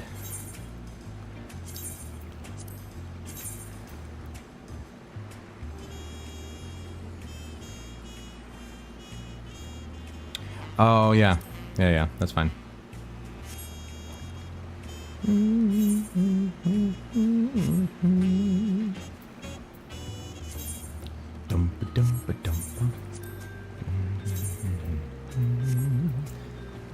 And let's go repair our stuff first.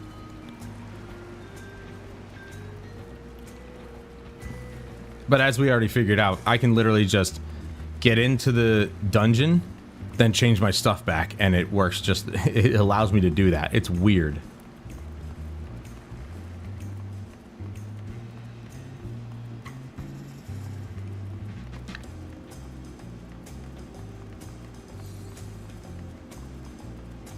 I imagine getting into this dungeon is probably extremely fast, given how many people are here doing all this stuff.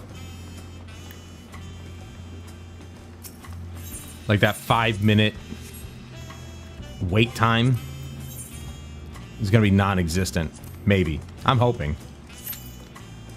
Still says 5, but it could pop pretty, you know, sooner than that.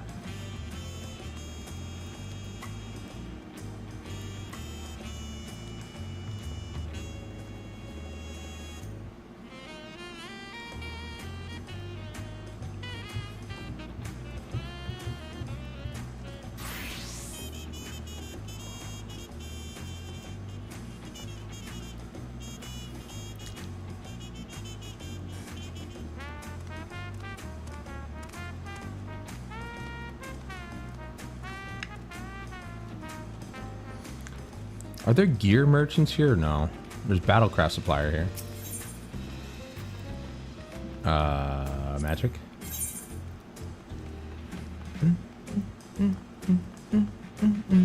Oh, wait a second. Look at this.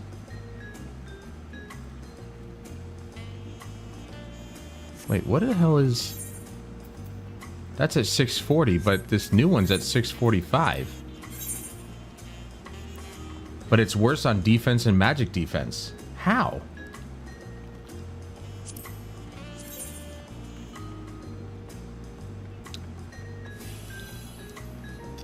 Oh, because these are actually high quality. Gotcha. Okay, that makes sense. Yeah.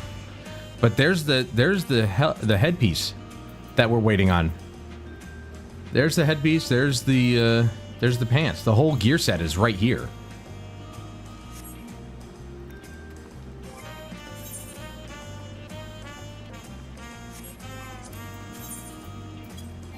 Hold on a second.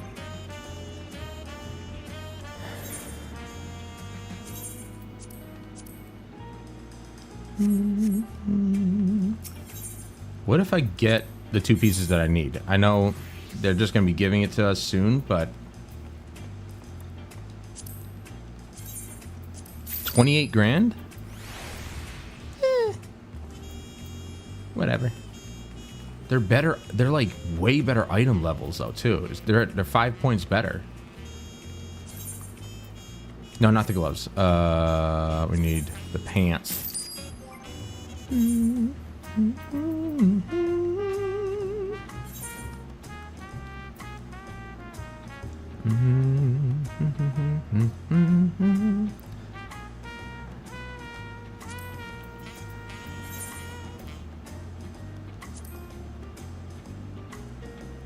Oh my god, we're at 629, dude. Come on. It's not a great outfit, but the coat's pretty cool. But it's always the jewelry, man. The jewelry always is my downfall. I could probably just replace one of these pieces and it'd be fine.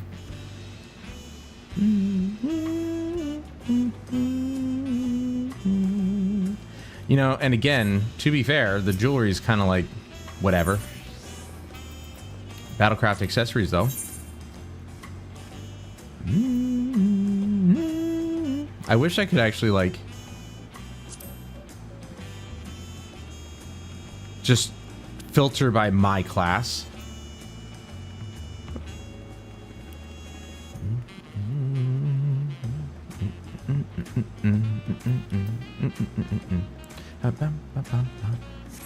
We need what? 2 rings, right? Neck, wrist, ring, ring. Yeah, yeah. Everything else is 1.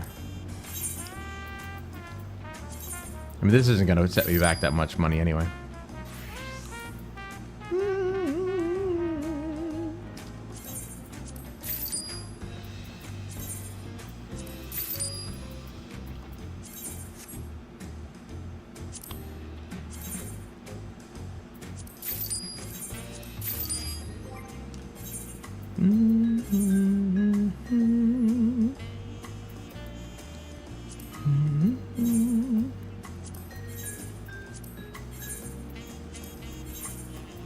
Boom. Now I'm at 645.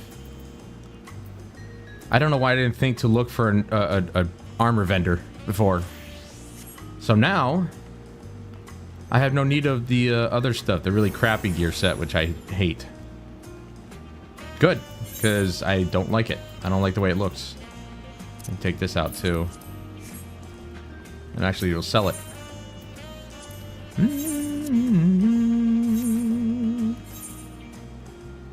Yes. That one I'm going to turn into glamour.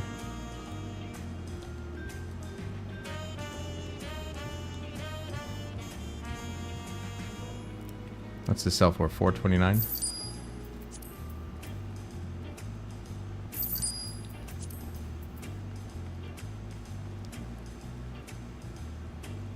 Void Moon.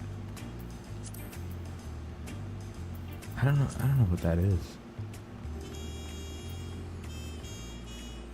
I have no idea where that came from.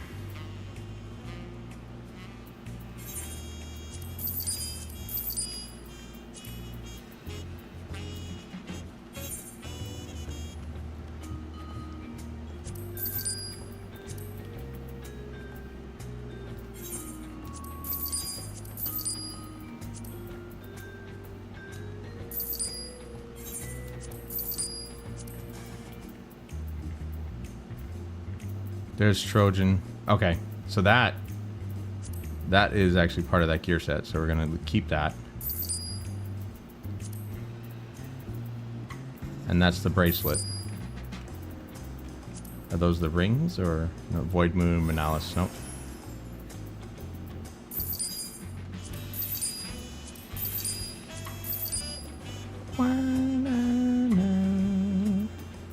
So I spent what, almost 200 grand on finishing up this gear set that the game seems to want to drip feed me. There, now I don't have to worry about it anymore. No more swapping, no nothing. It's just we've got the gear that we need for the time being. And hell, maybe the ones that we get through the quests will give a, will be slightly better.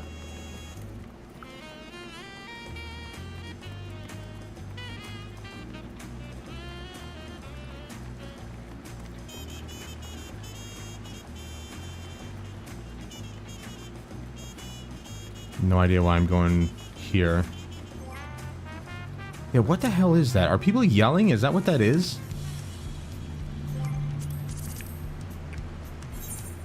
If they're throwing spoilers into the chat, that's not right. Was that being system config? No.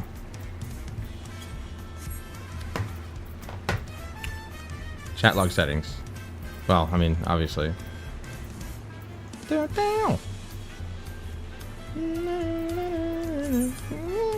Oh, there we go. There we go. There we go.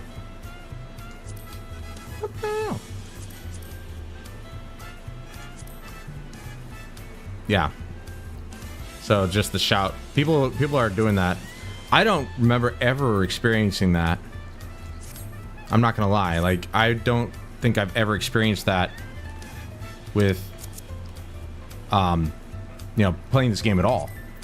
At least it's been a long time if I have experienced it. So yeah, I'm not okay with people just shouting random things. Somebody in the chat said, you know, they wish Kona and Alfie, meaning Alphino, would just kiss already. It's like, and somebody was like, no spoilers, and I'm like, okay, it's obviously not a spoiler, but I don't want spoilers in case people do that. And my internet connection is being a dick. So that was quick.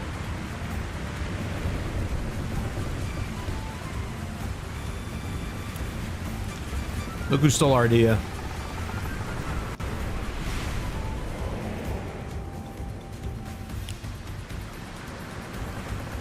Yeah, I'm not sure what's going on with my internet connection. I've only dropped like 370 frames out of like thousands, so I'm not worried, but it's dropping every once in a while, which I don't appreciate. Spectrum. Garbage to your internet.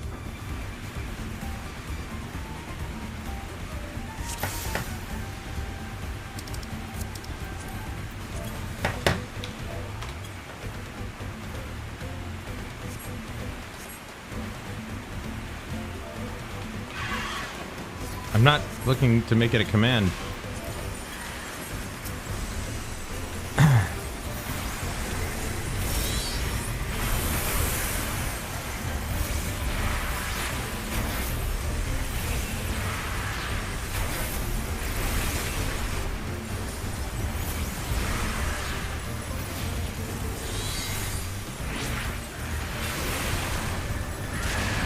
All right, our first dungeon, baby. Let's go.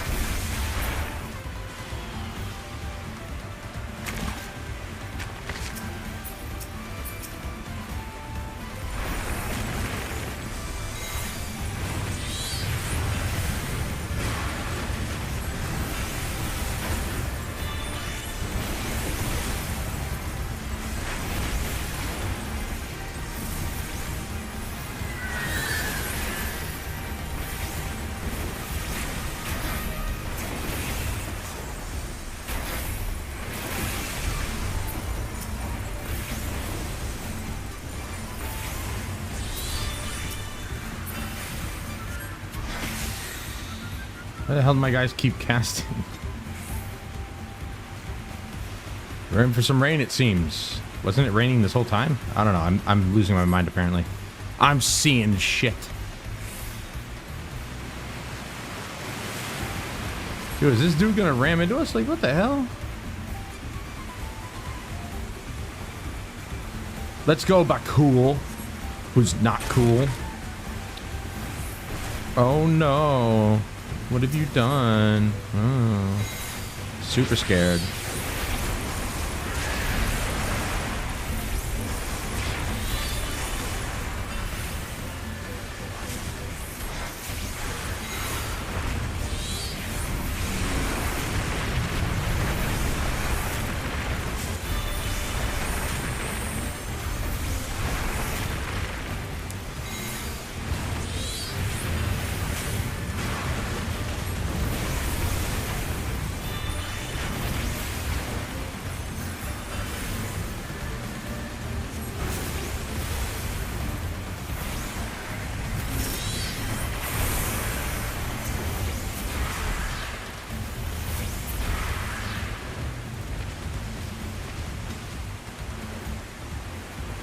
have to improvise. What's he gonna do? Break our boat? Yeah, he's gonna agitate the freaking animal. Of course he's gonna do that.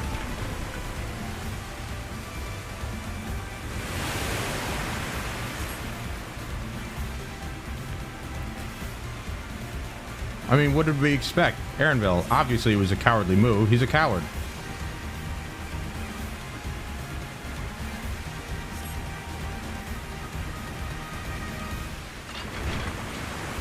I was gonna say, this is gonna, we're gonna crash land.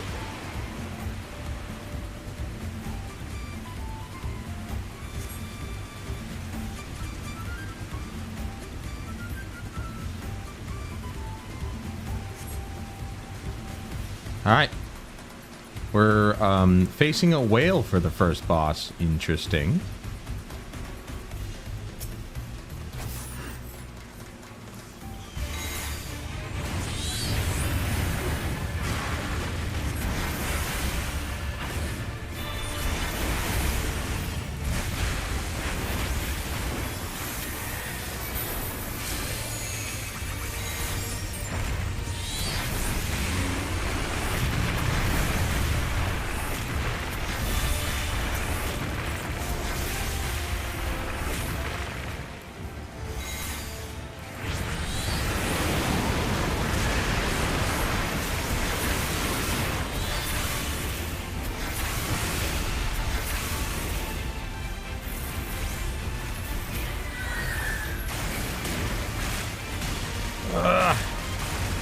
Holy crap. Ah.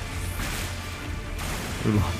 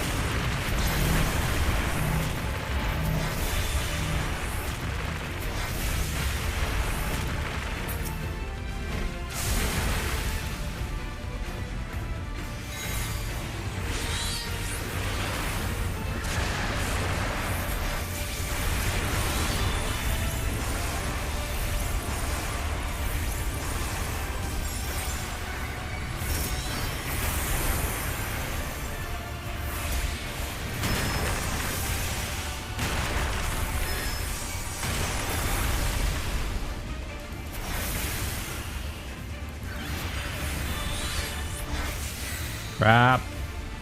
Okay, we made it.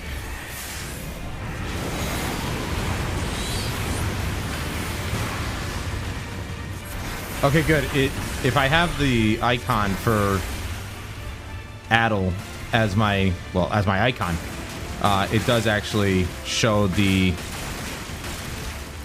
time or the timer for Adel refresh or recast.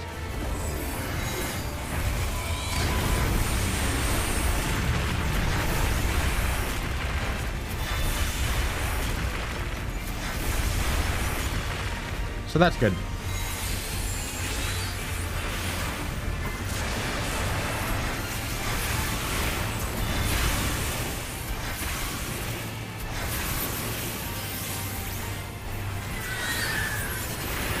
But that's the problem. It doesn't really line up with my casting.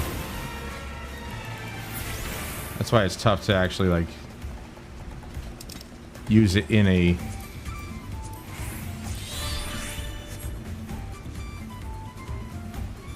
combo.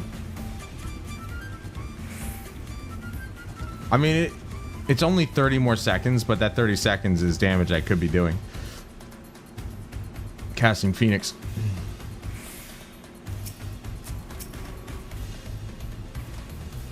Is he not going to move forward? I swear. Okay, I was going to say, I swear to God, if he stops here, I start attacking and then he moves, I'm going to be really pissed.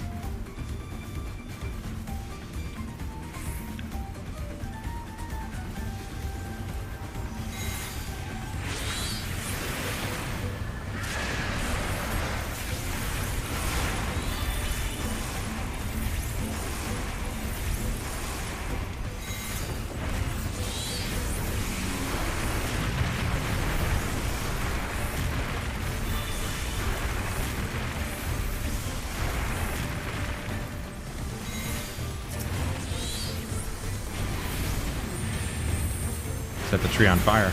Boom.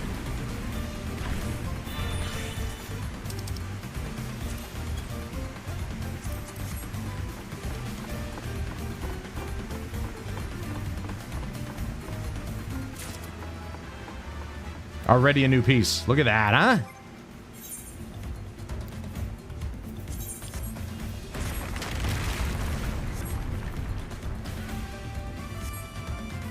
We already got a new piece. Love it. It's just the bracers, but it's still, you know, I mean, obviously that counts. Oh, I was gonna say, those are some colorful ass freaking monsters there. Guessing he's the strongest. Are we going forward? Yes, we are. Dude, what? Dude, what? Let's keep going. Let's keep, that's 3 pieces right there.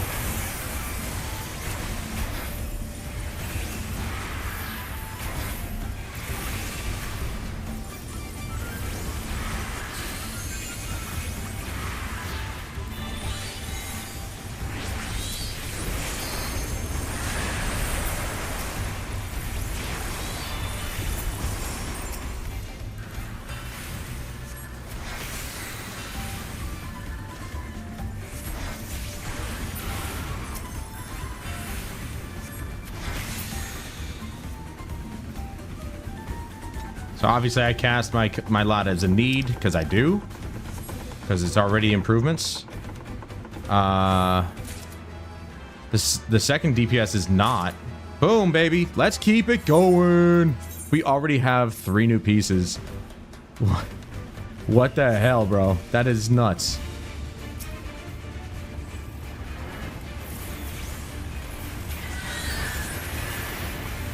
Wrong one, Adam. You dummy. That was stupid.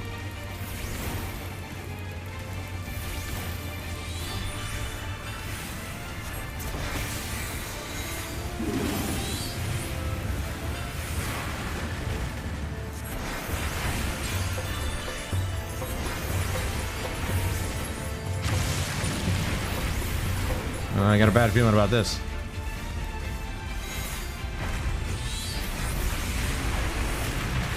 Oh, I'm in the right spot. Look at that.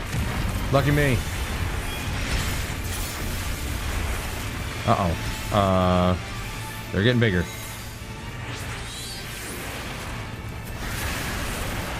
Oh! Whoo! Didn't know that was actually going to be that wide.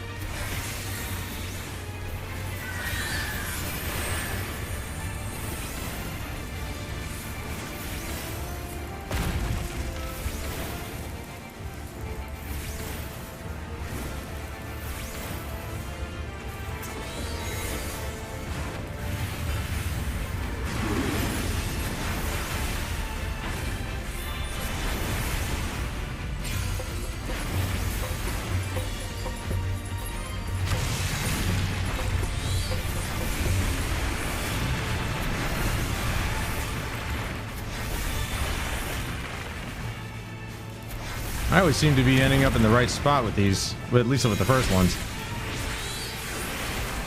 Though, I think I'm still in the right... Well, maybe not. He's definitely gunning for me right there. Oh, man. I just avoided that one. Dude, 1.9 mil just to kill that guy? Holy crap. Dude, no way. Am I going to get damn near a full set of gear in one run? Let's go.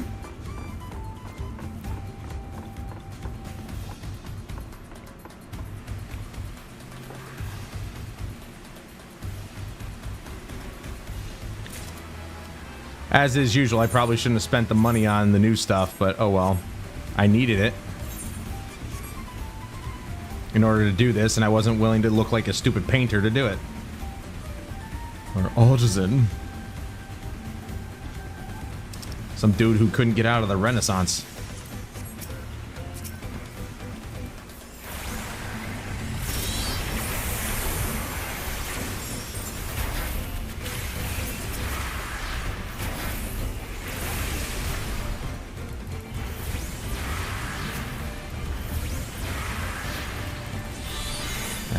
Wrong one. Oh well.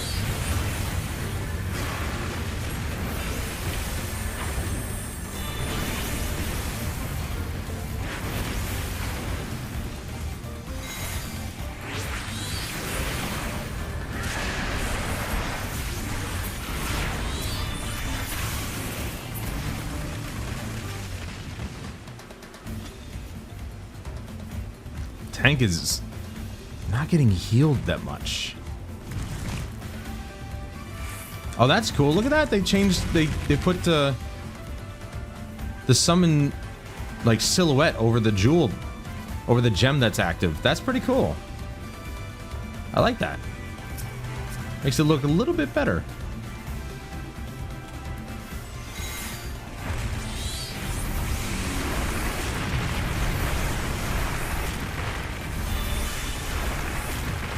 Unless that was there before and I just never noticed, but I swear it wasn't.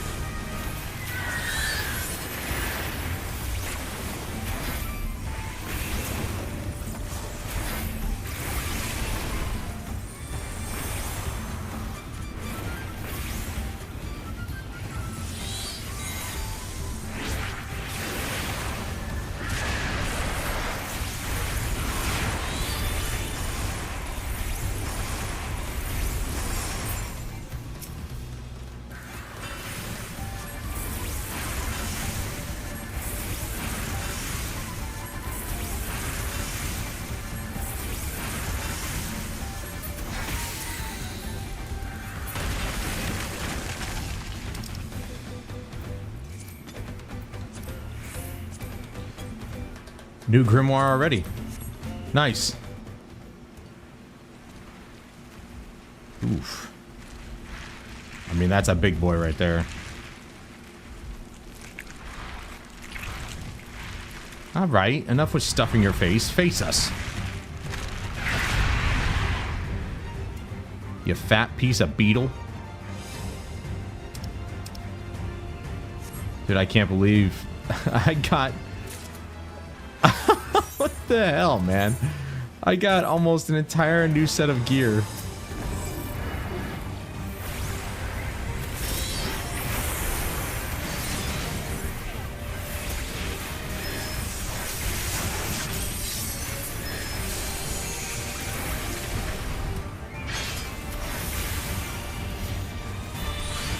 You know what I should put it with? Actually, that'd be a good idea. I'm gonna put it in a macro with searing light. Unless, of course, searing light turns into the other thing once I hit 100. Which it probably will. Once I cast searing light, it'll swap to the new one.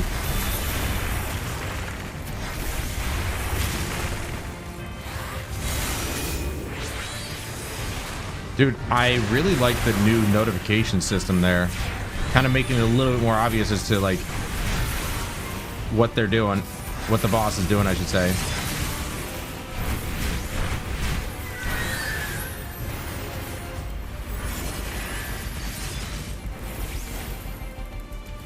But Adel is definitely not working on that.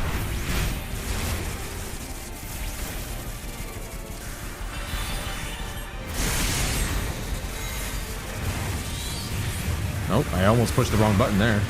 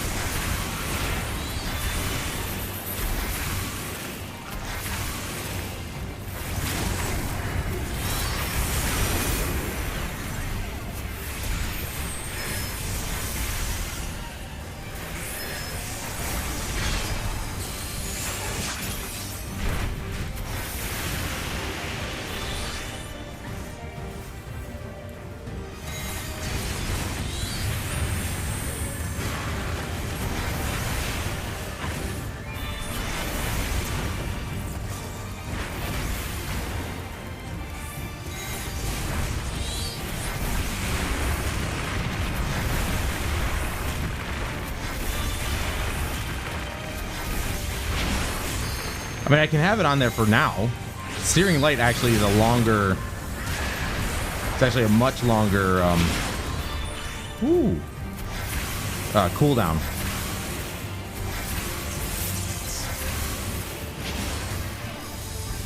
How did I get hit by that?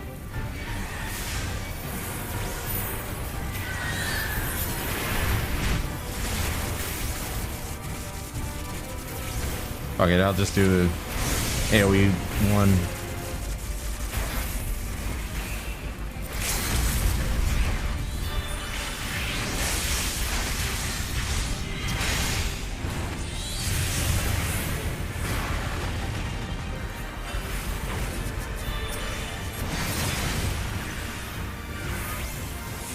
Oh, never mind. Level up!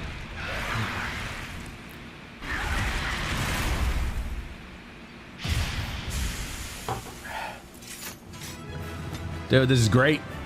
We now have a dungeon we can grind out a little bit. I almost got an entire set of gear in one run. Like, come on, bro.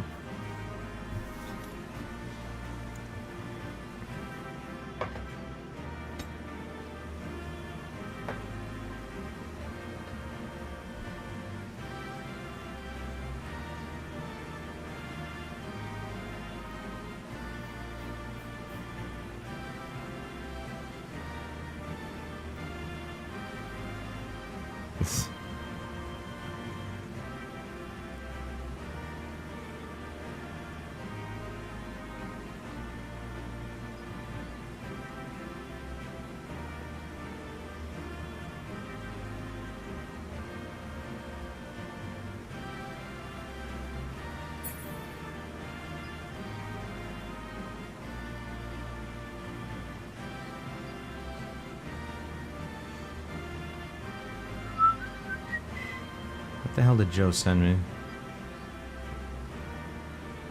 Okay, I'm gonna watch that later.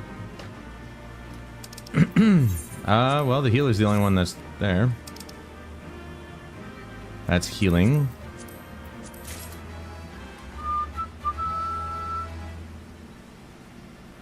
That was sick, though. Almost an entire set of gear. How many pieces did we replace? 5? 1,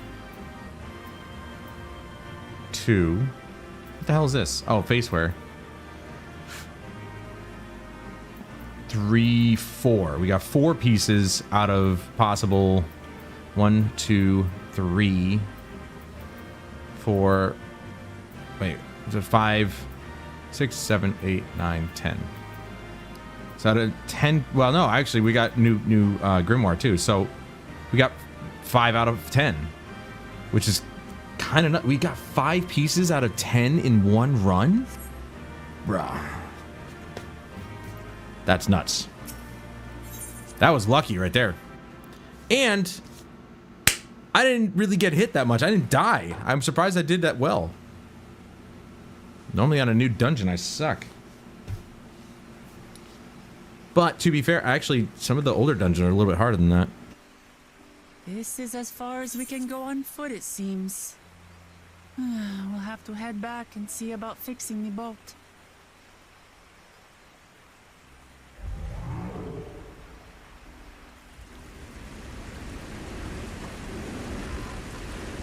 Hey! Everyone all right?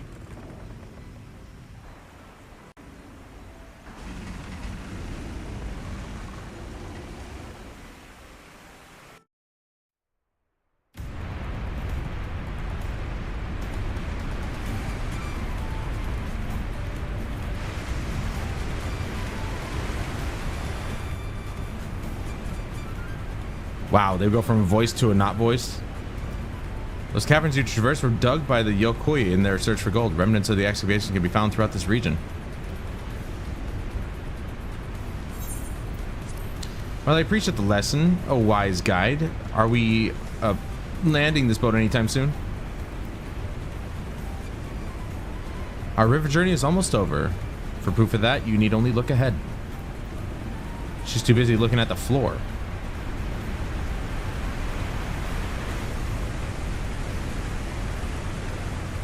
Dude, I was just looking at my guy. I'm blindfolded. How the hell can I see anything? The falls were impressive enough from a distance, but it's almost too much now.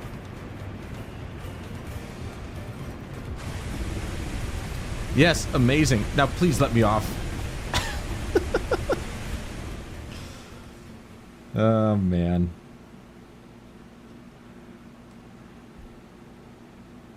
It definitely seems like this expansion is a little bit less world-ending and more or less we have like traditional antagonists. No more boats.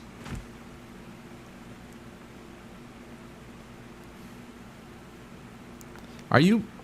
Oh, you're not all right. I should be surprised if she was. Even without the nausea, we're all spent. There's a mountain shelter nearby, a resting spot for those who've ascended the stairs. I suggest we make use of it. That would be a welcome respite. Have you the strength for a short walk, Wuklamat? We can rest along the way, too. I feel like there was supposed to be dialogue or a voice here, too. Damn it all. A promise is meant to lead from the front, not mule and moan like a sick kitten.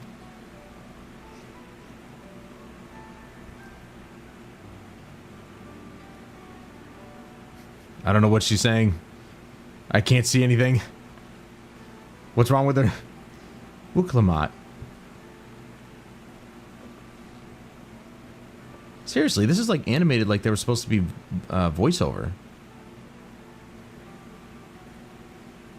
Ignore me. It's the nausea talking. I'm fine, really. Lead on. I'll follow.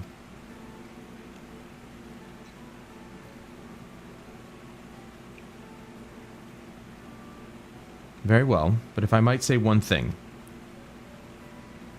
Just because you're a promise or a claimant for the throne doesn't mean you can't be seen to struggle. You needn't bear this burden alone, so please don't hesitate to talk to us. We're always willing to lend an ear.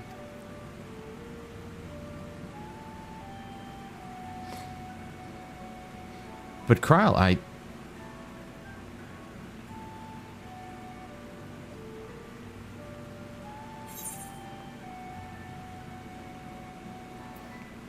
leaning on others is a skill all leaders require.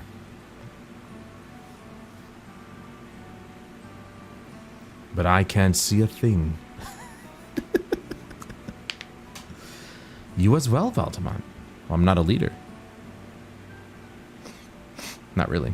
I've always believed this is my problem alone, but perhaps you have the right of it.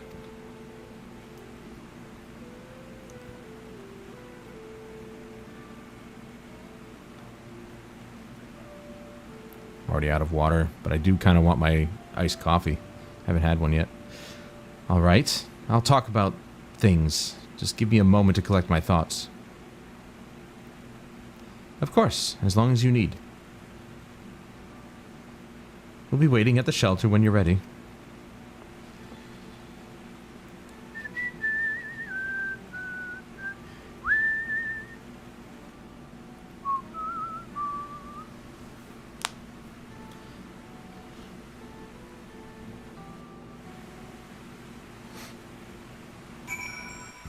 Alright, I'm gonna take a break to go make myself a nice coffee.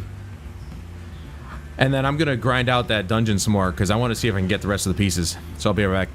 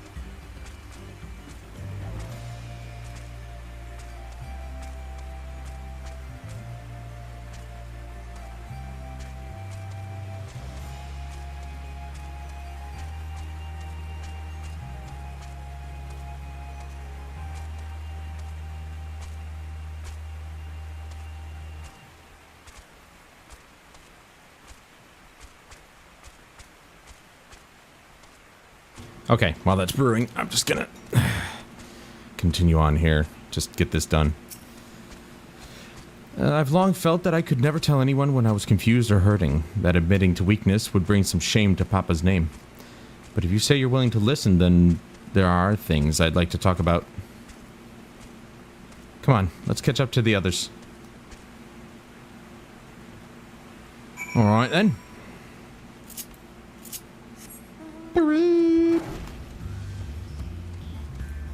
Alright, let's go back to... because it was easier to play the game with the controller.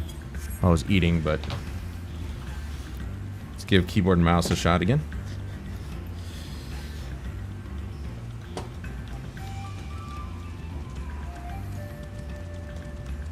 Oh man, is this thing gonna attack me? Why are you on the road? You're not supposed to be on the road. The road's supposed to be the safe way to go.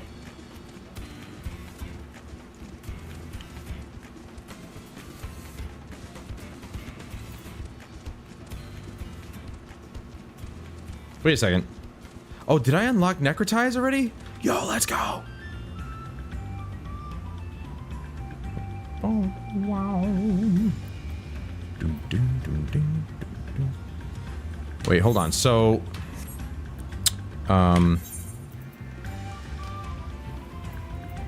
so we unlocked Necrotize already. Searing Flash is 96.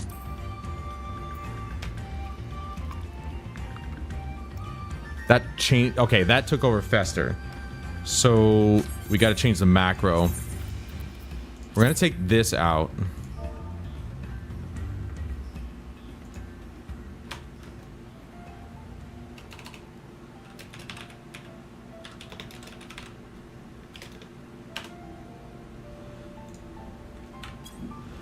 Okay. And oh, and we're gonna change this to Necrotize.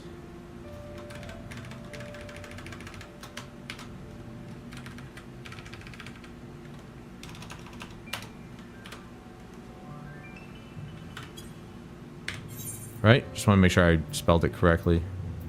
Necrotize. Okay. Okay, I completely forgot to see when these unlocked. So we got 92, 96, and then 100. Lux Solaris. Oh, I didn't see this one. Hold on. Restores own HP and HP and the HP of all nearby party members. Dude, I have a heal now? What? And it's AoE. Can only be executed while under the effect of refulgent lux. Well, how the hell does that happen? There's Lux Wave. That's okay. That's that. But it's not a roll. Is it a trait?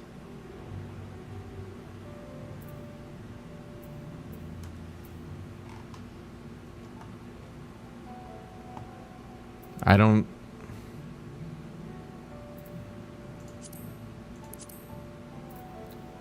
know where that refulgent lux comes from then.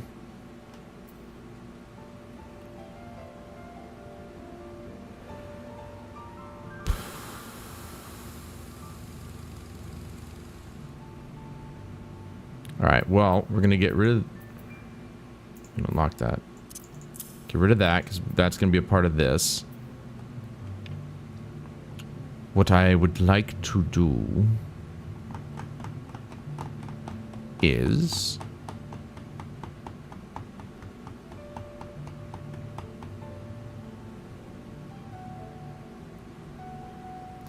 I gotta get Adel together with Searing Light.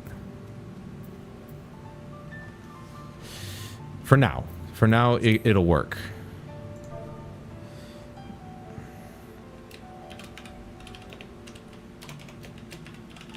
Buff to buff. Mycon. Searing Light. Because that one is the longer of the two. This one has a 120 second cooldown. Adel has only 90 seconds. So we're going to do...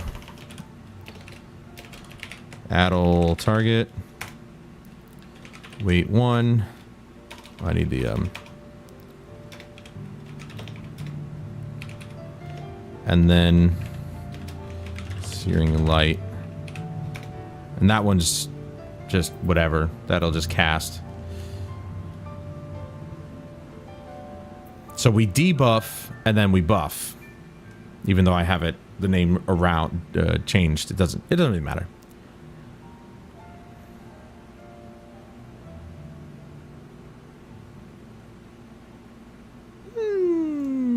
Maybe we'll switch it around just so that it's kind of like my brain won't let me let that one go.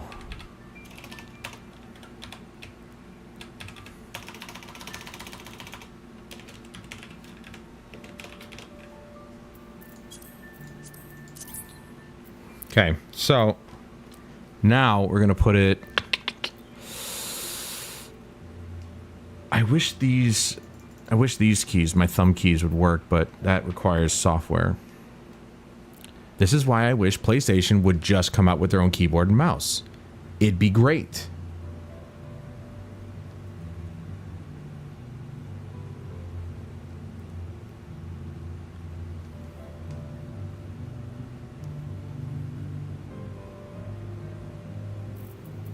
Well, ideally, it would be right here. Actually, shared macros would be right there. Ooh, maybe I should copy, paste. Yeah, dude, look at that. So we do copy, paste. That way I can use these on PC if I ever go over there.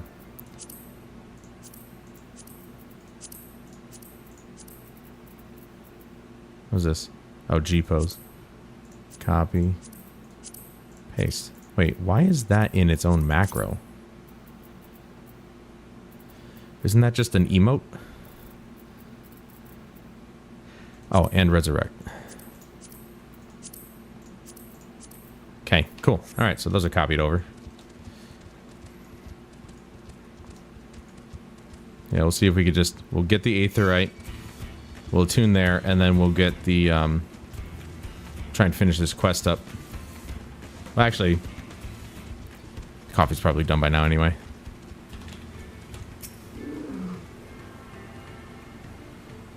Oh. Controller's still on. Duh. So it vibrates. Alright, I'll be right back.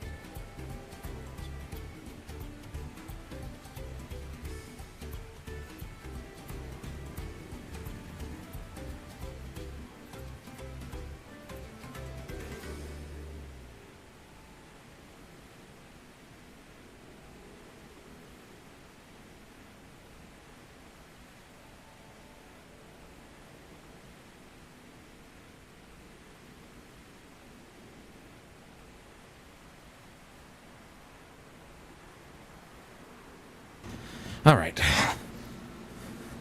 Look at this, huh? Are you gonna get another iced coffee like that? Foaming at the top. Of course, I shook the heavy cream a little bit to get it that foamy texture. Oh. All right, so we're gonna get this section of the quest line finished, and then I'm gonna grind out that dungeon. We should stop here for the night. I understand the desire to rush ahead, but we need to recuperate from our punishing river adventure. Wasn't that punishing? Then let's settle in. We'll need a cook fire. Who the hell says that? There's meal preparation to be done.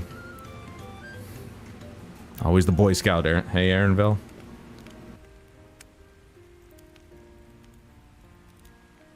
I've been meaning to ask, but how does one become the adopted child of the Dawn Servant?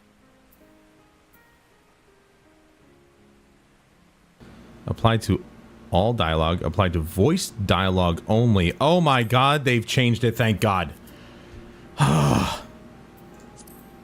Yes. Only voice dialogue. I was but a ball of fuzz at the time, so I don't remember much. My These earliest improvements are memories so arrived nice. in the palace. All I know is that I was born in Ikbrash, a village in Yaktel.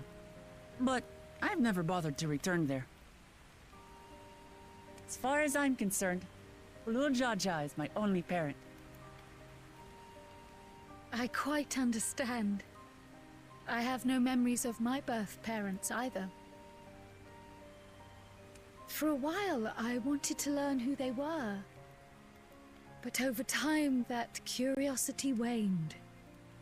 Galuf was my dear grandfather, and he was all I needed. So our situations were quite similar.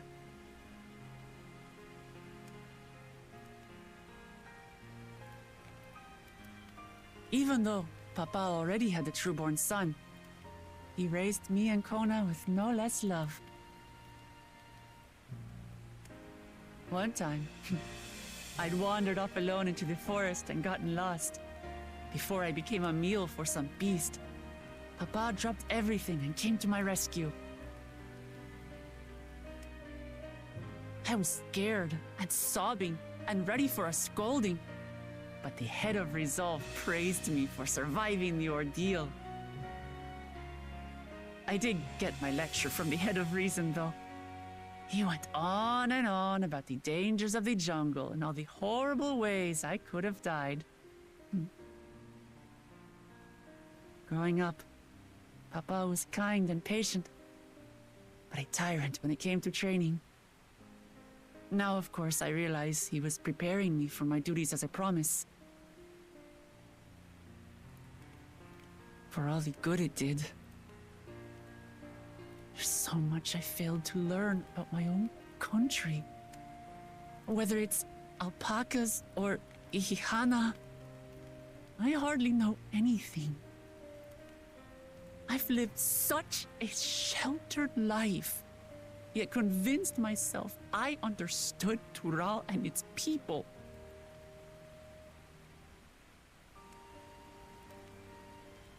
I don't have Kona's education, or Zoralja's strength. I'm all bluff and bravado, not fit to bear my title.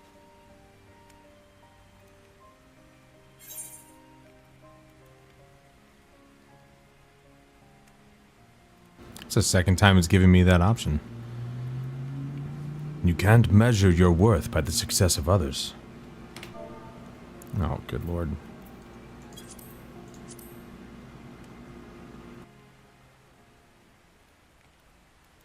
Don't compare myself to my siblings, you mean?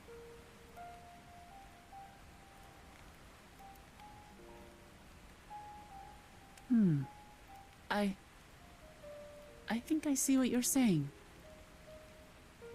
My reasons for joining the contest have nothing to do with my brothers. It's always been about the Turali and what I can do for them. You said it yourself. How important it is to properly know something. to hear the voices of others, empathize with how they feel, and think how best to serve. In so doing, you'll come ever closer to being the person you wish to be.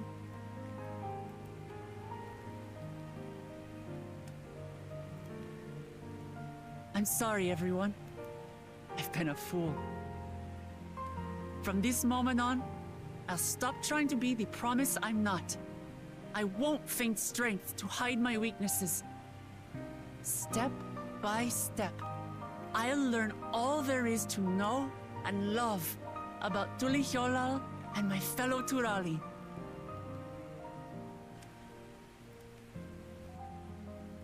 It might not be the smoothest path, but it'll be a path of my own making. I will find a city of gold for all of us, along with the answers you seek about your grandfather Kryl. I swear. I appreciate it, Wuklamat, but you needn't take on that burden as well. Galuf Baldessian dedicated his life to protecting people from all manner of threats. As his granddaughter, I wouldn't wish to endanger others for the sake of a personal investigation. So let's just concentrate on winning the contest. We have a shared goal, and, if at all possible, I'd rather we enjoy the journey.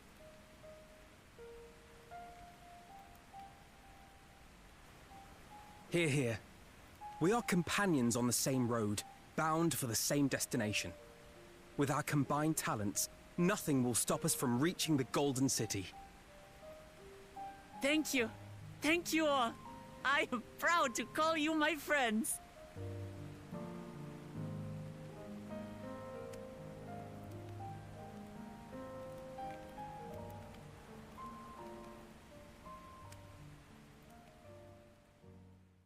The question I have is, what the hell is up Aaronvale's butt?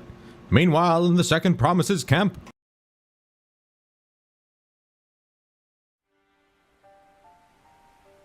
Thank you. Thank you all.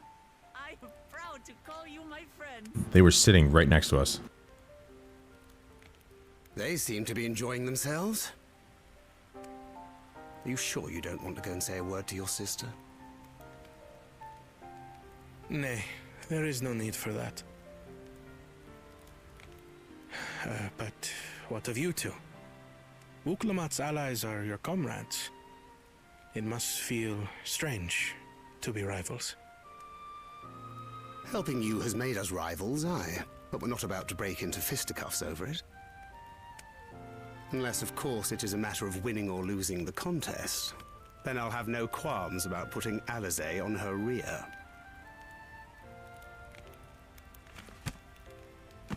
Despite our long history, never have I been given the chance to test myself against our companions. The thought stirreth within me a most unexpected sense of competition.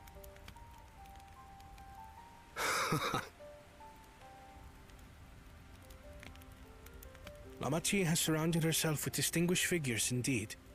One of the Studium's finest graduates, the head of the students of Baldessian. And then, there's Eorzea's vaunted champion. If he's half the hero you say, then the odds are stacked against us. Not that I've any intention of bowing out.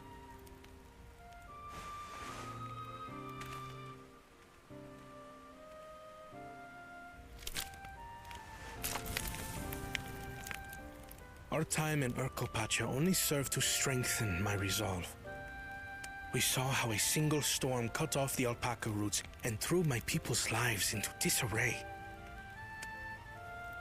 Such uncertainties are why I advocate for the adoption of Sharlayan innovations, that Tuliyollal might know greater stability and prosperity.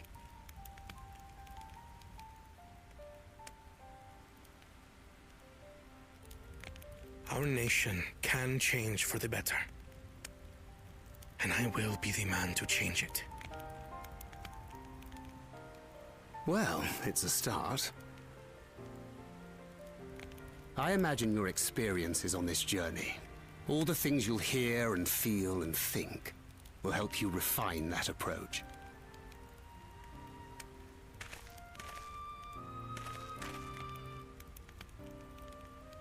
But to return to the subject of the rite, I'm a touch concerned by the condition for victory. The claimant who breaks the seal becomes Dawnservant. Got some weird banding going on right there. Who performed the 7 feats first. The would-be victor need only possess the 7 keystones.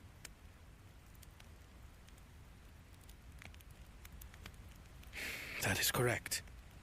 As the contest wears on, we must brace ourselves for greater conflict.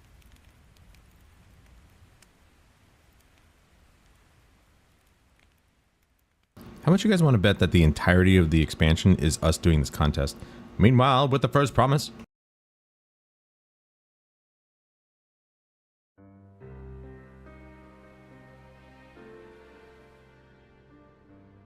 Your rivals still lag behind. The second and third promise may have recruited competent lackeys, but none compared to you. How can they hope to compete with the resilient son? The only child ever sired by a two-head. Only the ignorant or foolish could fail to see that you were born to be Dawnservant. Such titles mean nothing.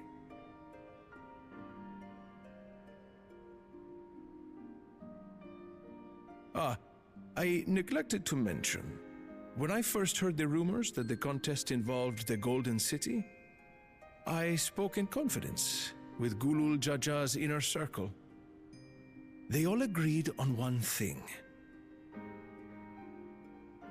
Whoever reaches the City of Gold will attain a power so great, it can dictate the course of history. If this power truly exists, then I humbly beg a fair share of it. Time is passing, and I would put my plans in motion without delay. The useless tool is cast aside after all. And just so there is no misunderstanding, you consent to this course, no matter who is made to suffer. In battle, everyone bleeds. The Dawn's promise is no exception. Sounds like Sargil is a little bit more ambitious than Zoral. People the folly of war.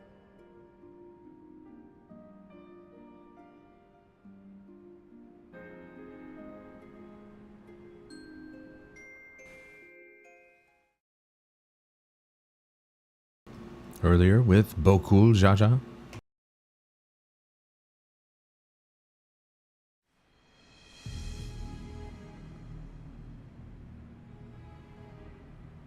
I was hoping for a good scrap, but this bloated sack of bile was no challenge at all.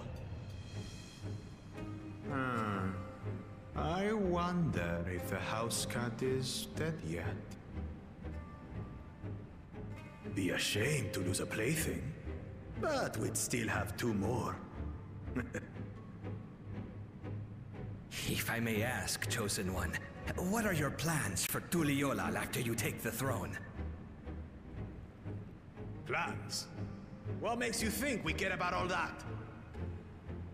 We care only about the contest and proving our superiority. That would surely please Mother and Father. Yes, and when we become Dawnservant, we'll drive out the weakling masses and invite our kin to live in the city. Fine idea! Our family deserves better than that rotten jungle. Back to it then. We must catch up to that one-headed pretender and remind him of the natural order. I made it. I thought we were missing someone. Where have you been? Oh, I feared I was done for when I fell from the boat. Yet somehow I made it. Oh, my arms, I can barely lift them. If I could just rest a moment. You expect us to wait for you? Those who can't keep up will be left behind. My brother has spoken.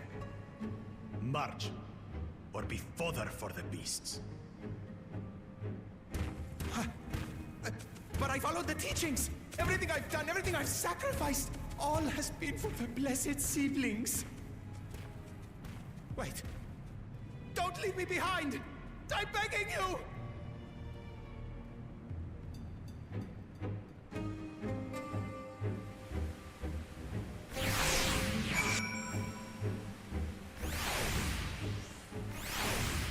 Like I said, I can't wait to get rid of that douchebag. Being able to say those things has brought me such relief. It is like a stone has been lifted off my chest, and I can take a full breath at last. I don't want to encumber myself like that again. I want to be better, will be better, for myself and for my people.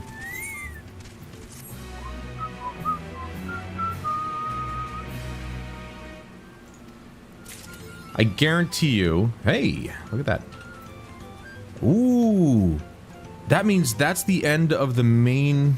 I think that's the end of the overall main thing. Oh, that's fishing log. What the hell? I thought that was the achievements list.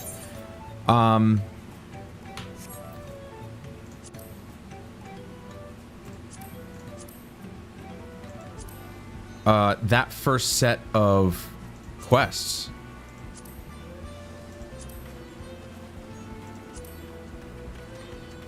There, okay.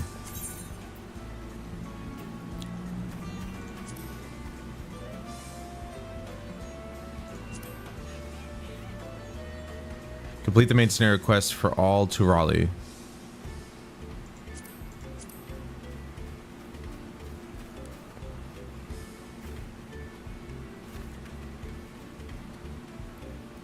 I think. I don't know. There's this one, so I'm guessing... No, that's Growing Light, The Coming Dawn. So, maybe that is. Maybe that is the end of the first section. Okay. Attain rank 4 reputation with the Sylphs of Little Solace, which obviously we are so far away from that place. Alright. Let us continue. Hey! The hell?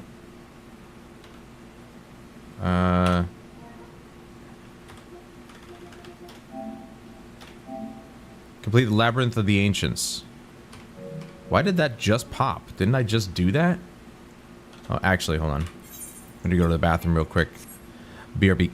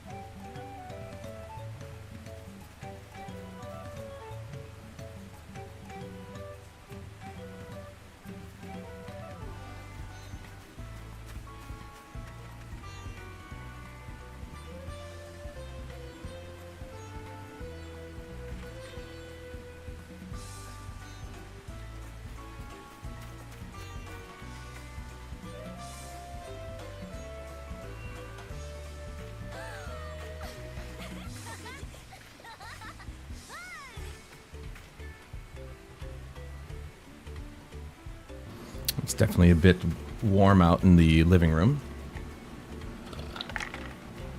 You know, I think that's what I'll do one day, though. After we're done with this, there's really no macro for that? Or keybind, excuse me. So wait, why does what? Fishing log? I don't think I've ever done fishing in this entire game, to be honest.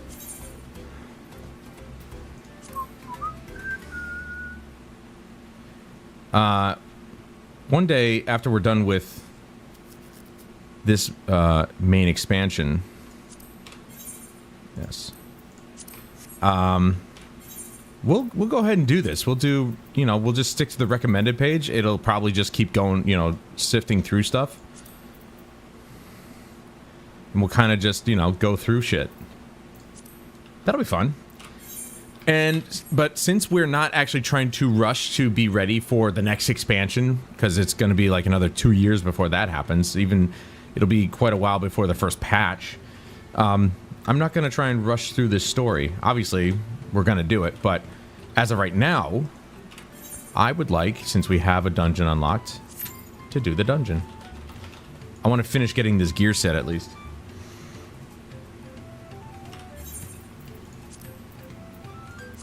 Then we got all of Endwalker, but this stuff, like, this only gives you elegant tomestones, which I'm gonna have to remember where to use those. But notice how I haven't unlocked any raids since Stormblood. I wonder if those are the blue quest markers.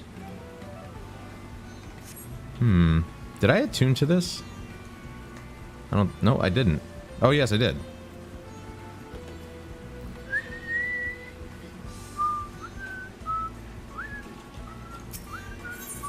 Okay. So...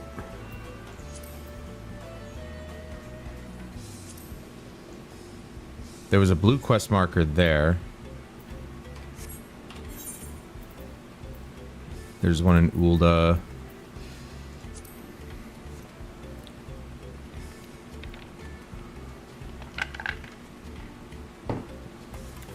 I guess I might as well keep those, but like, you see all these extra ones?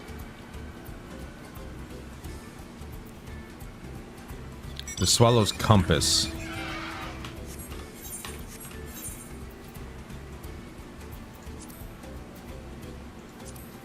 Would that be back in Stormblood?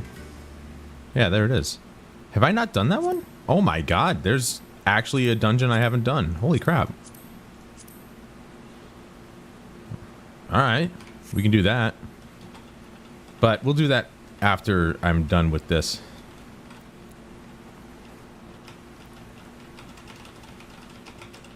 Yeah, we got like a whole bunch of quests in here.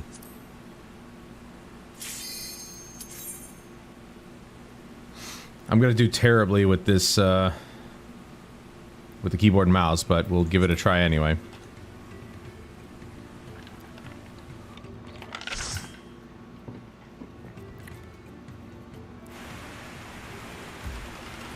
I'm so happy they changed. I don't think that was ever there before, where I could just tell it to automate voice cutscenes and not all of them. I didn't realize that was a thing. I could have swore that wasn't there before. It might not have been, but that is just so sick, man. I love it. I don't think... Nope, it's not... It's cancel. It's not going to register my thumb buttons, which sucks, but what are you going to do?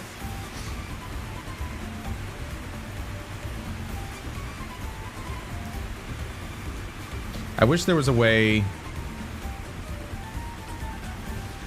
that I could somehow... I mean, again, I just wish Sony would make their own keyboard and mouse. Specific.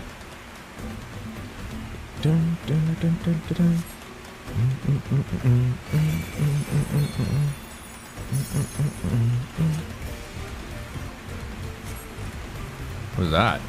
Dance partner. Heyo! She wants to dance with your boy. Uh-oh. I don't have,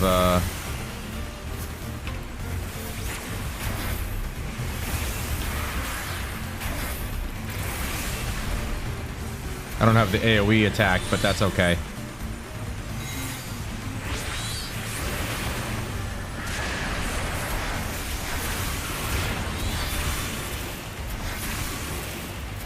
No, forget it. That was supposed to be number 2, not number 1, you idiot.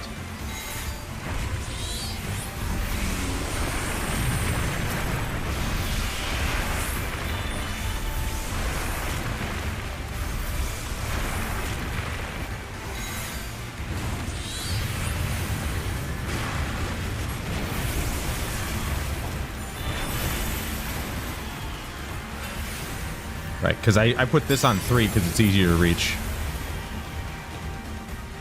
Yeah, keyboard and mouse feels way better with 120 FPS update.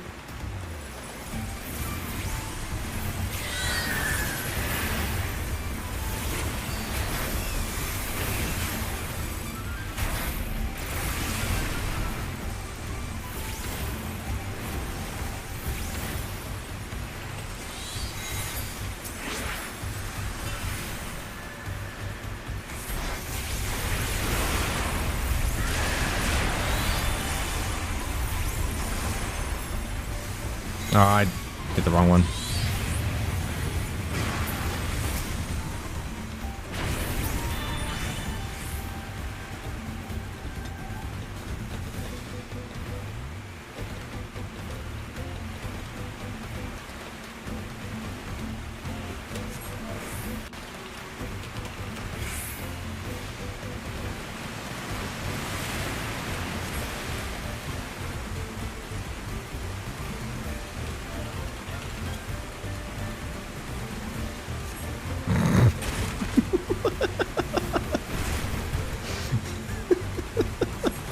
I don't know why I find that so funny.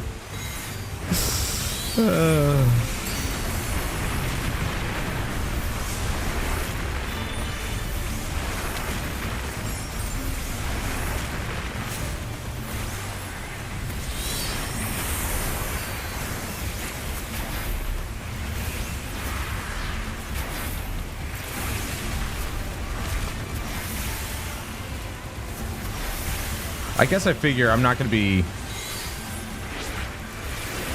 He's not going to be out for very much longer after I'm done doing all my casting, so I figured, okay, I'll just do the single shot, or the, I'll keep it just to single target.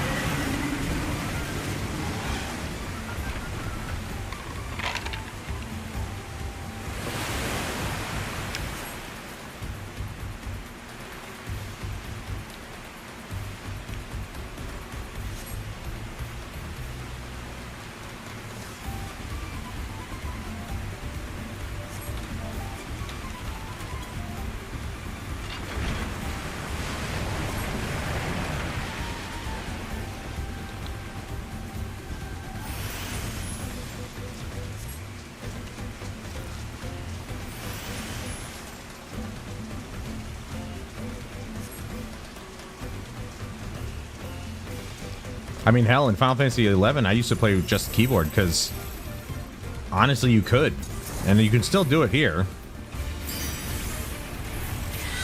It's just that it is a lot easier.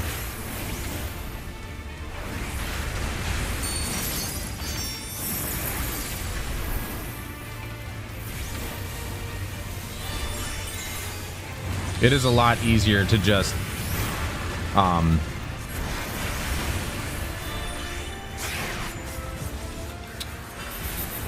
what was I going to say? I'm really confused as to what the hell I was saying.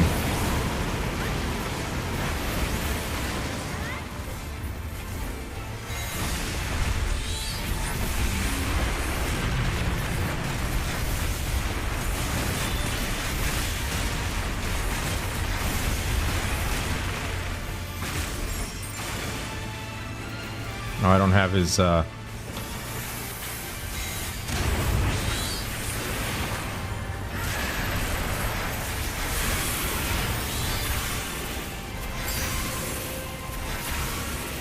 Well, let's be honest, I'm supposed to get healed anyway, so.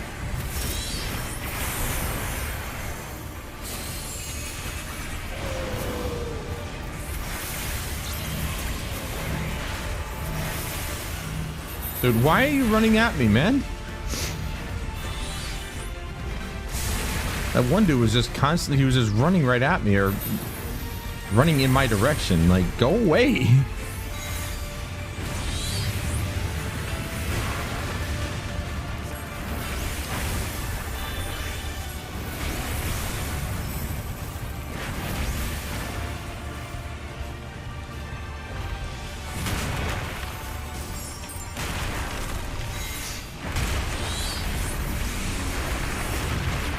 Oops, wrong one.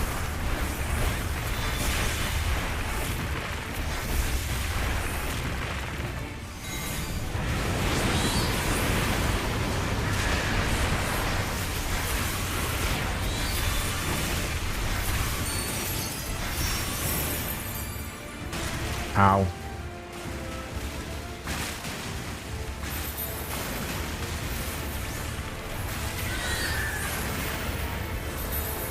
Crap, I couldn't see it. Nope. Okay. I think we got it. I don't know.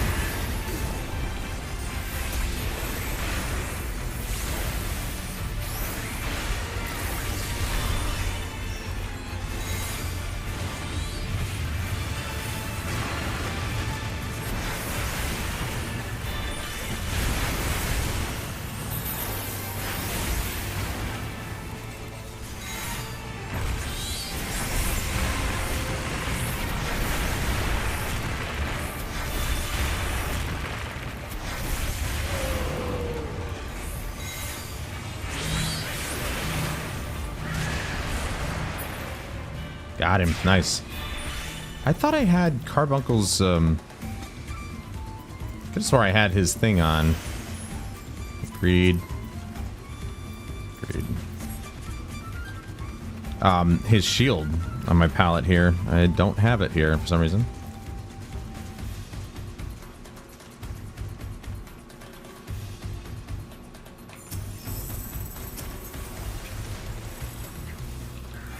Nope. Oh, wait. Was this guy stuck? Come on. Go. Fat ass. Look at him. Quit stopping. Just go to your friends. Die with the rest of them.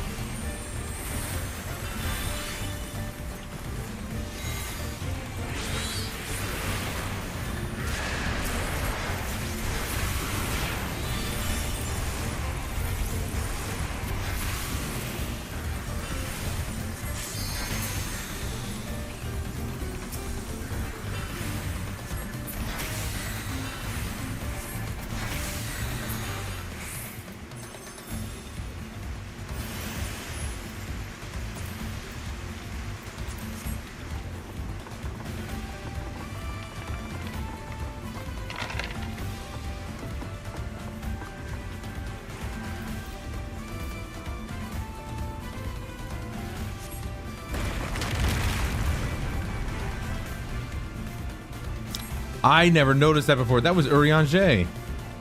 That sneaky bastard. I never even noticed that before.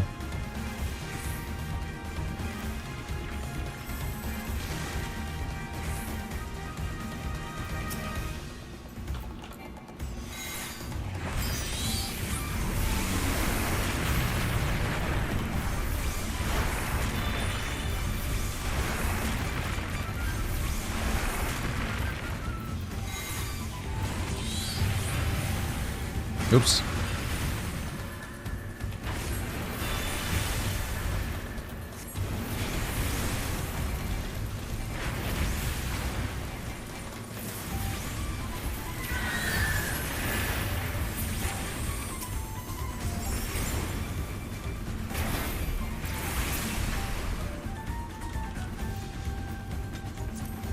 Yeah.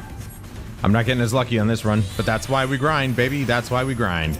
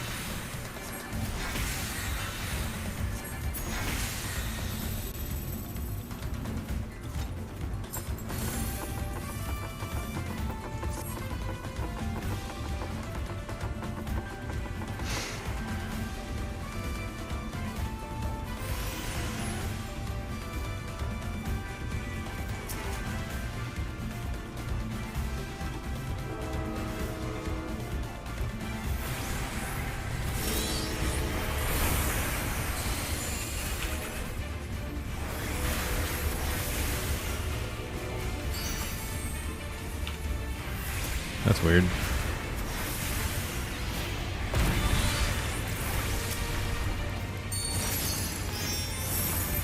What the? What?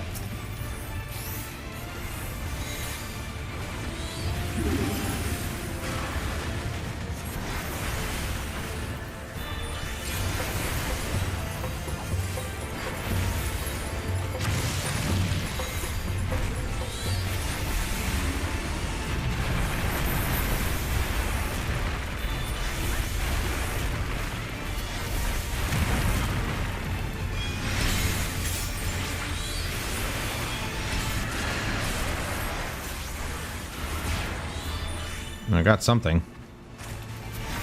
Ooh. Okay. Yeah. Nice.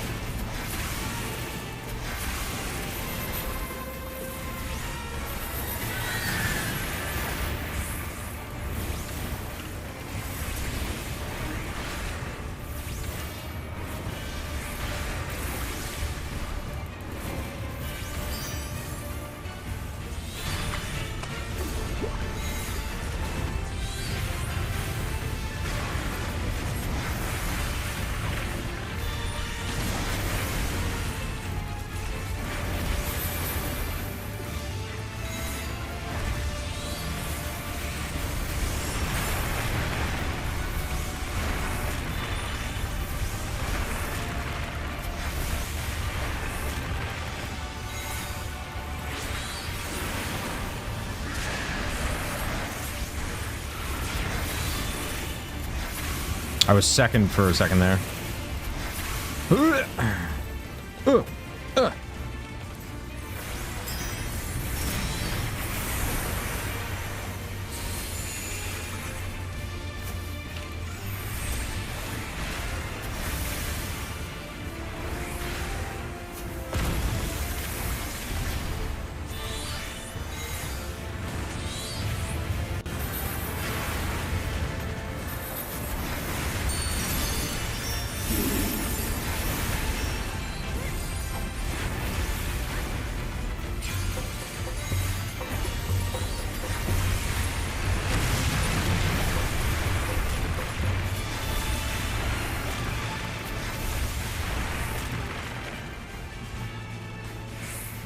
Dude, I'm picking all the right spots, apparently.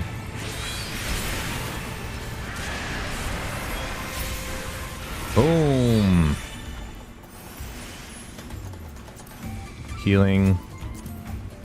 Fending. Damn, I'm getting nothing out of this one this time. That's alright, though. I mean, we're going to be running this for a while. The rest of the gear's got to be in here somewhere. I got 5 pieces in the first go, so... The other 5 pieces, I should get it eventually.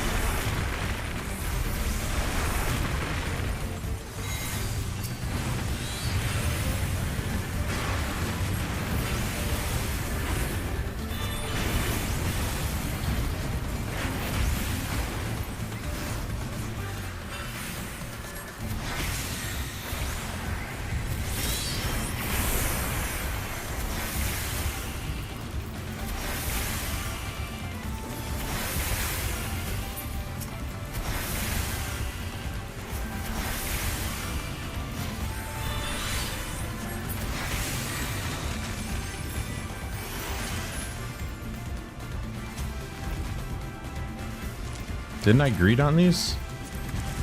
No, that's different. Okay.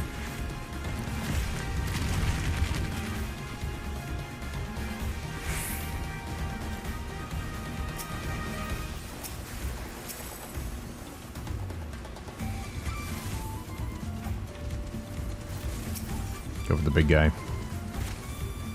Because of course that's what I do.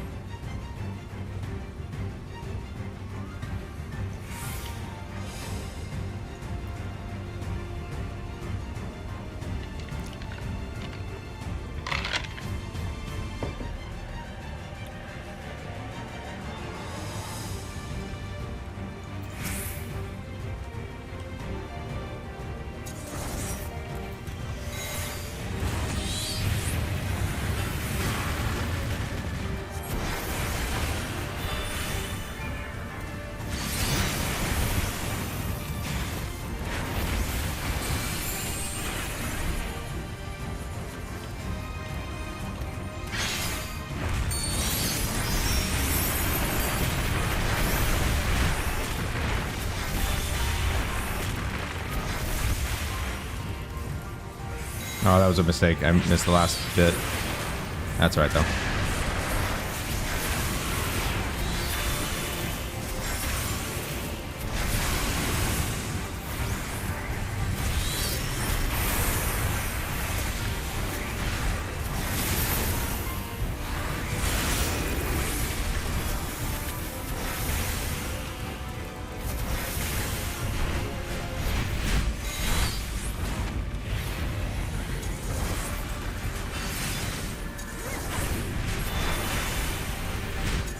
Did I even hit him there?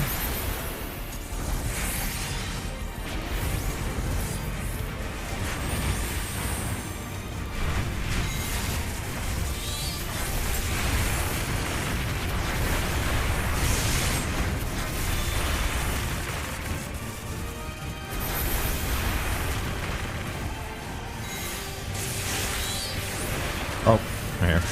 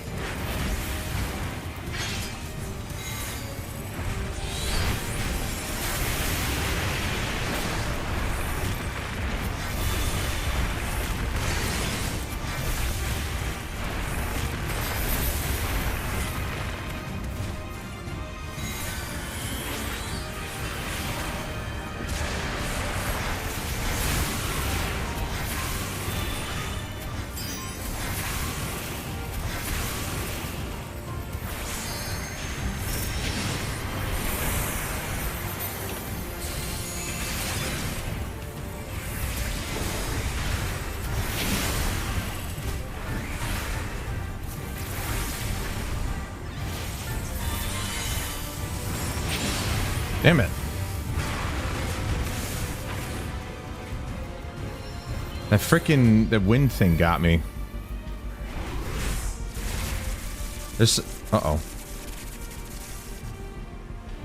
He doesn't have a quick cast or anything.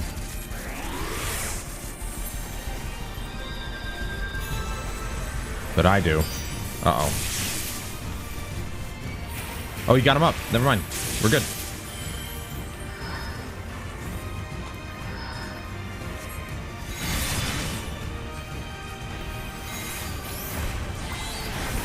Oh, there goes my lead on the damage.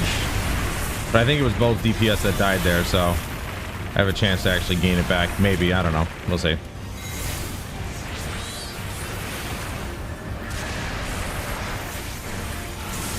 I'm doing the limit break this time.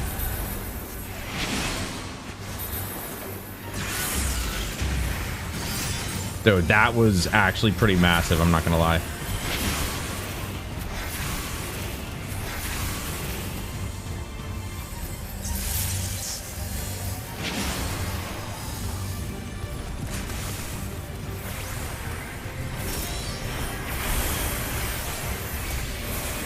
Got him. I never get to cast the limit break because I'm always like, I don't have it on my palette because I'm like, well, the tank is usually the one who's always going to do it, so. Oh man, we didn't get anything that round. It's alright. I mean, it feels pretty good to go back to keyboard and mouse, but there's something about clicking that just doesn't feel as responsive. Like when I click on something, I always had that issue where it's like, if I'm dragging the camera like this with the right click and I let go and I accidentally push it or something, or I just let go of it at a certain time where it's hovering over a character or an enemy, it'll click instead of actually just not selecting anything. So it ends up just messing me up a little bit. It's fun. It's fun going back to keyboard and mouse every once in a while, but I have some minor issues. See, like right there, as soon as it came back, I started trying grab the camera, but it wouldn't let me because we weren't fully back in, like it wasn't done fading in. So I've had issues like that before. Not a fan of it.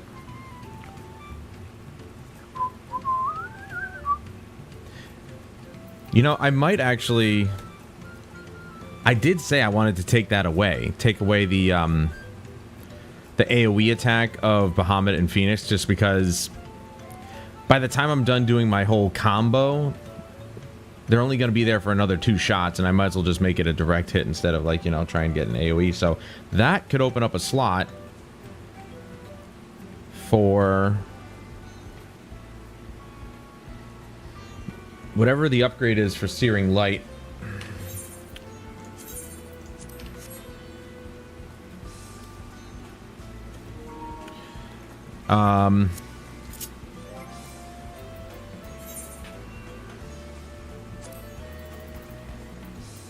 Searing Flash.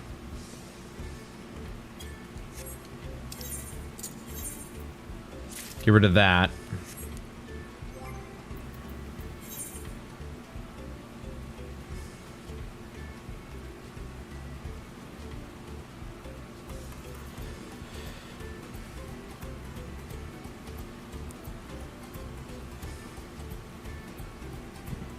Let's get the macro on there. Hold on. Let's get it. This one right here. Set to hotbar. We can just put that one right there for now. And then as of right now, I guess I could just put the limit break there. No. There we go. Put that right there and we're good to go. Let's swap those. That way, yeah, that makes sense. It'll make sense. I'll get used to it. Well, that was unfortunate. Whoa! I knew it was going to be quick. There's a lot of people looking for this one. Which makes me a hippie boy. Because it's just rapid fire. The hell's wrong with my finger?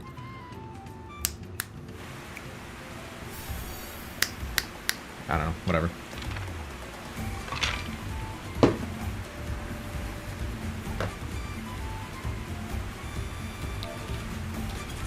Oh, I see. That's okay. They do the O and then slash first, not slash O. Slash O is trying to do a command.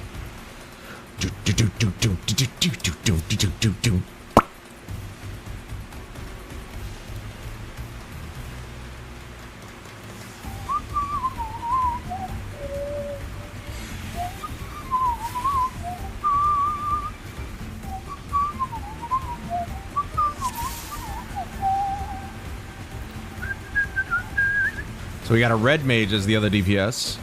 Probably gonna kick my ass in DPS, but we'll see.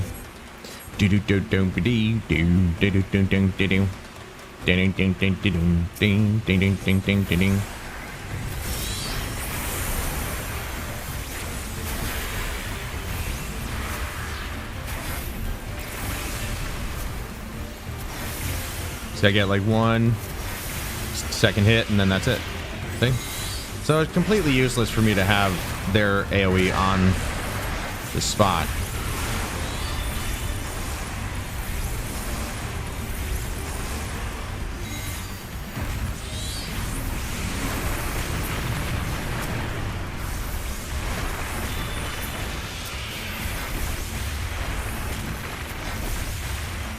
As a matter of fact, I might actually swap. I think I'll do that.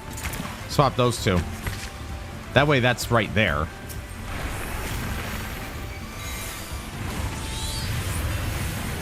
Yeah. I'm good with that. That way all of the attack abilities are on the one panel.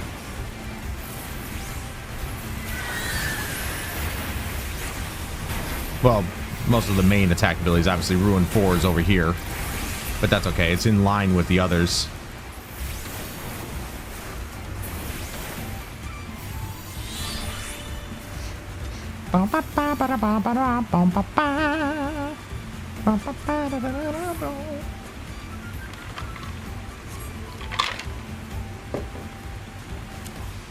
We keep steadily, like, not steadily, but we keep every once in a while dropping frames, and that's really annoying.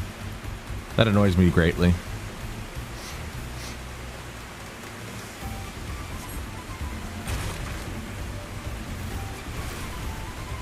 I don't like this gift. Wrong one. Oh well. Whoops.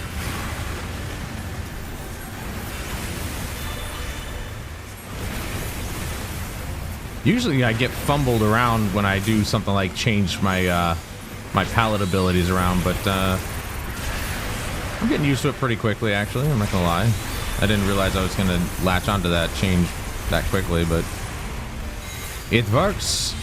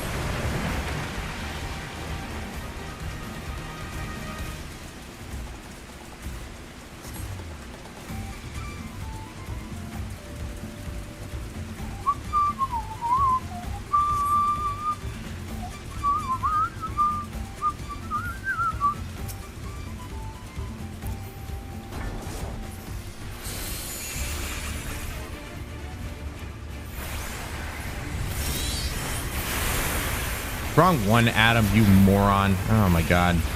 I still screwed that up somehow. You know, I'm stupid.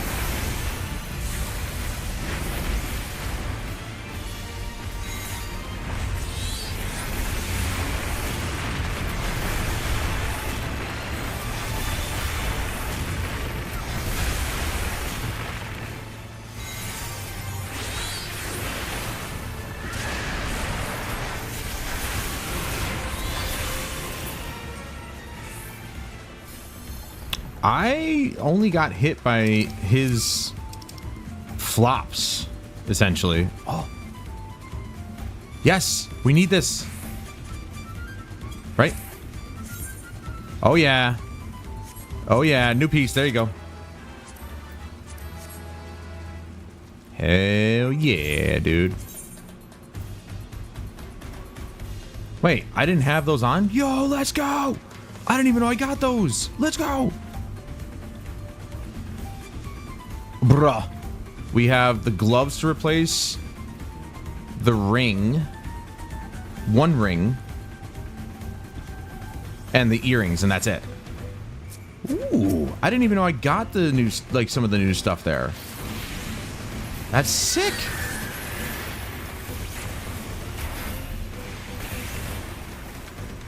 It's weird that they improved Fester, but they didn't improve, what's the AoE one?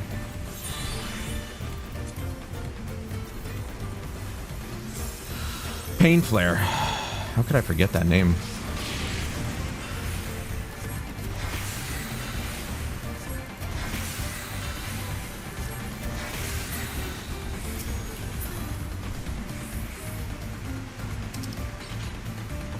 Damn. I was hoping it was the other. I don't. All right. Well, I did say greed. Stuff to sell and stuff like that, so.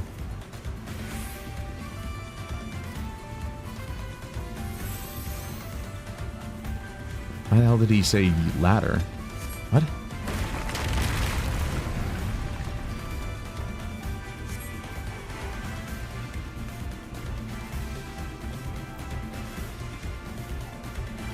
We have a couple more pieces and then we're good to go.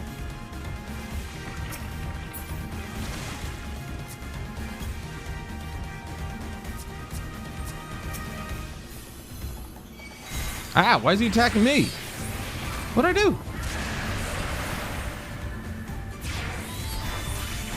Did he seriously just pull these guys? Oh my god, dude.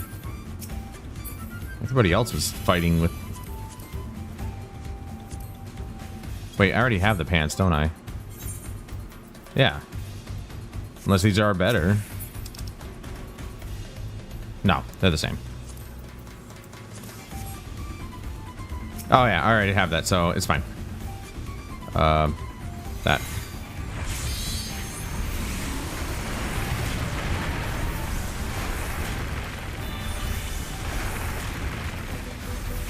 I instantly gained 3rd place in damage there. I'd say damage. It's just whoever's got that mob's attention, but you know, still, I got it away from potentially the healer. Like I said, I use it to gauge, so I have to pass on this one then, unless I need it, which I don't. So I'll pass on that.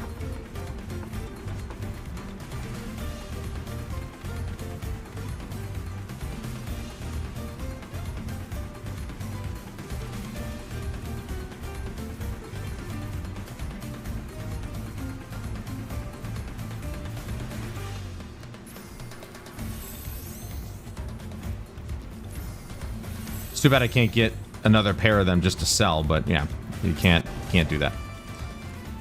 They're unique items, so.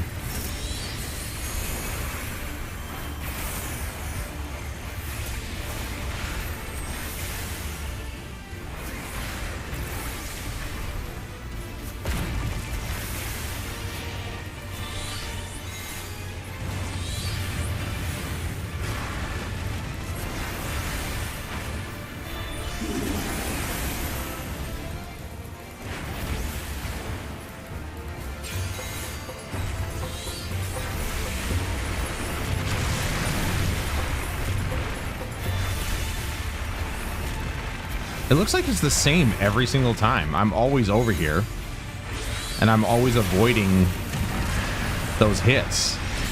And then I'm just going to go over here.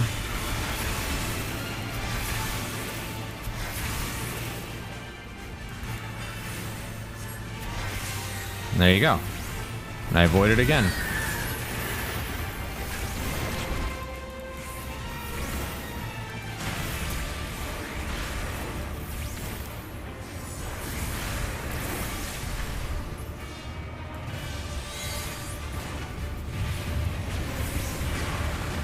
That's a quick way to get over there.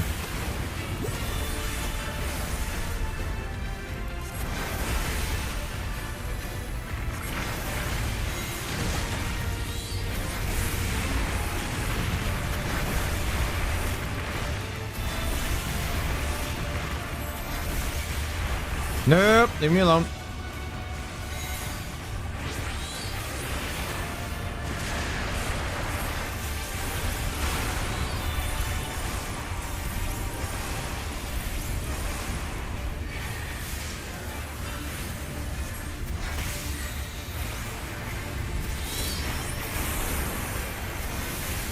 Did they speed up my summons? Because it sure as hell feels like it.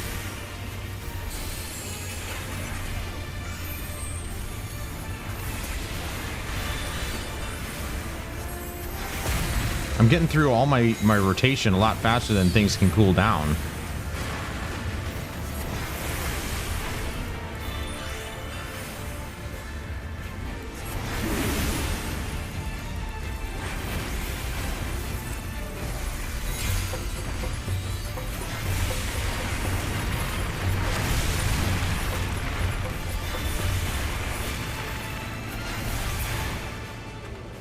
Like, I'm burning through my rotation before even my main summons are cooled down.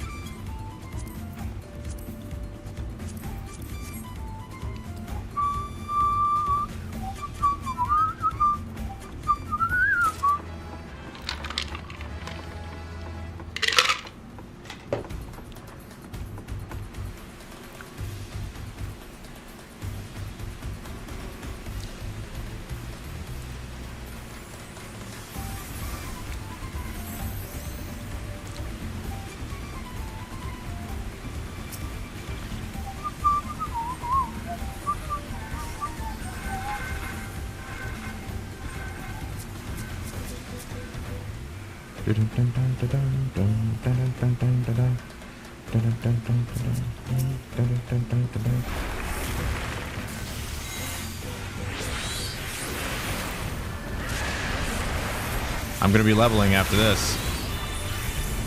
Probably after this fight, to be honest.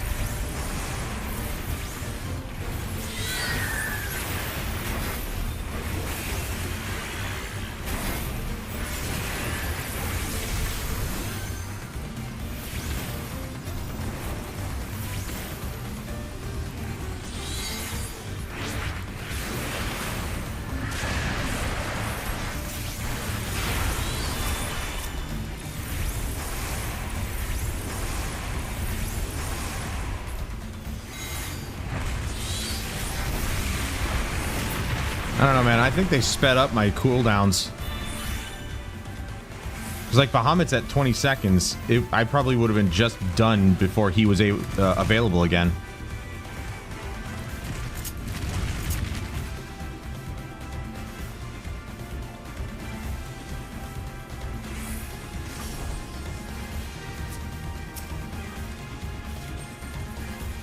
Damn it. Missed that entirely. For the most part.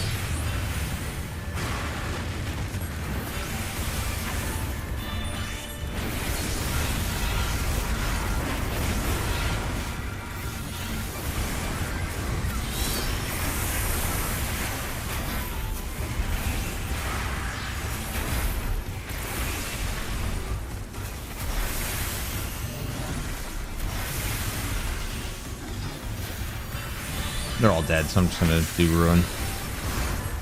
Well, maybe I'll do this then.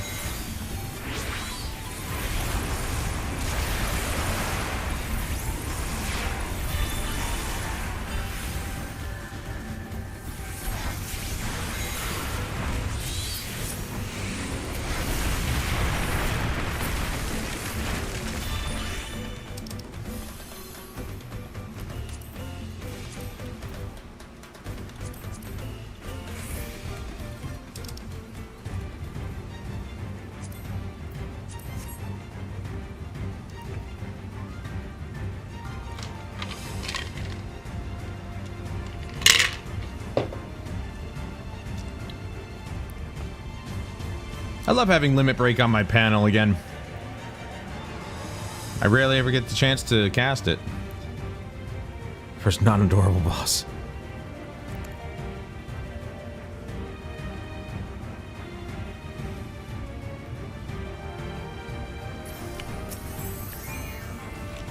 Yeah, I would say that.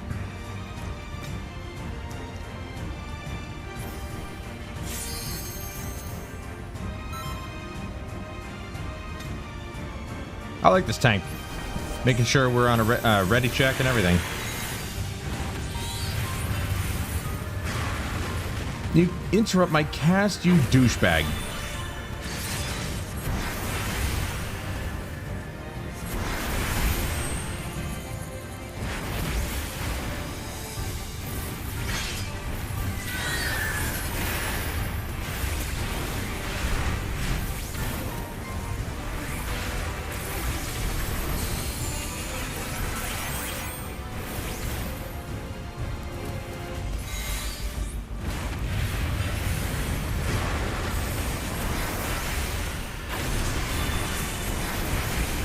Damn, we had a lot of shield there. Somebody freaking boosted the crap out of us.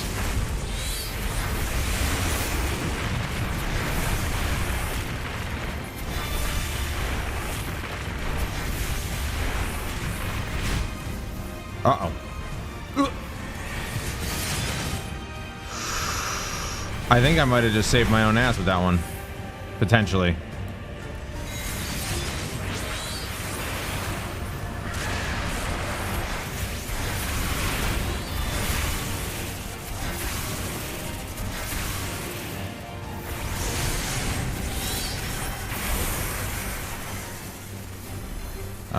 That one.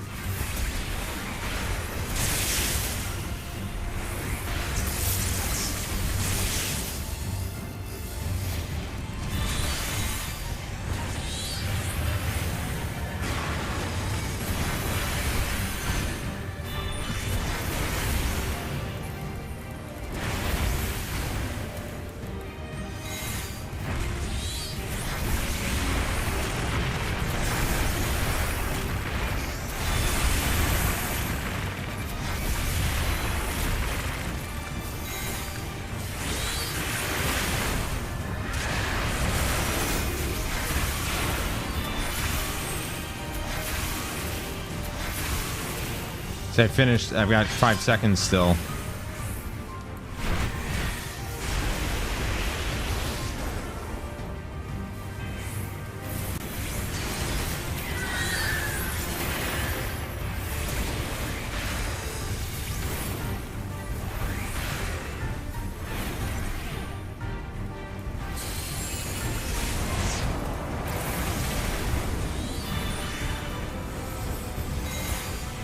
This thing is so annoying.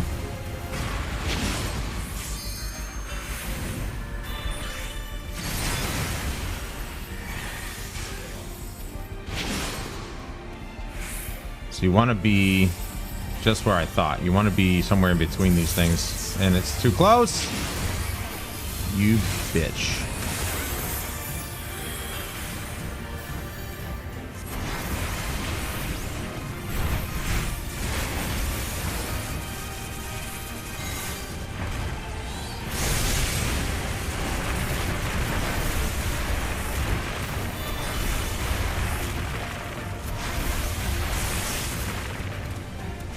Oh.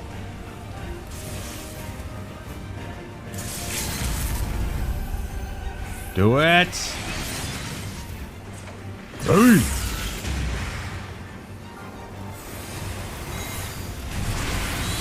Man, remember when limit breaks used to actually kill things? It's supposed to be a limit break, like the best of the best, you know what I mean? I'm gonna give it to the warrior because he actually, like, it's the ultimate move, and it barely does anything. Well, obviously, it's the same thing, so... it is unique, isn't it? Yeah. Pass.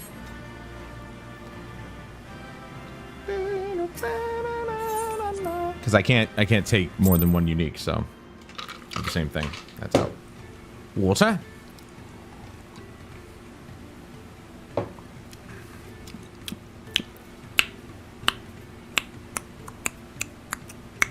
We are now in the instanced area. Current instance can be confirmed at any time using the instance text command. Okay.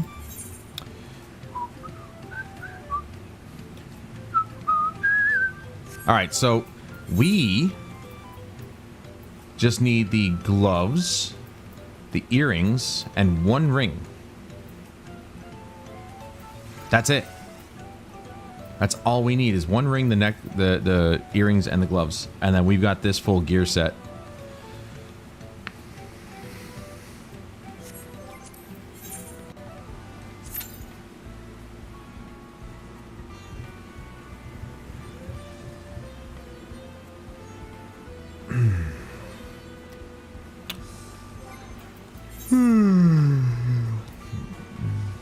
So I've got a whole bunch of stuff I can sell. Obviously not that.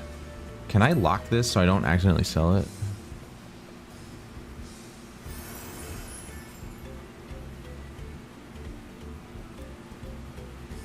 Nope.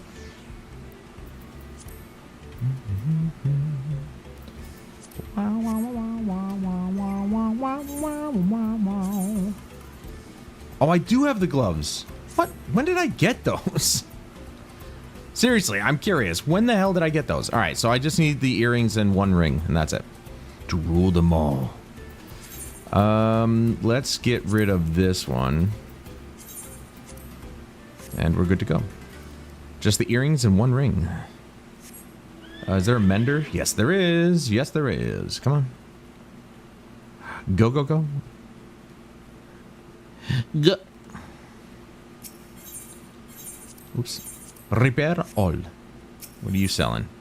What are you buying?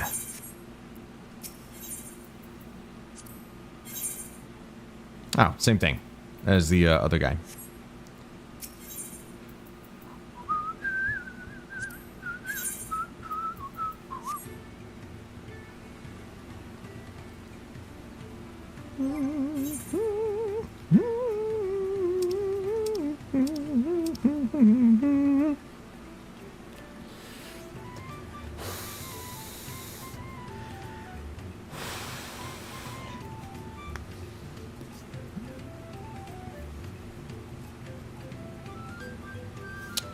Let me look at this gear, see what the secondary stats say that I should have. It looks like it's kind of all over the place. There's you can either get determination, direct hit, crit hit. I'm trying to look at the secondaries. And I think they're in the order in which you should get them. So critical hit always first.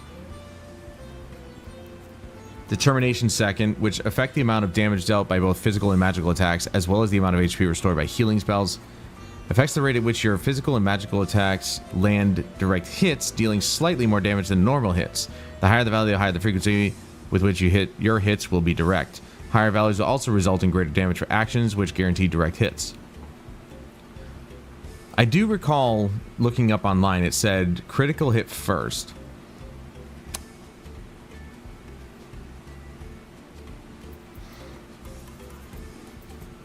And then for one of the mental properties, you'd want spell speed. But I think this is pretty much it. Like, this is in the right order. Let me look. Put that over there.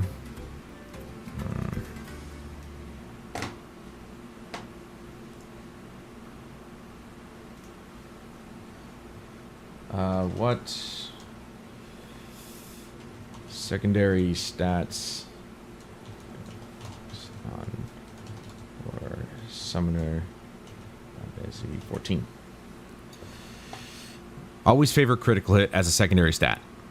Due to the interaction of increasing both the percent chance and percent bonus damage, this allows critical hit to have a much greater scaling curve in comparison to the other secondary stats. So crit hit, hands down, it looks like. And this was as of 6.11.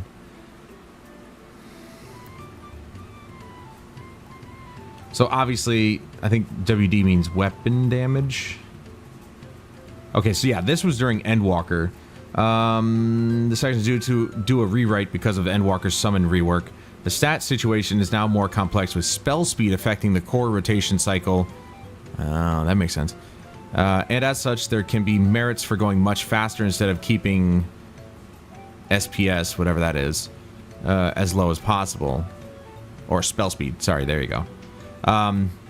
Keep an eye out for both crit builds and high spell speed builds, but also fight-specific builds tailored to encounter downtime.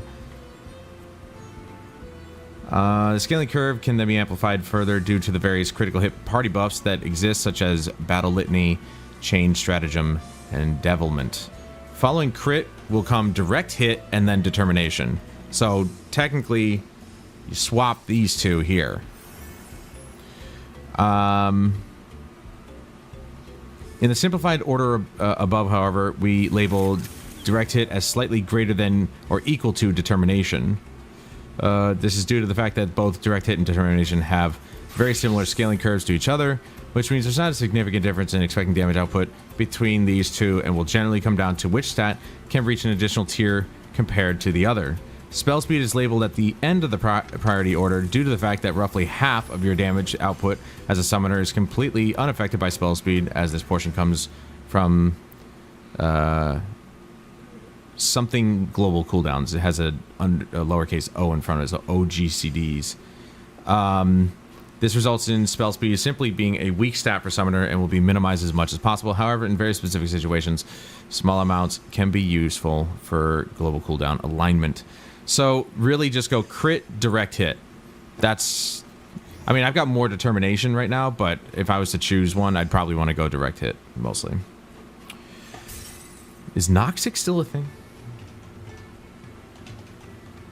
Noxic.com. We used to use this, me and Jeremy, back in the day for World of Warcraft, which seems like that's pretty much all they're doing, actually, is World of Warcraft. They used to do Diablo 3, but I'm seeing nothing but World of Warcraft now. That's kind of sad, actually. I like the fact that they did all the different classes, or different games, I should say. New project in works. Some guides may be outdated. While we still generate new sim data for each patch, yeah, they're just focusing on World of Warcraft. That's sad. That was a pretty top-tier website back in the day if you wanted proper builds. But hey, if you're playing World of Warcraft, there you go. I don't particularly think we have anything for Final Fantasy as useful as that, but so you go crit, direct hit. Everything else is pretty much non-important. Spell speed, I thought spell speed was actually pretty important, but you can't really determine what stats you get in terms of bonuses. They're just going to give you that. It's all dependent. I'm looking this up for Materia's sake. So if I'd want to stack, say, for example, critical hit here. Do I? Oh yeah, you can put materia, one piece of materia on the jewelry and accessories. So let's say I could do full crit on all my grimoire and my armor, and then direct hit on, you know, just stack direct hit on my accessories. Then I think we'll be good to go. Wow, this is taking a long time. It said 5 minutes, and normally I get one before then. We're still waiting on one DPS and one healer, and we already have a tank, so it should have just popped by now, since we're good to go with the tank. Odd. Still thinking about having the Aegis, Radiant Aegis, on my palette instead of swap. I might swap that out. If okay, we're 93, so when we get 96, I believe, is when we get Searing Flash. Yep. Once we hit that, if that swaps out with Searing Light, when you cast Searing Light, because Searing Light, yeah, enable action change. Okay, so yeah. So Searing Light will put you into Ruby's Glimmer with the upgrade here. Or wherever it was. Wherever I read that. Oh, no, it was a trait. Sorry. So, you cast this, it'll put you in Ruby's Glimmer, then it'll swap over to that. So then I'll have to put Adel where Radiant Aegis is, because Radiant Aegis, while it has saved my ass a couple times, in a dungeon, I mean, I'm supposed to get healed, so. And there's some healers who have like a pretty decent amount of protection buffs, so.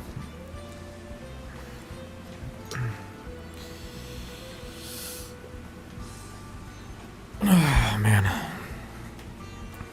By the way, I'm still recording. I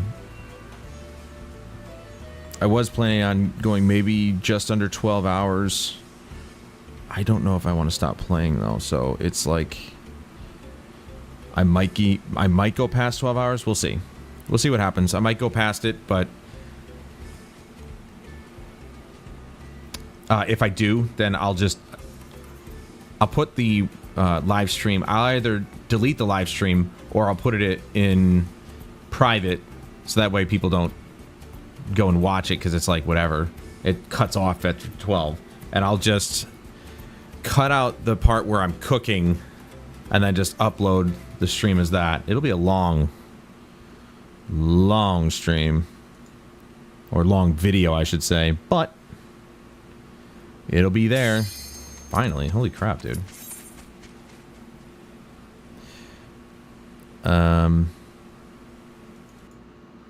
I don't know how big this file is yet. We're not going to know until it actually, you know, till we finish recording. It'll be interesting to find out. It's already almost 11 hours long, so we'll see how big the file is. I hope it's not massive, but I mean, I've got a terabyte. There's no way it's going to take a terabyte of data up. But a 2-hour 1080p 30 video at roughly at a CQP of 23, or CRF value of 23 in this case, can yield about maybe 10 gigs, but that's only 2 hours, not 12, so, or longer.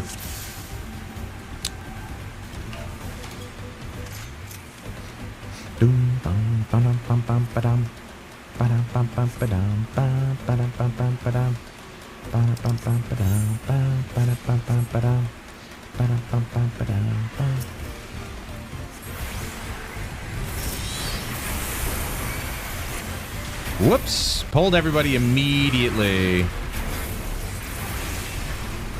Huh. That's hilarious. I did that much damage that quickly. Whoops. Well, that's not my fault. I waited for him to grab everybody. I don't know why it took him so long.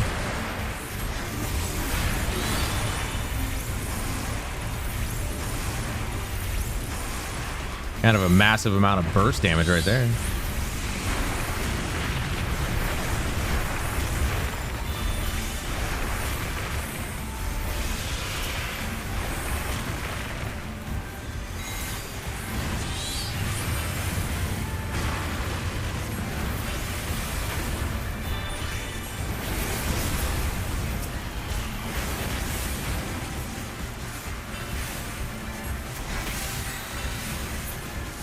So my spell speed, it might actually be having an effect right now, because I feel like I'm casting so fast that, like,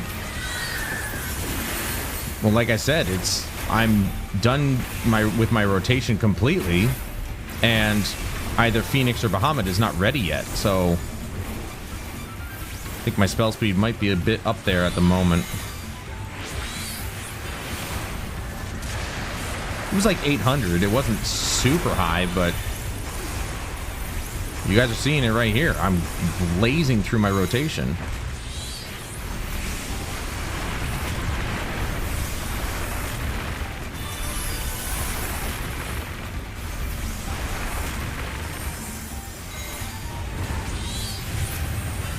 Oops.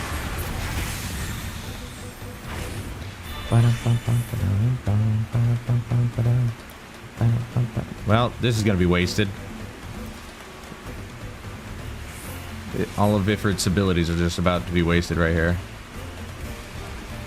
That is Baku Jaja ahead of us. Ya ya ya ya.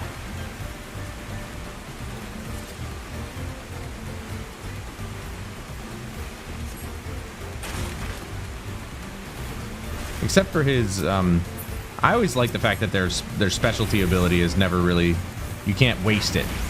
Unless, of course, I cast that first part and then it, you know, then I let it run out. Then it's a, you know, then I can't cast the second part. But, you know, for the most part, it's pretty cool. You can actually just sit on it for as long as you need to until you need to cast it. I like it.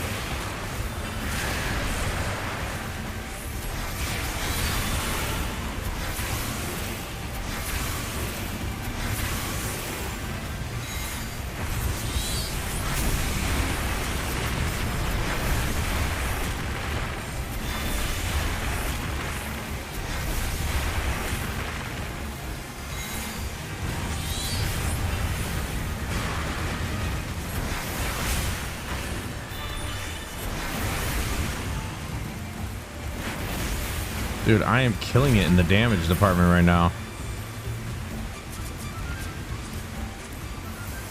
He's a Reaper. Okay. I was wondering, that's why I didn't recognize that frickin' icon. I don't know that icon. We call upon the gods to bring us the crops of the century.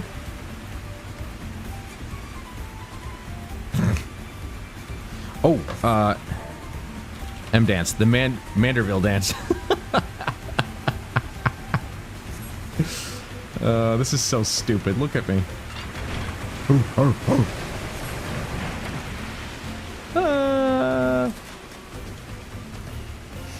This is what I miss.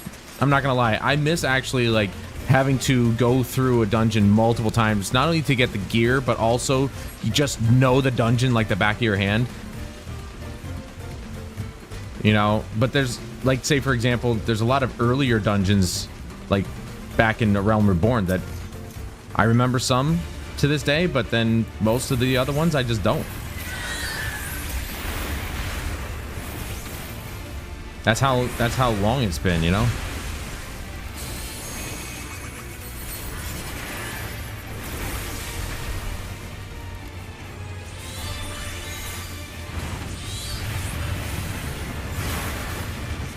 Dude, I feel like that Reaper should be doing way more damage than me.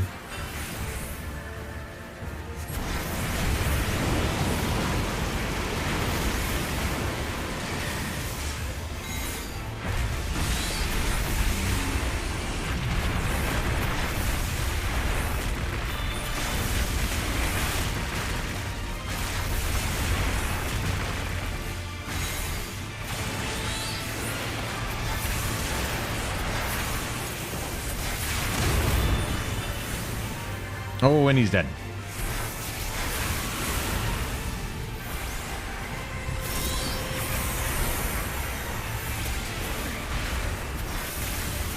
I can get him up if you want me to. I guess I'm going to.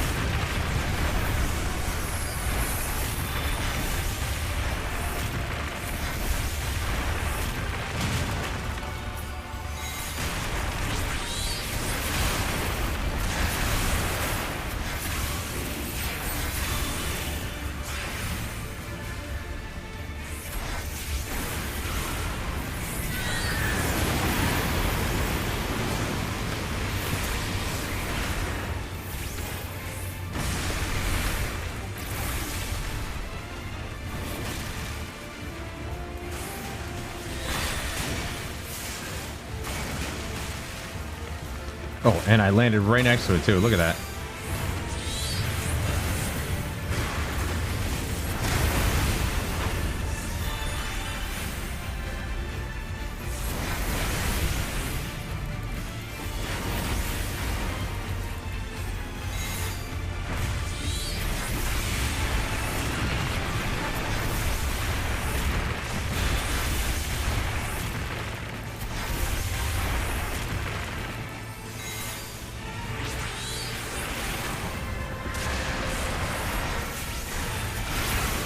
Dude, this Reaper is not doing enough damage.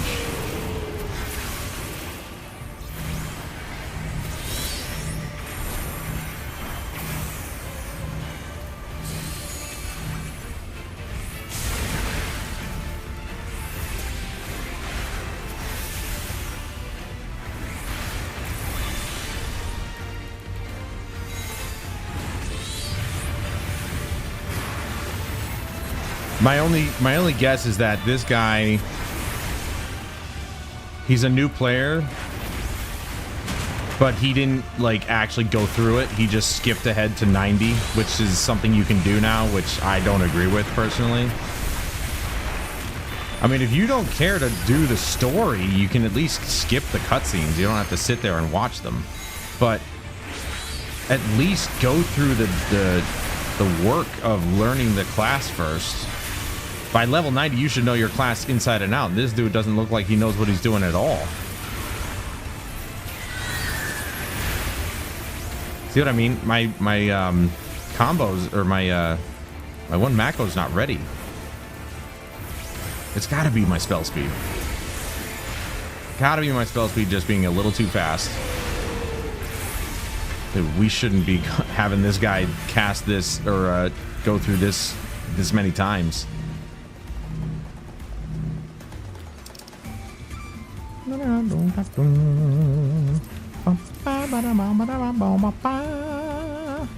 Still need earrings and one ring. That's all we need.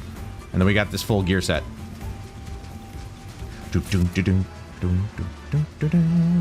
Yay, more crap to sell.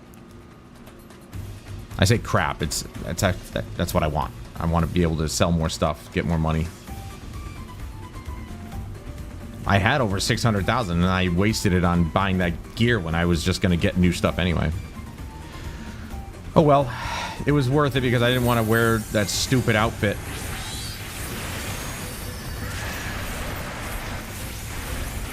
This one at least looks better.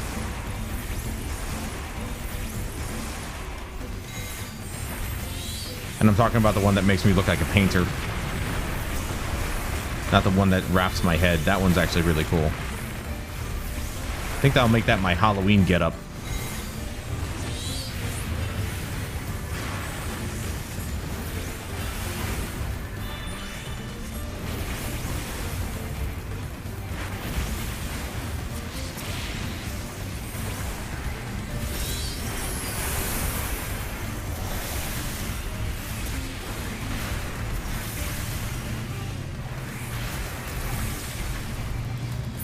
Yeah, dude, I'm kicking the absolute dick off this freaking Reaper, man. He's got no damage compared to me.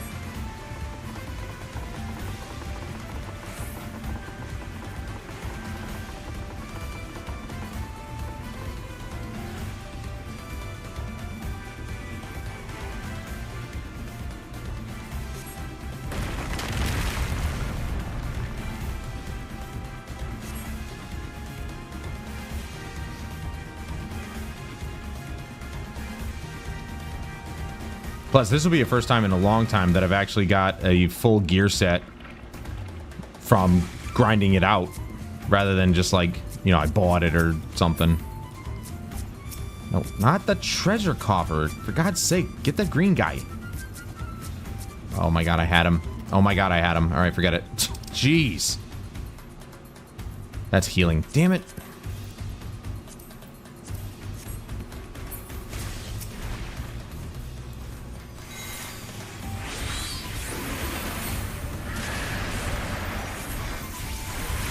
I did one thing and I've already got the majority of the damage. There we go. Holy crap, that's what I wanted. I don't know what it is about this game. It had some aversion for me targeting the green guy.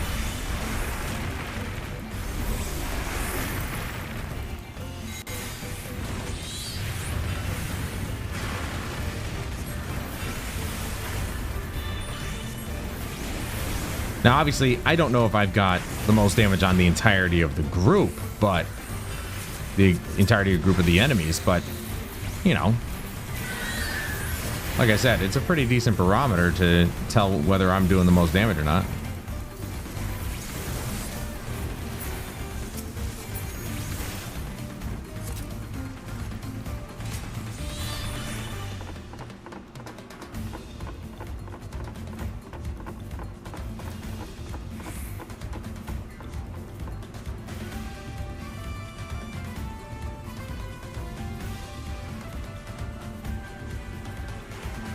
Oh, he is sleeping. Oh.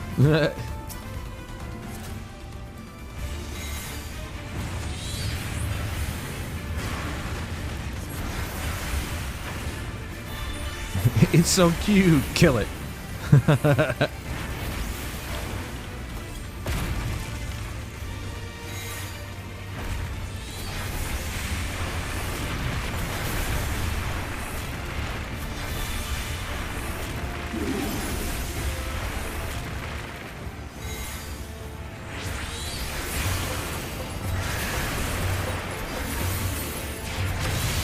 Oh, it might be different this... No, it's not. It's the same thing every time. That's too easy.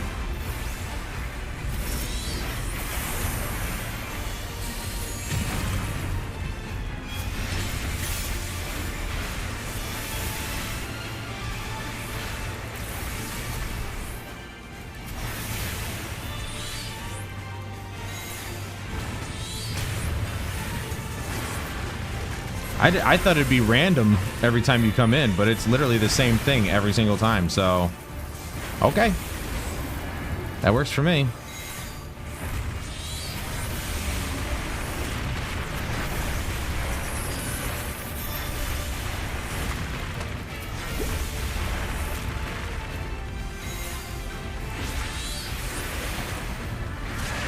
I'll tell you what, at least I'm keeping the enmity off the healer.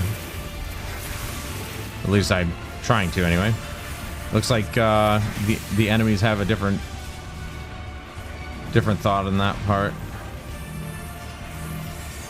There we go. Finally. Holy crap, I can...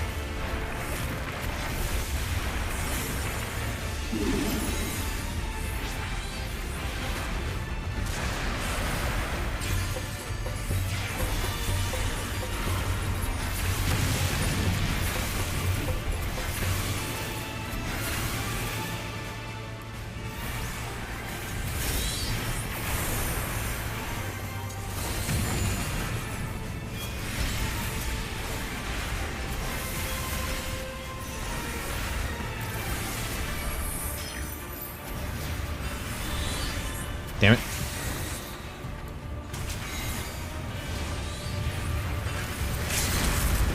No, don't use the limit break now. This isn't the last boss. What are you doing?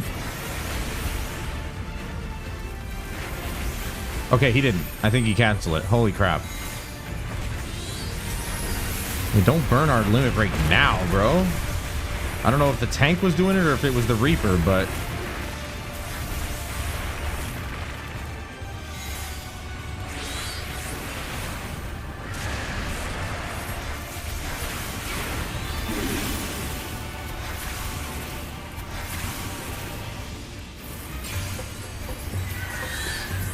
This dude shouldn't be casting this many times, man. I'm telling you. He should not be doing this 3 times in a row. 2 times should have been more than enough to get to kill him.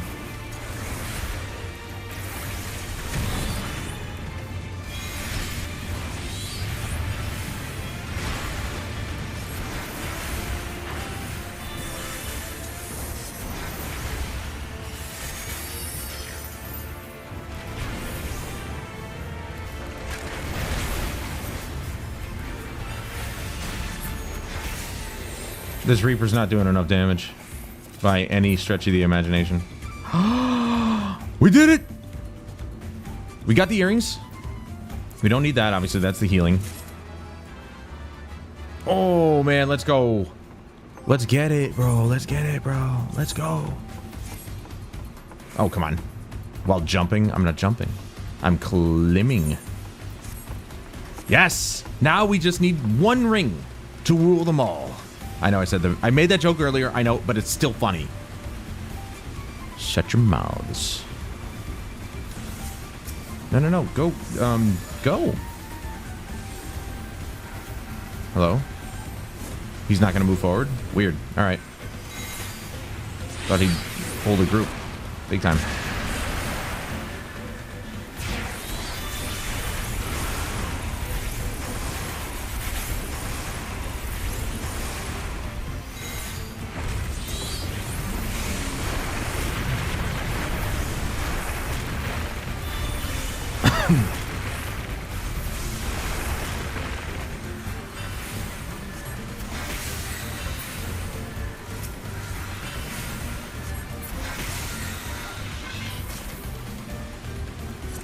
I guess he's not that confident, either in himself or the healer.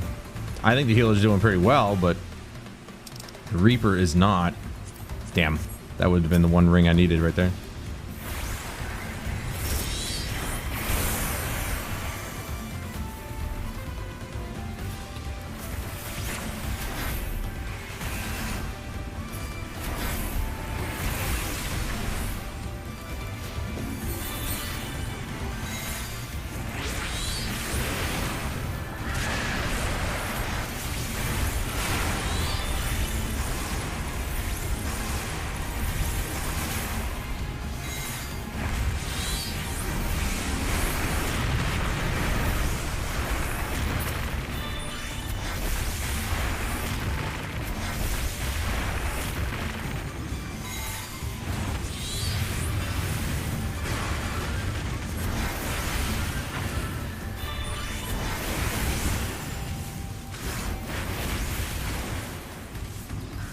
Look at this. I'm not, yeah, it's spell speed, dude. It's definitely spell speed because I am finishing my rotation and Phoenix wasn't even ready there.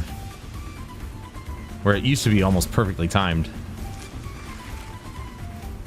So that way there was no lull.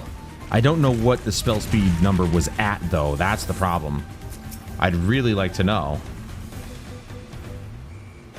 So that way it's gotta be like, I don't know, 500? Maybe that might be the sweet spot, but it can't be too fast. Otherwise, I'm just sitting there waiting, which is not good.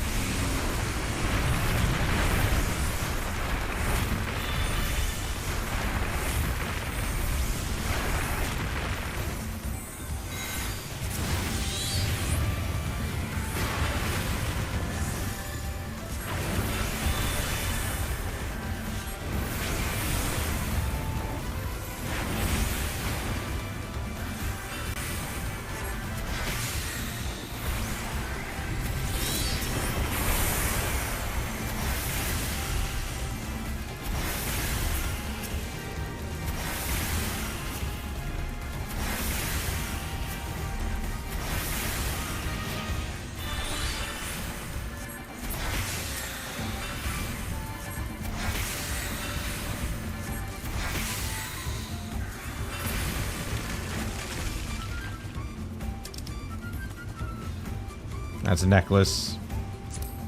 I already have it, though. Yeah, it's exactly the same. Pass. Agreed.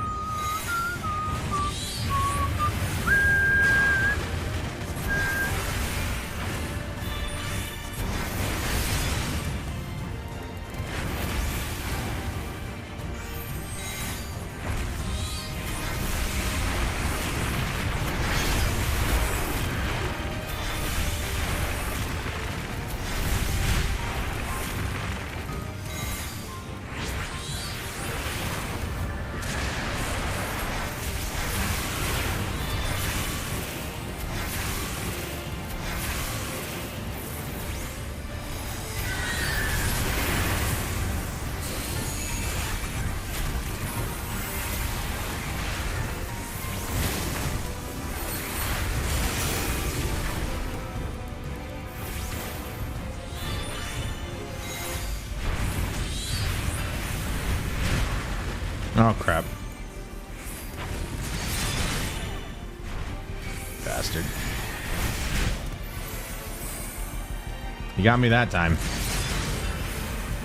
Last few times I've done this, he didn't, I landed in the right spot.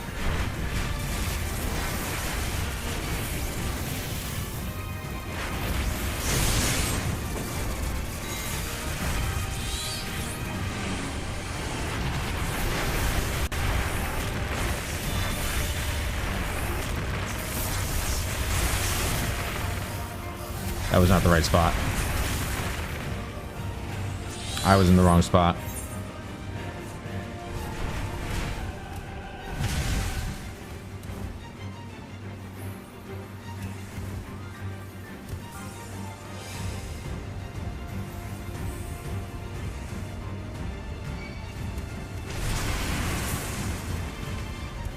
I'm surprised that they don't have a quick cast. They're supposed to. Most healers do.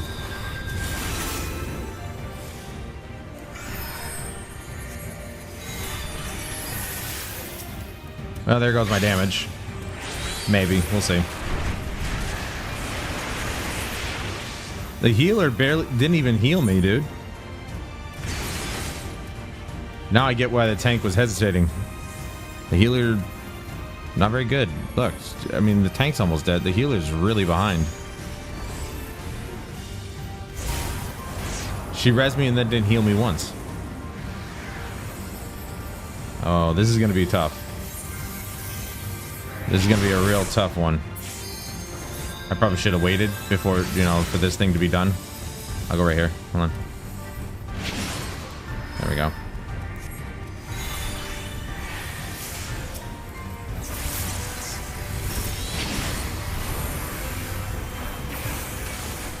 Yeah. Can I get some heals? Maybe. Just once.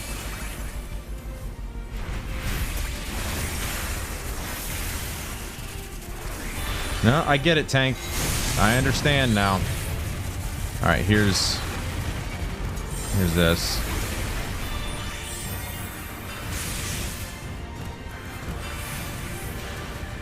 Got it right that time. Ooh, I don't think so. I don't trust this healer now. She not good.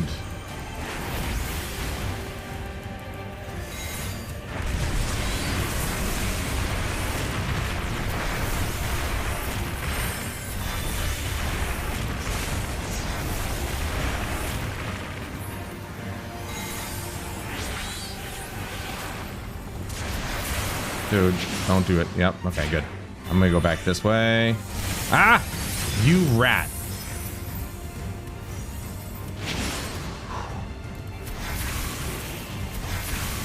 Dude, is he coming at me on purpose? Is this damn thing coming at me on purpose? What the hell?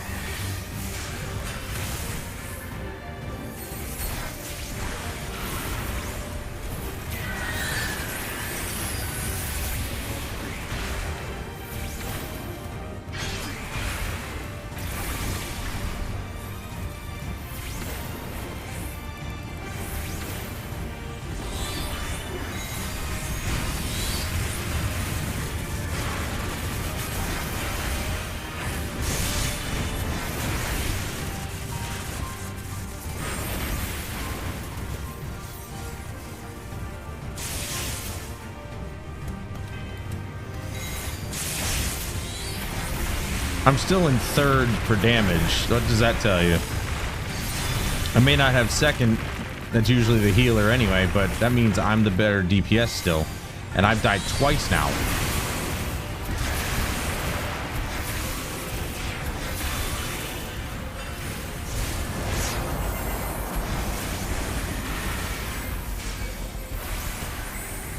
Dude, this thing is like coming at me every single time. Don't touch me.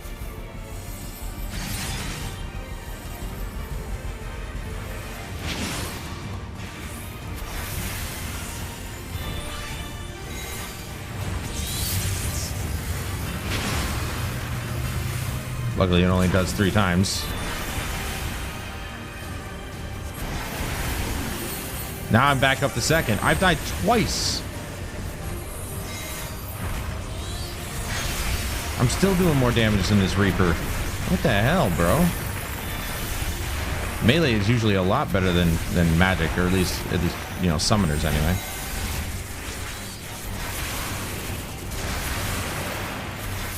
This is taking way too long.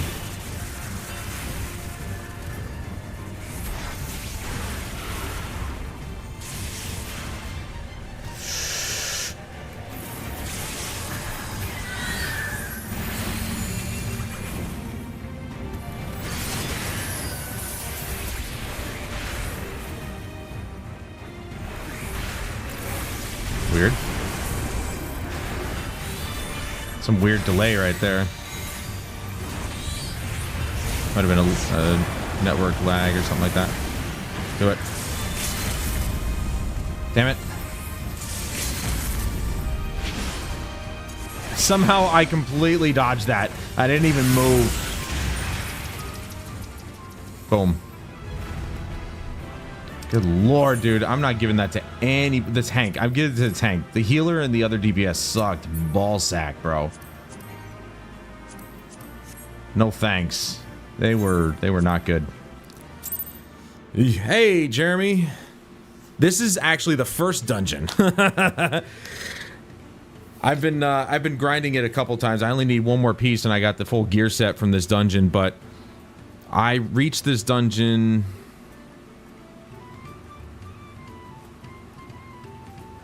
I want to say 9 hours in. So it took me 9 hours to get to the first dungeon. It was a lot of storyline to go through the first. Oh, dude, I didn't even notice. I had an inkling earlier, but it was after you had left. They upped the frame rate to 120 FPS on console. It's not a stable, but it's like when you're in a dungeon, there's not a whole lot of people being rendered and stuff like that. It's running at 120 frames a second. Like, so not only did they increase the texture resolution, but they've increased the frame rate. They changed the lighting. They upgraded the shadow resolution. They've done all this stuff, and I'm like, there's no way, because at the beginning I was like, this looks a lot smoother than 60. And then I turned on my monitor's frame rate counter, which doesn't actually take the frame rate of the game. It just basically tells me what mode it's in, and it was in 120 hertz mode. I'm like, get the hell out of here, bro. It straight up was like, yeah, let's put 120 FPS in the game for no reason, because it doesn't really need it, but let's do it anyway. I backed up at work, so I had to jump off, but wanted to come back in. Well, that's fine, dude. That's fine. I'm still debating on whether or not I want to go past 12 hours, or if I want to, you know, because I'm still recording it, so I'll just upload the recording later, or if I want to cut it off at 12 hours because YouTube doesn't have VODs past, or doesn't allow live streams past 12 hours, so it'd be kind of a weird cutoff. So I kind of don't want to stop, but if I can get this last piece of gear, that might be worth it, because I've done so much story, and now that we're in the new expansion, I'm not rushing to, you know, finish the story, so we don't have to focus on it too much.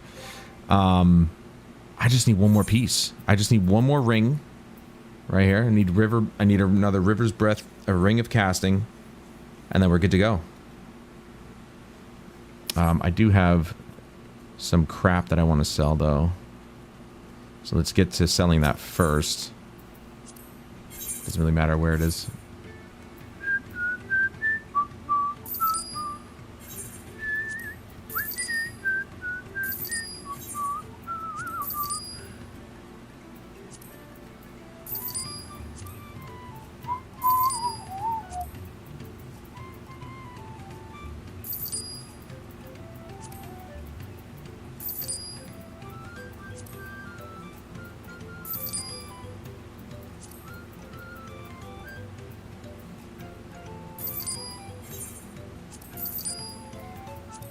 That last group was ballsack, though. They were really bad. The tank was fine. I finally understood later on why he wasn't pulling major groups, because that healer sucked too. I thought it was just the Reaper, but no, the healer sucked too. I was literally asking me, you don't want to play that? I was like, it would be a WoW scenario just with Cam. It wouldn't make sense for an MMO. I mean, yeah. Man, oh, there we go. Got a new card. I don't know, man. Sounds like to me you gotta get really...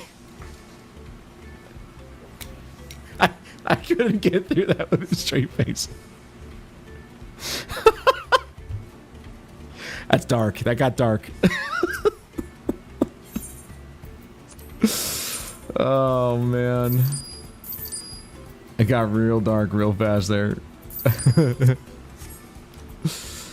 Oh, man. I make myself laugh. Alright. Let's see if we can get the last ring on this run here. I hope so. And hopefully I don't get that kind of group. Holy crap, that was bad.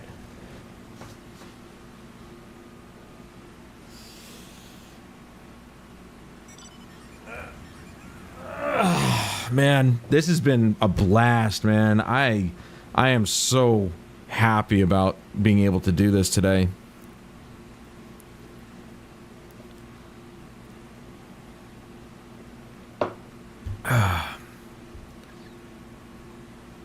And look, I pre-ordered a game and it works. It wasn't a broken piece of garbage because they've had 2 years to work on this.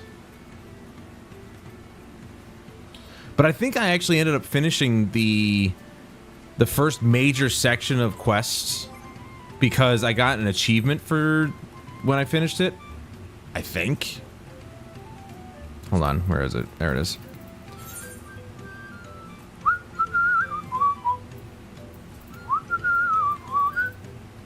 The last 5. So, a promise for the people. Complete the main scenario quest for all Turali. So, I'm thinking that that's the end of the first main quest list, but I don't know because there is no quest list. Like, I bet you I could go to the... I wonder if anybody's actually put it up. Hold on. No way, right? This just came out. There's no way they have the quest list up. Oh my god, they do. What? They have everything from up to... all the way up to 91 and 92?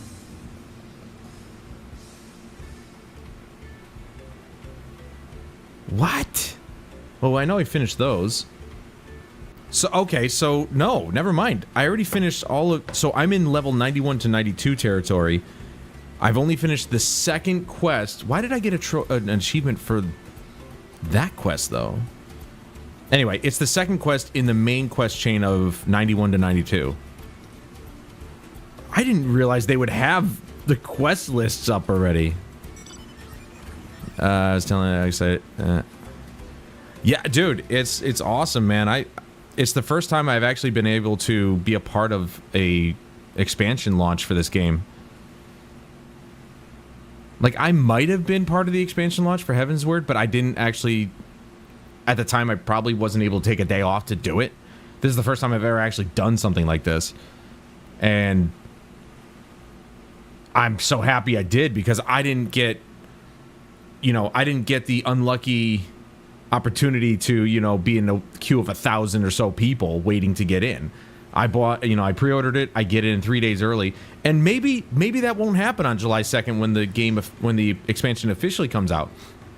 Maybe it will be a smooth launch because they've figured out a good system for themselves to be able to, you know, manage that many people. It was just a bog standard queue. It was like 33 people ahead of me, and that was it. The standard queue that I have to wait through, and it took 2 seconds because for some reason 33 people left at the same time.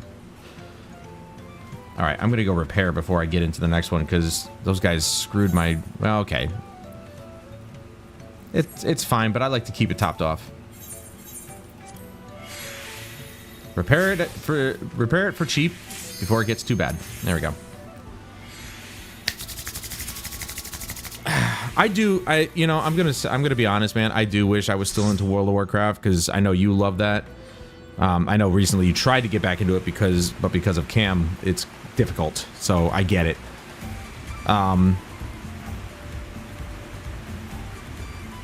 But, you know, there are days where I'm like, man, I do wish I was playing at least maybe World of Warcraft Wrath of the Lich King Classic. I could probably spend the rest of my life in that expansion. I mean, hell, aren't people still doing private servers? Maybe someday.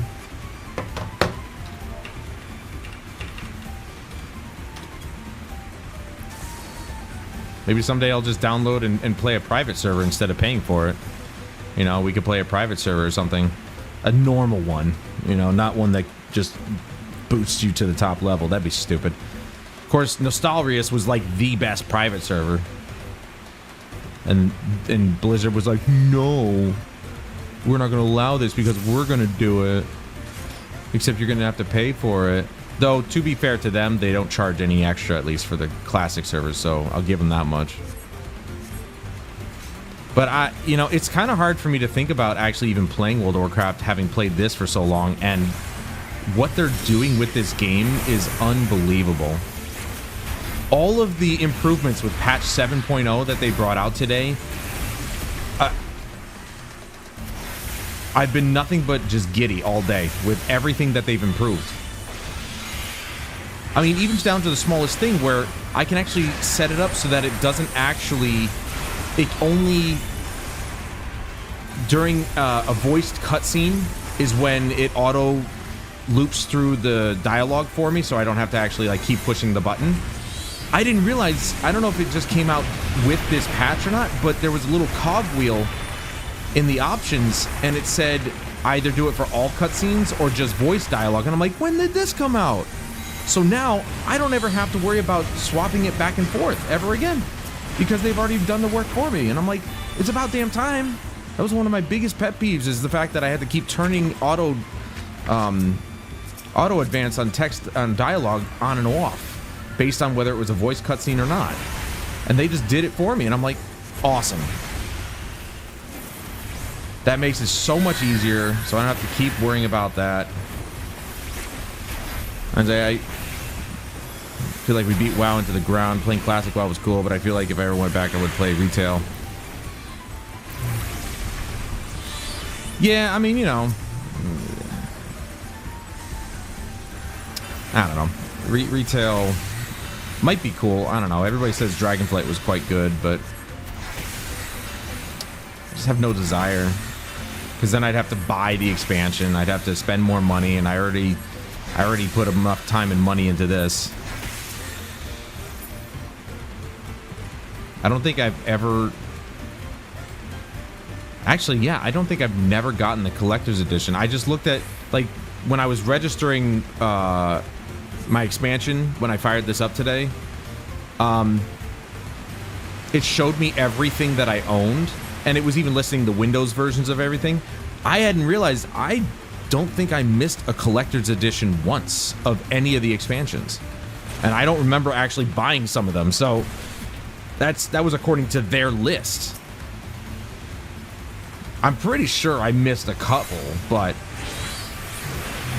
at least since Stormblood, I've been getting the collector's editions of the expansions, or the deluxe editions, whatever the hell they're called.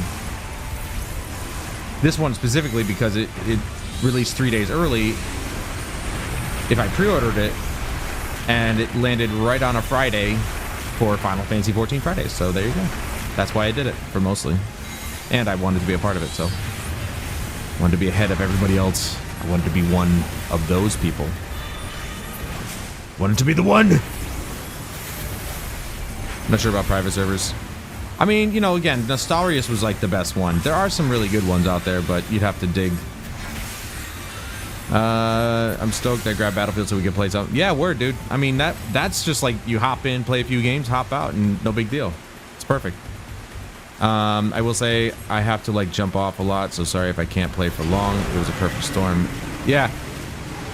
I mean, that's fine. Again, you know, the stream starts at 6:30. It's okay if you can't make it immediately. If you gotta hop off, that's fine.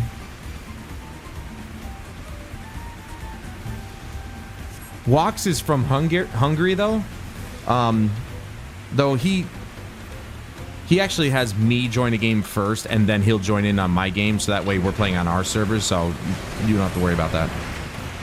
I feel bad because he has to deal with such a high ping, and you know, when he and I party up prior to me starting a game, it seems to really like to prioritize his servers, so I'm always playing with a high ping, and it's really annoying. So he's willing to take the hit, and he's a trooper about it. So, you know, it's kind of nice of him, but I feel bad because I'm like, why do you have to be the only one dealing with a high crappy ping? But he doesn't seem to care, so.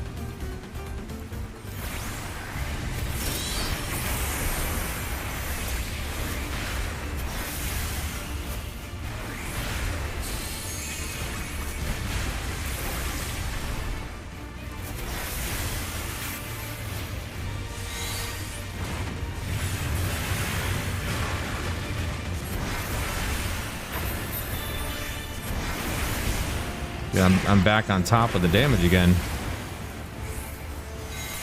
It's a red mage.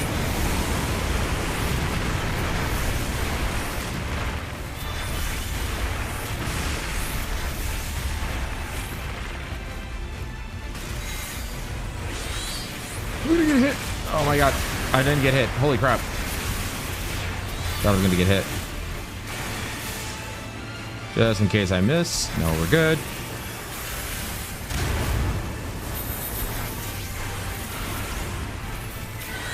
Yeah, man, I was just saying before you came in, this is what I've been missing for a couple years now, which is kind of crazy to think about. It's been like a couple of years since I've really been able to gear grind, level grind, because I've been max level, I think, pretty much since Stormblood.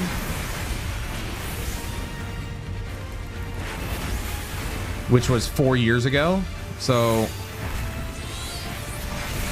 I haven't experienced level or gear progression in a long time, and it's been a long time since I've experienced grinding out dungeons and memorizing them. Like, I've already been through this enough times, I know exactly what to expect from every single boss.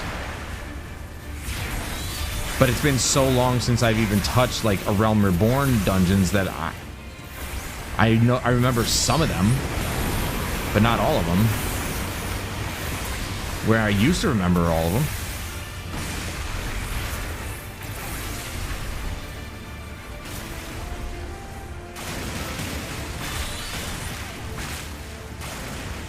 I got hit there.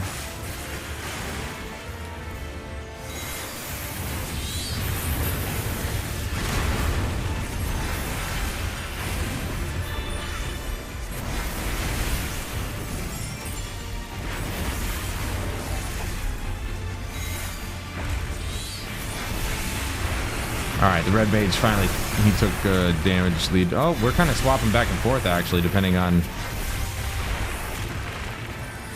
what it is that we're doing here.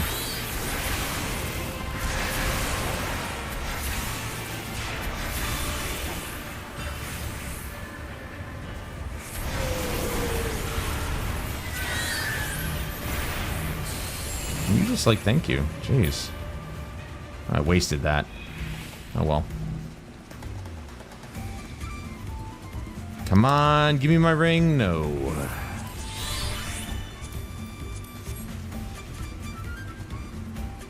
There's nothing like that. Jump on Elden Ring. Me, Steve, Trevor, and DJ are all playing. Well, I'll be hopping on it tomorrow. See how that's gonna go. Your own games, of course, but we all just... Oh yeah, no, I'm sure you do. You got your own little fan club that you probably get into a circle and jerk off. Elden Ring. You show each other your O face. Oh, millennia.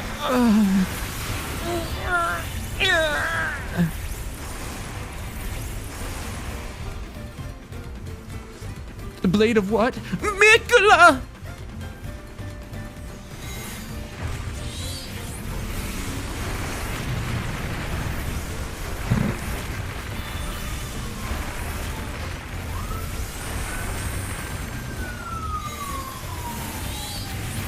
Is that how it goes? Is that how your conversations go?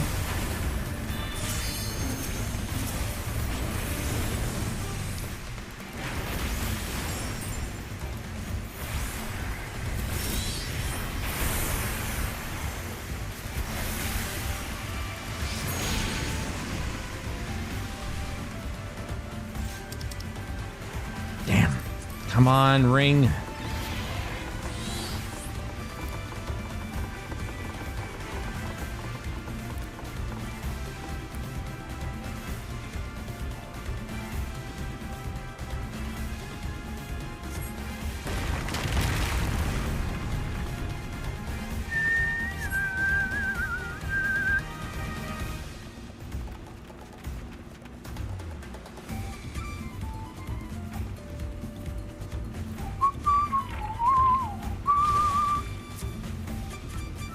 Am I going to be able to target the green guy again? There we go. All right. It worked this time. I don't know what the hell was wrong with it last time. Really pissed me off there. That's the earring. Damn it, dude. Yeah, I already own that, I know. Agreed. Waiting for the tank to drag. There we go. Come on, green bitch.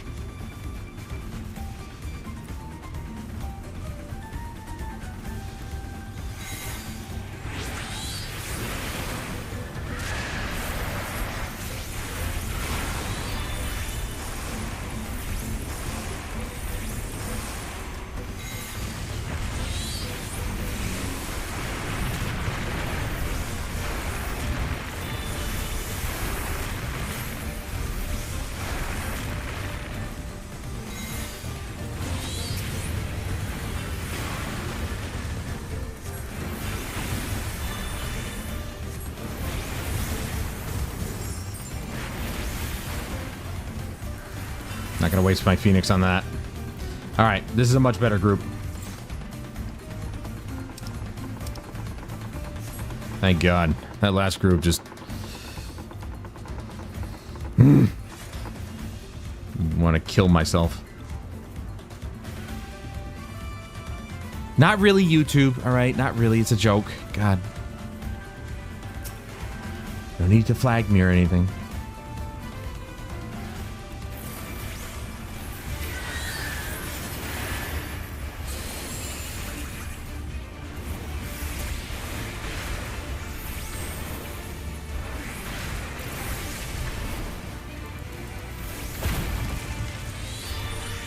Somebody looked like they punched him. Holy crap, dude. Got knocked backwards a little bit there.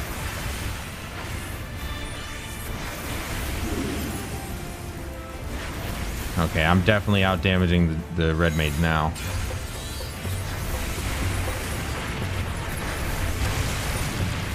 Okay, now it's different. I'm like, wait a second, this is supposed to be random?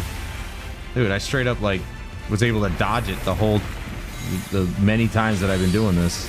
Which is hilarious. Okay, now they swapped.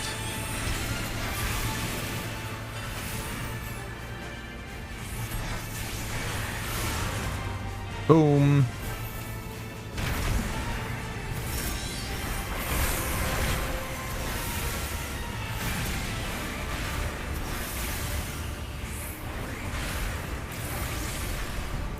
Yeah, now it finally changed it up. That was weird, man.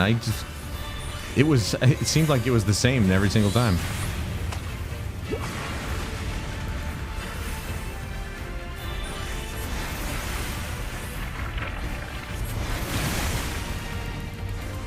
Had a lull in damage there, but still on top.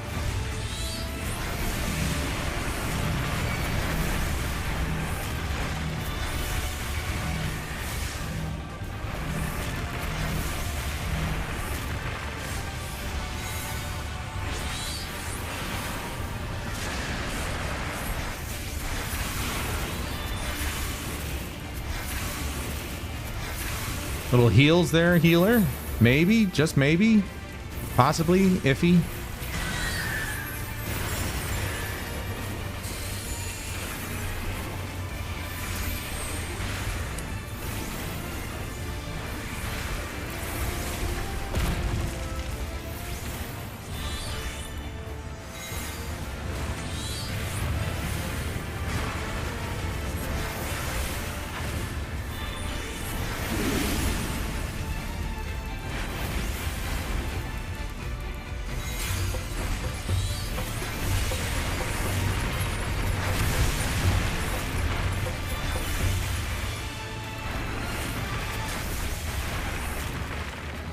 I got one piece to sell. Another piece to sell, I should say.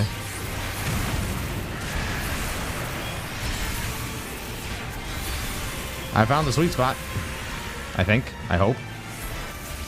They're pretty fat tentacles, so... Oh! Uh-oh. Nope, we're good. Haha! I lied. I'm just joking.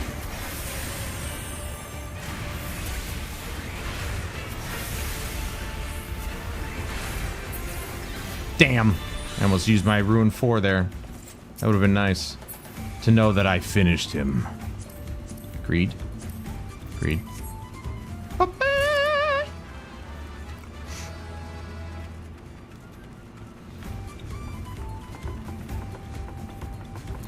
bum bum bum bum bum bum bum bum bum bum bum bum. I think this will be the last run. We'll call it an evening, as much as I'd love to keep playing.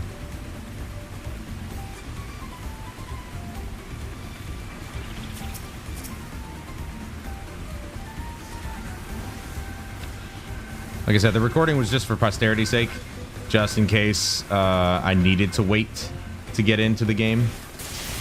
I was just gonna take it and upload it and cut out the whole portion where I waited, but yes! Yes! We got another! No! Wait, I can't have another? I've had 2 of these before. Alright, never mind. So I guess I have all the stuff. That sucks, bro.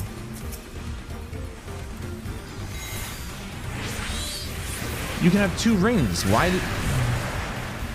That doesn't make sense. I've been able to have two sets of the same ring before, and I don't know if they were unique. They must have not have been, but I thought they were. Oh man, never mind. So I guess I already had the whole set of gear. I just need another ring.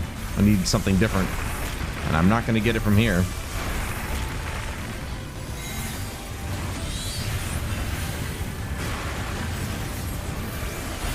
Where am I going? I don't know.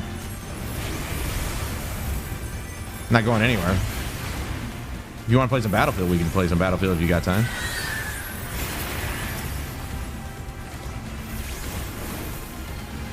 I just want the stream, like, I thought about it and I'm like, I do kind of want this stream to be, not to get cut off if people want to, you know, come back and watch it later on. Because again, it'll cut it off at just before 12 hours, and I don't want that to happen. I want the VOD to be consistent, so. Yo, is she wearing Princess Garnet's gear? Oh my god, she is. Look at that. She's straight up Princess Garnet, but a Mikote. She's wearing Princess Garnet garb. Princess Garnet's garments. I'll see myself out.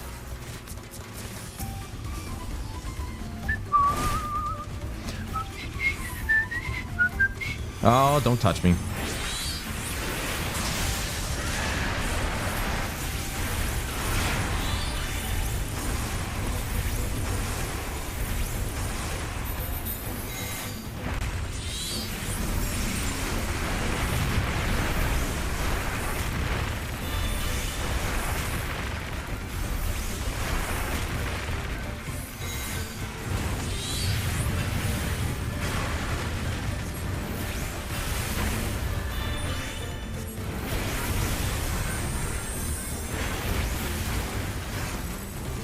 I don't want to waste my Bahamut summon here.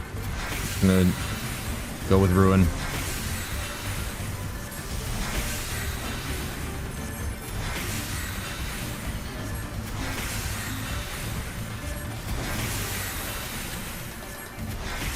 I'm the only one really doing any damage to this guy, so that's why I still have second place damage on him.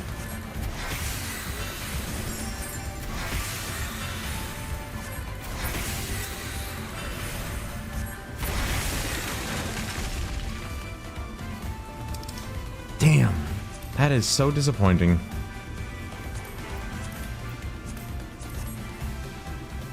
I thought I could have 2. Oh well.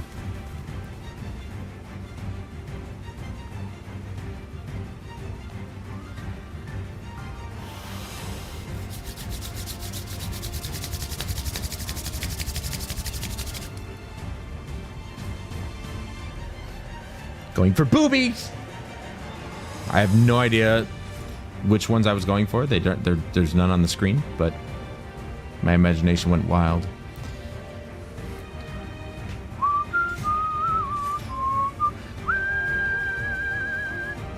I didn't know that. Well, I guess it's not too far-fetched that they sold Princess Garnet's outfit.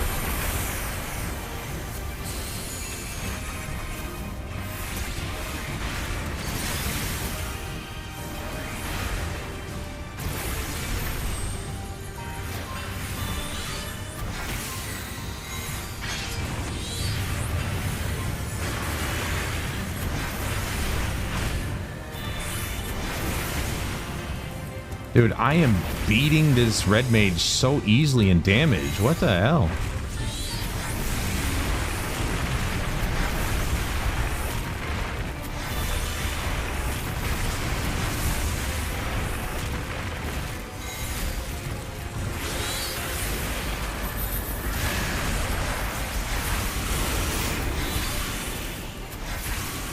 I guess I just fully expect other people to just do more damage than me all the time. I don't know why. Ooh, yeah. Ooh, yeah, that was bad. He always jumps 3 times.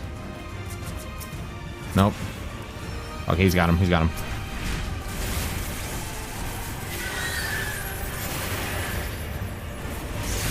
Well, now I've legitimately secured first damage.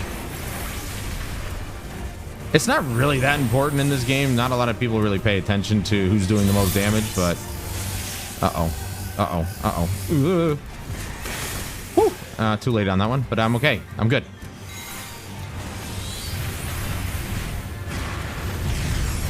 It's because I stepped through one of those things like an idiot.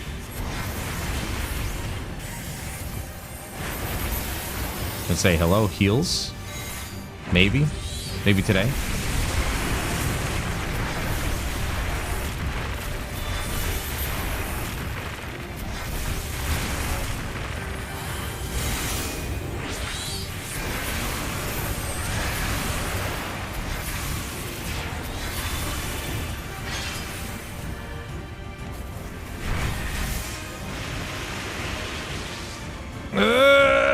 We got it. That always makes me pucker my butthole. That one's always a little too close for comfort.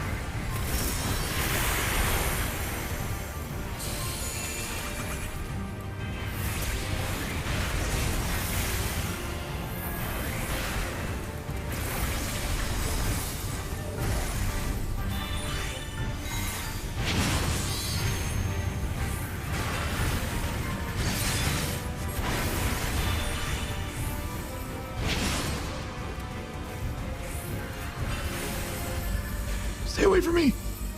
Crap. Oh, you bitch. You're a bitch.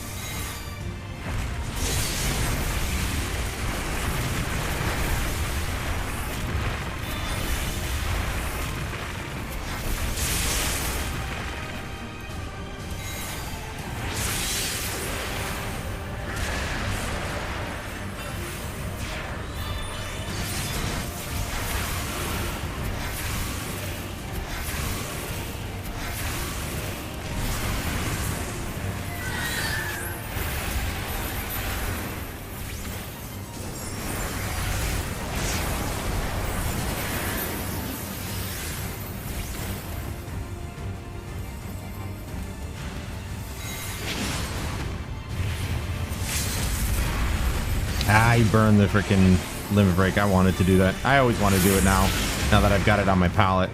Because I almost never get to, but he burned it too early. I know damage is damage, but that's just too early.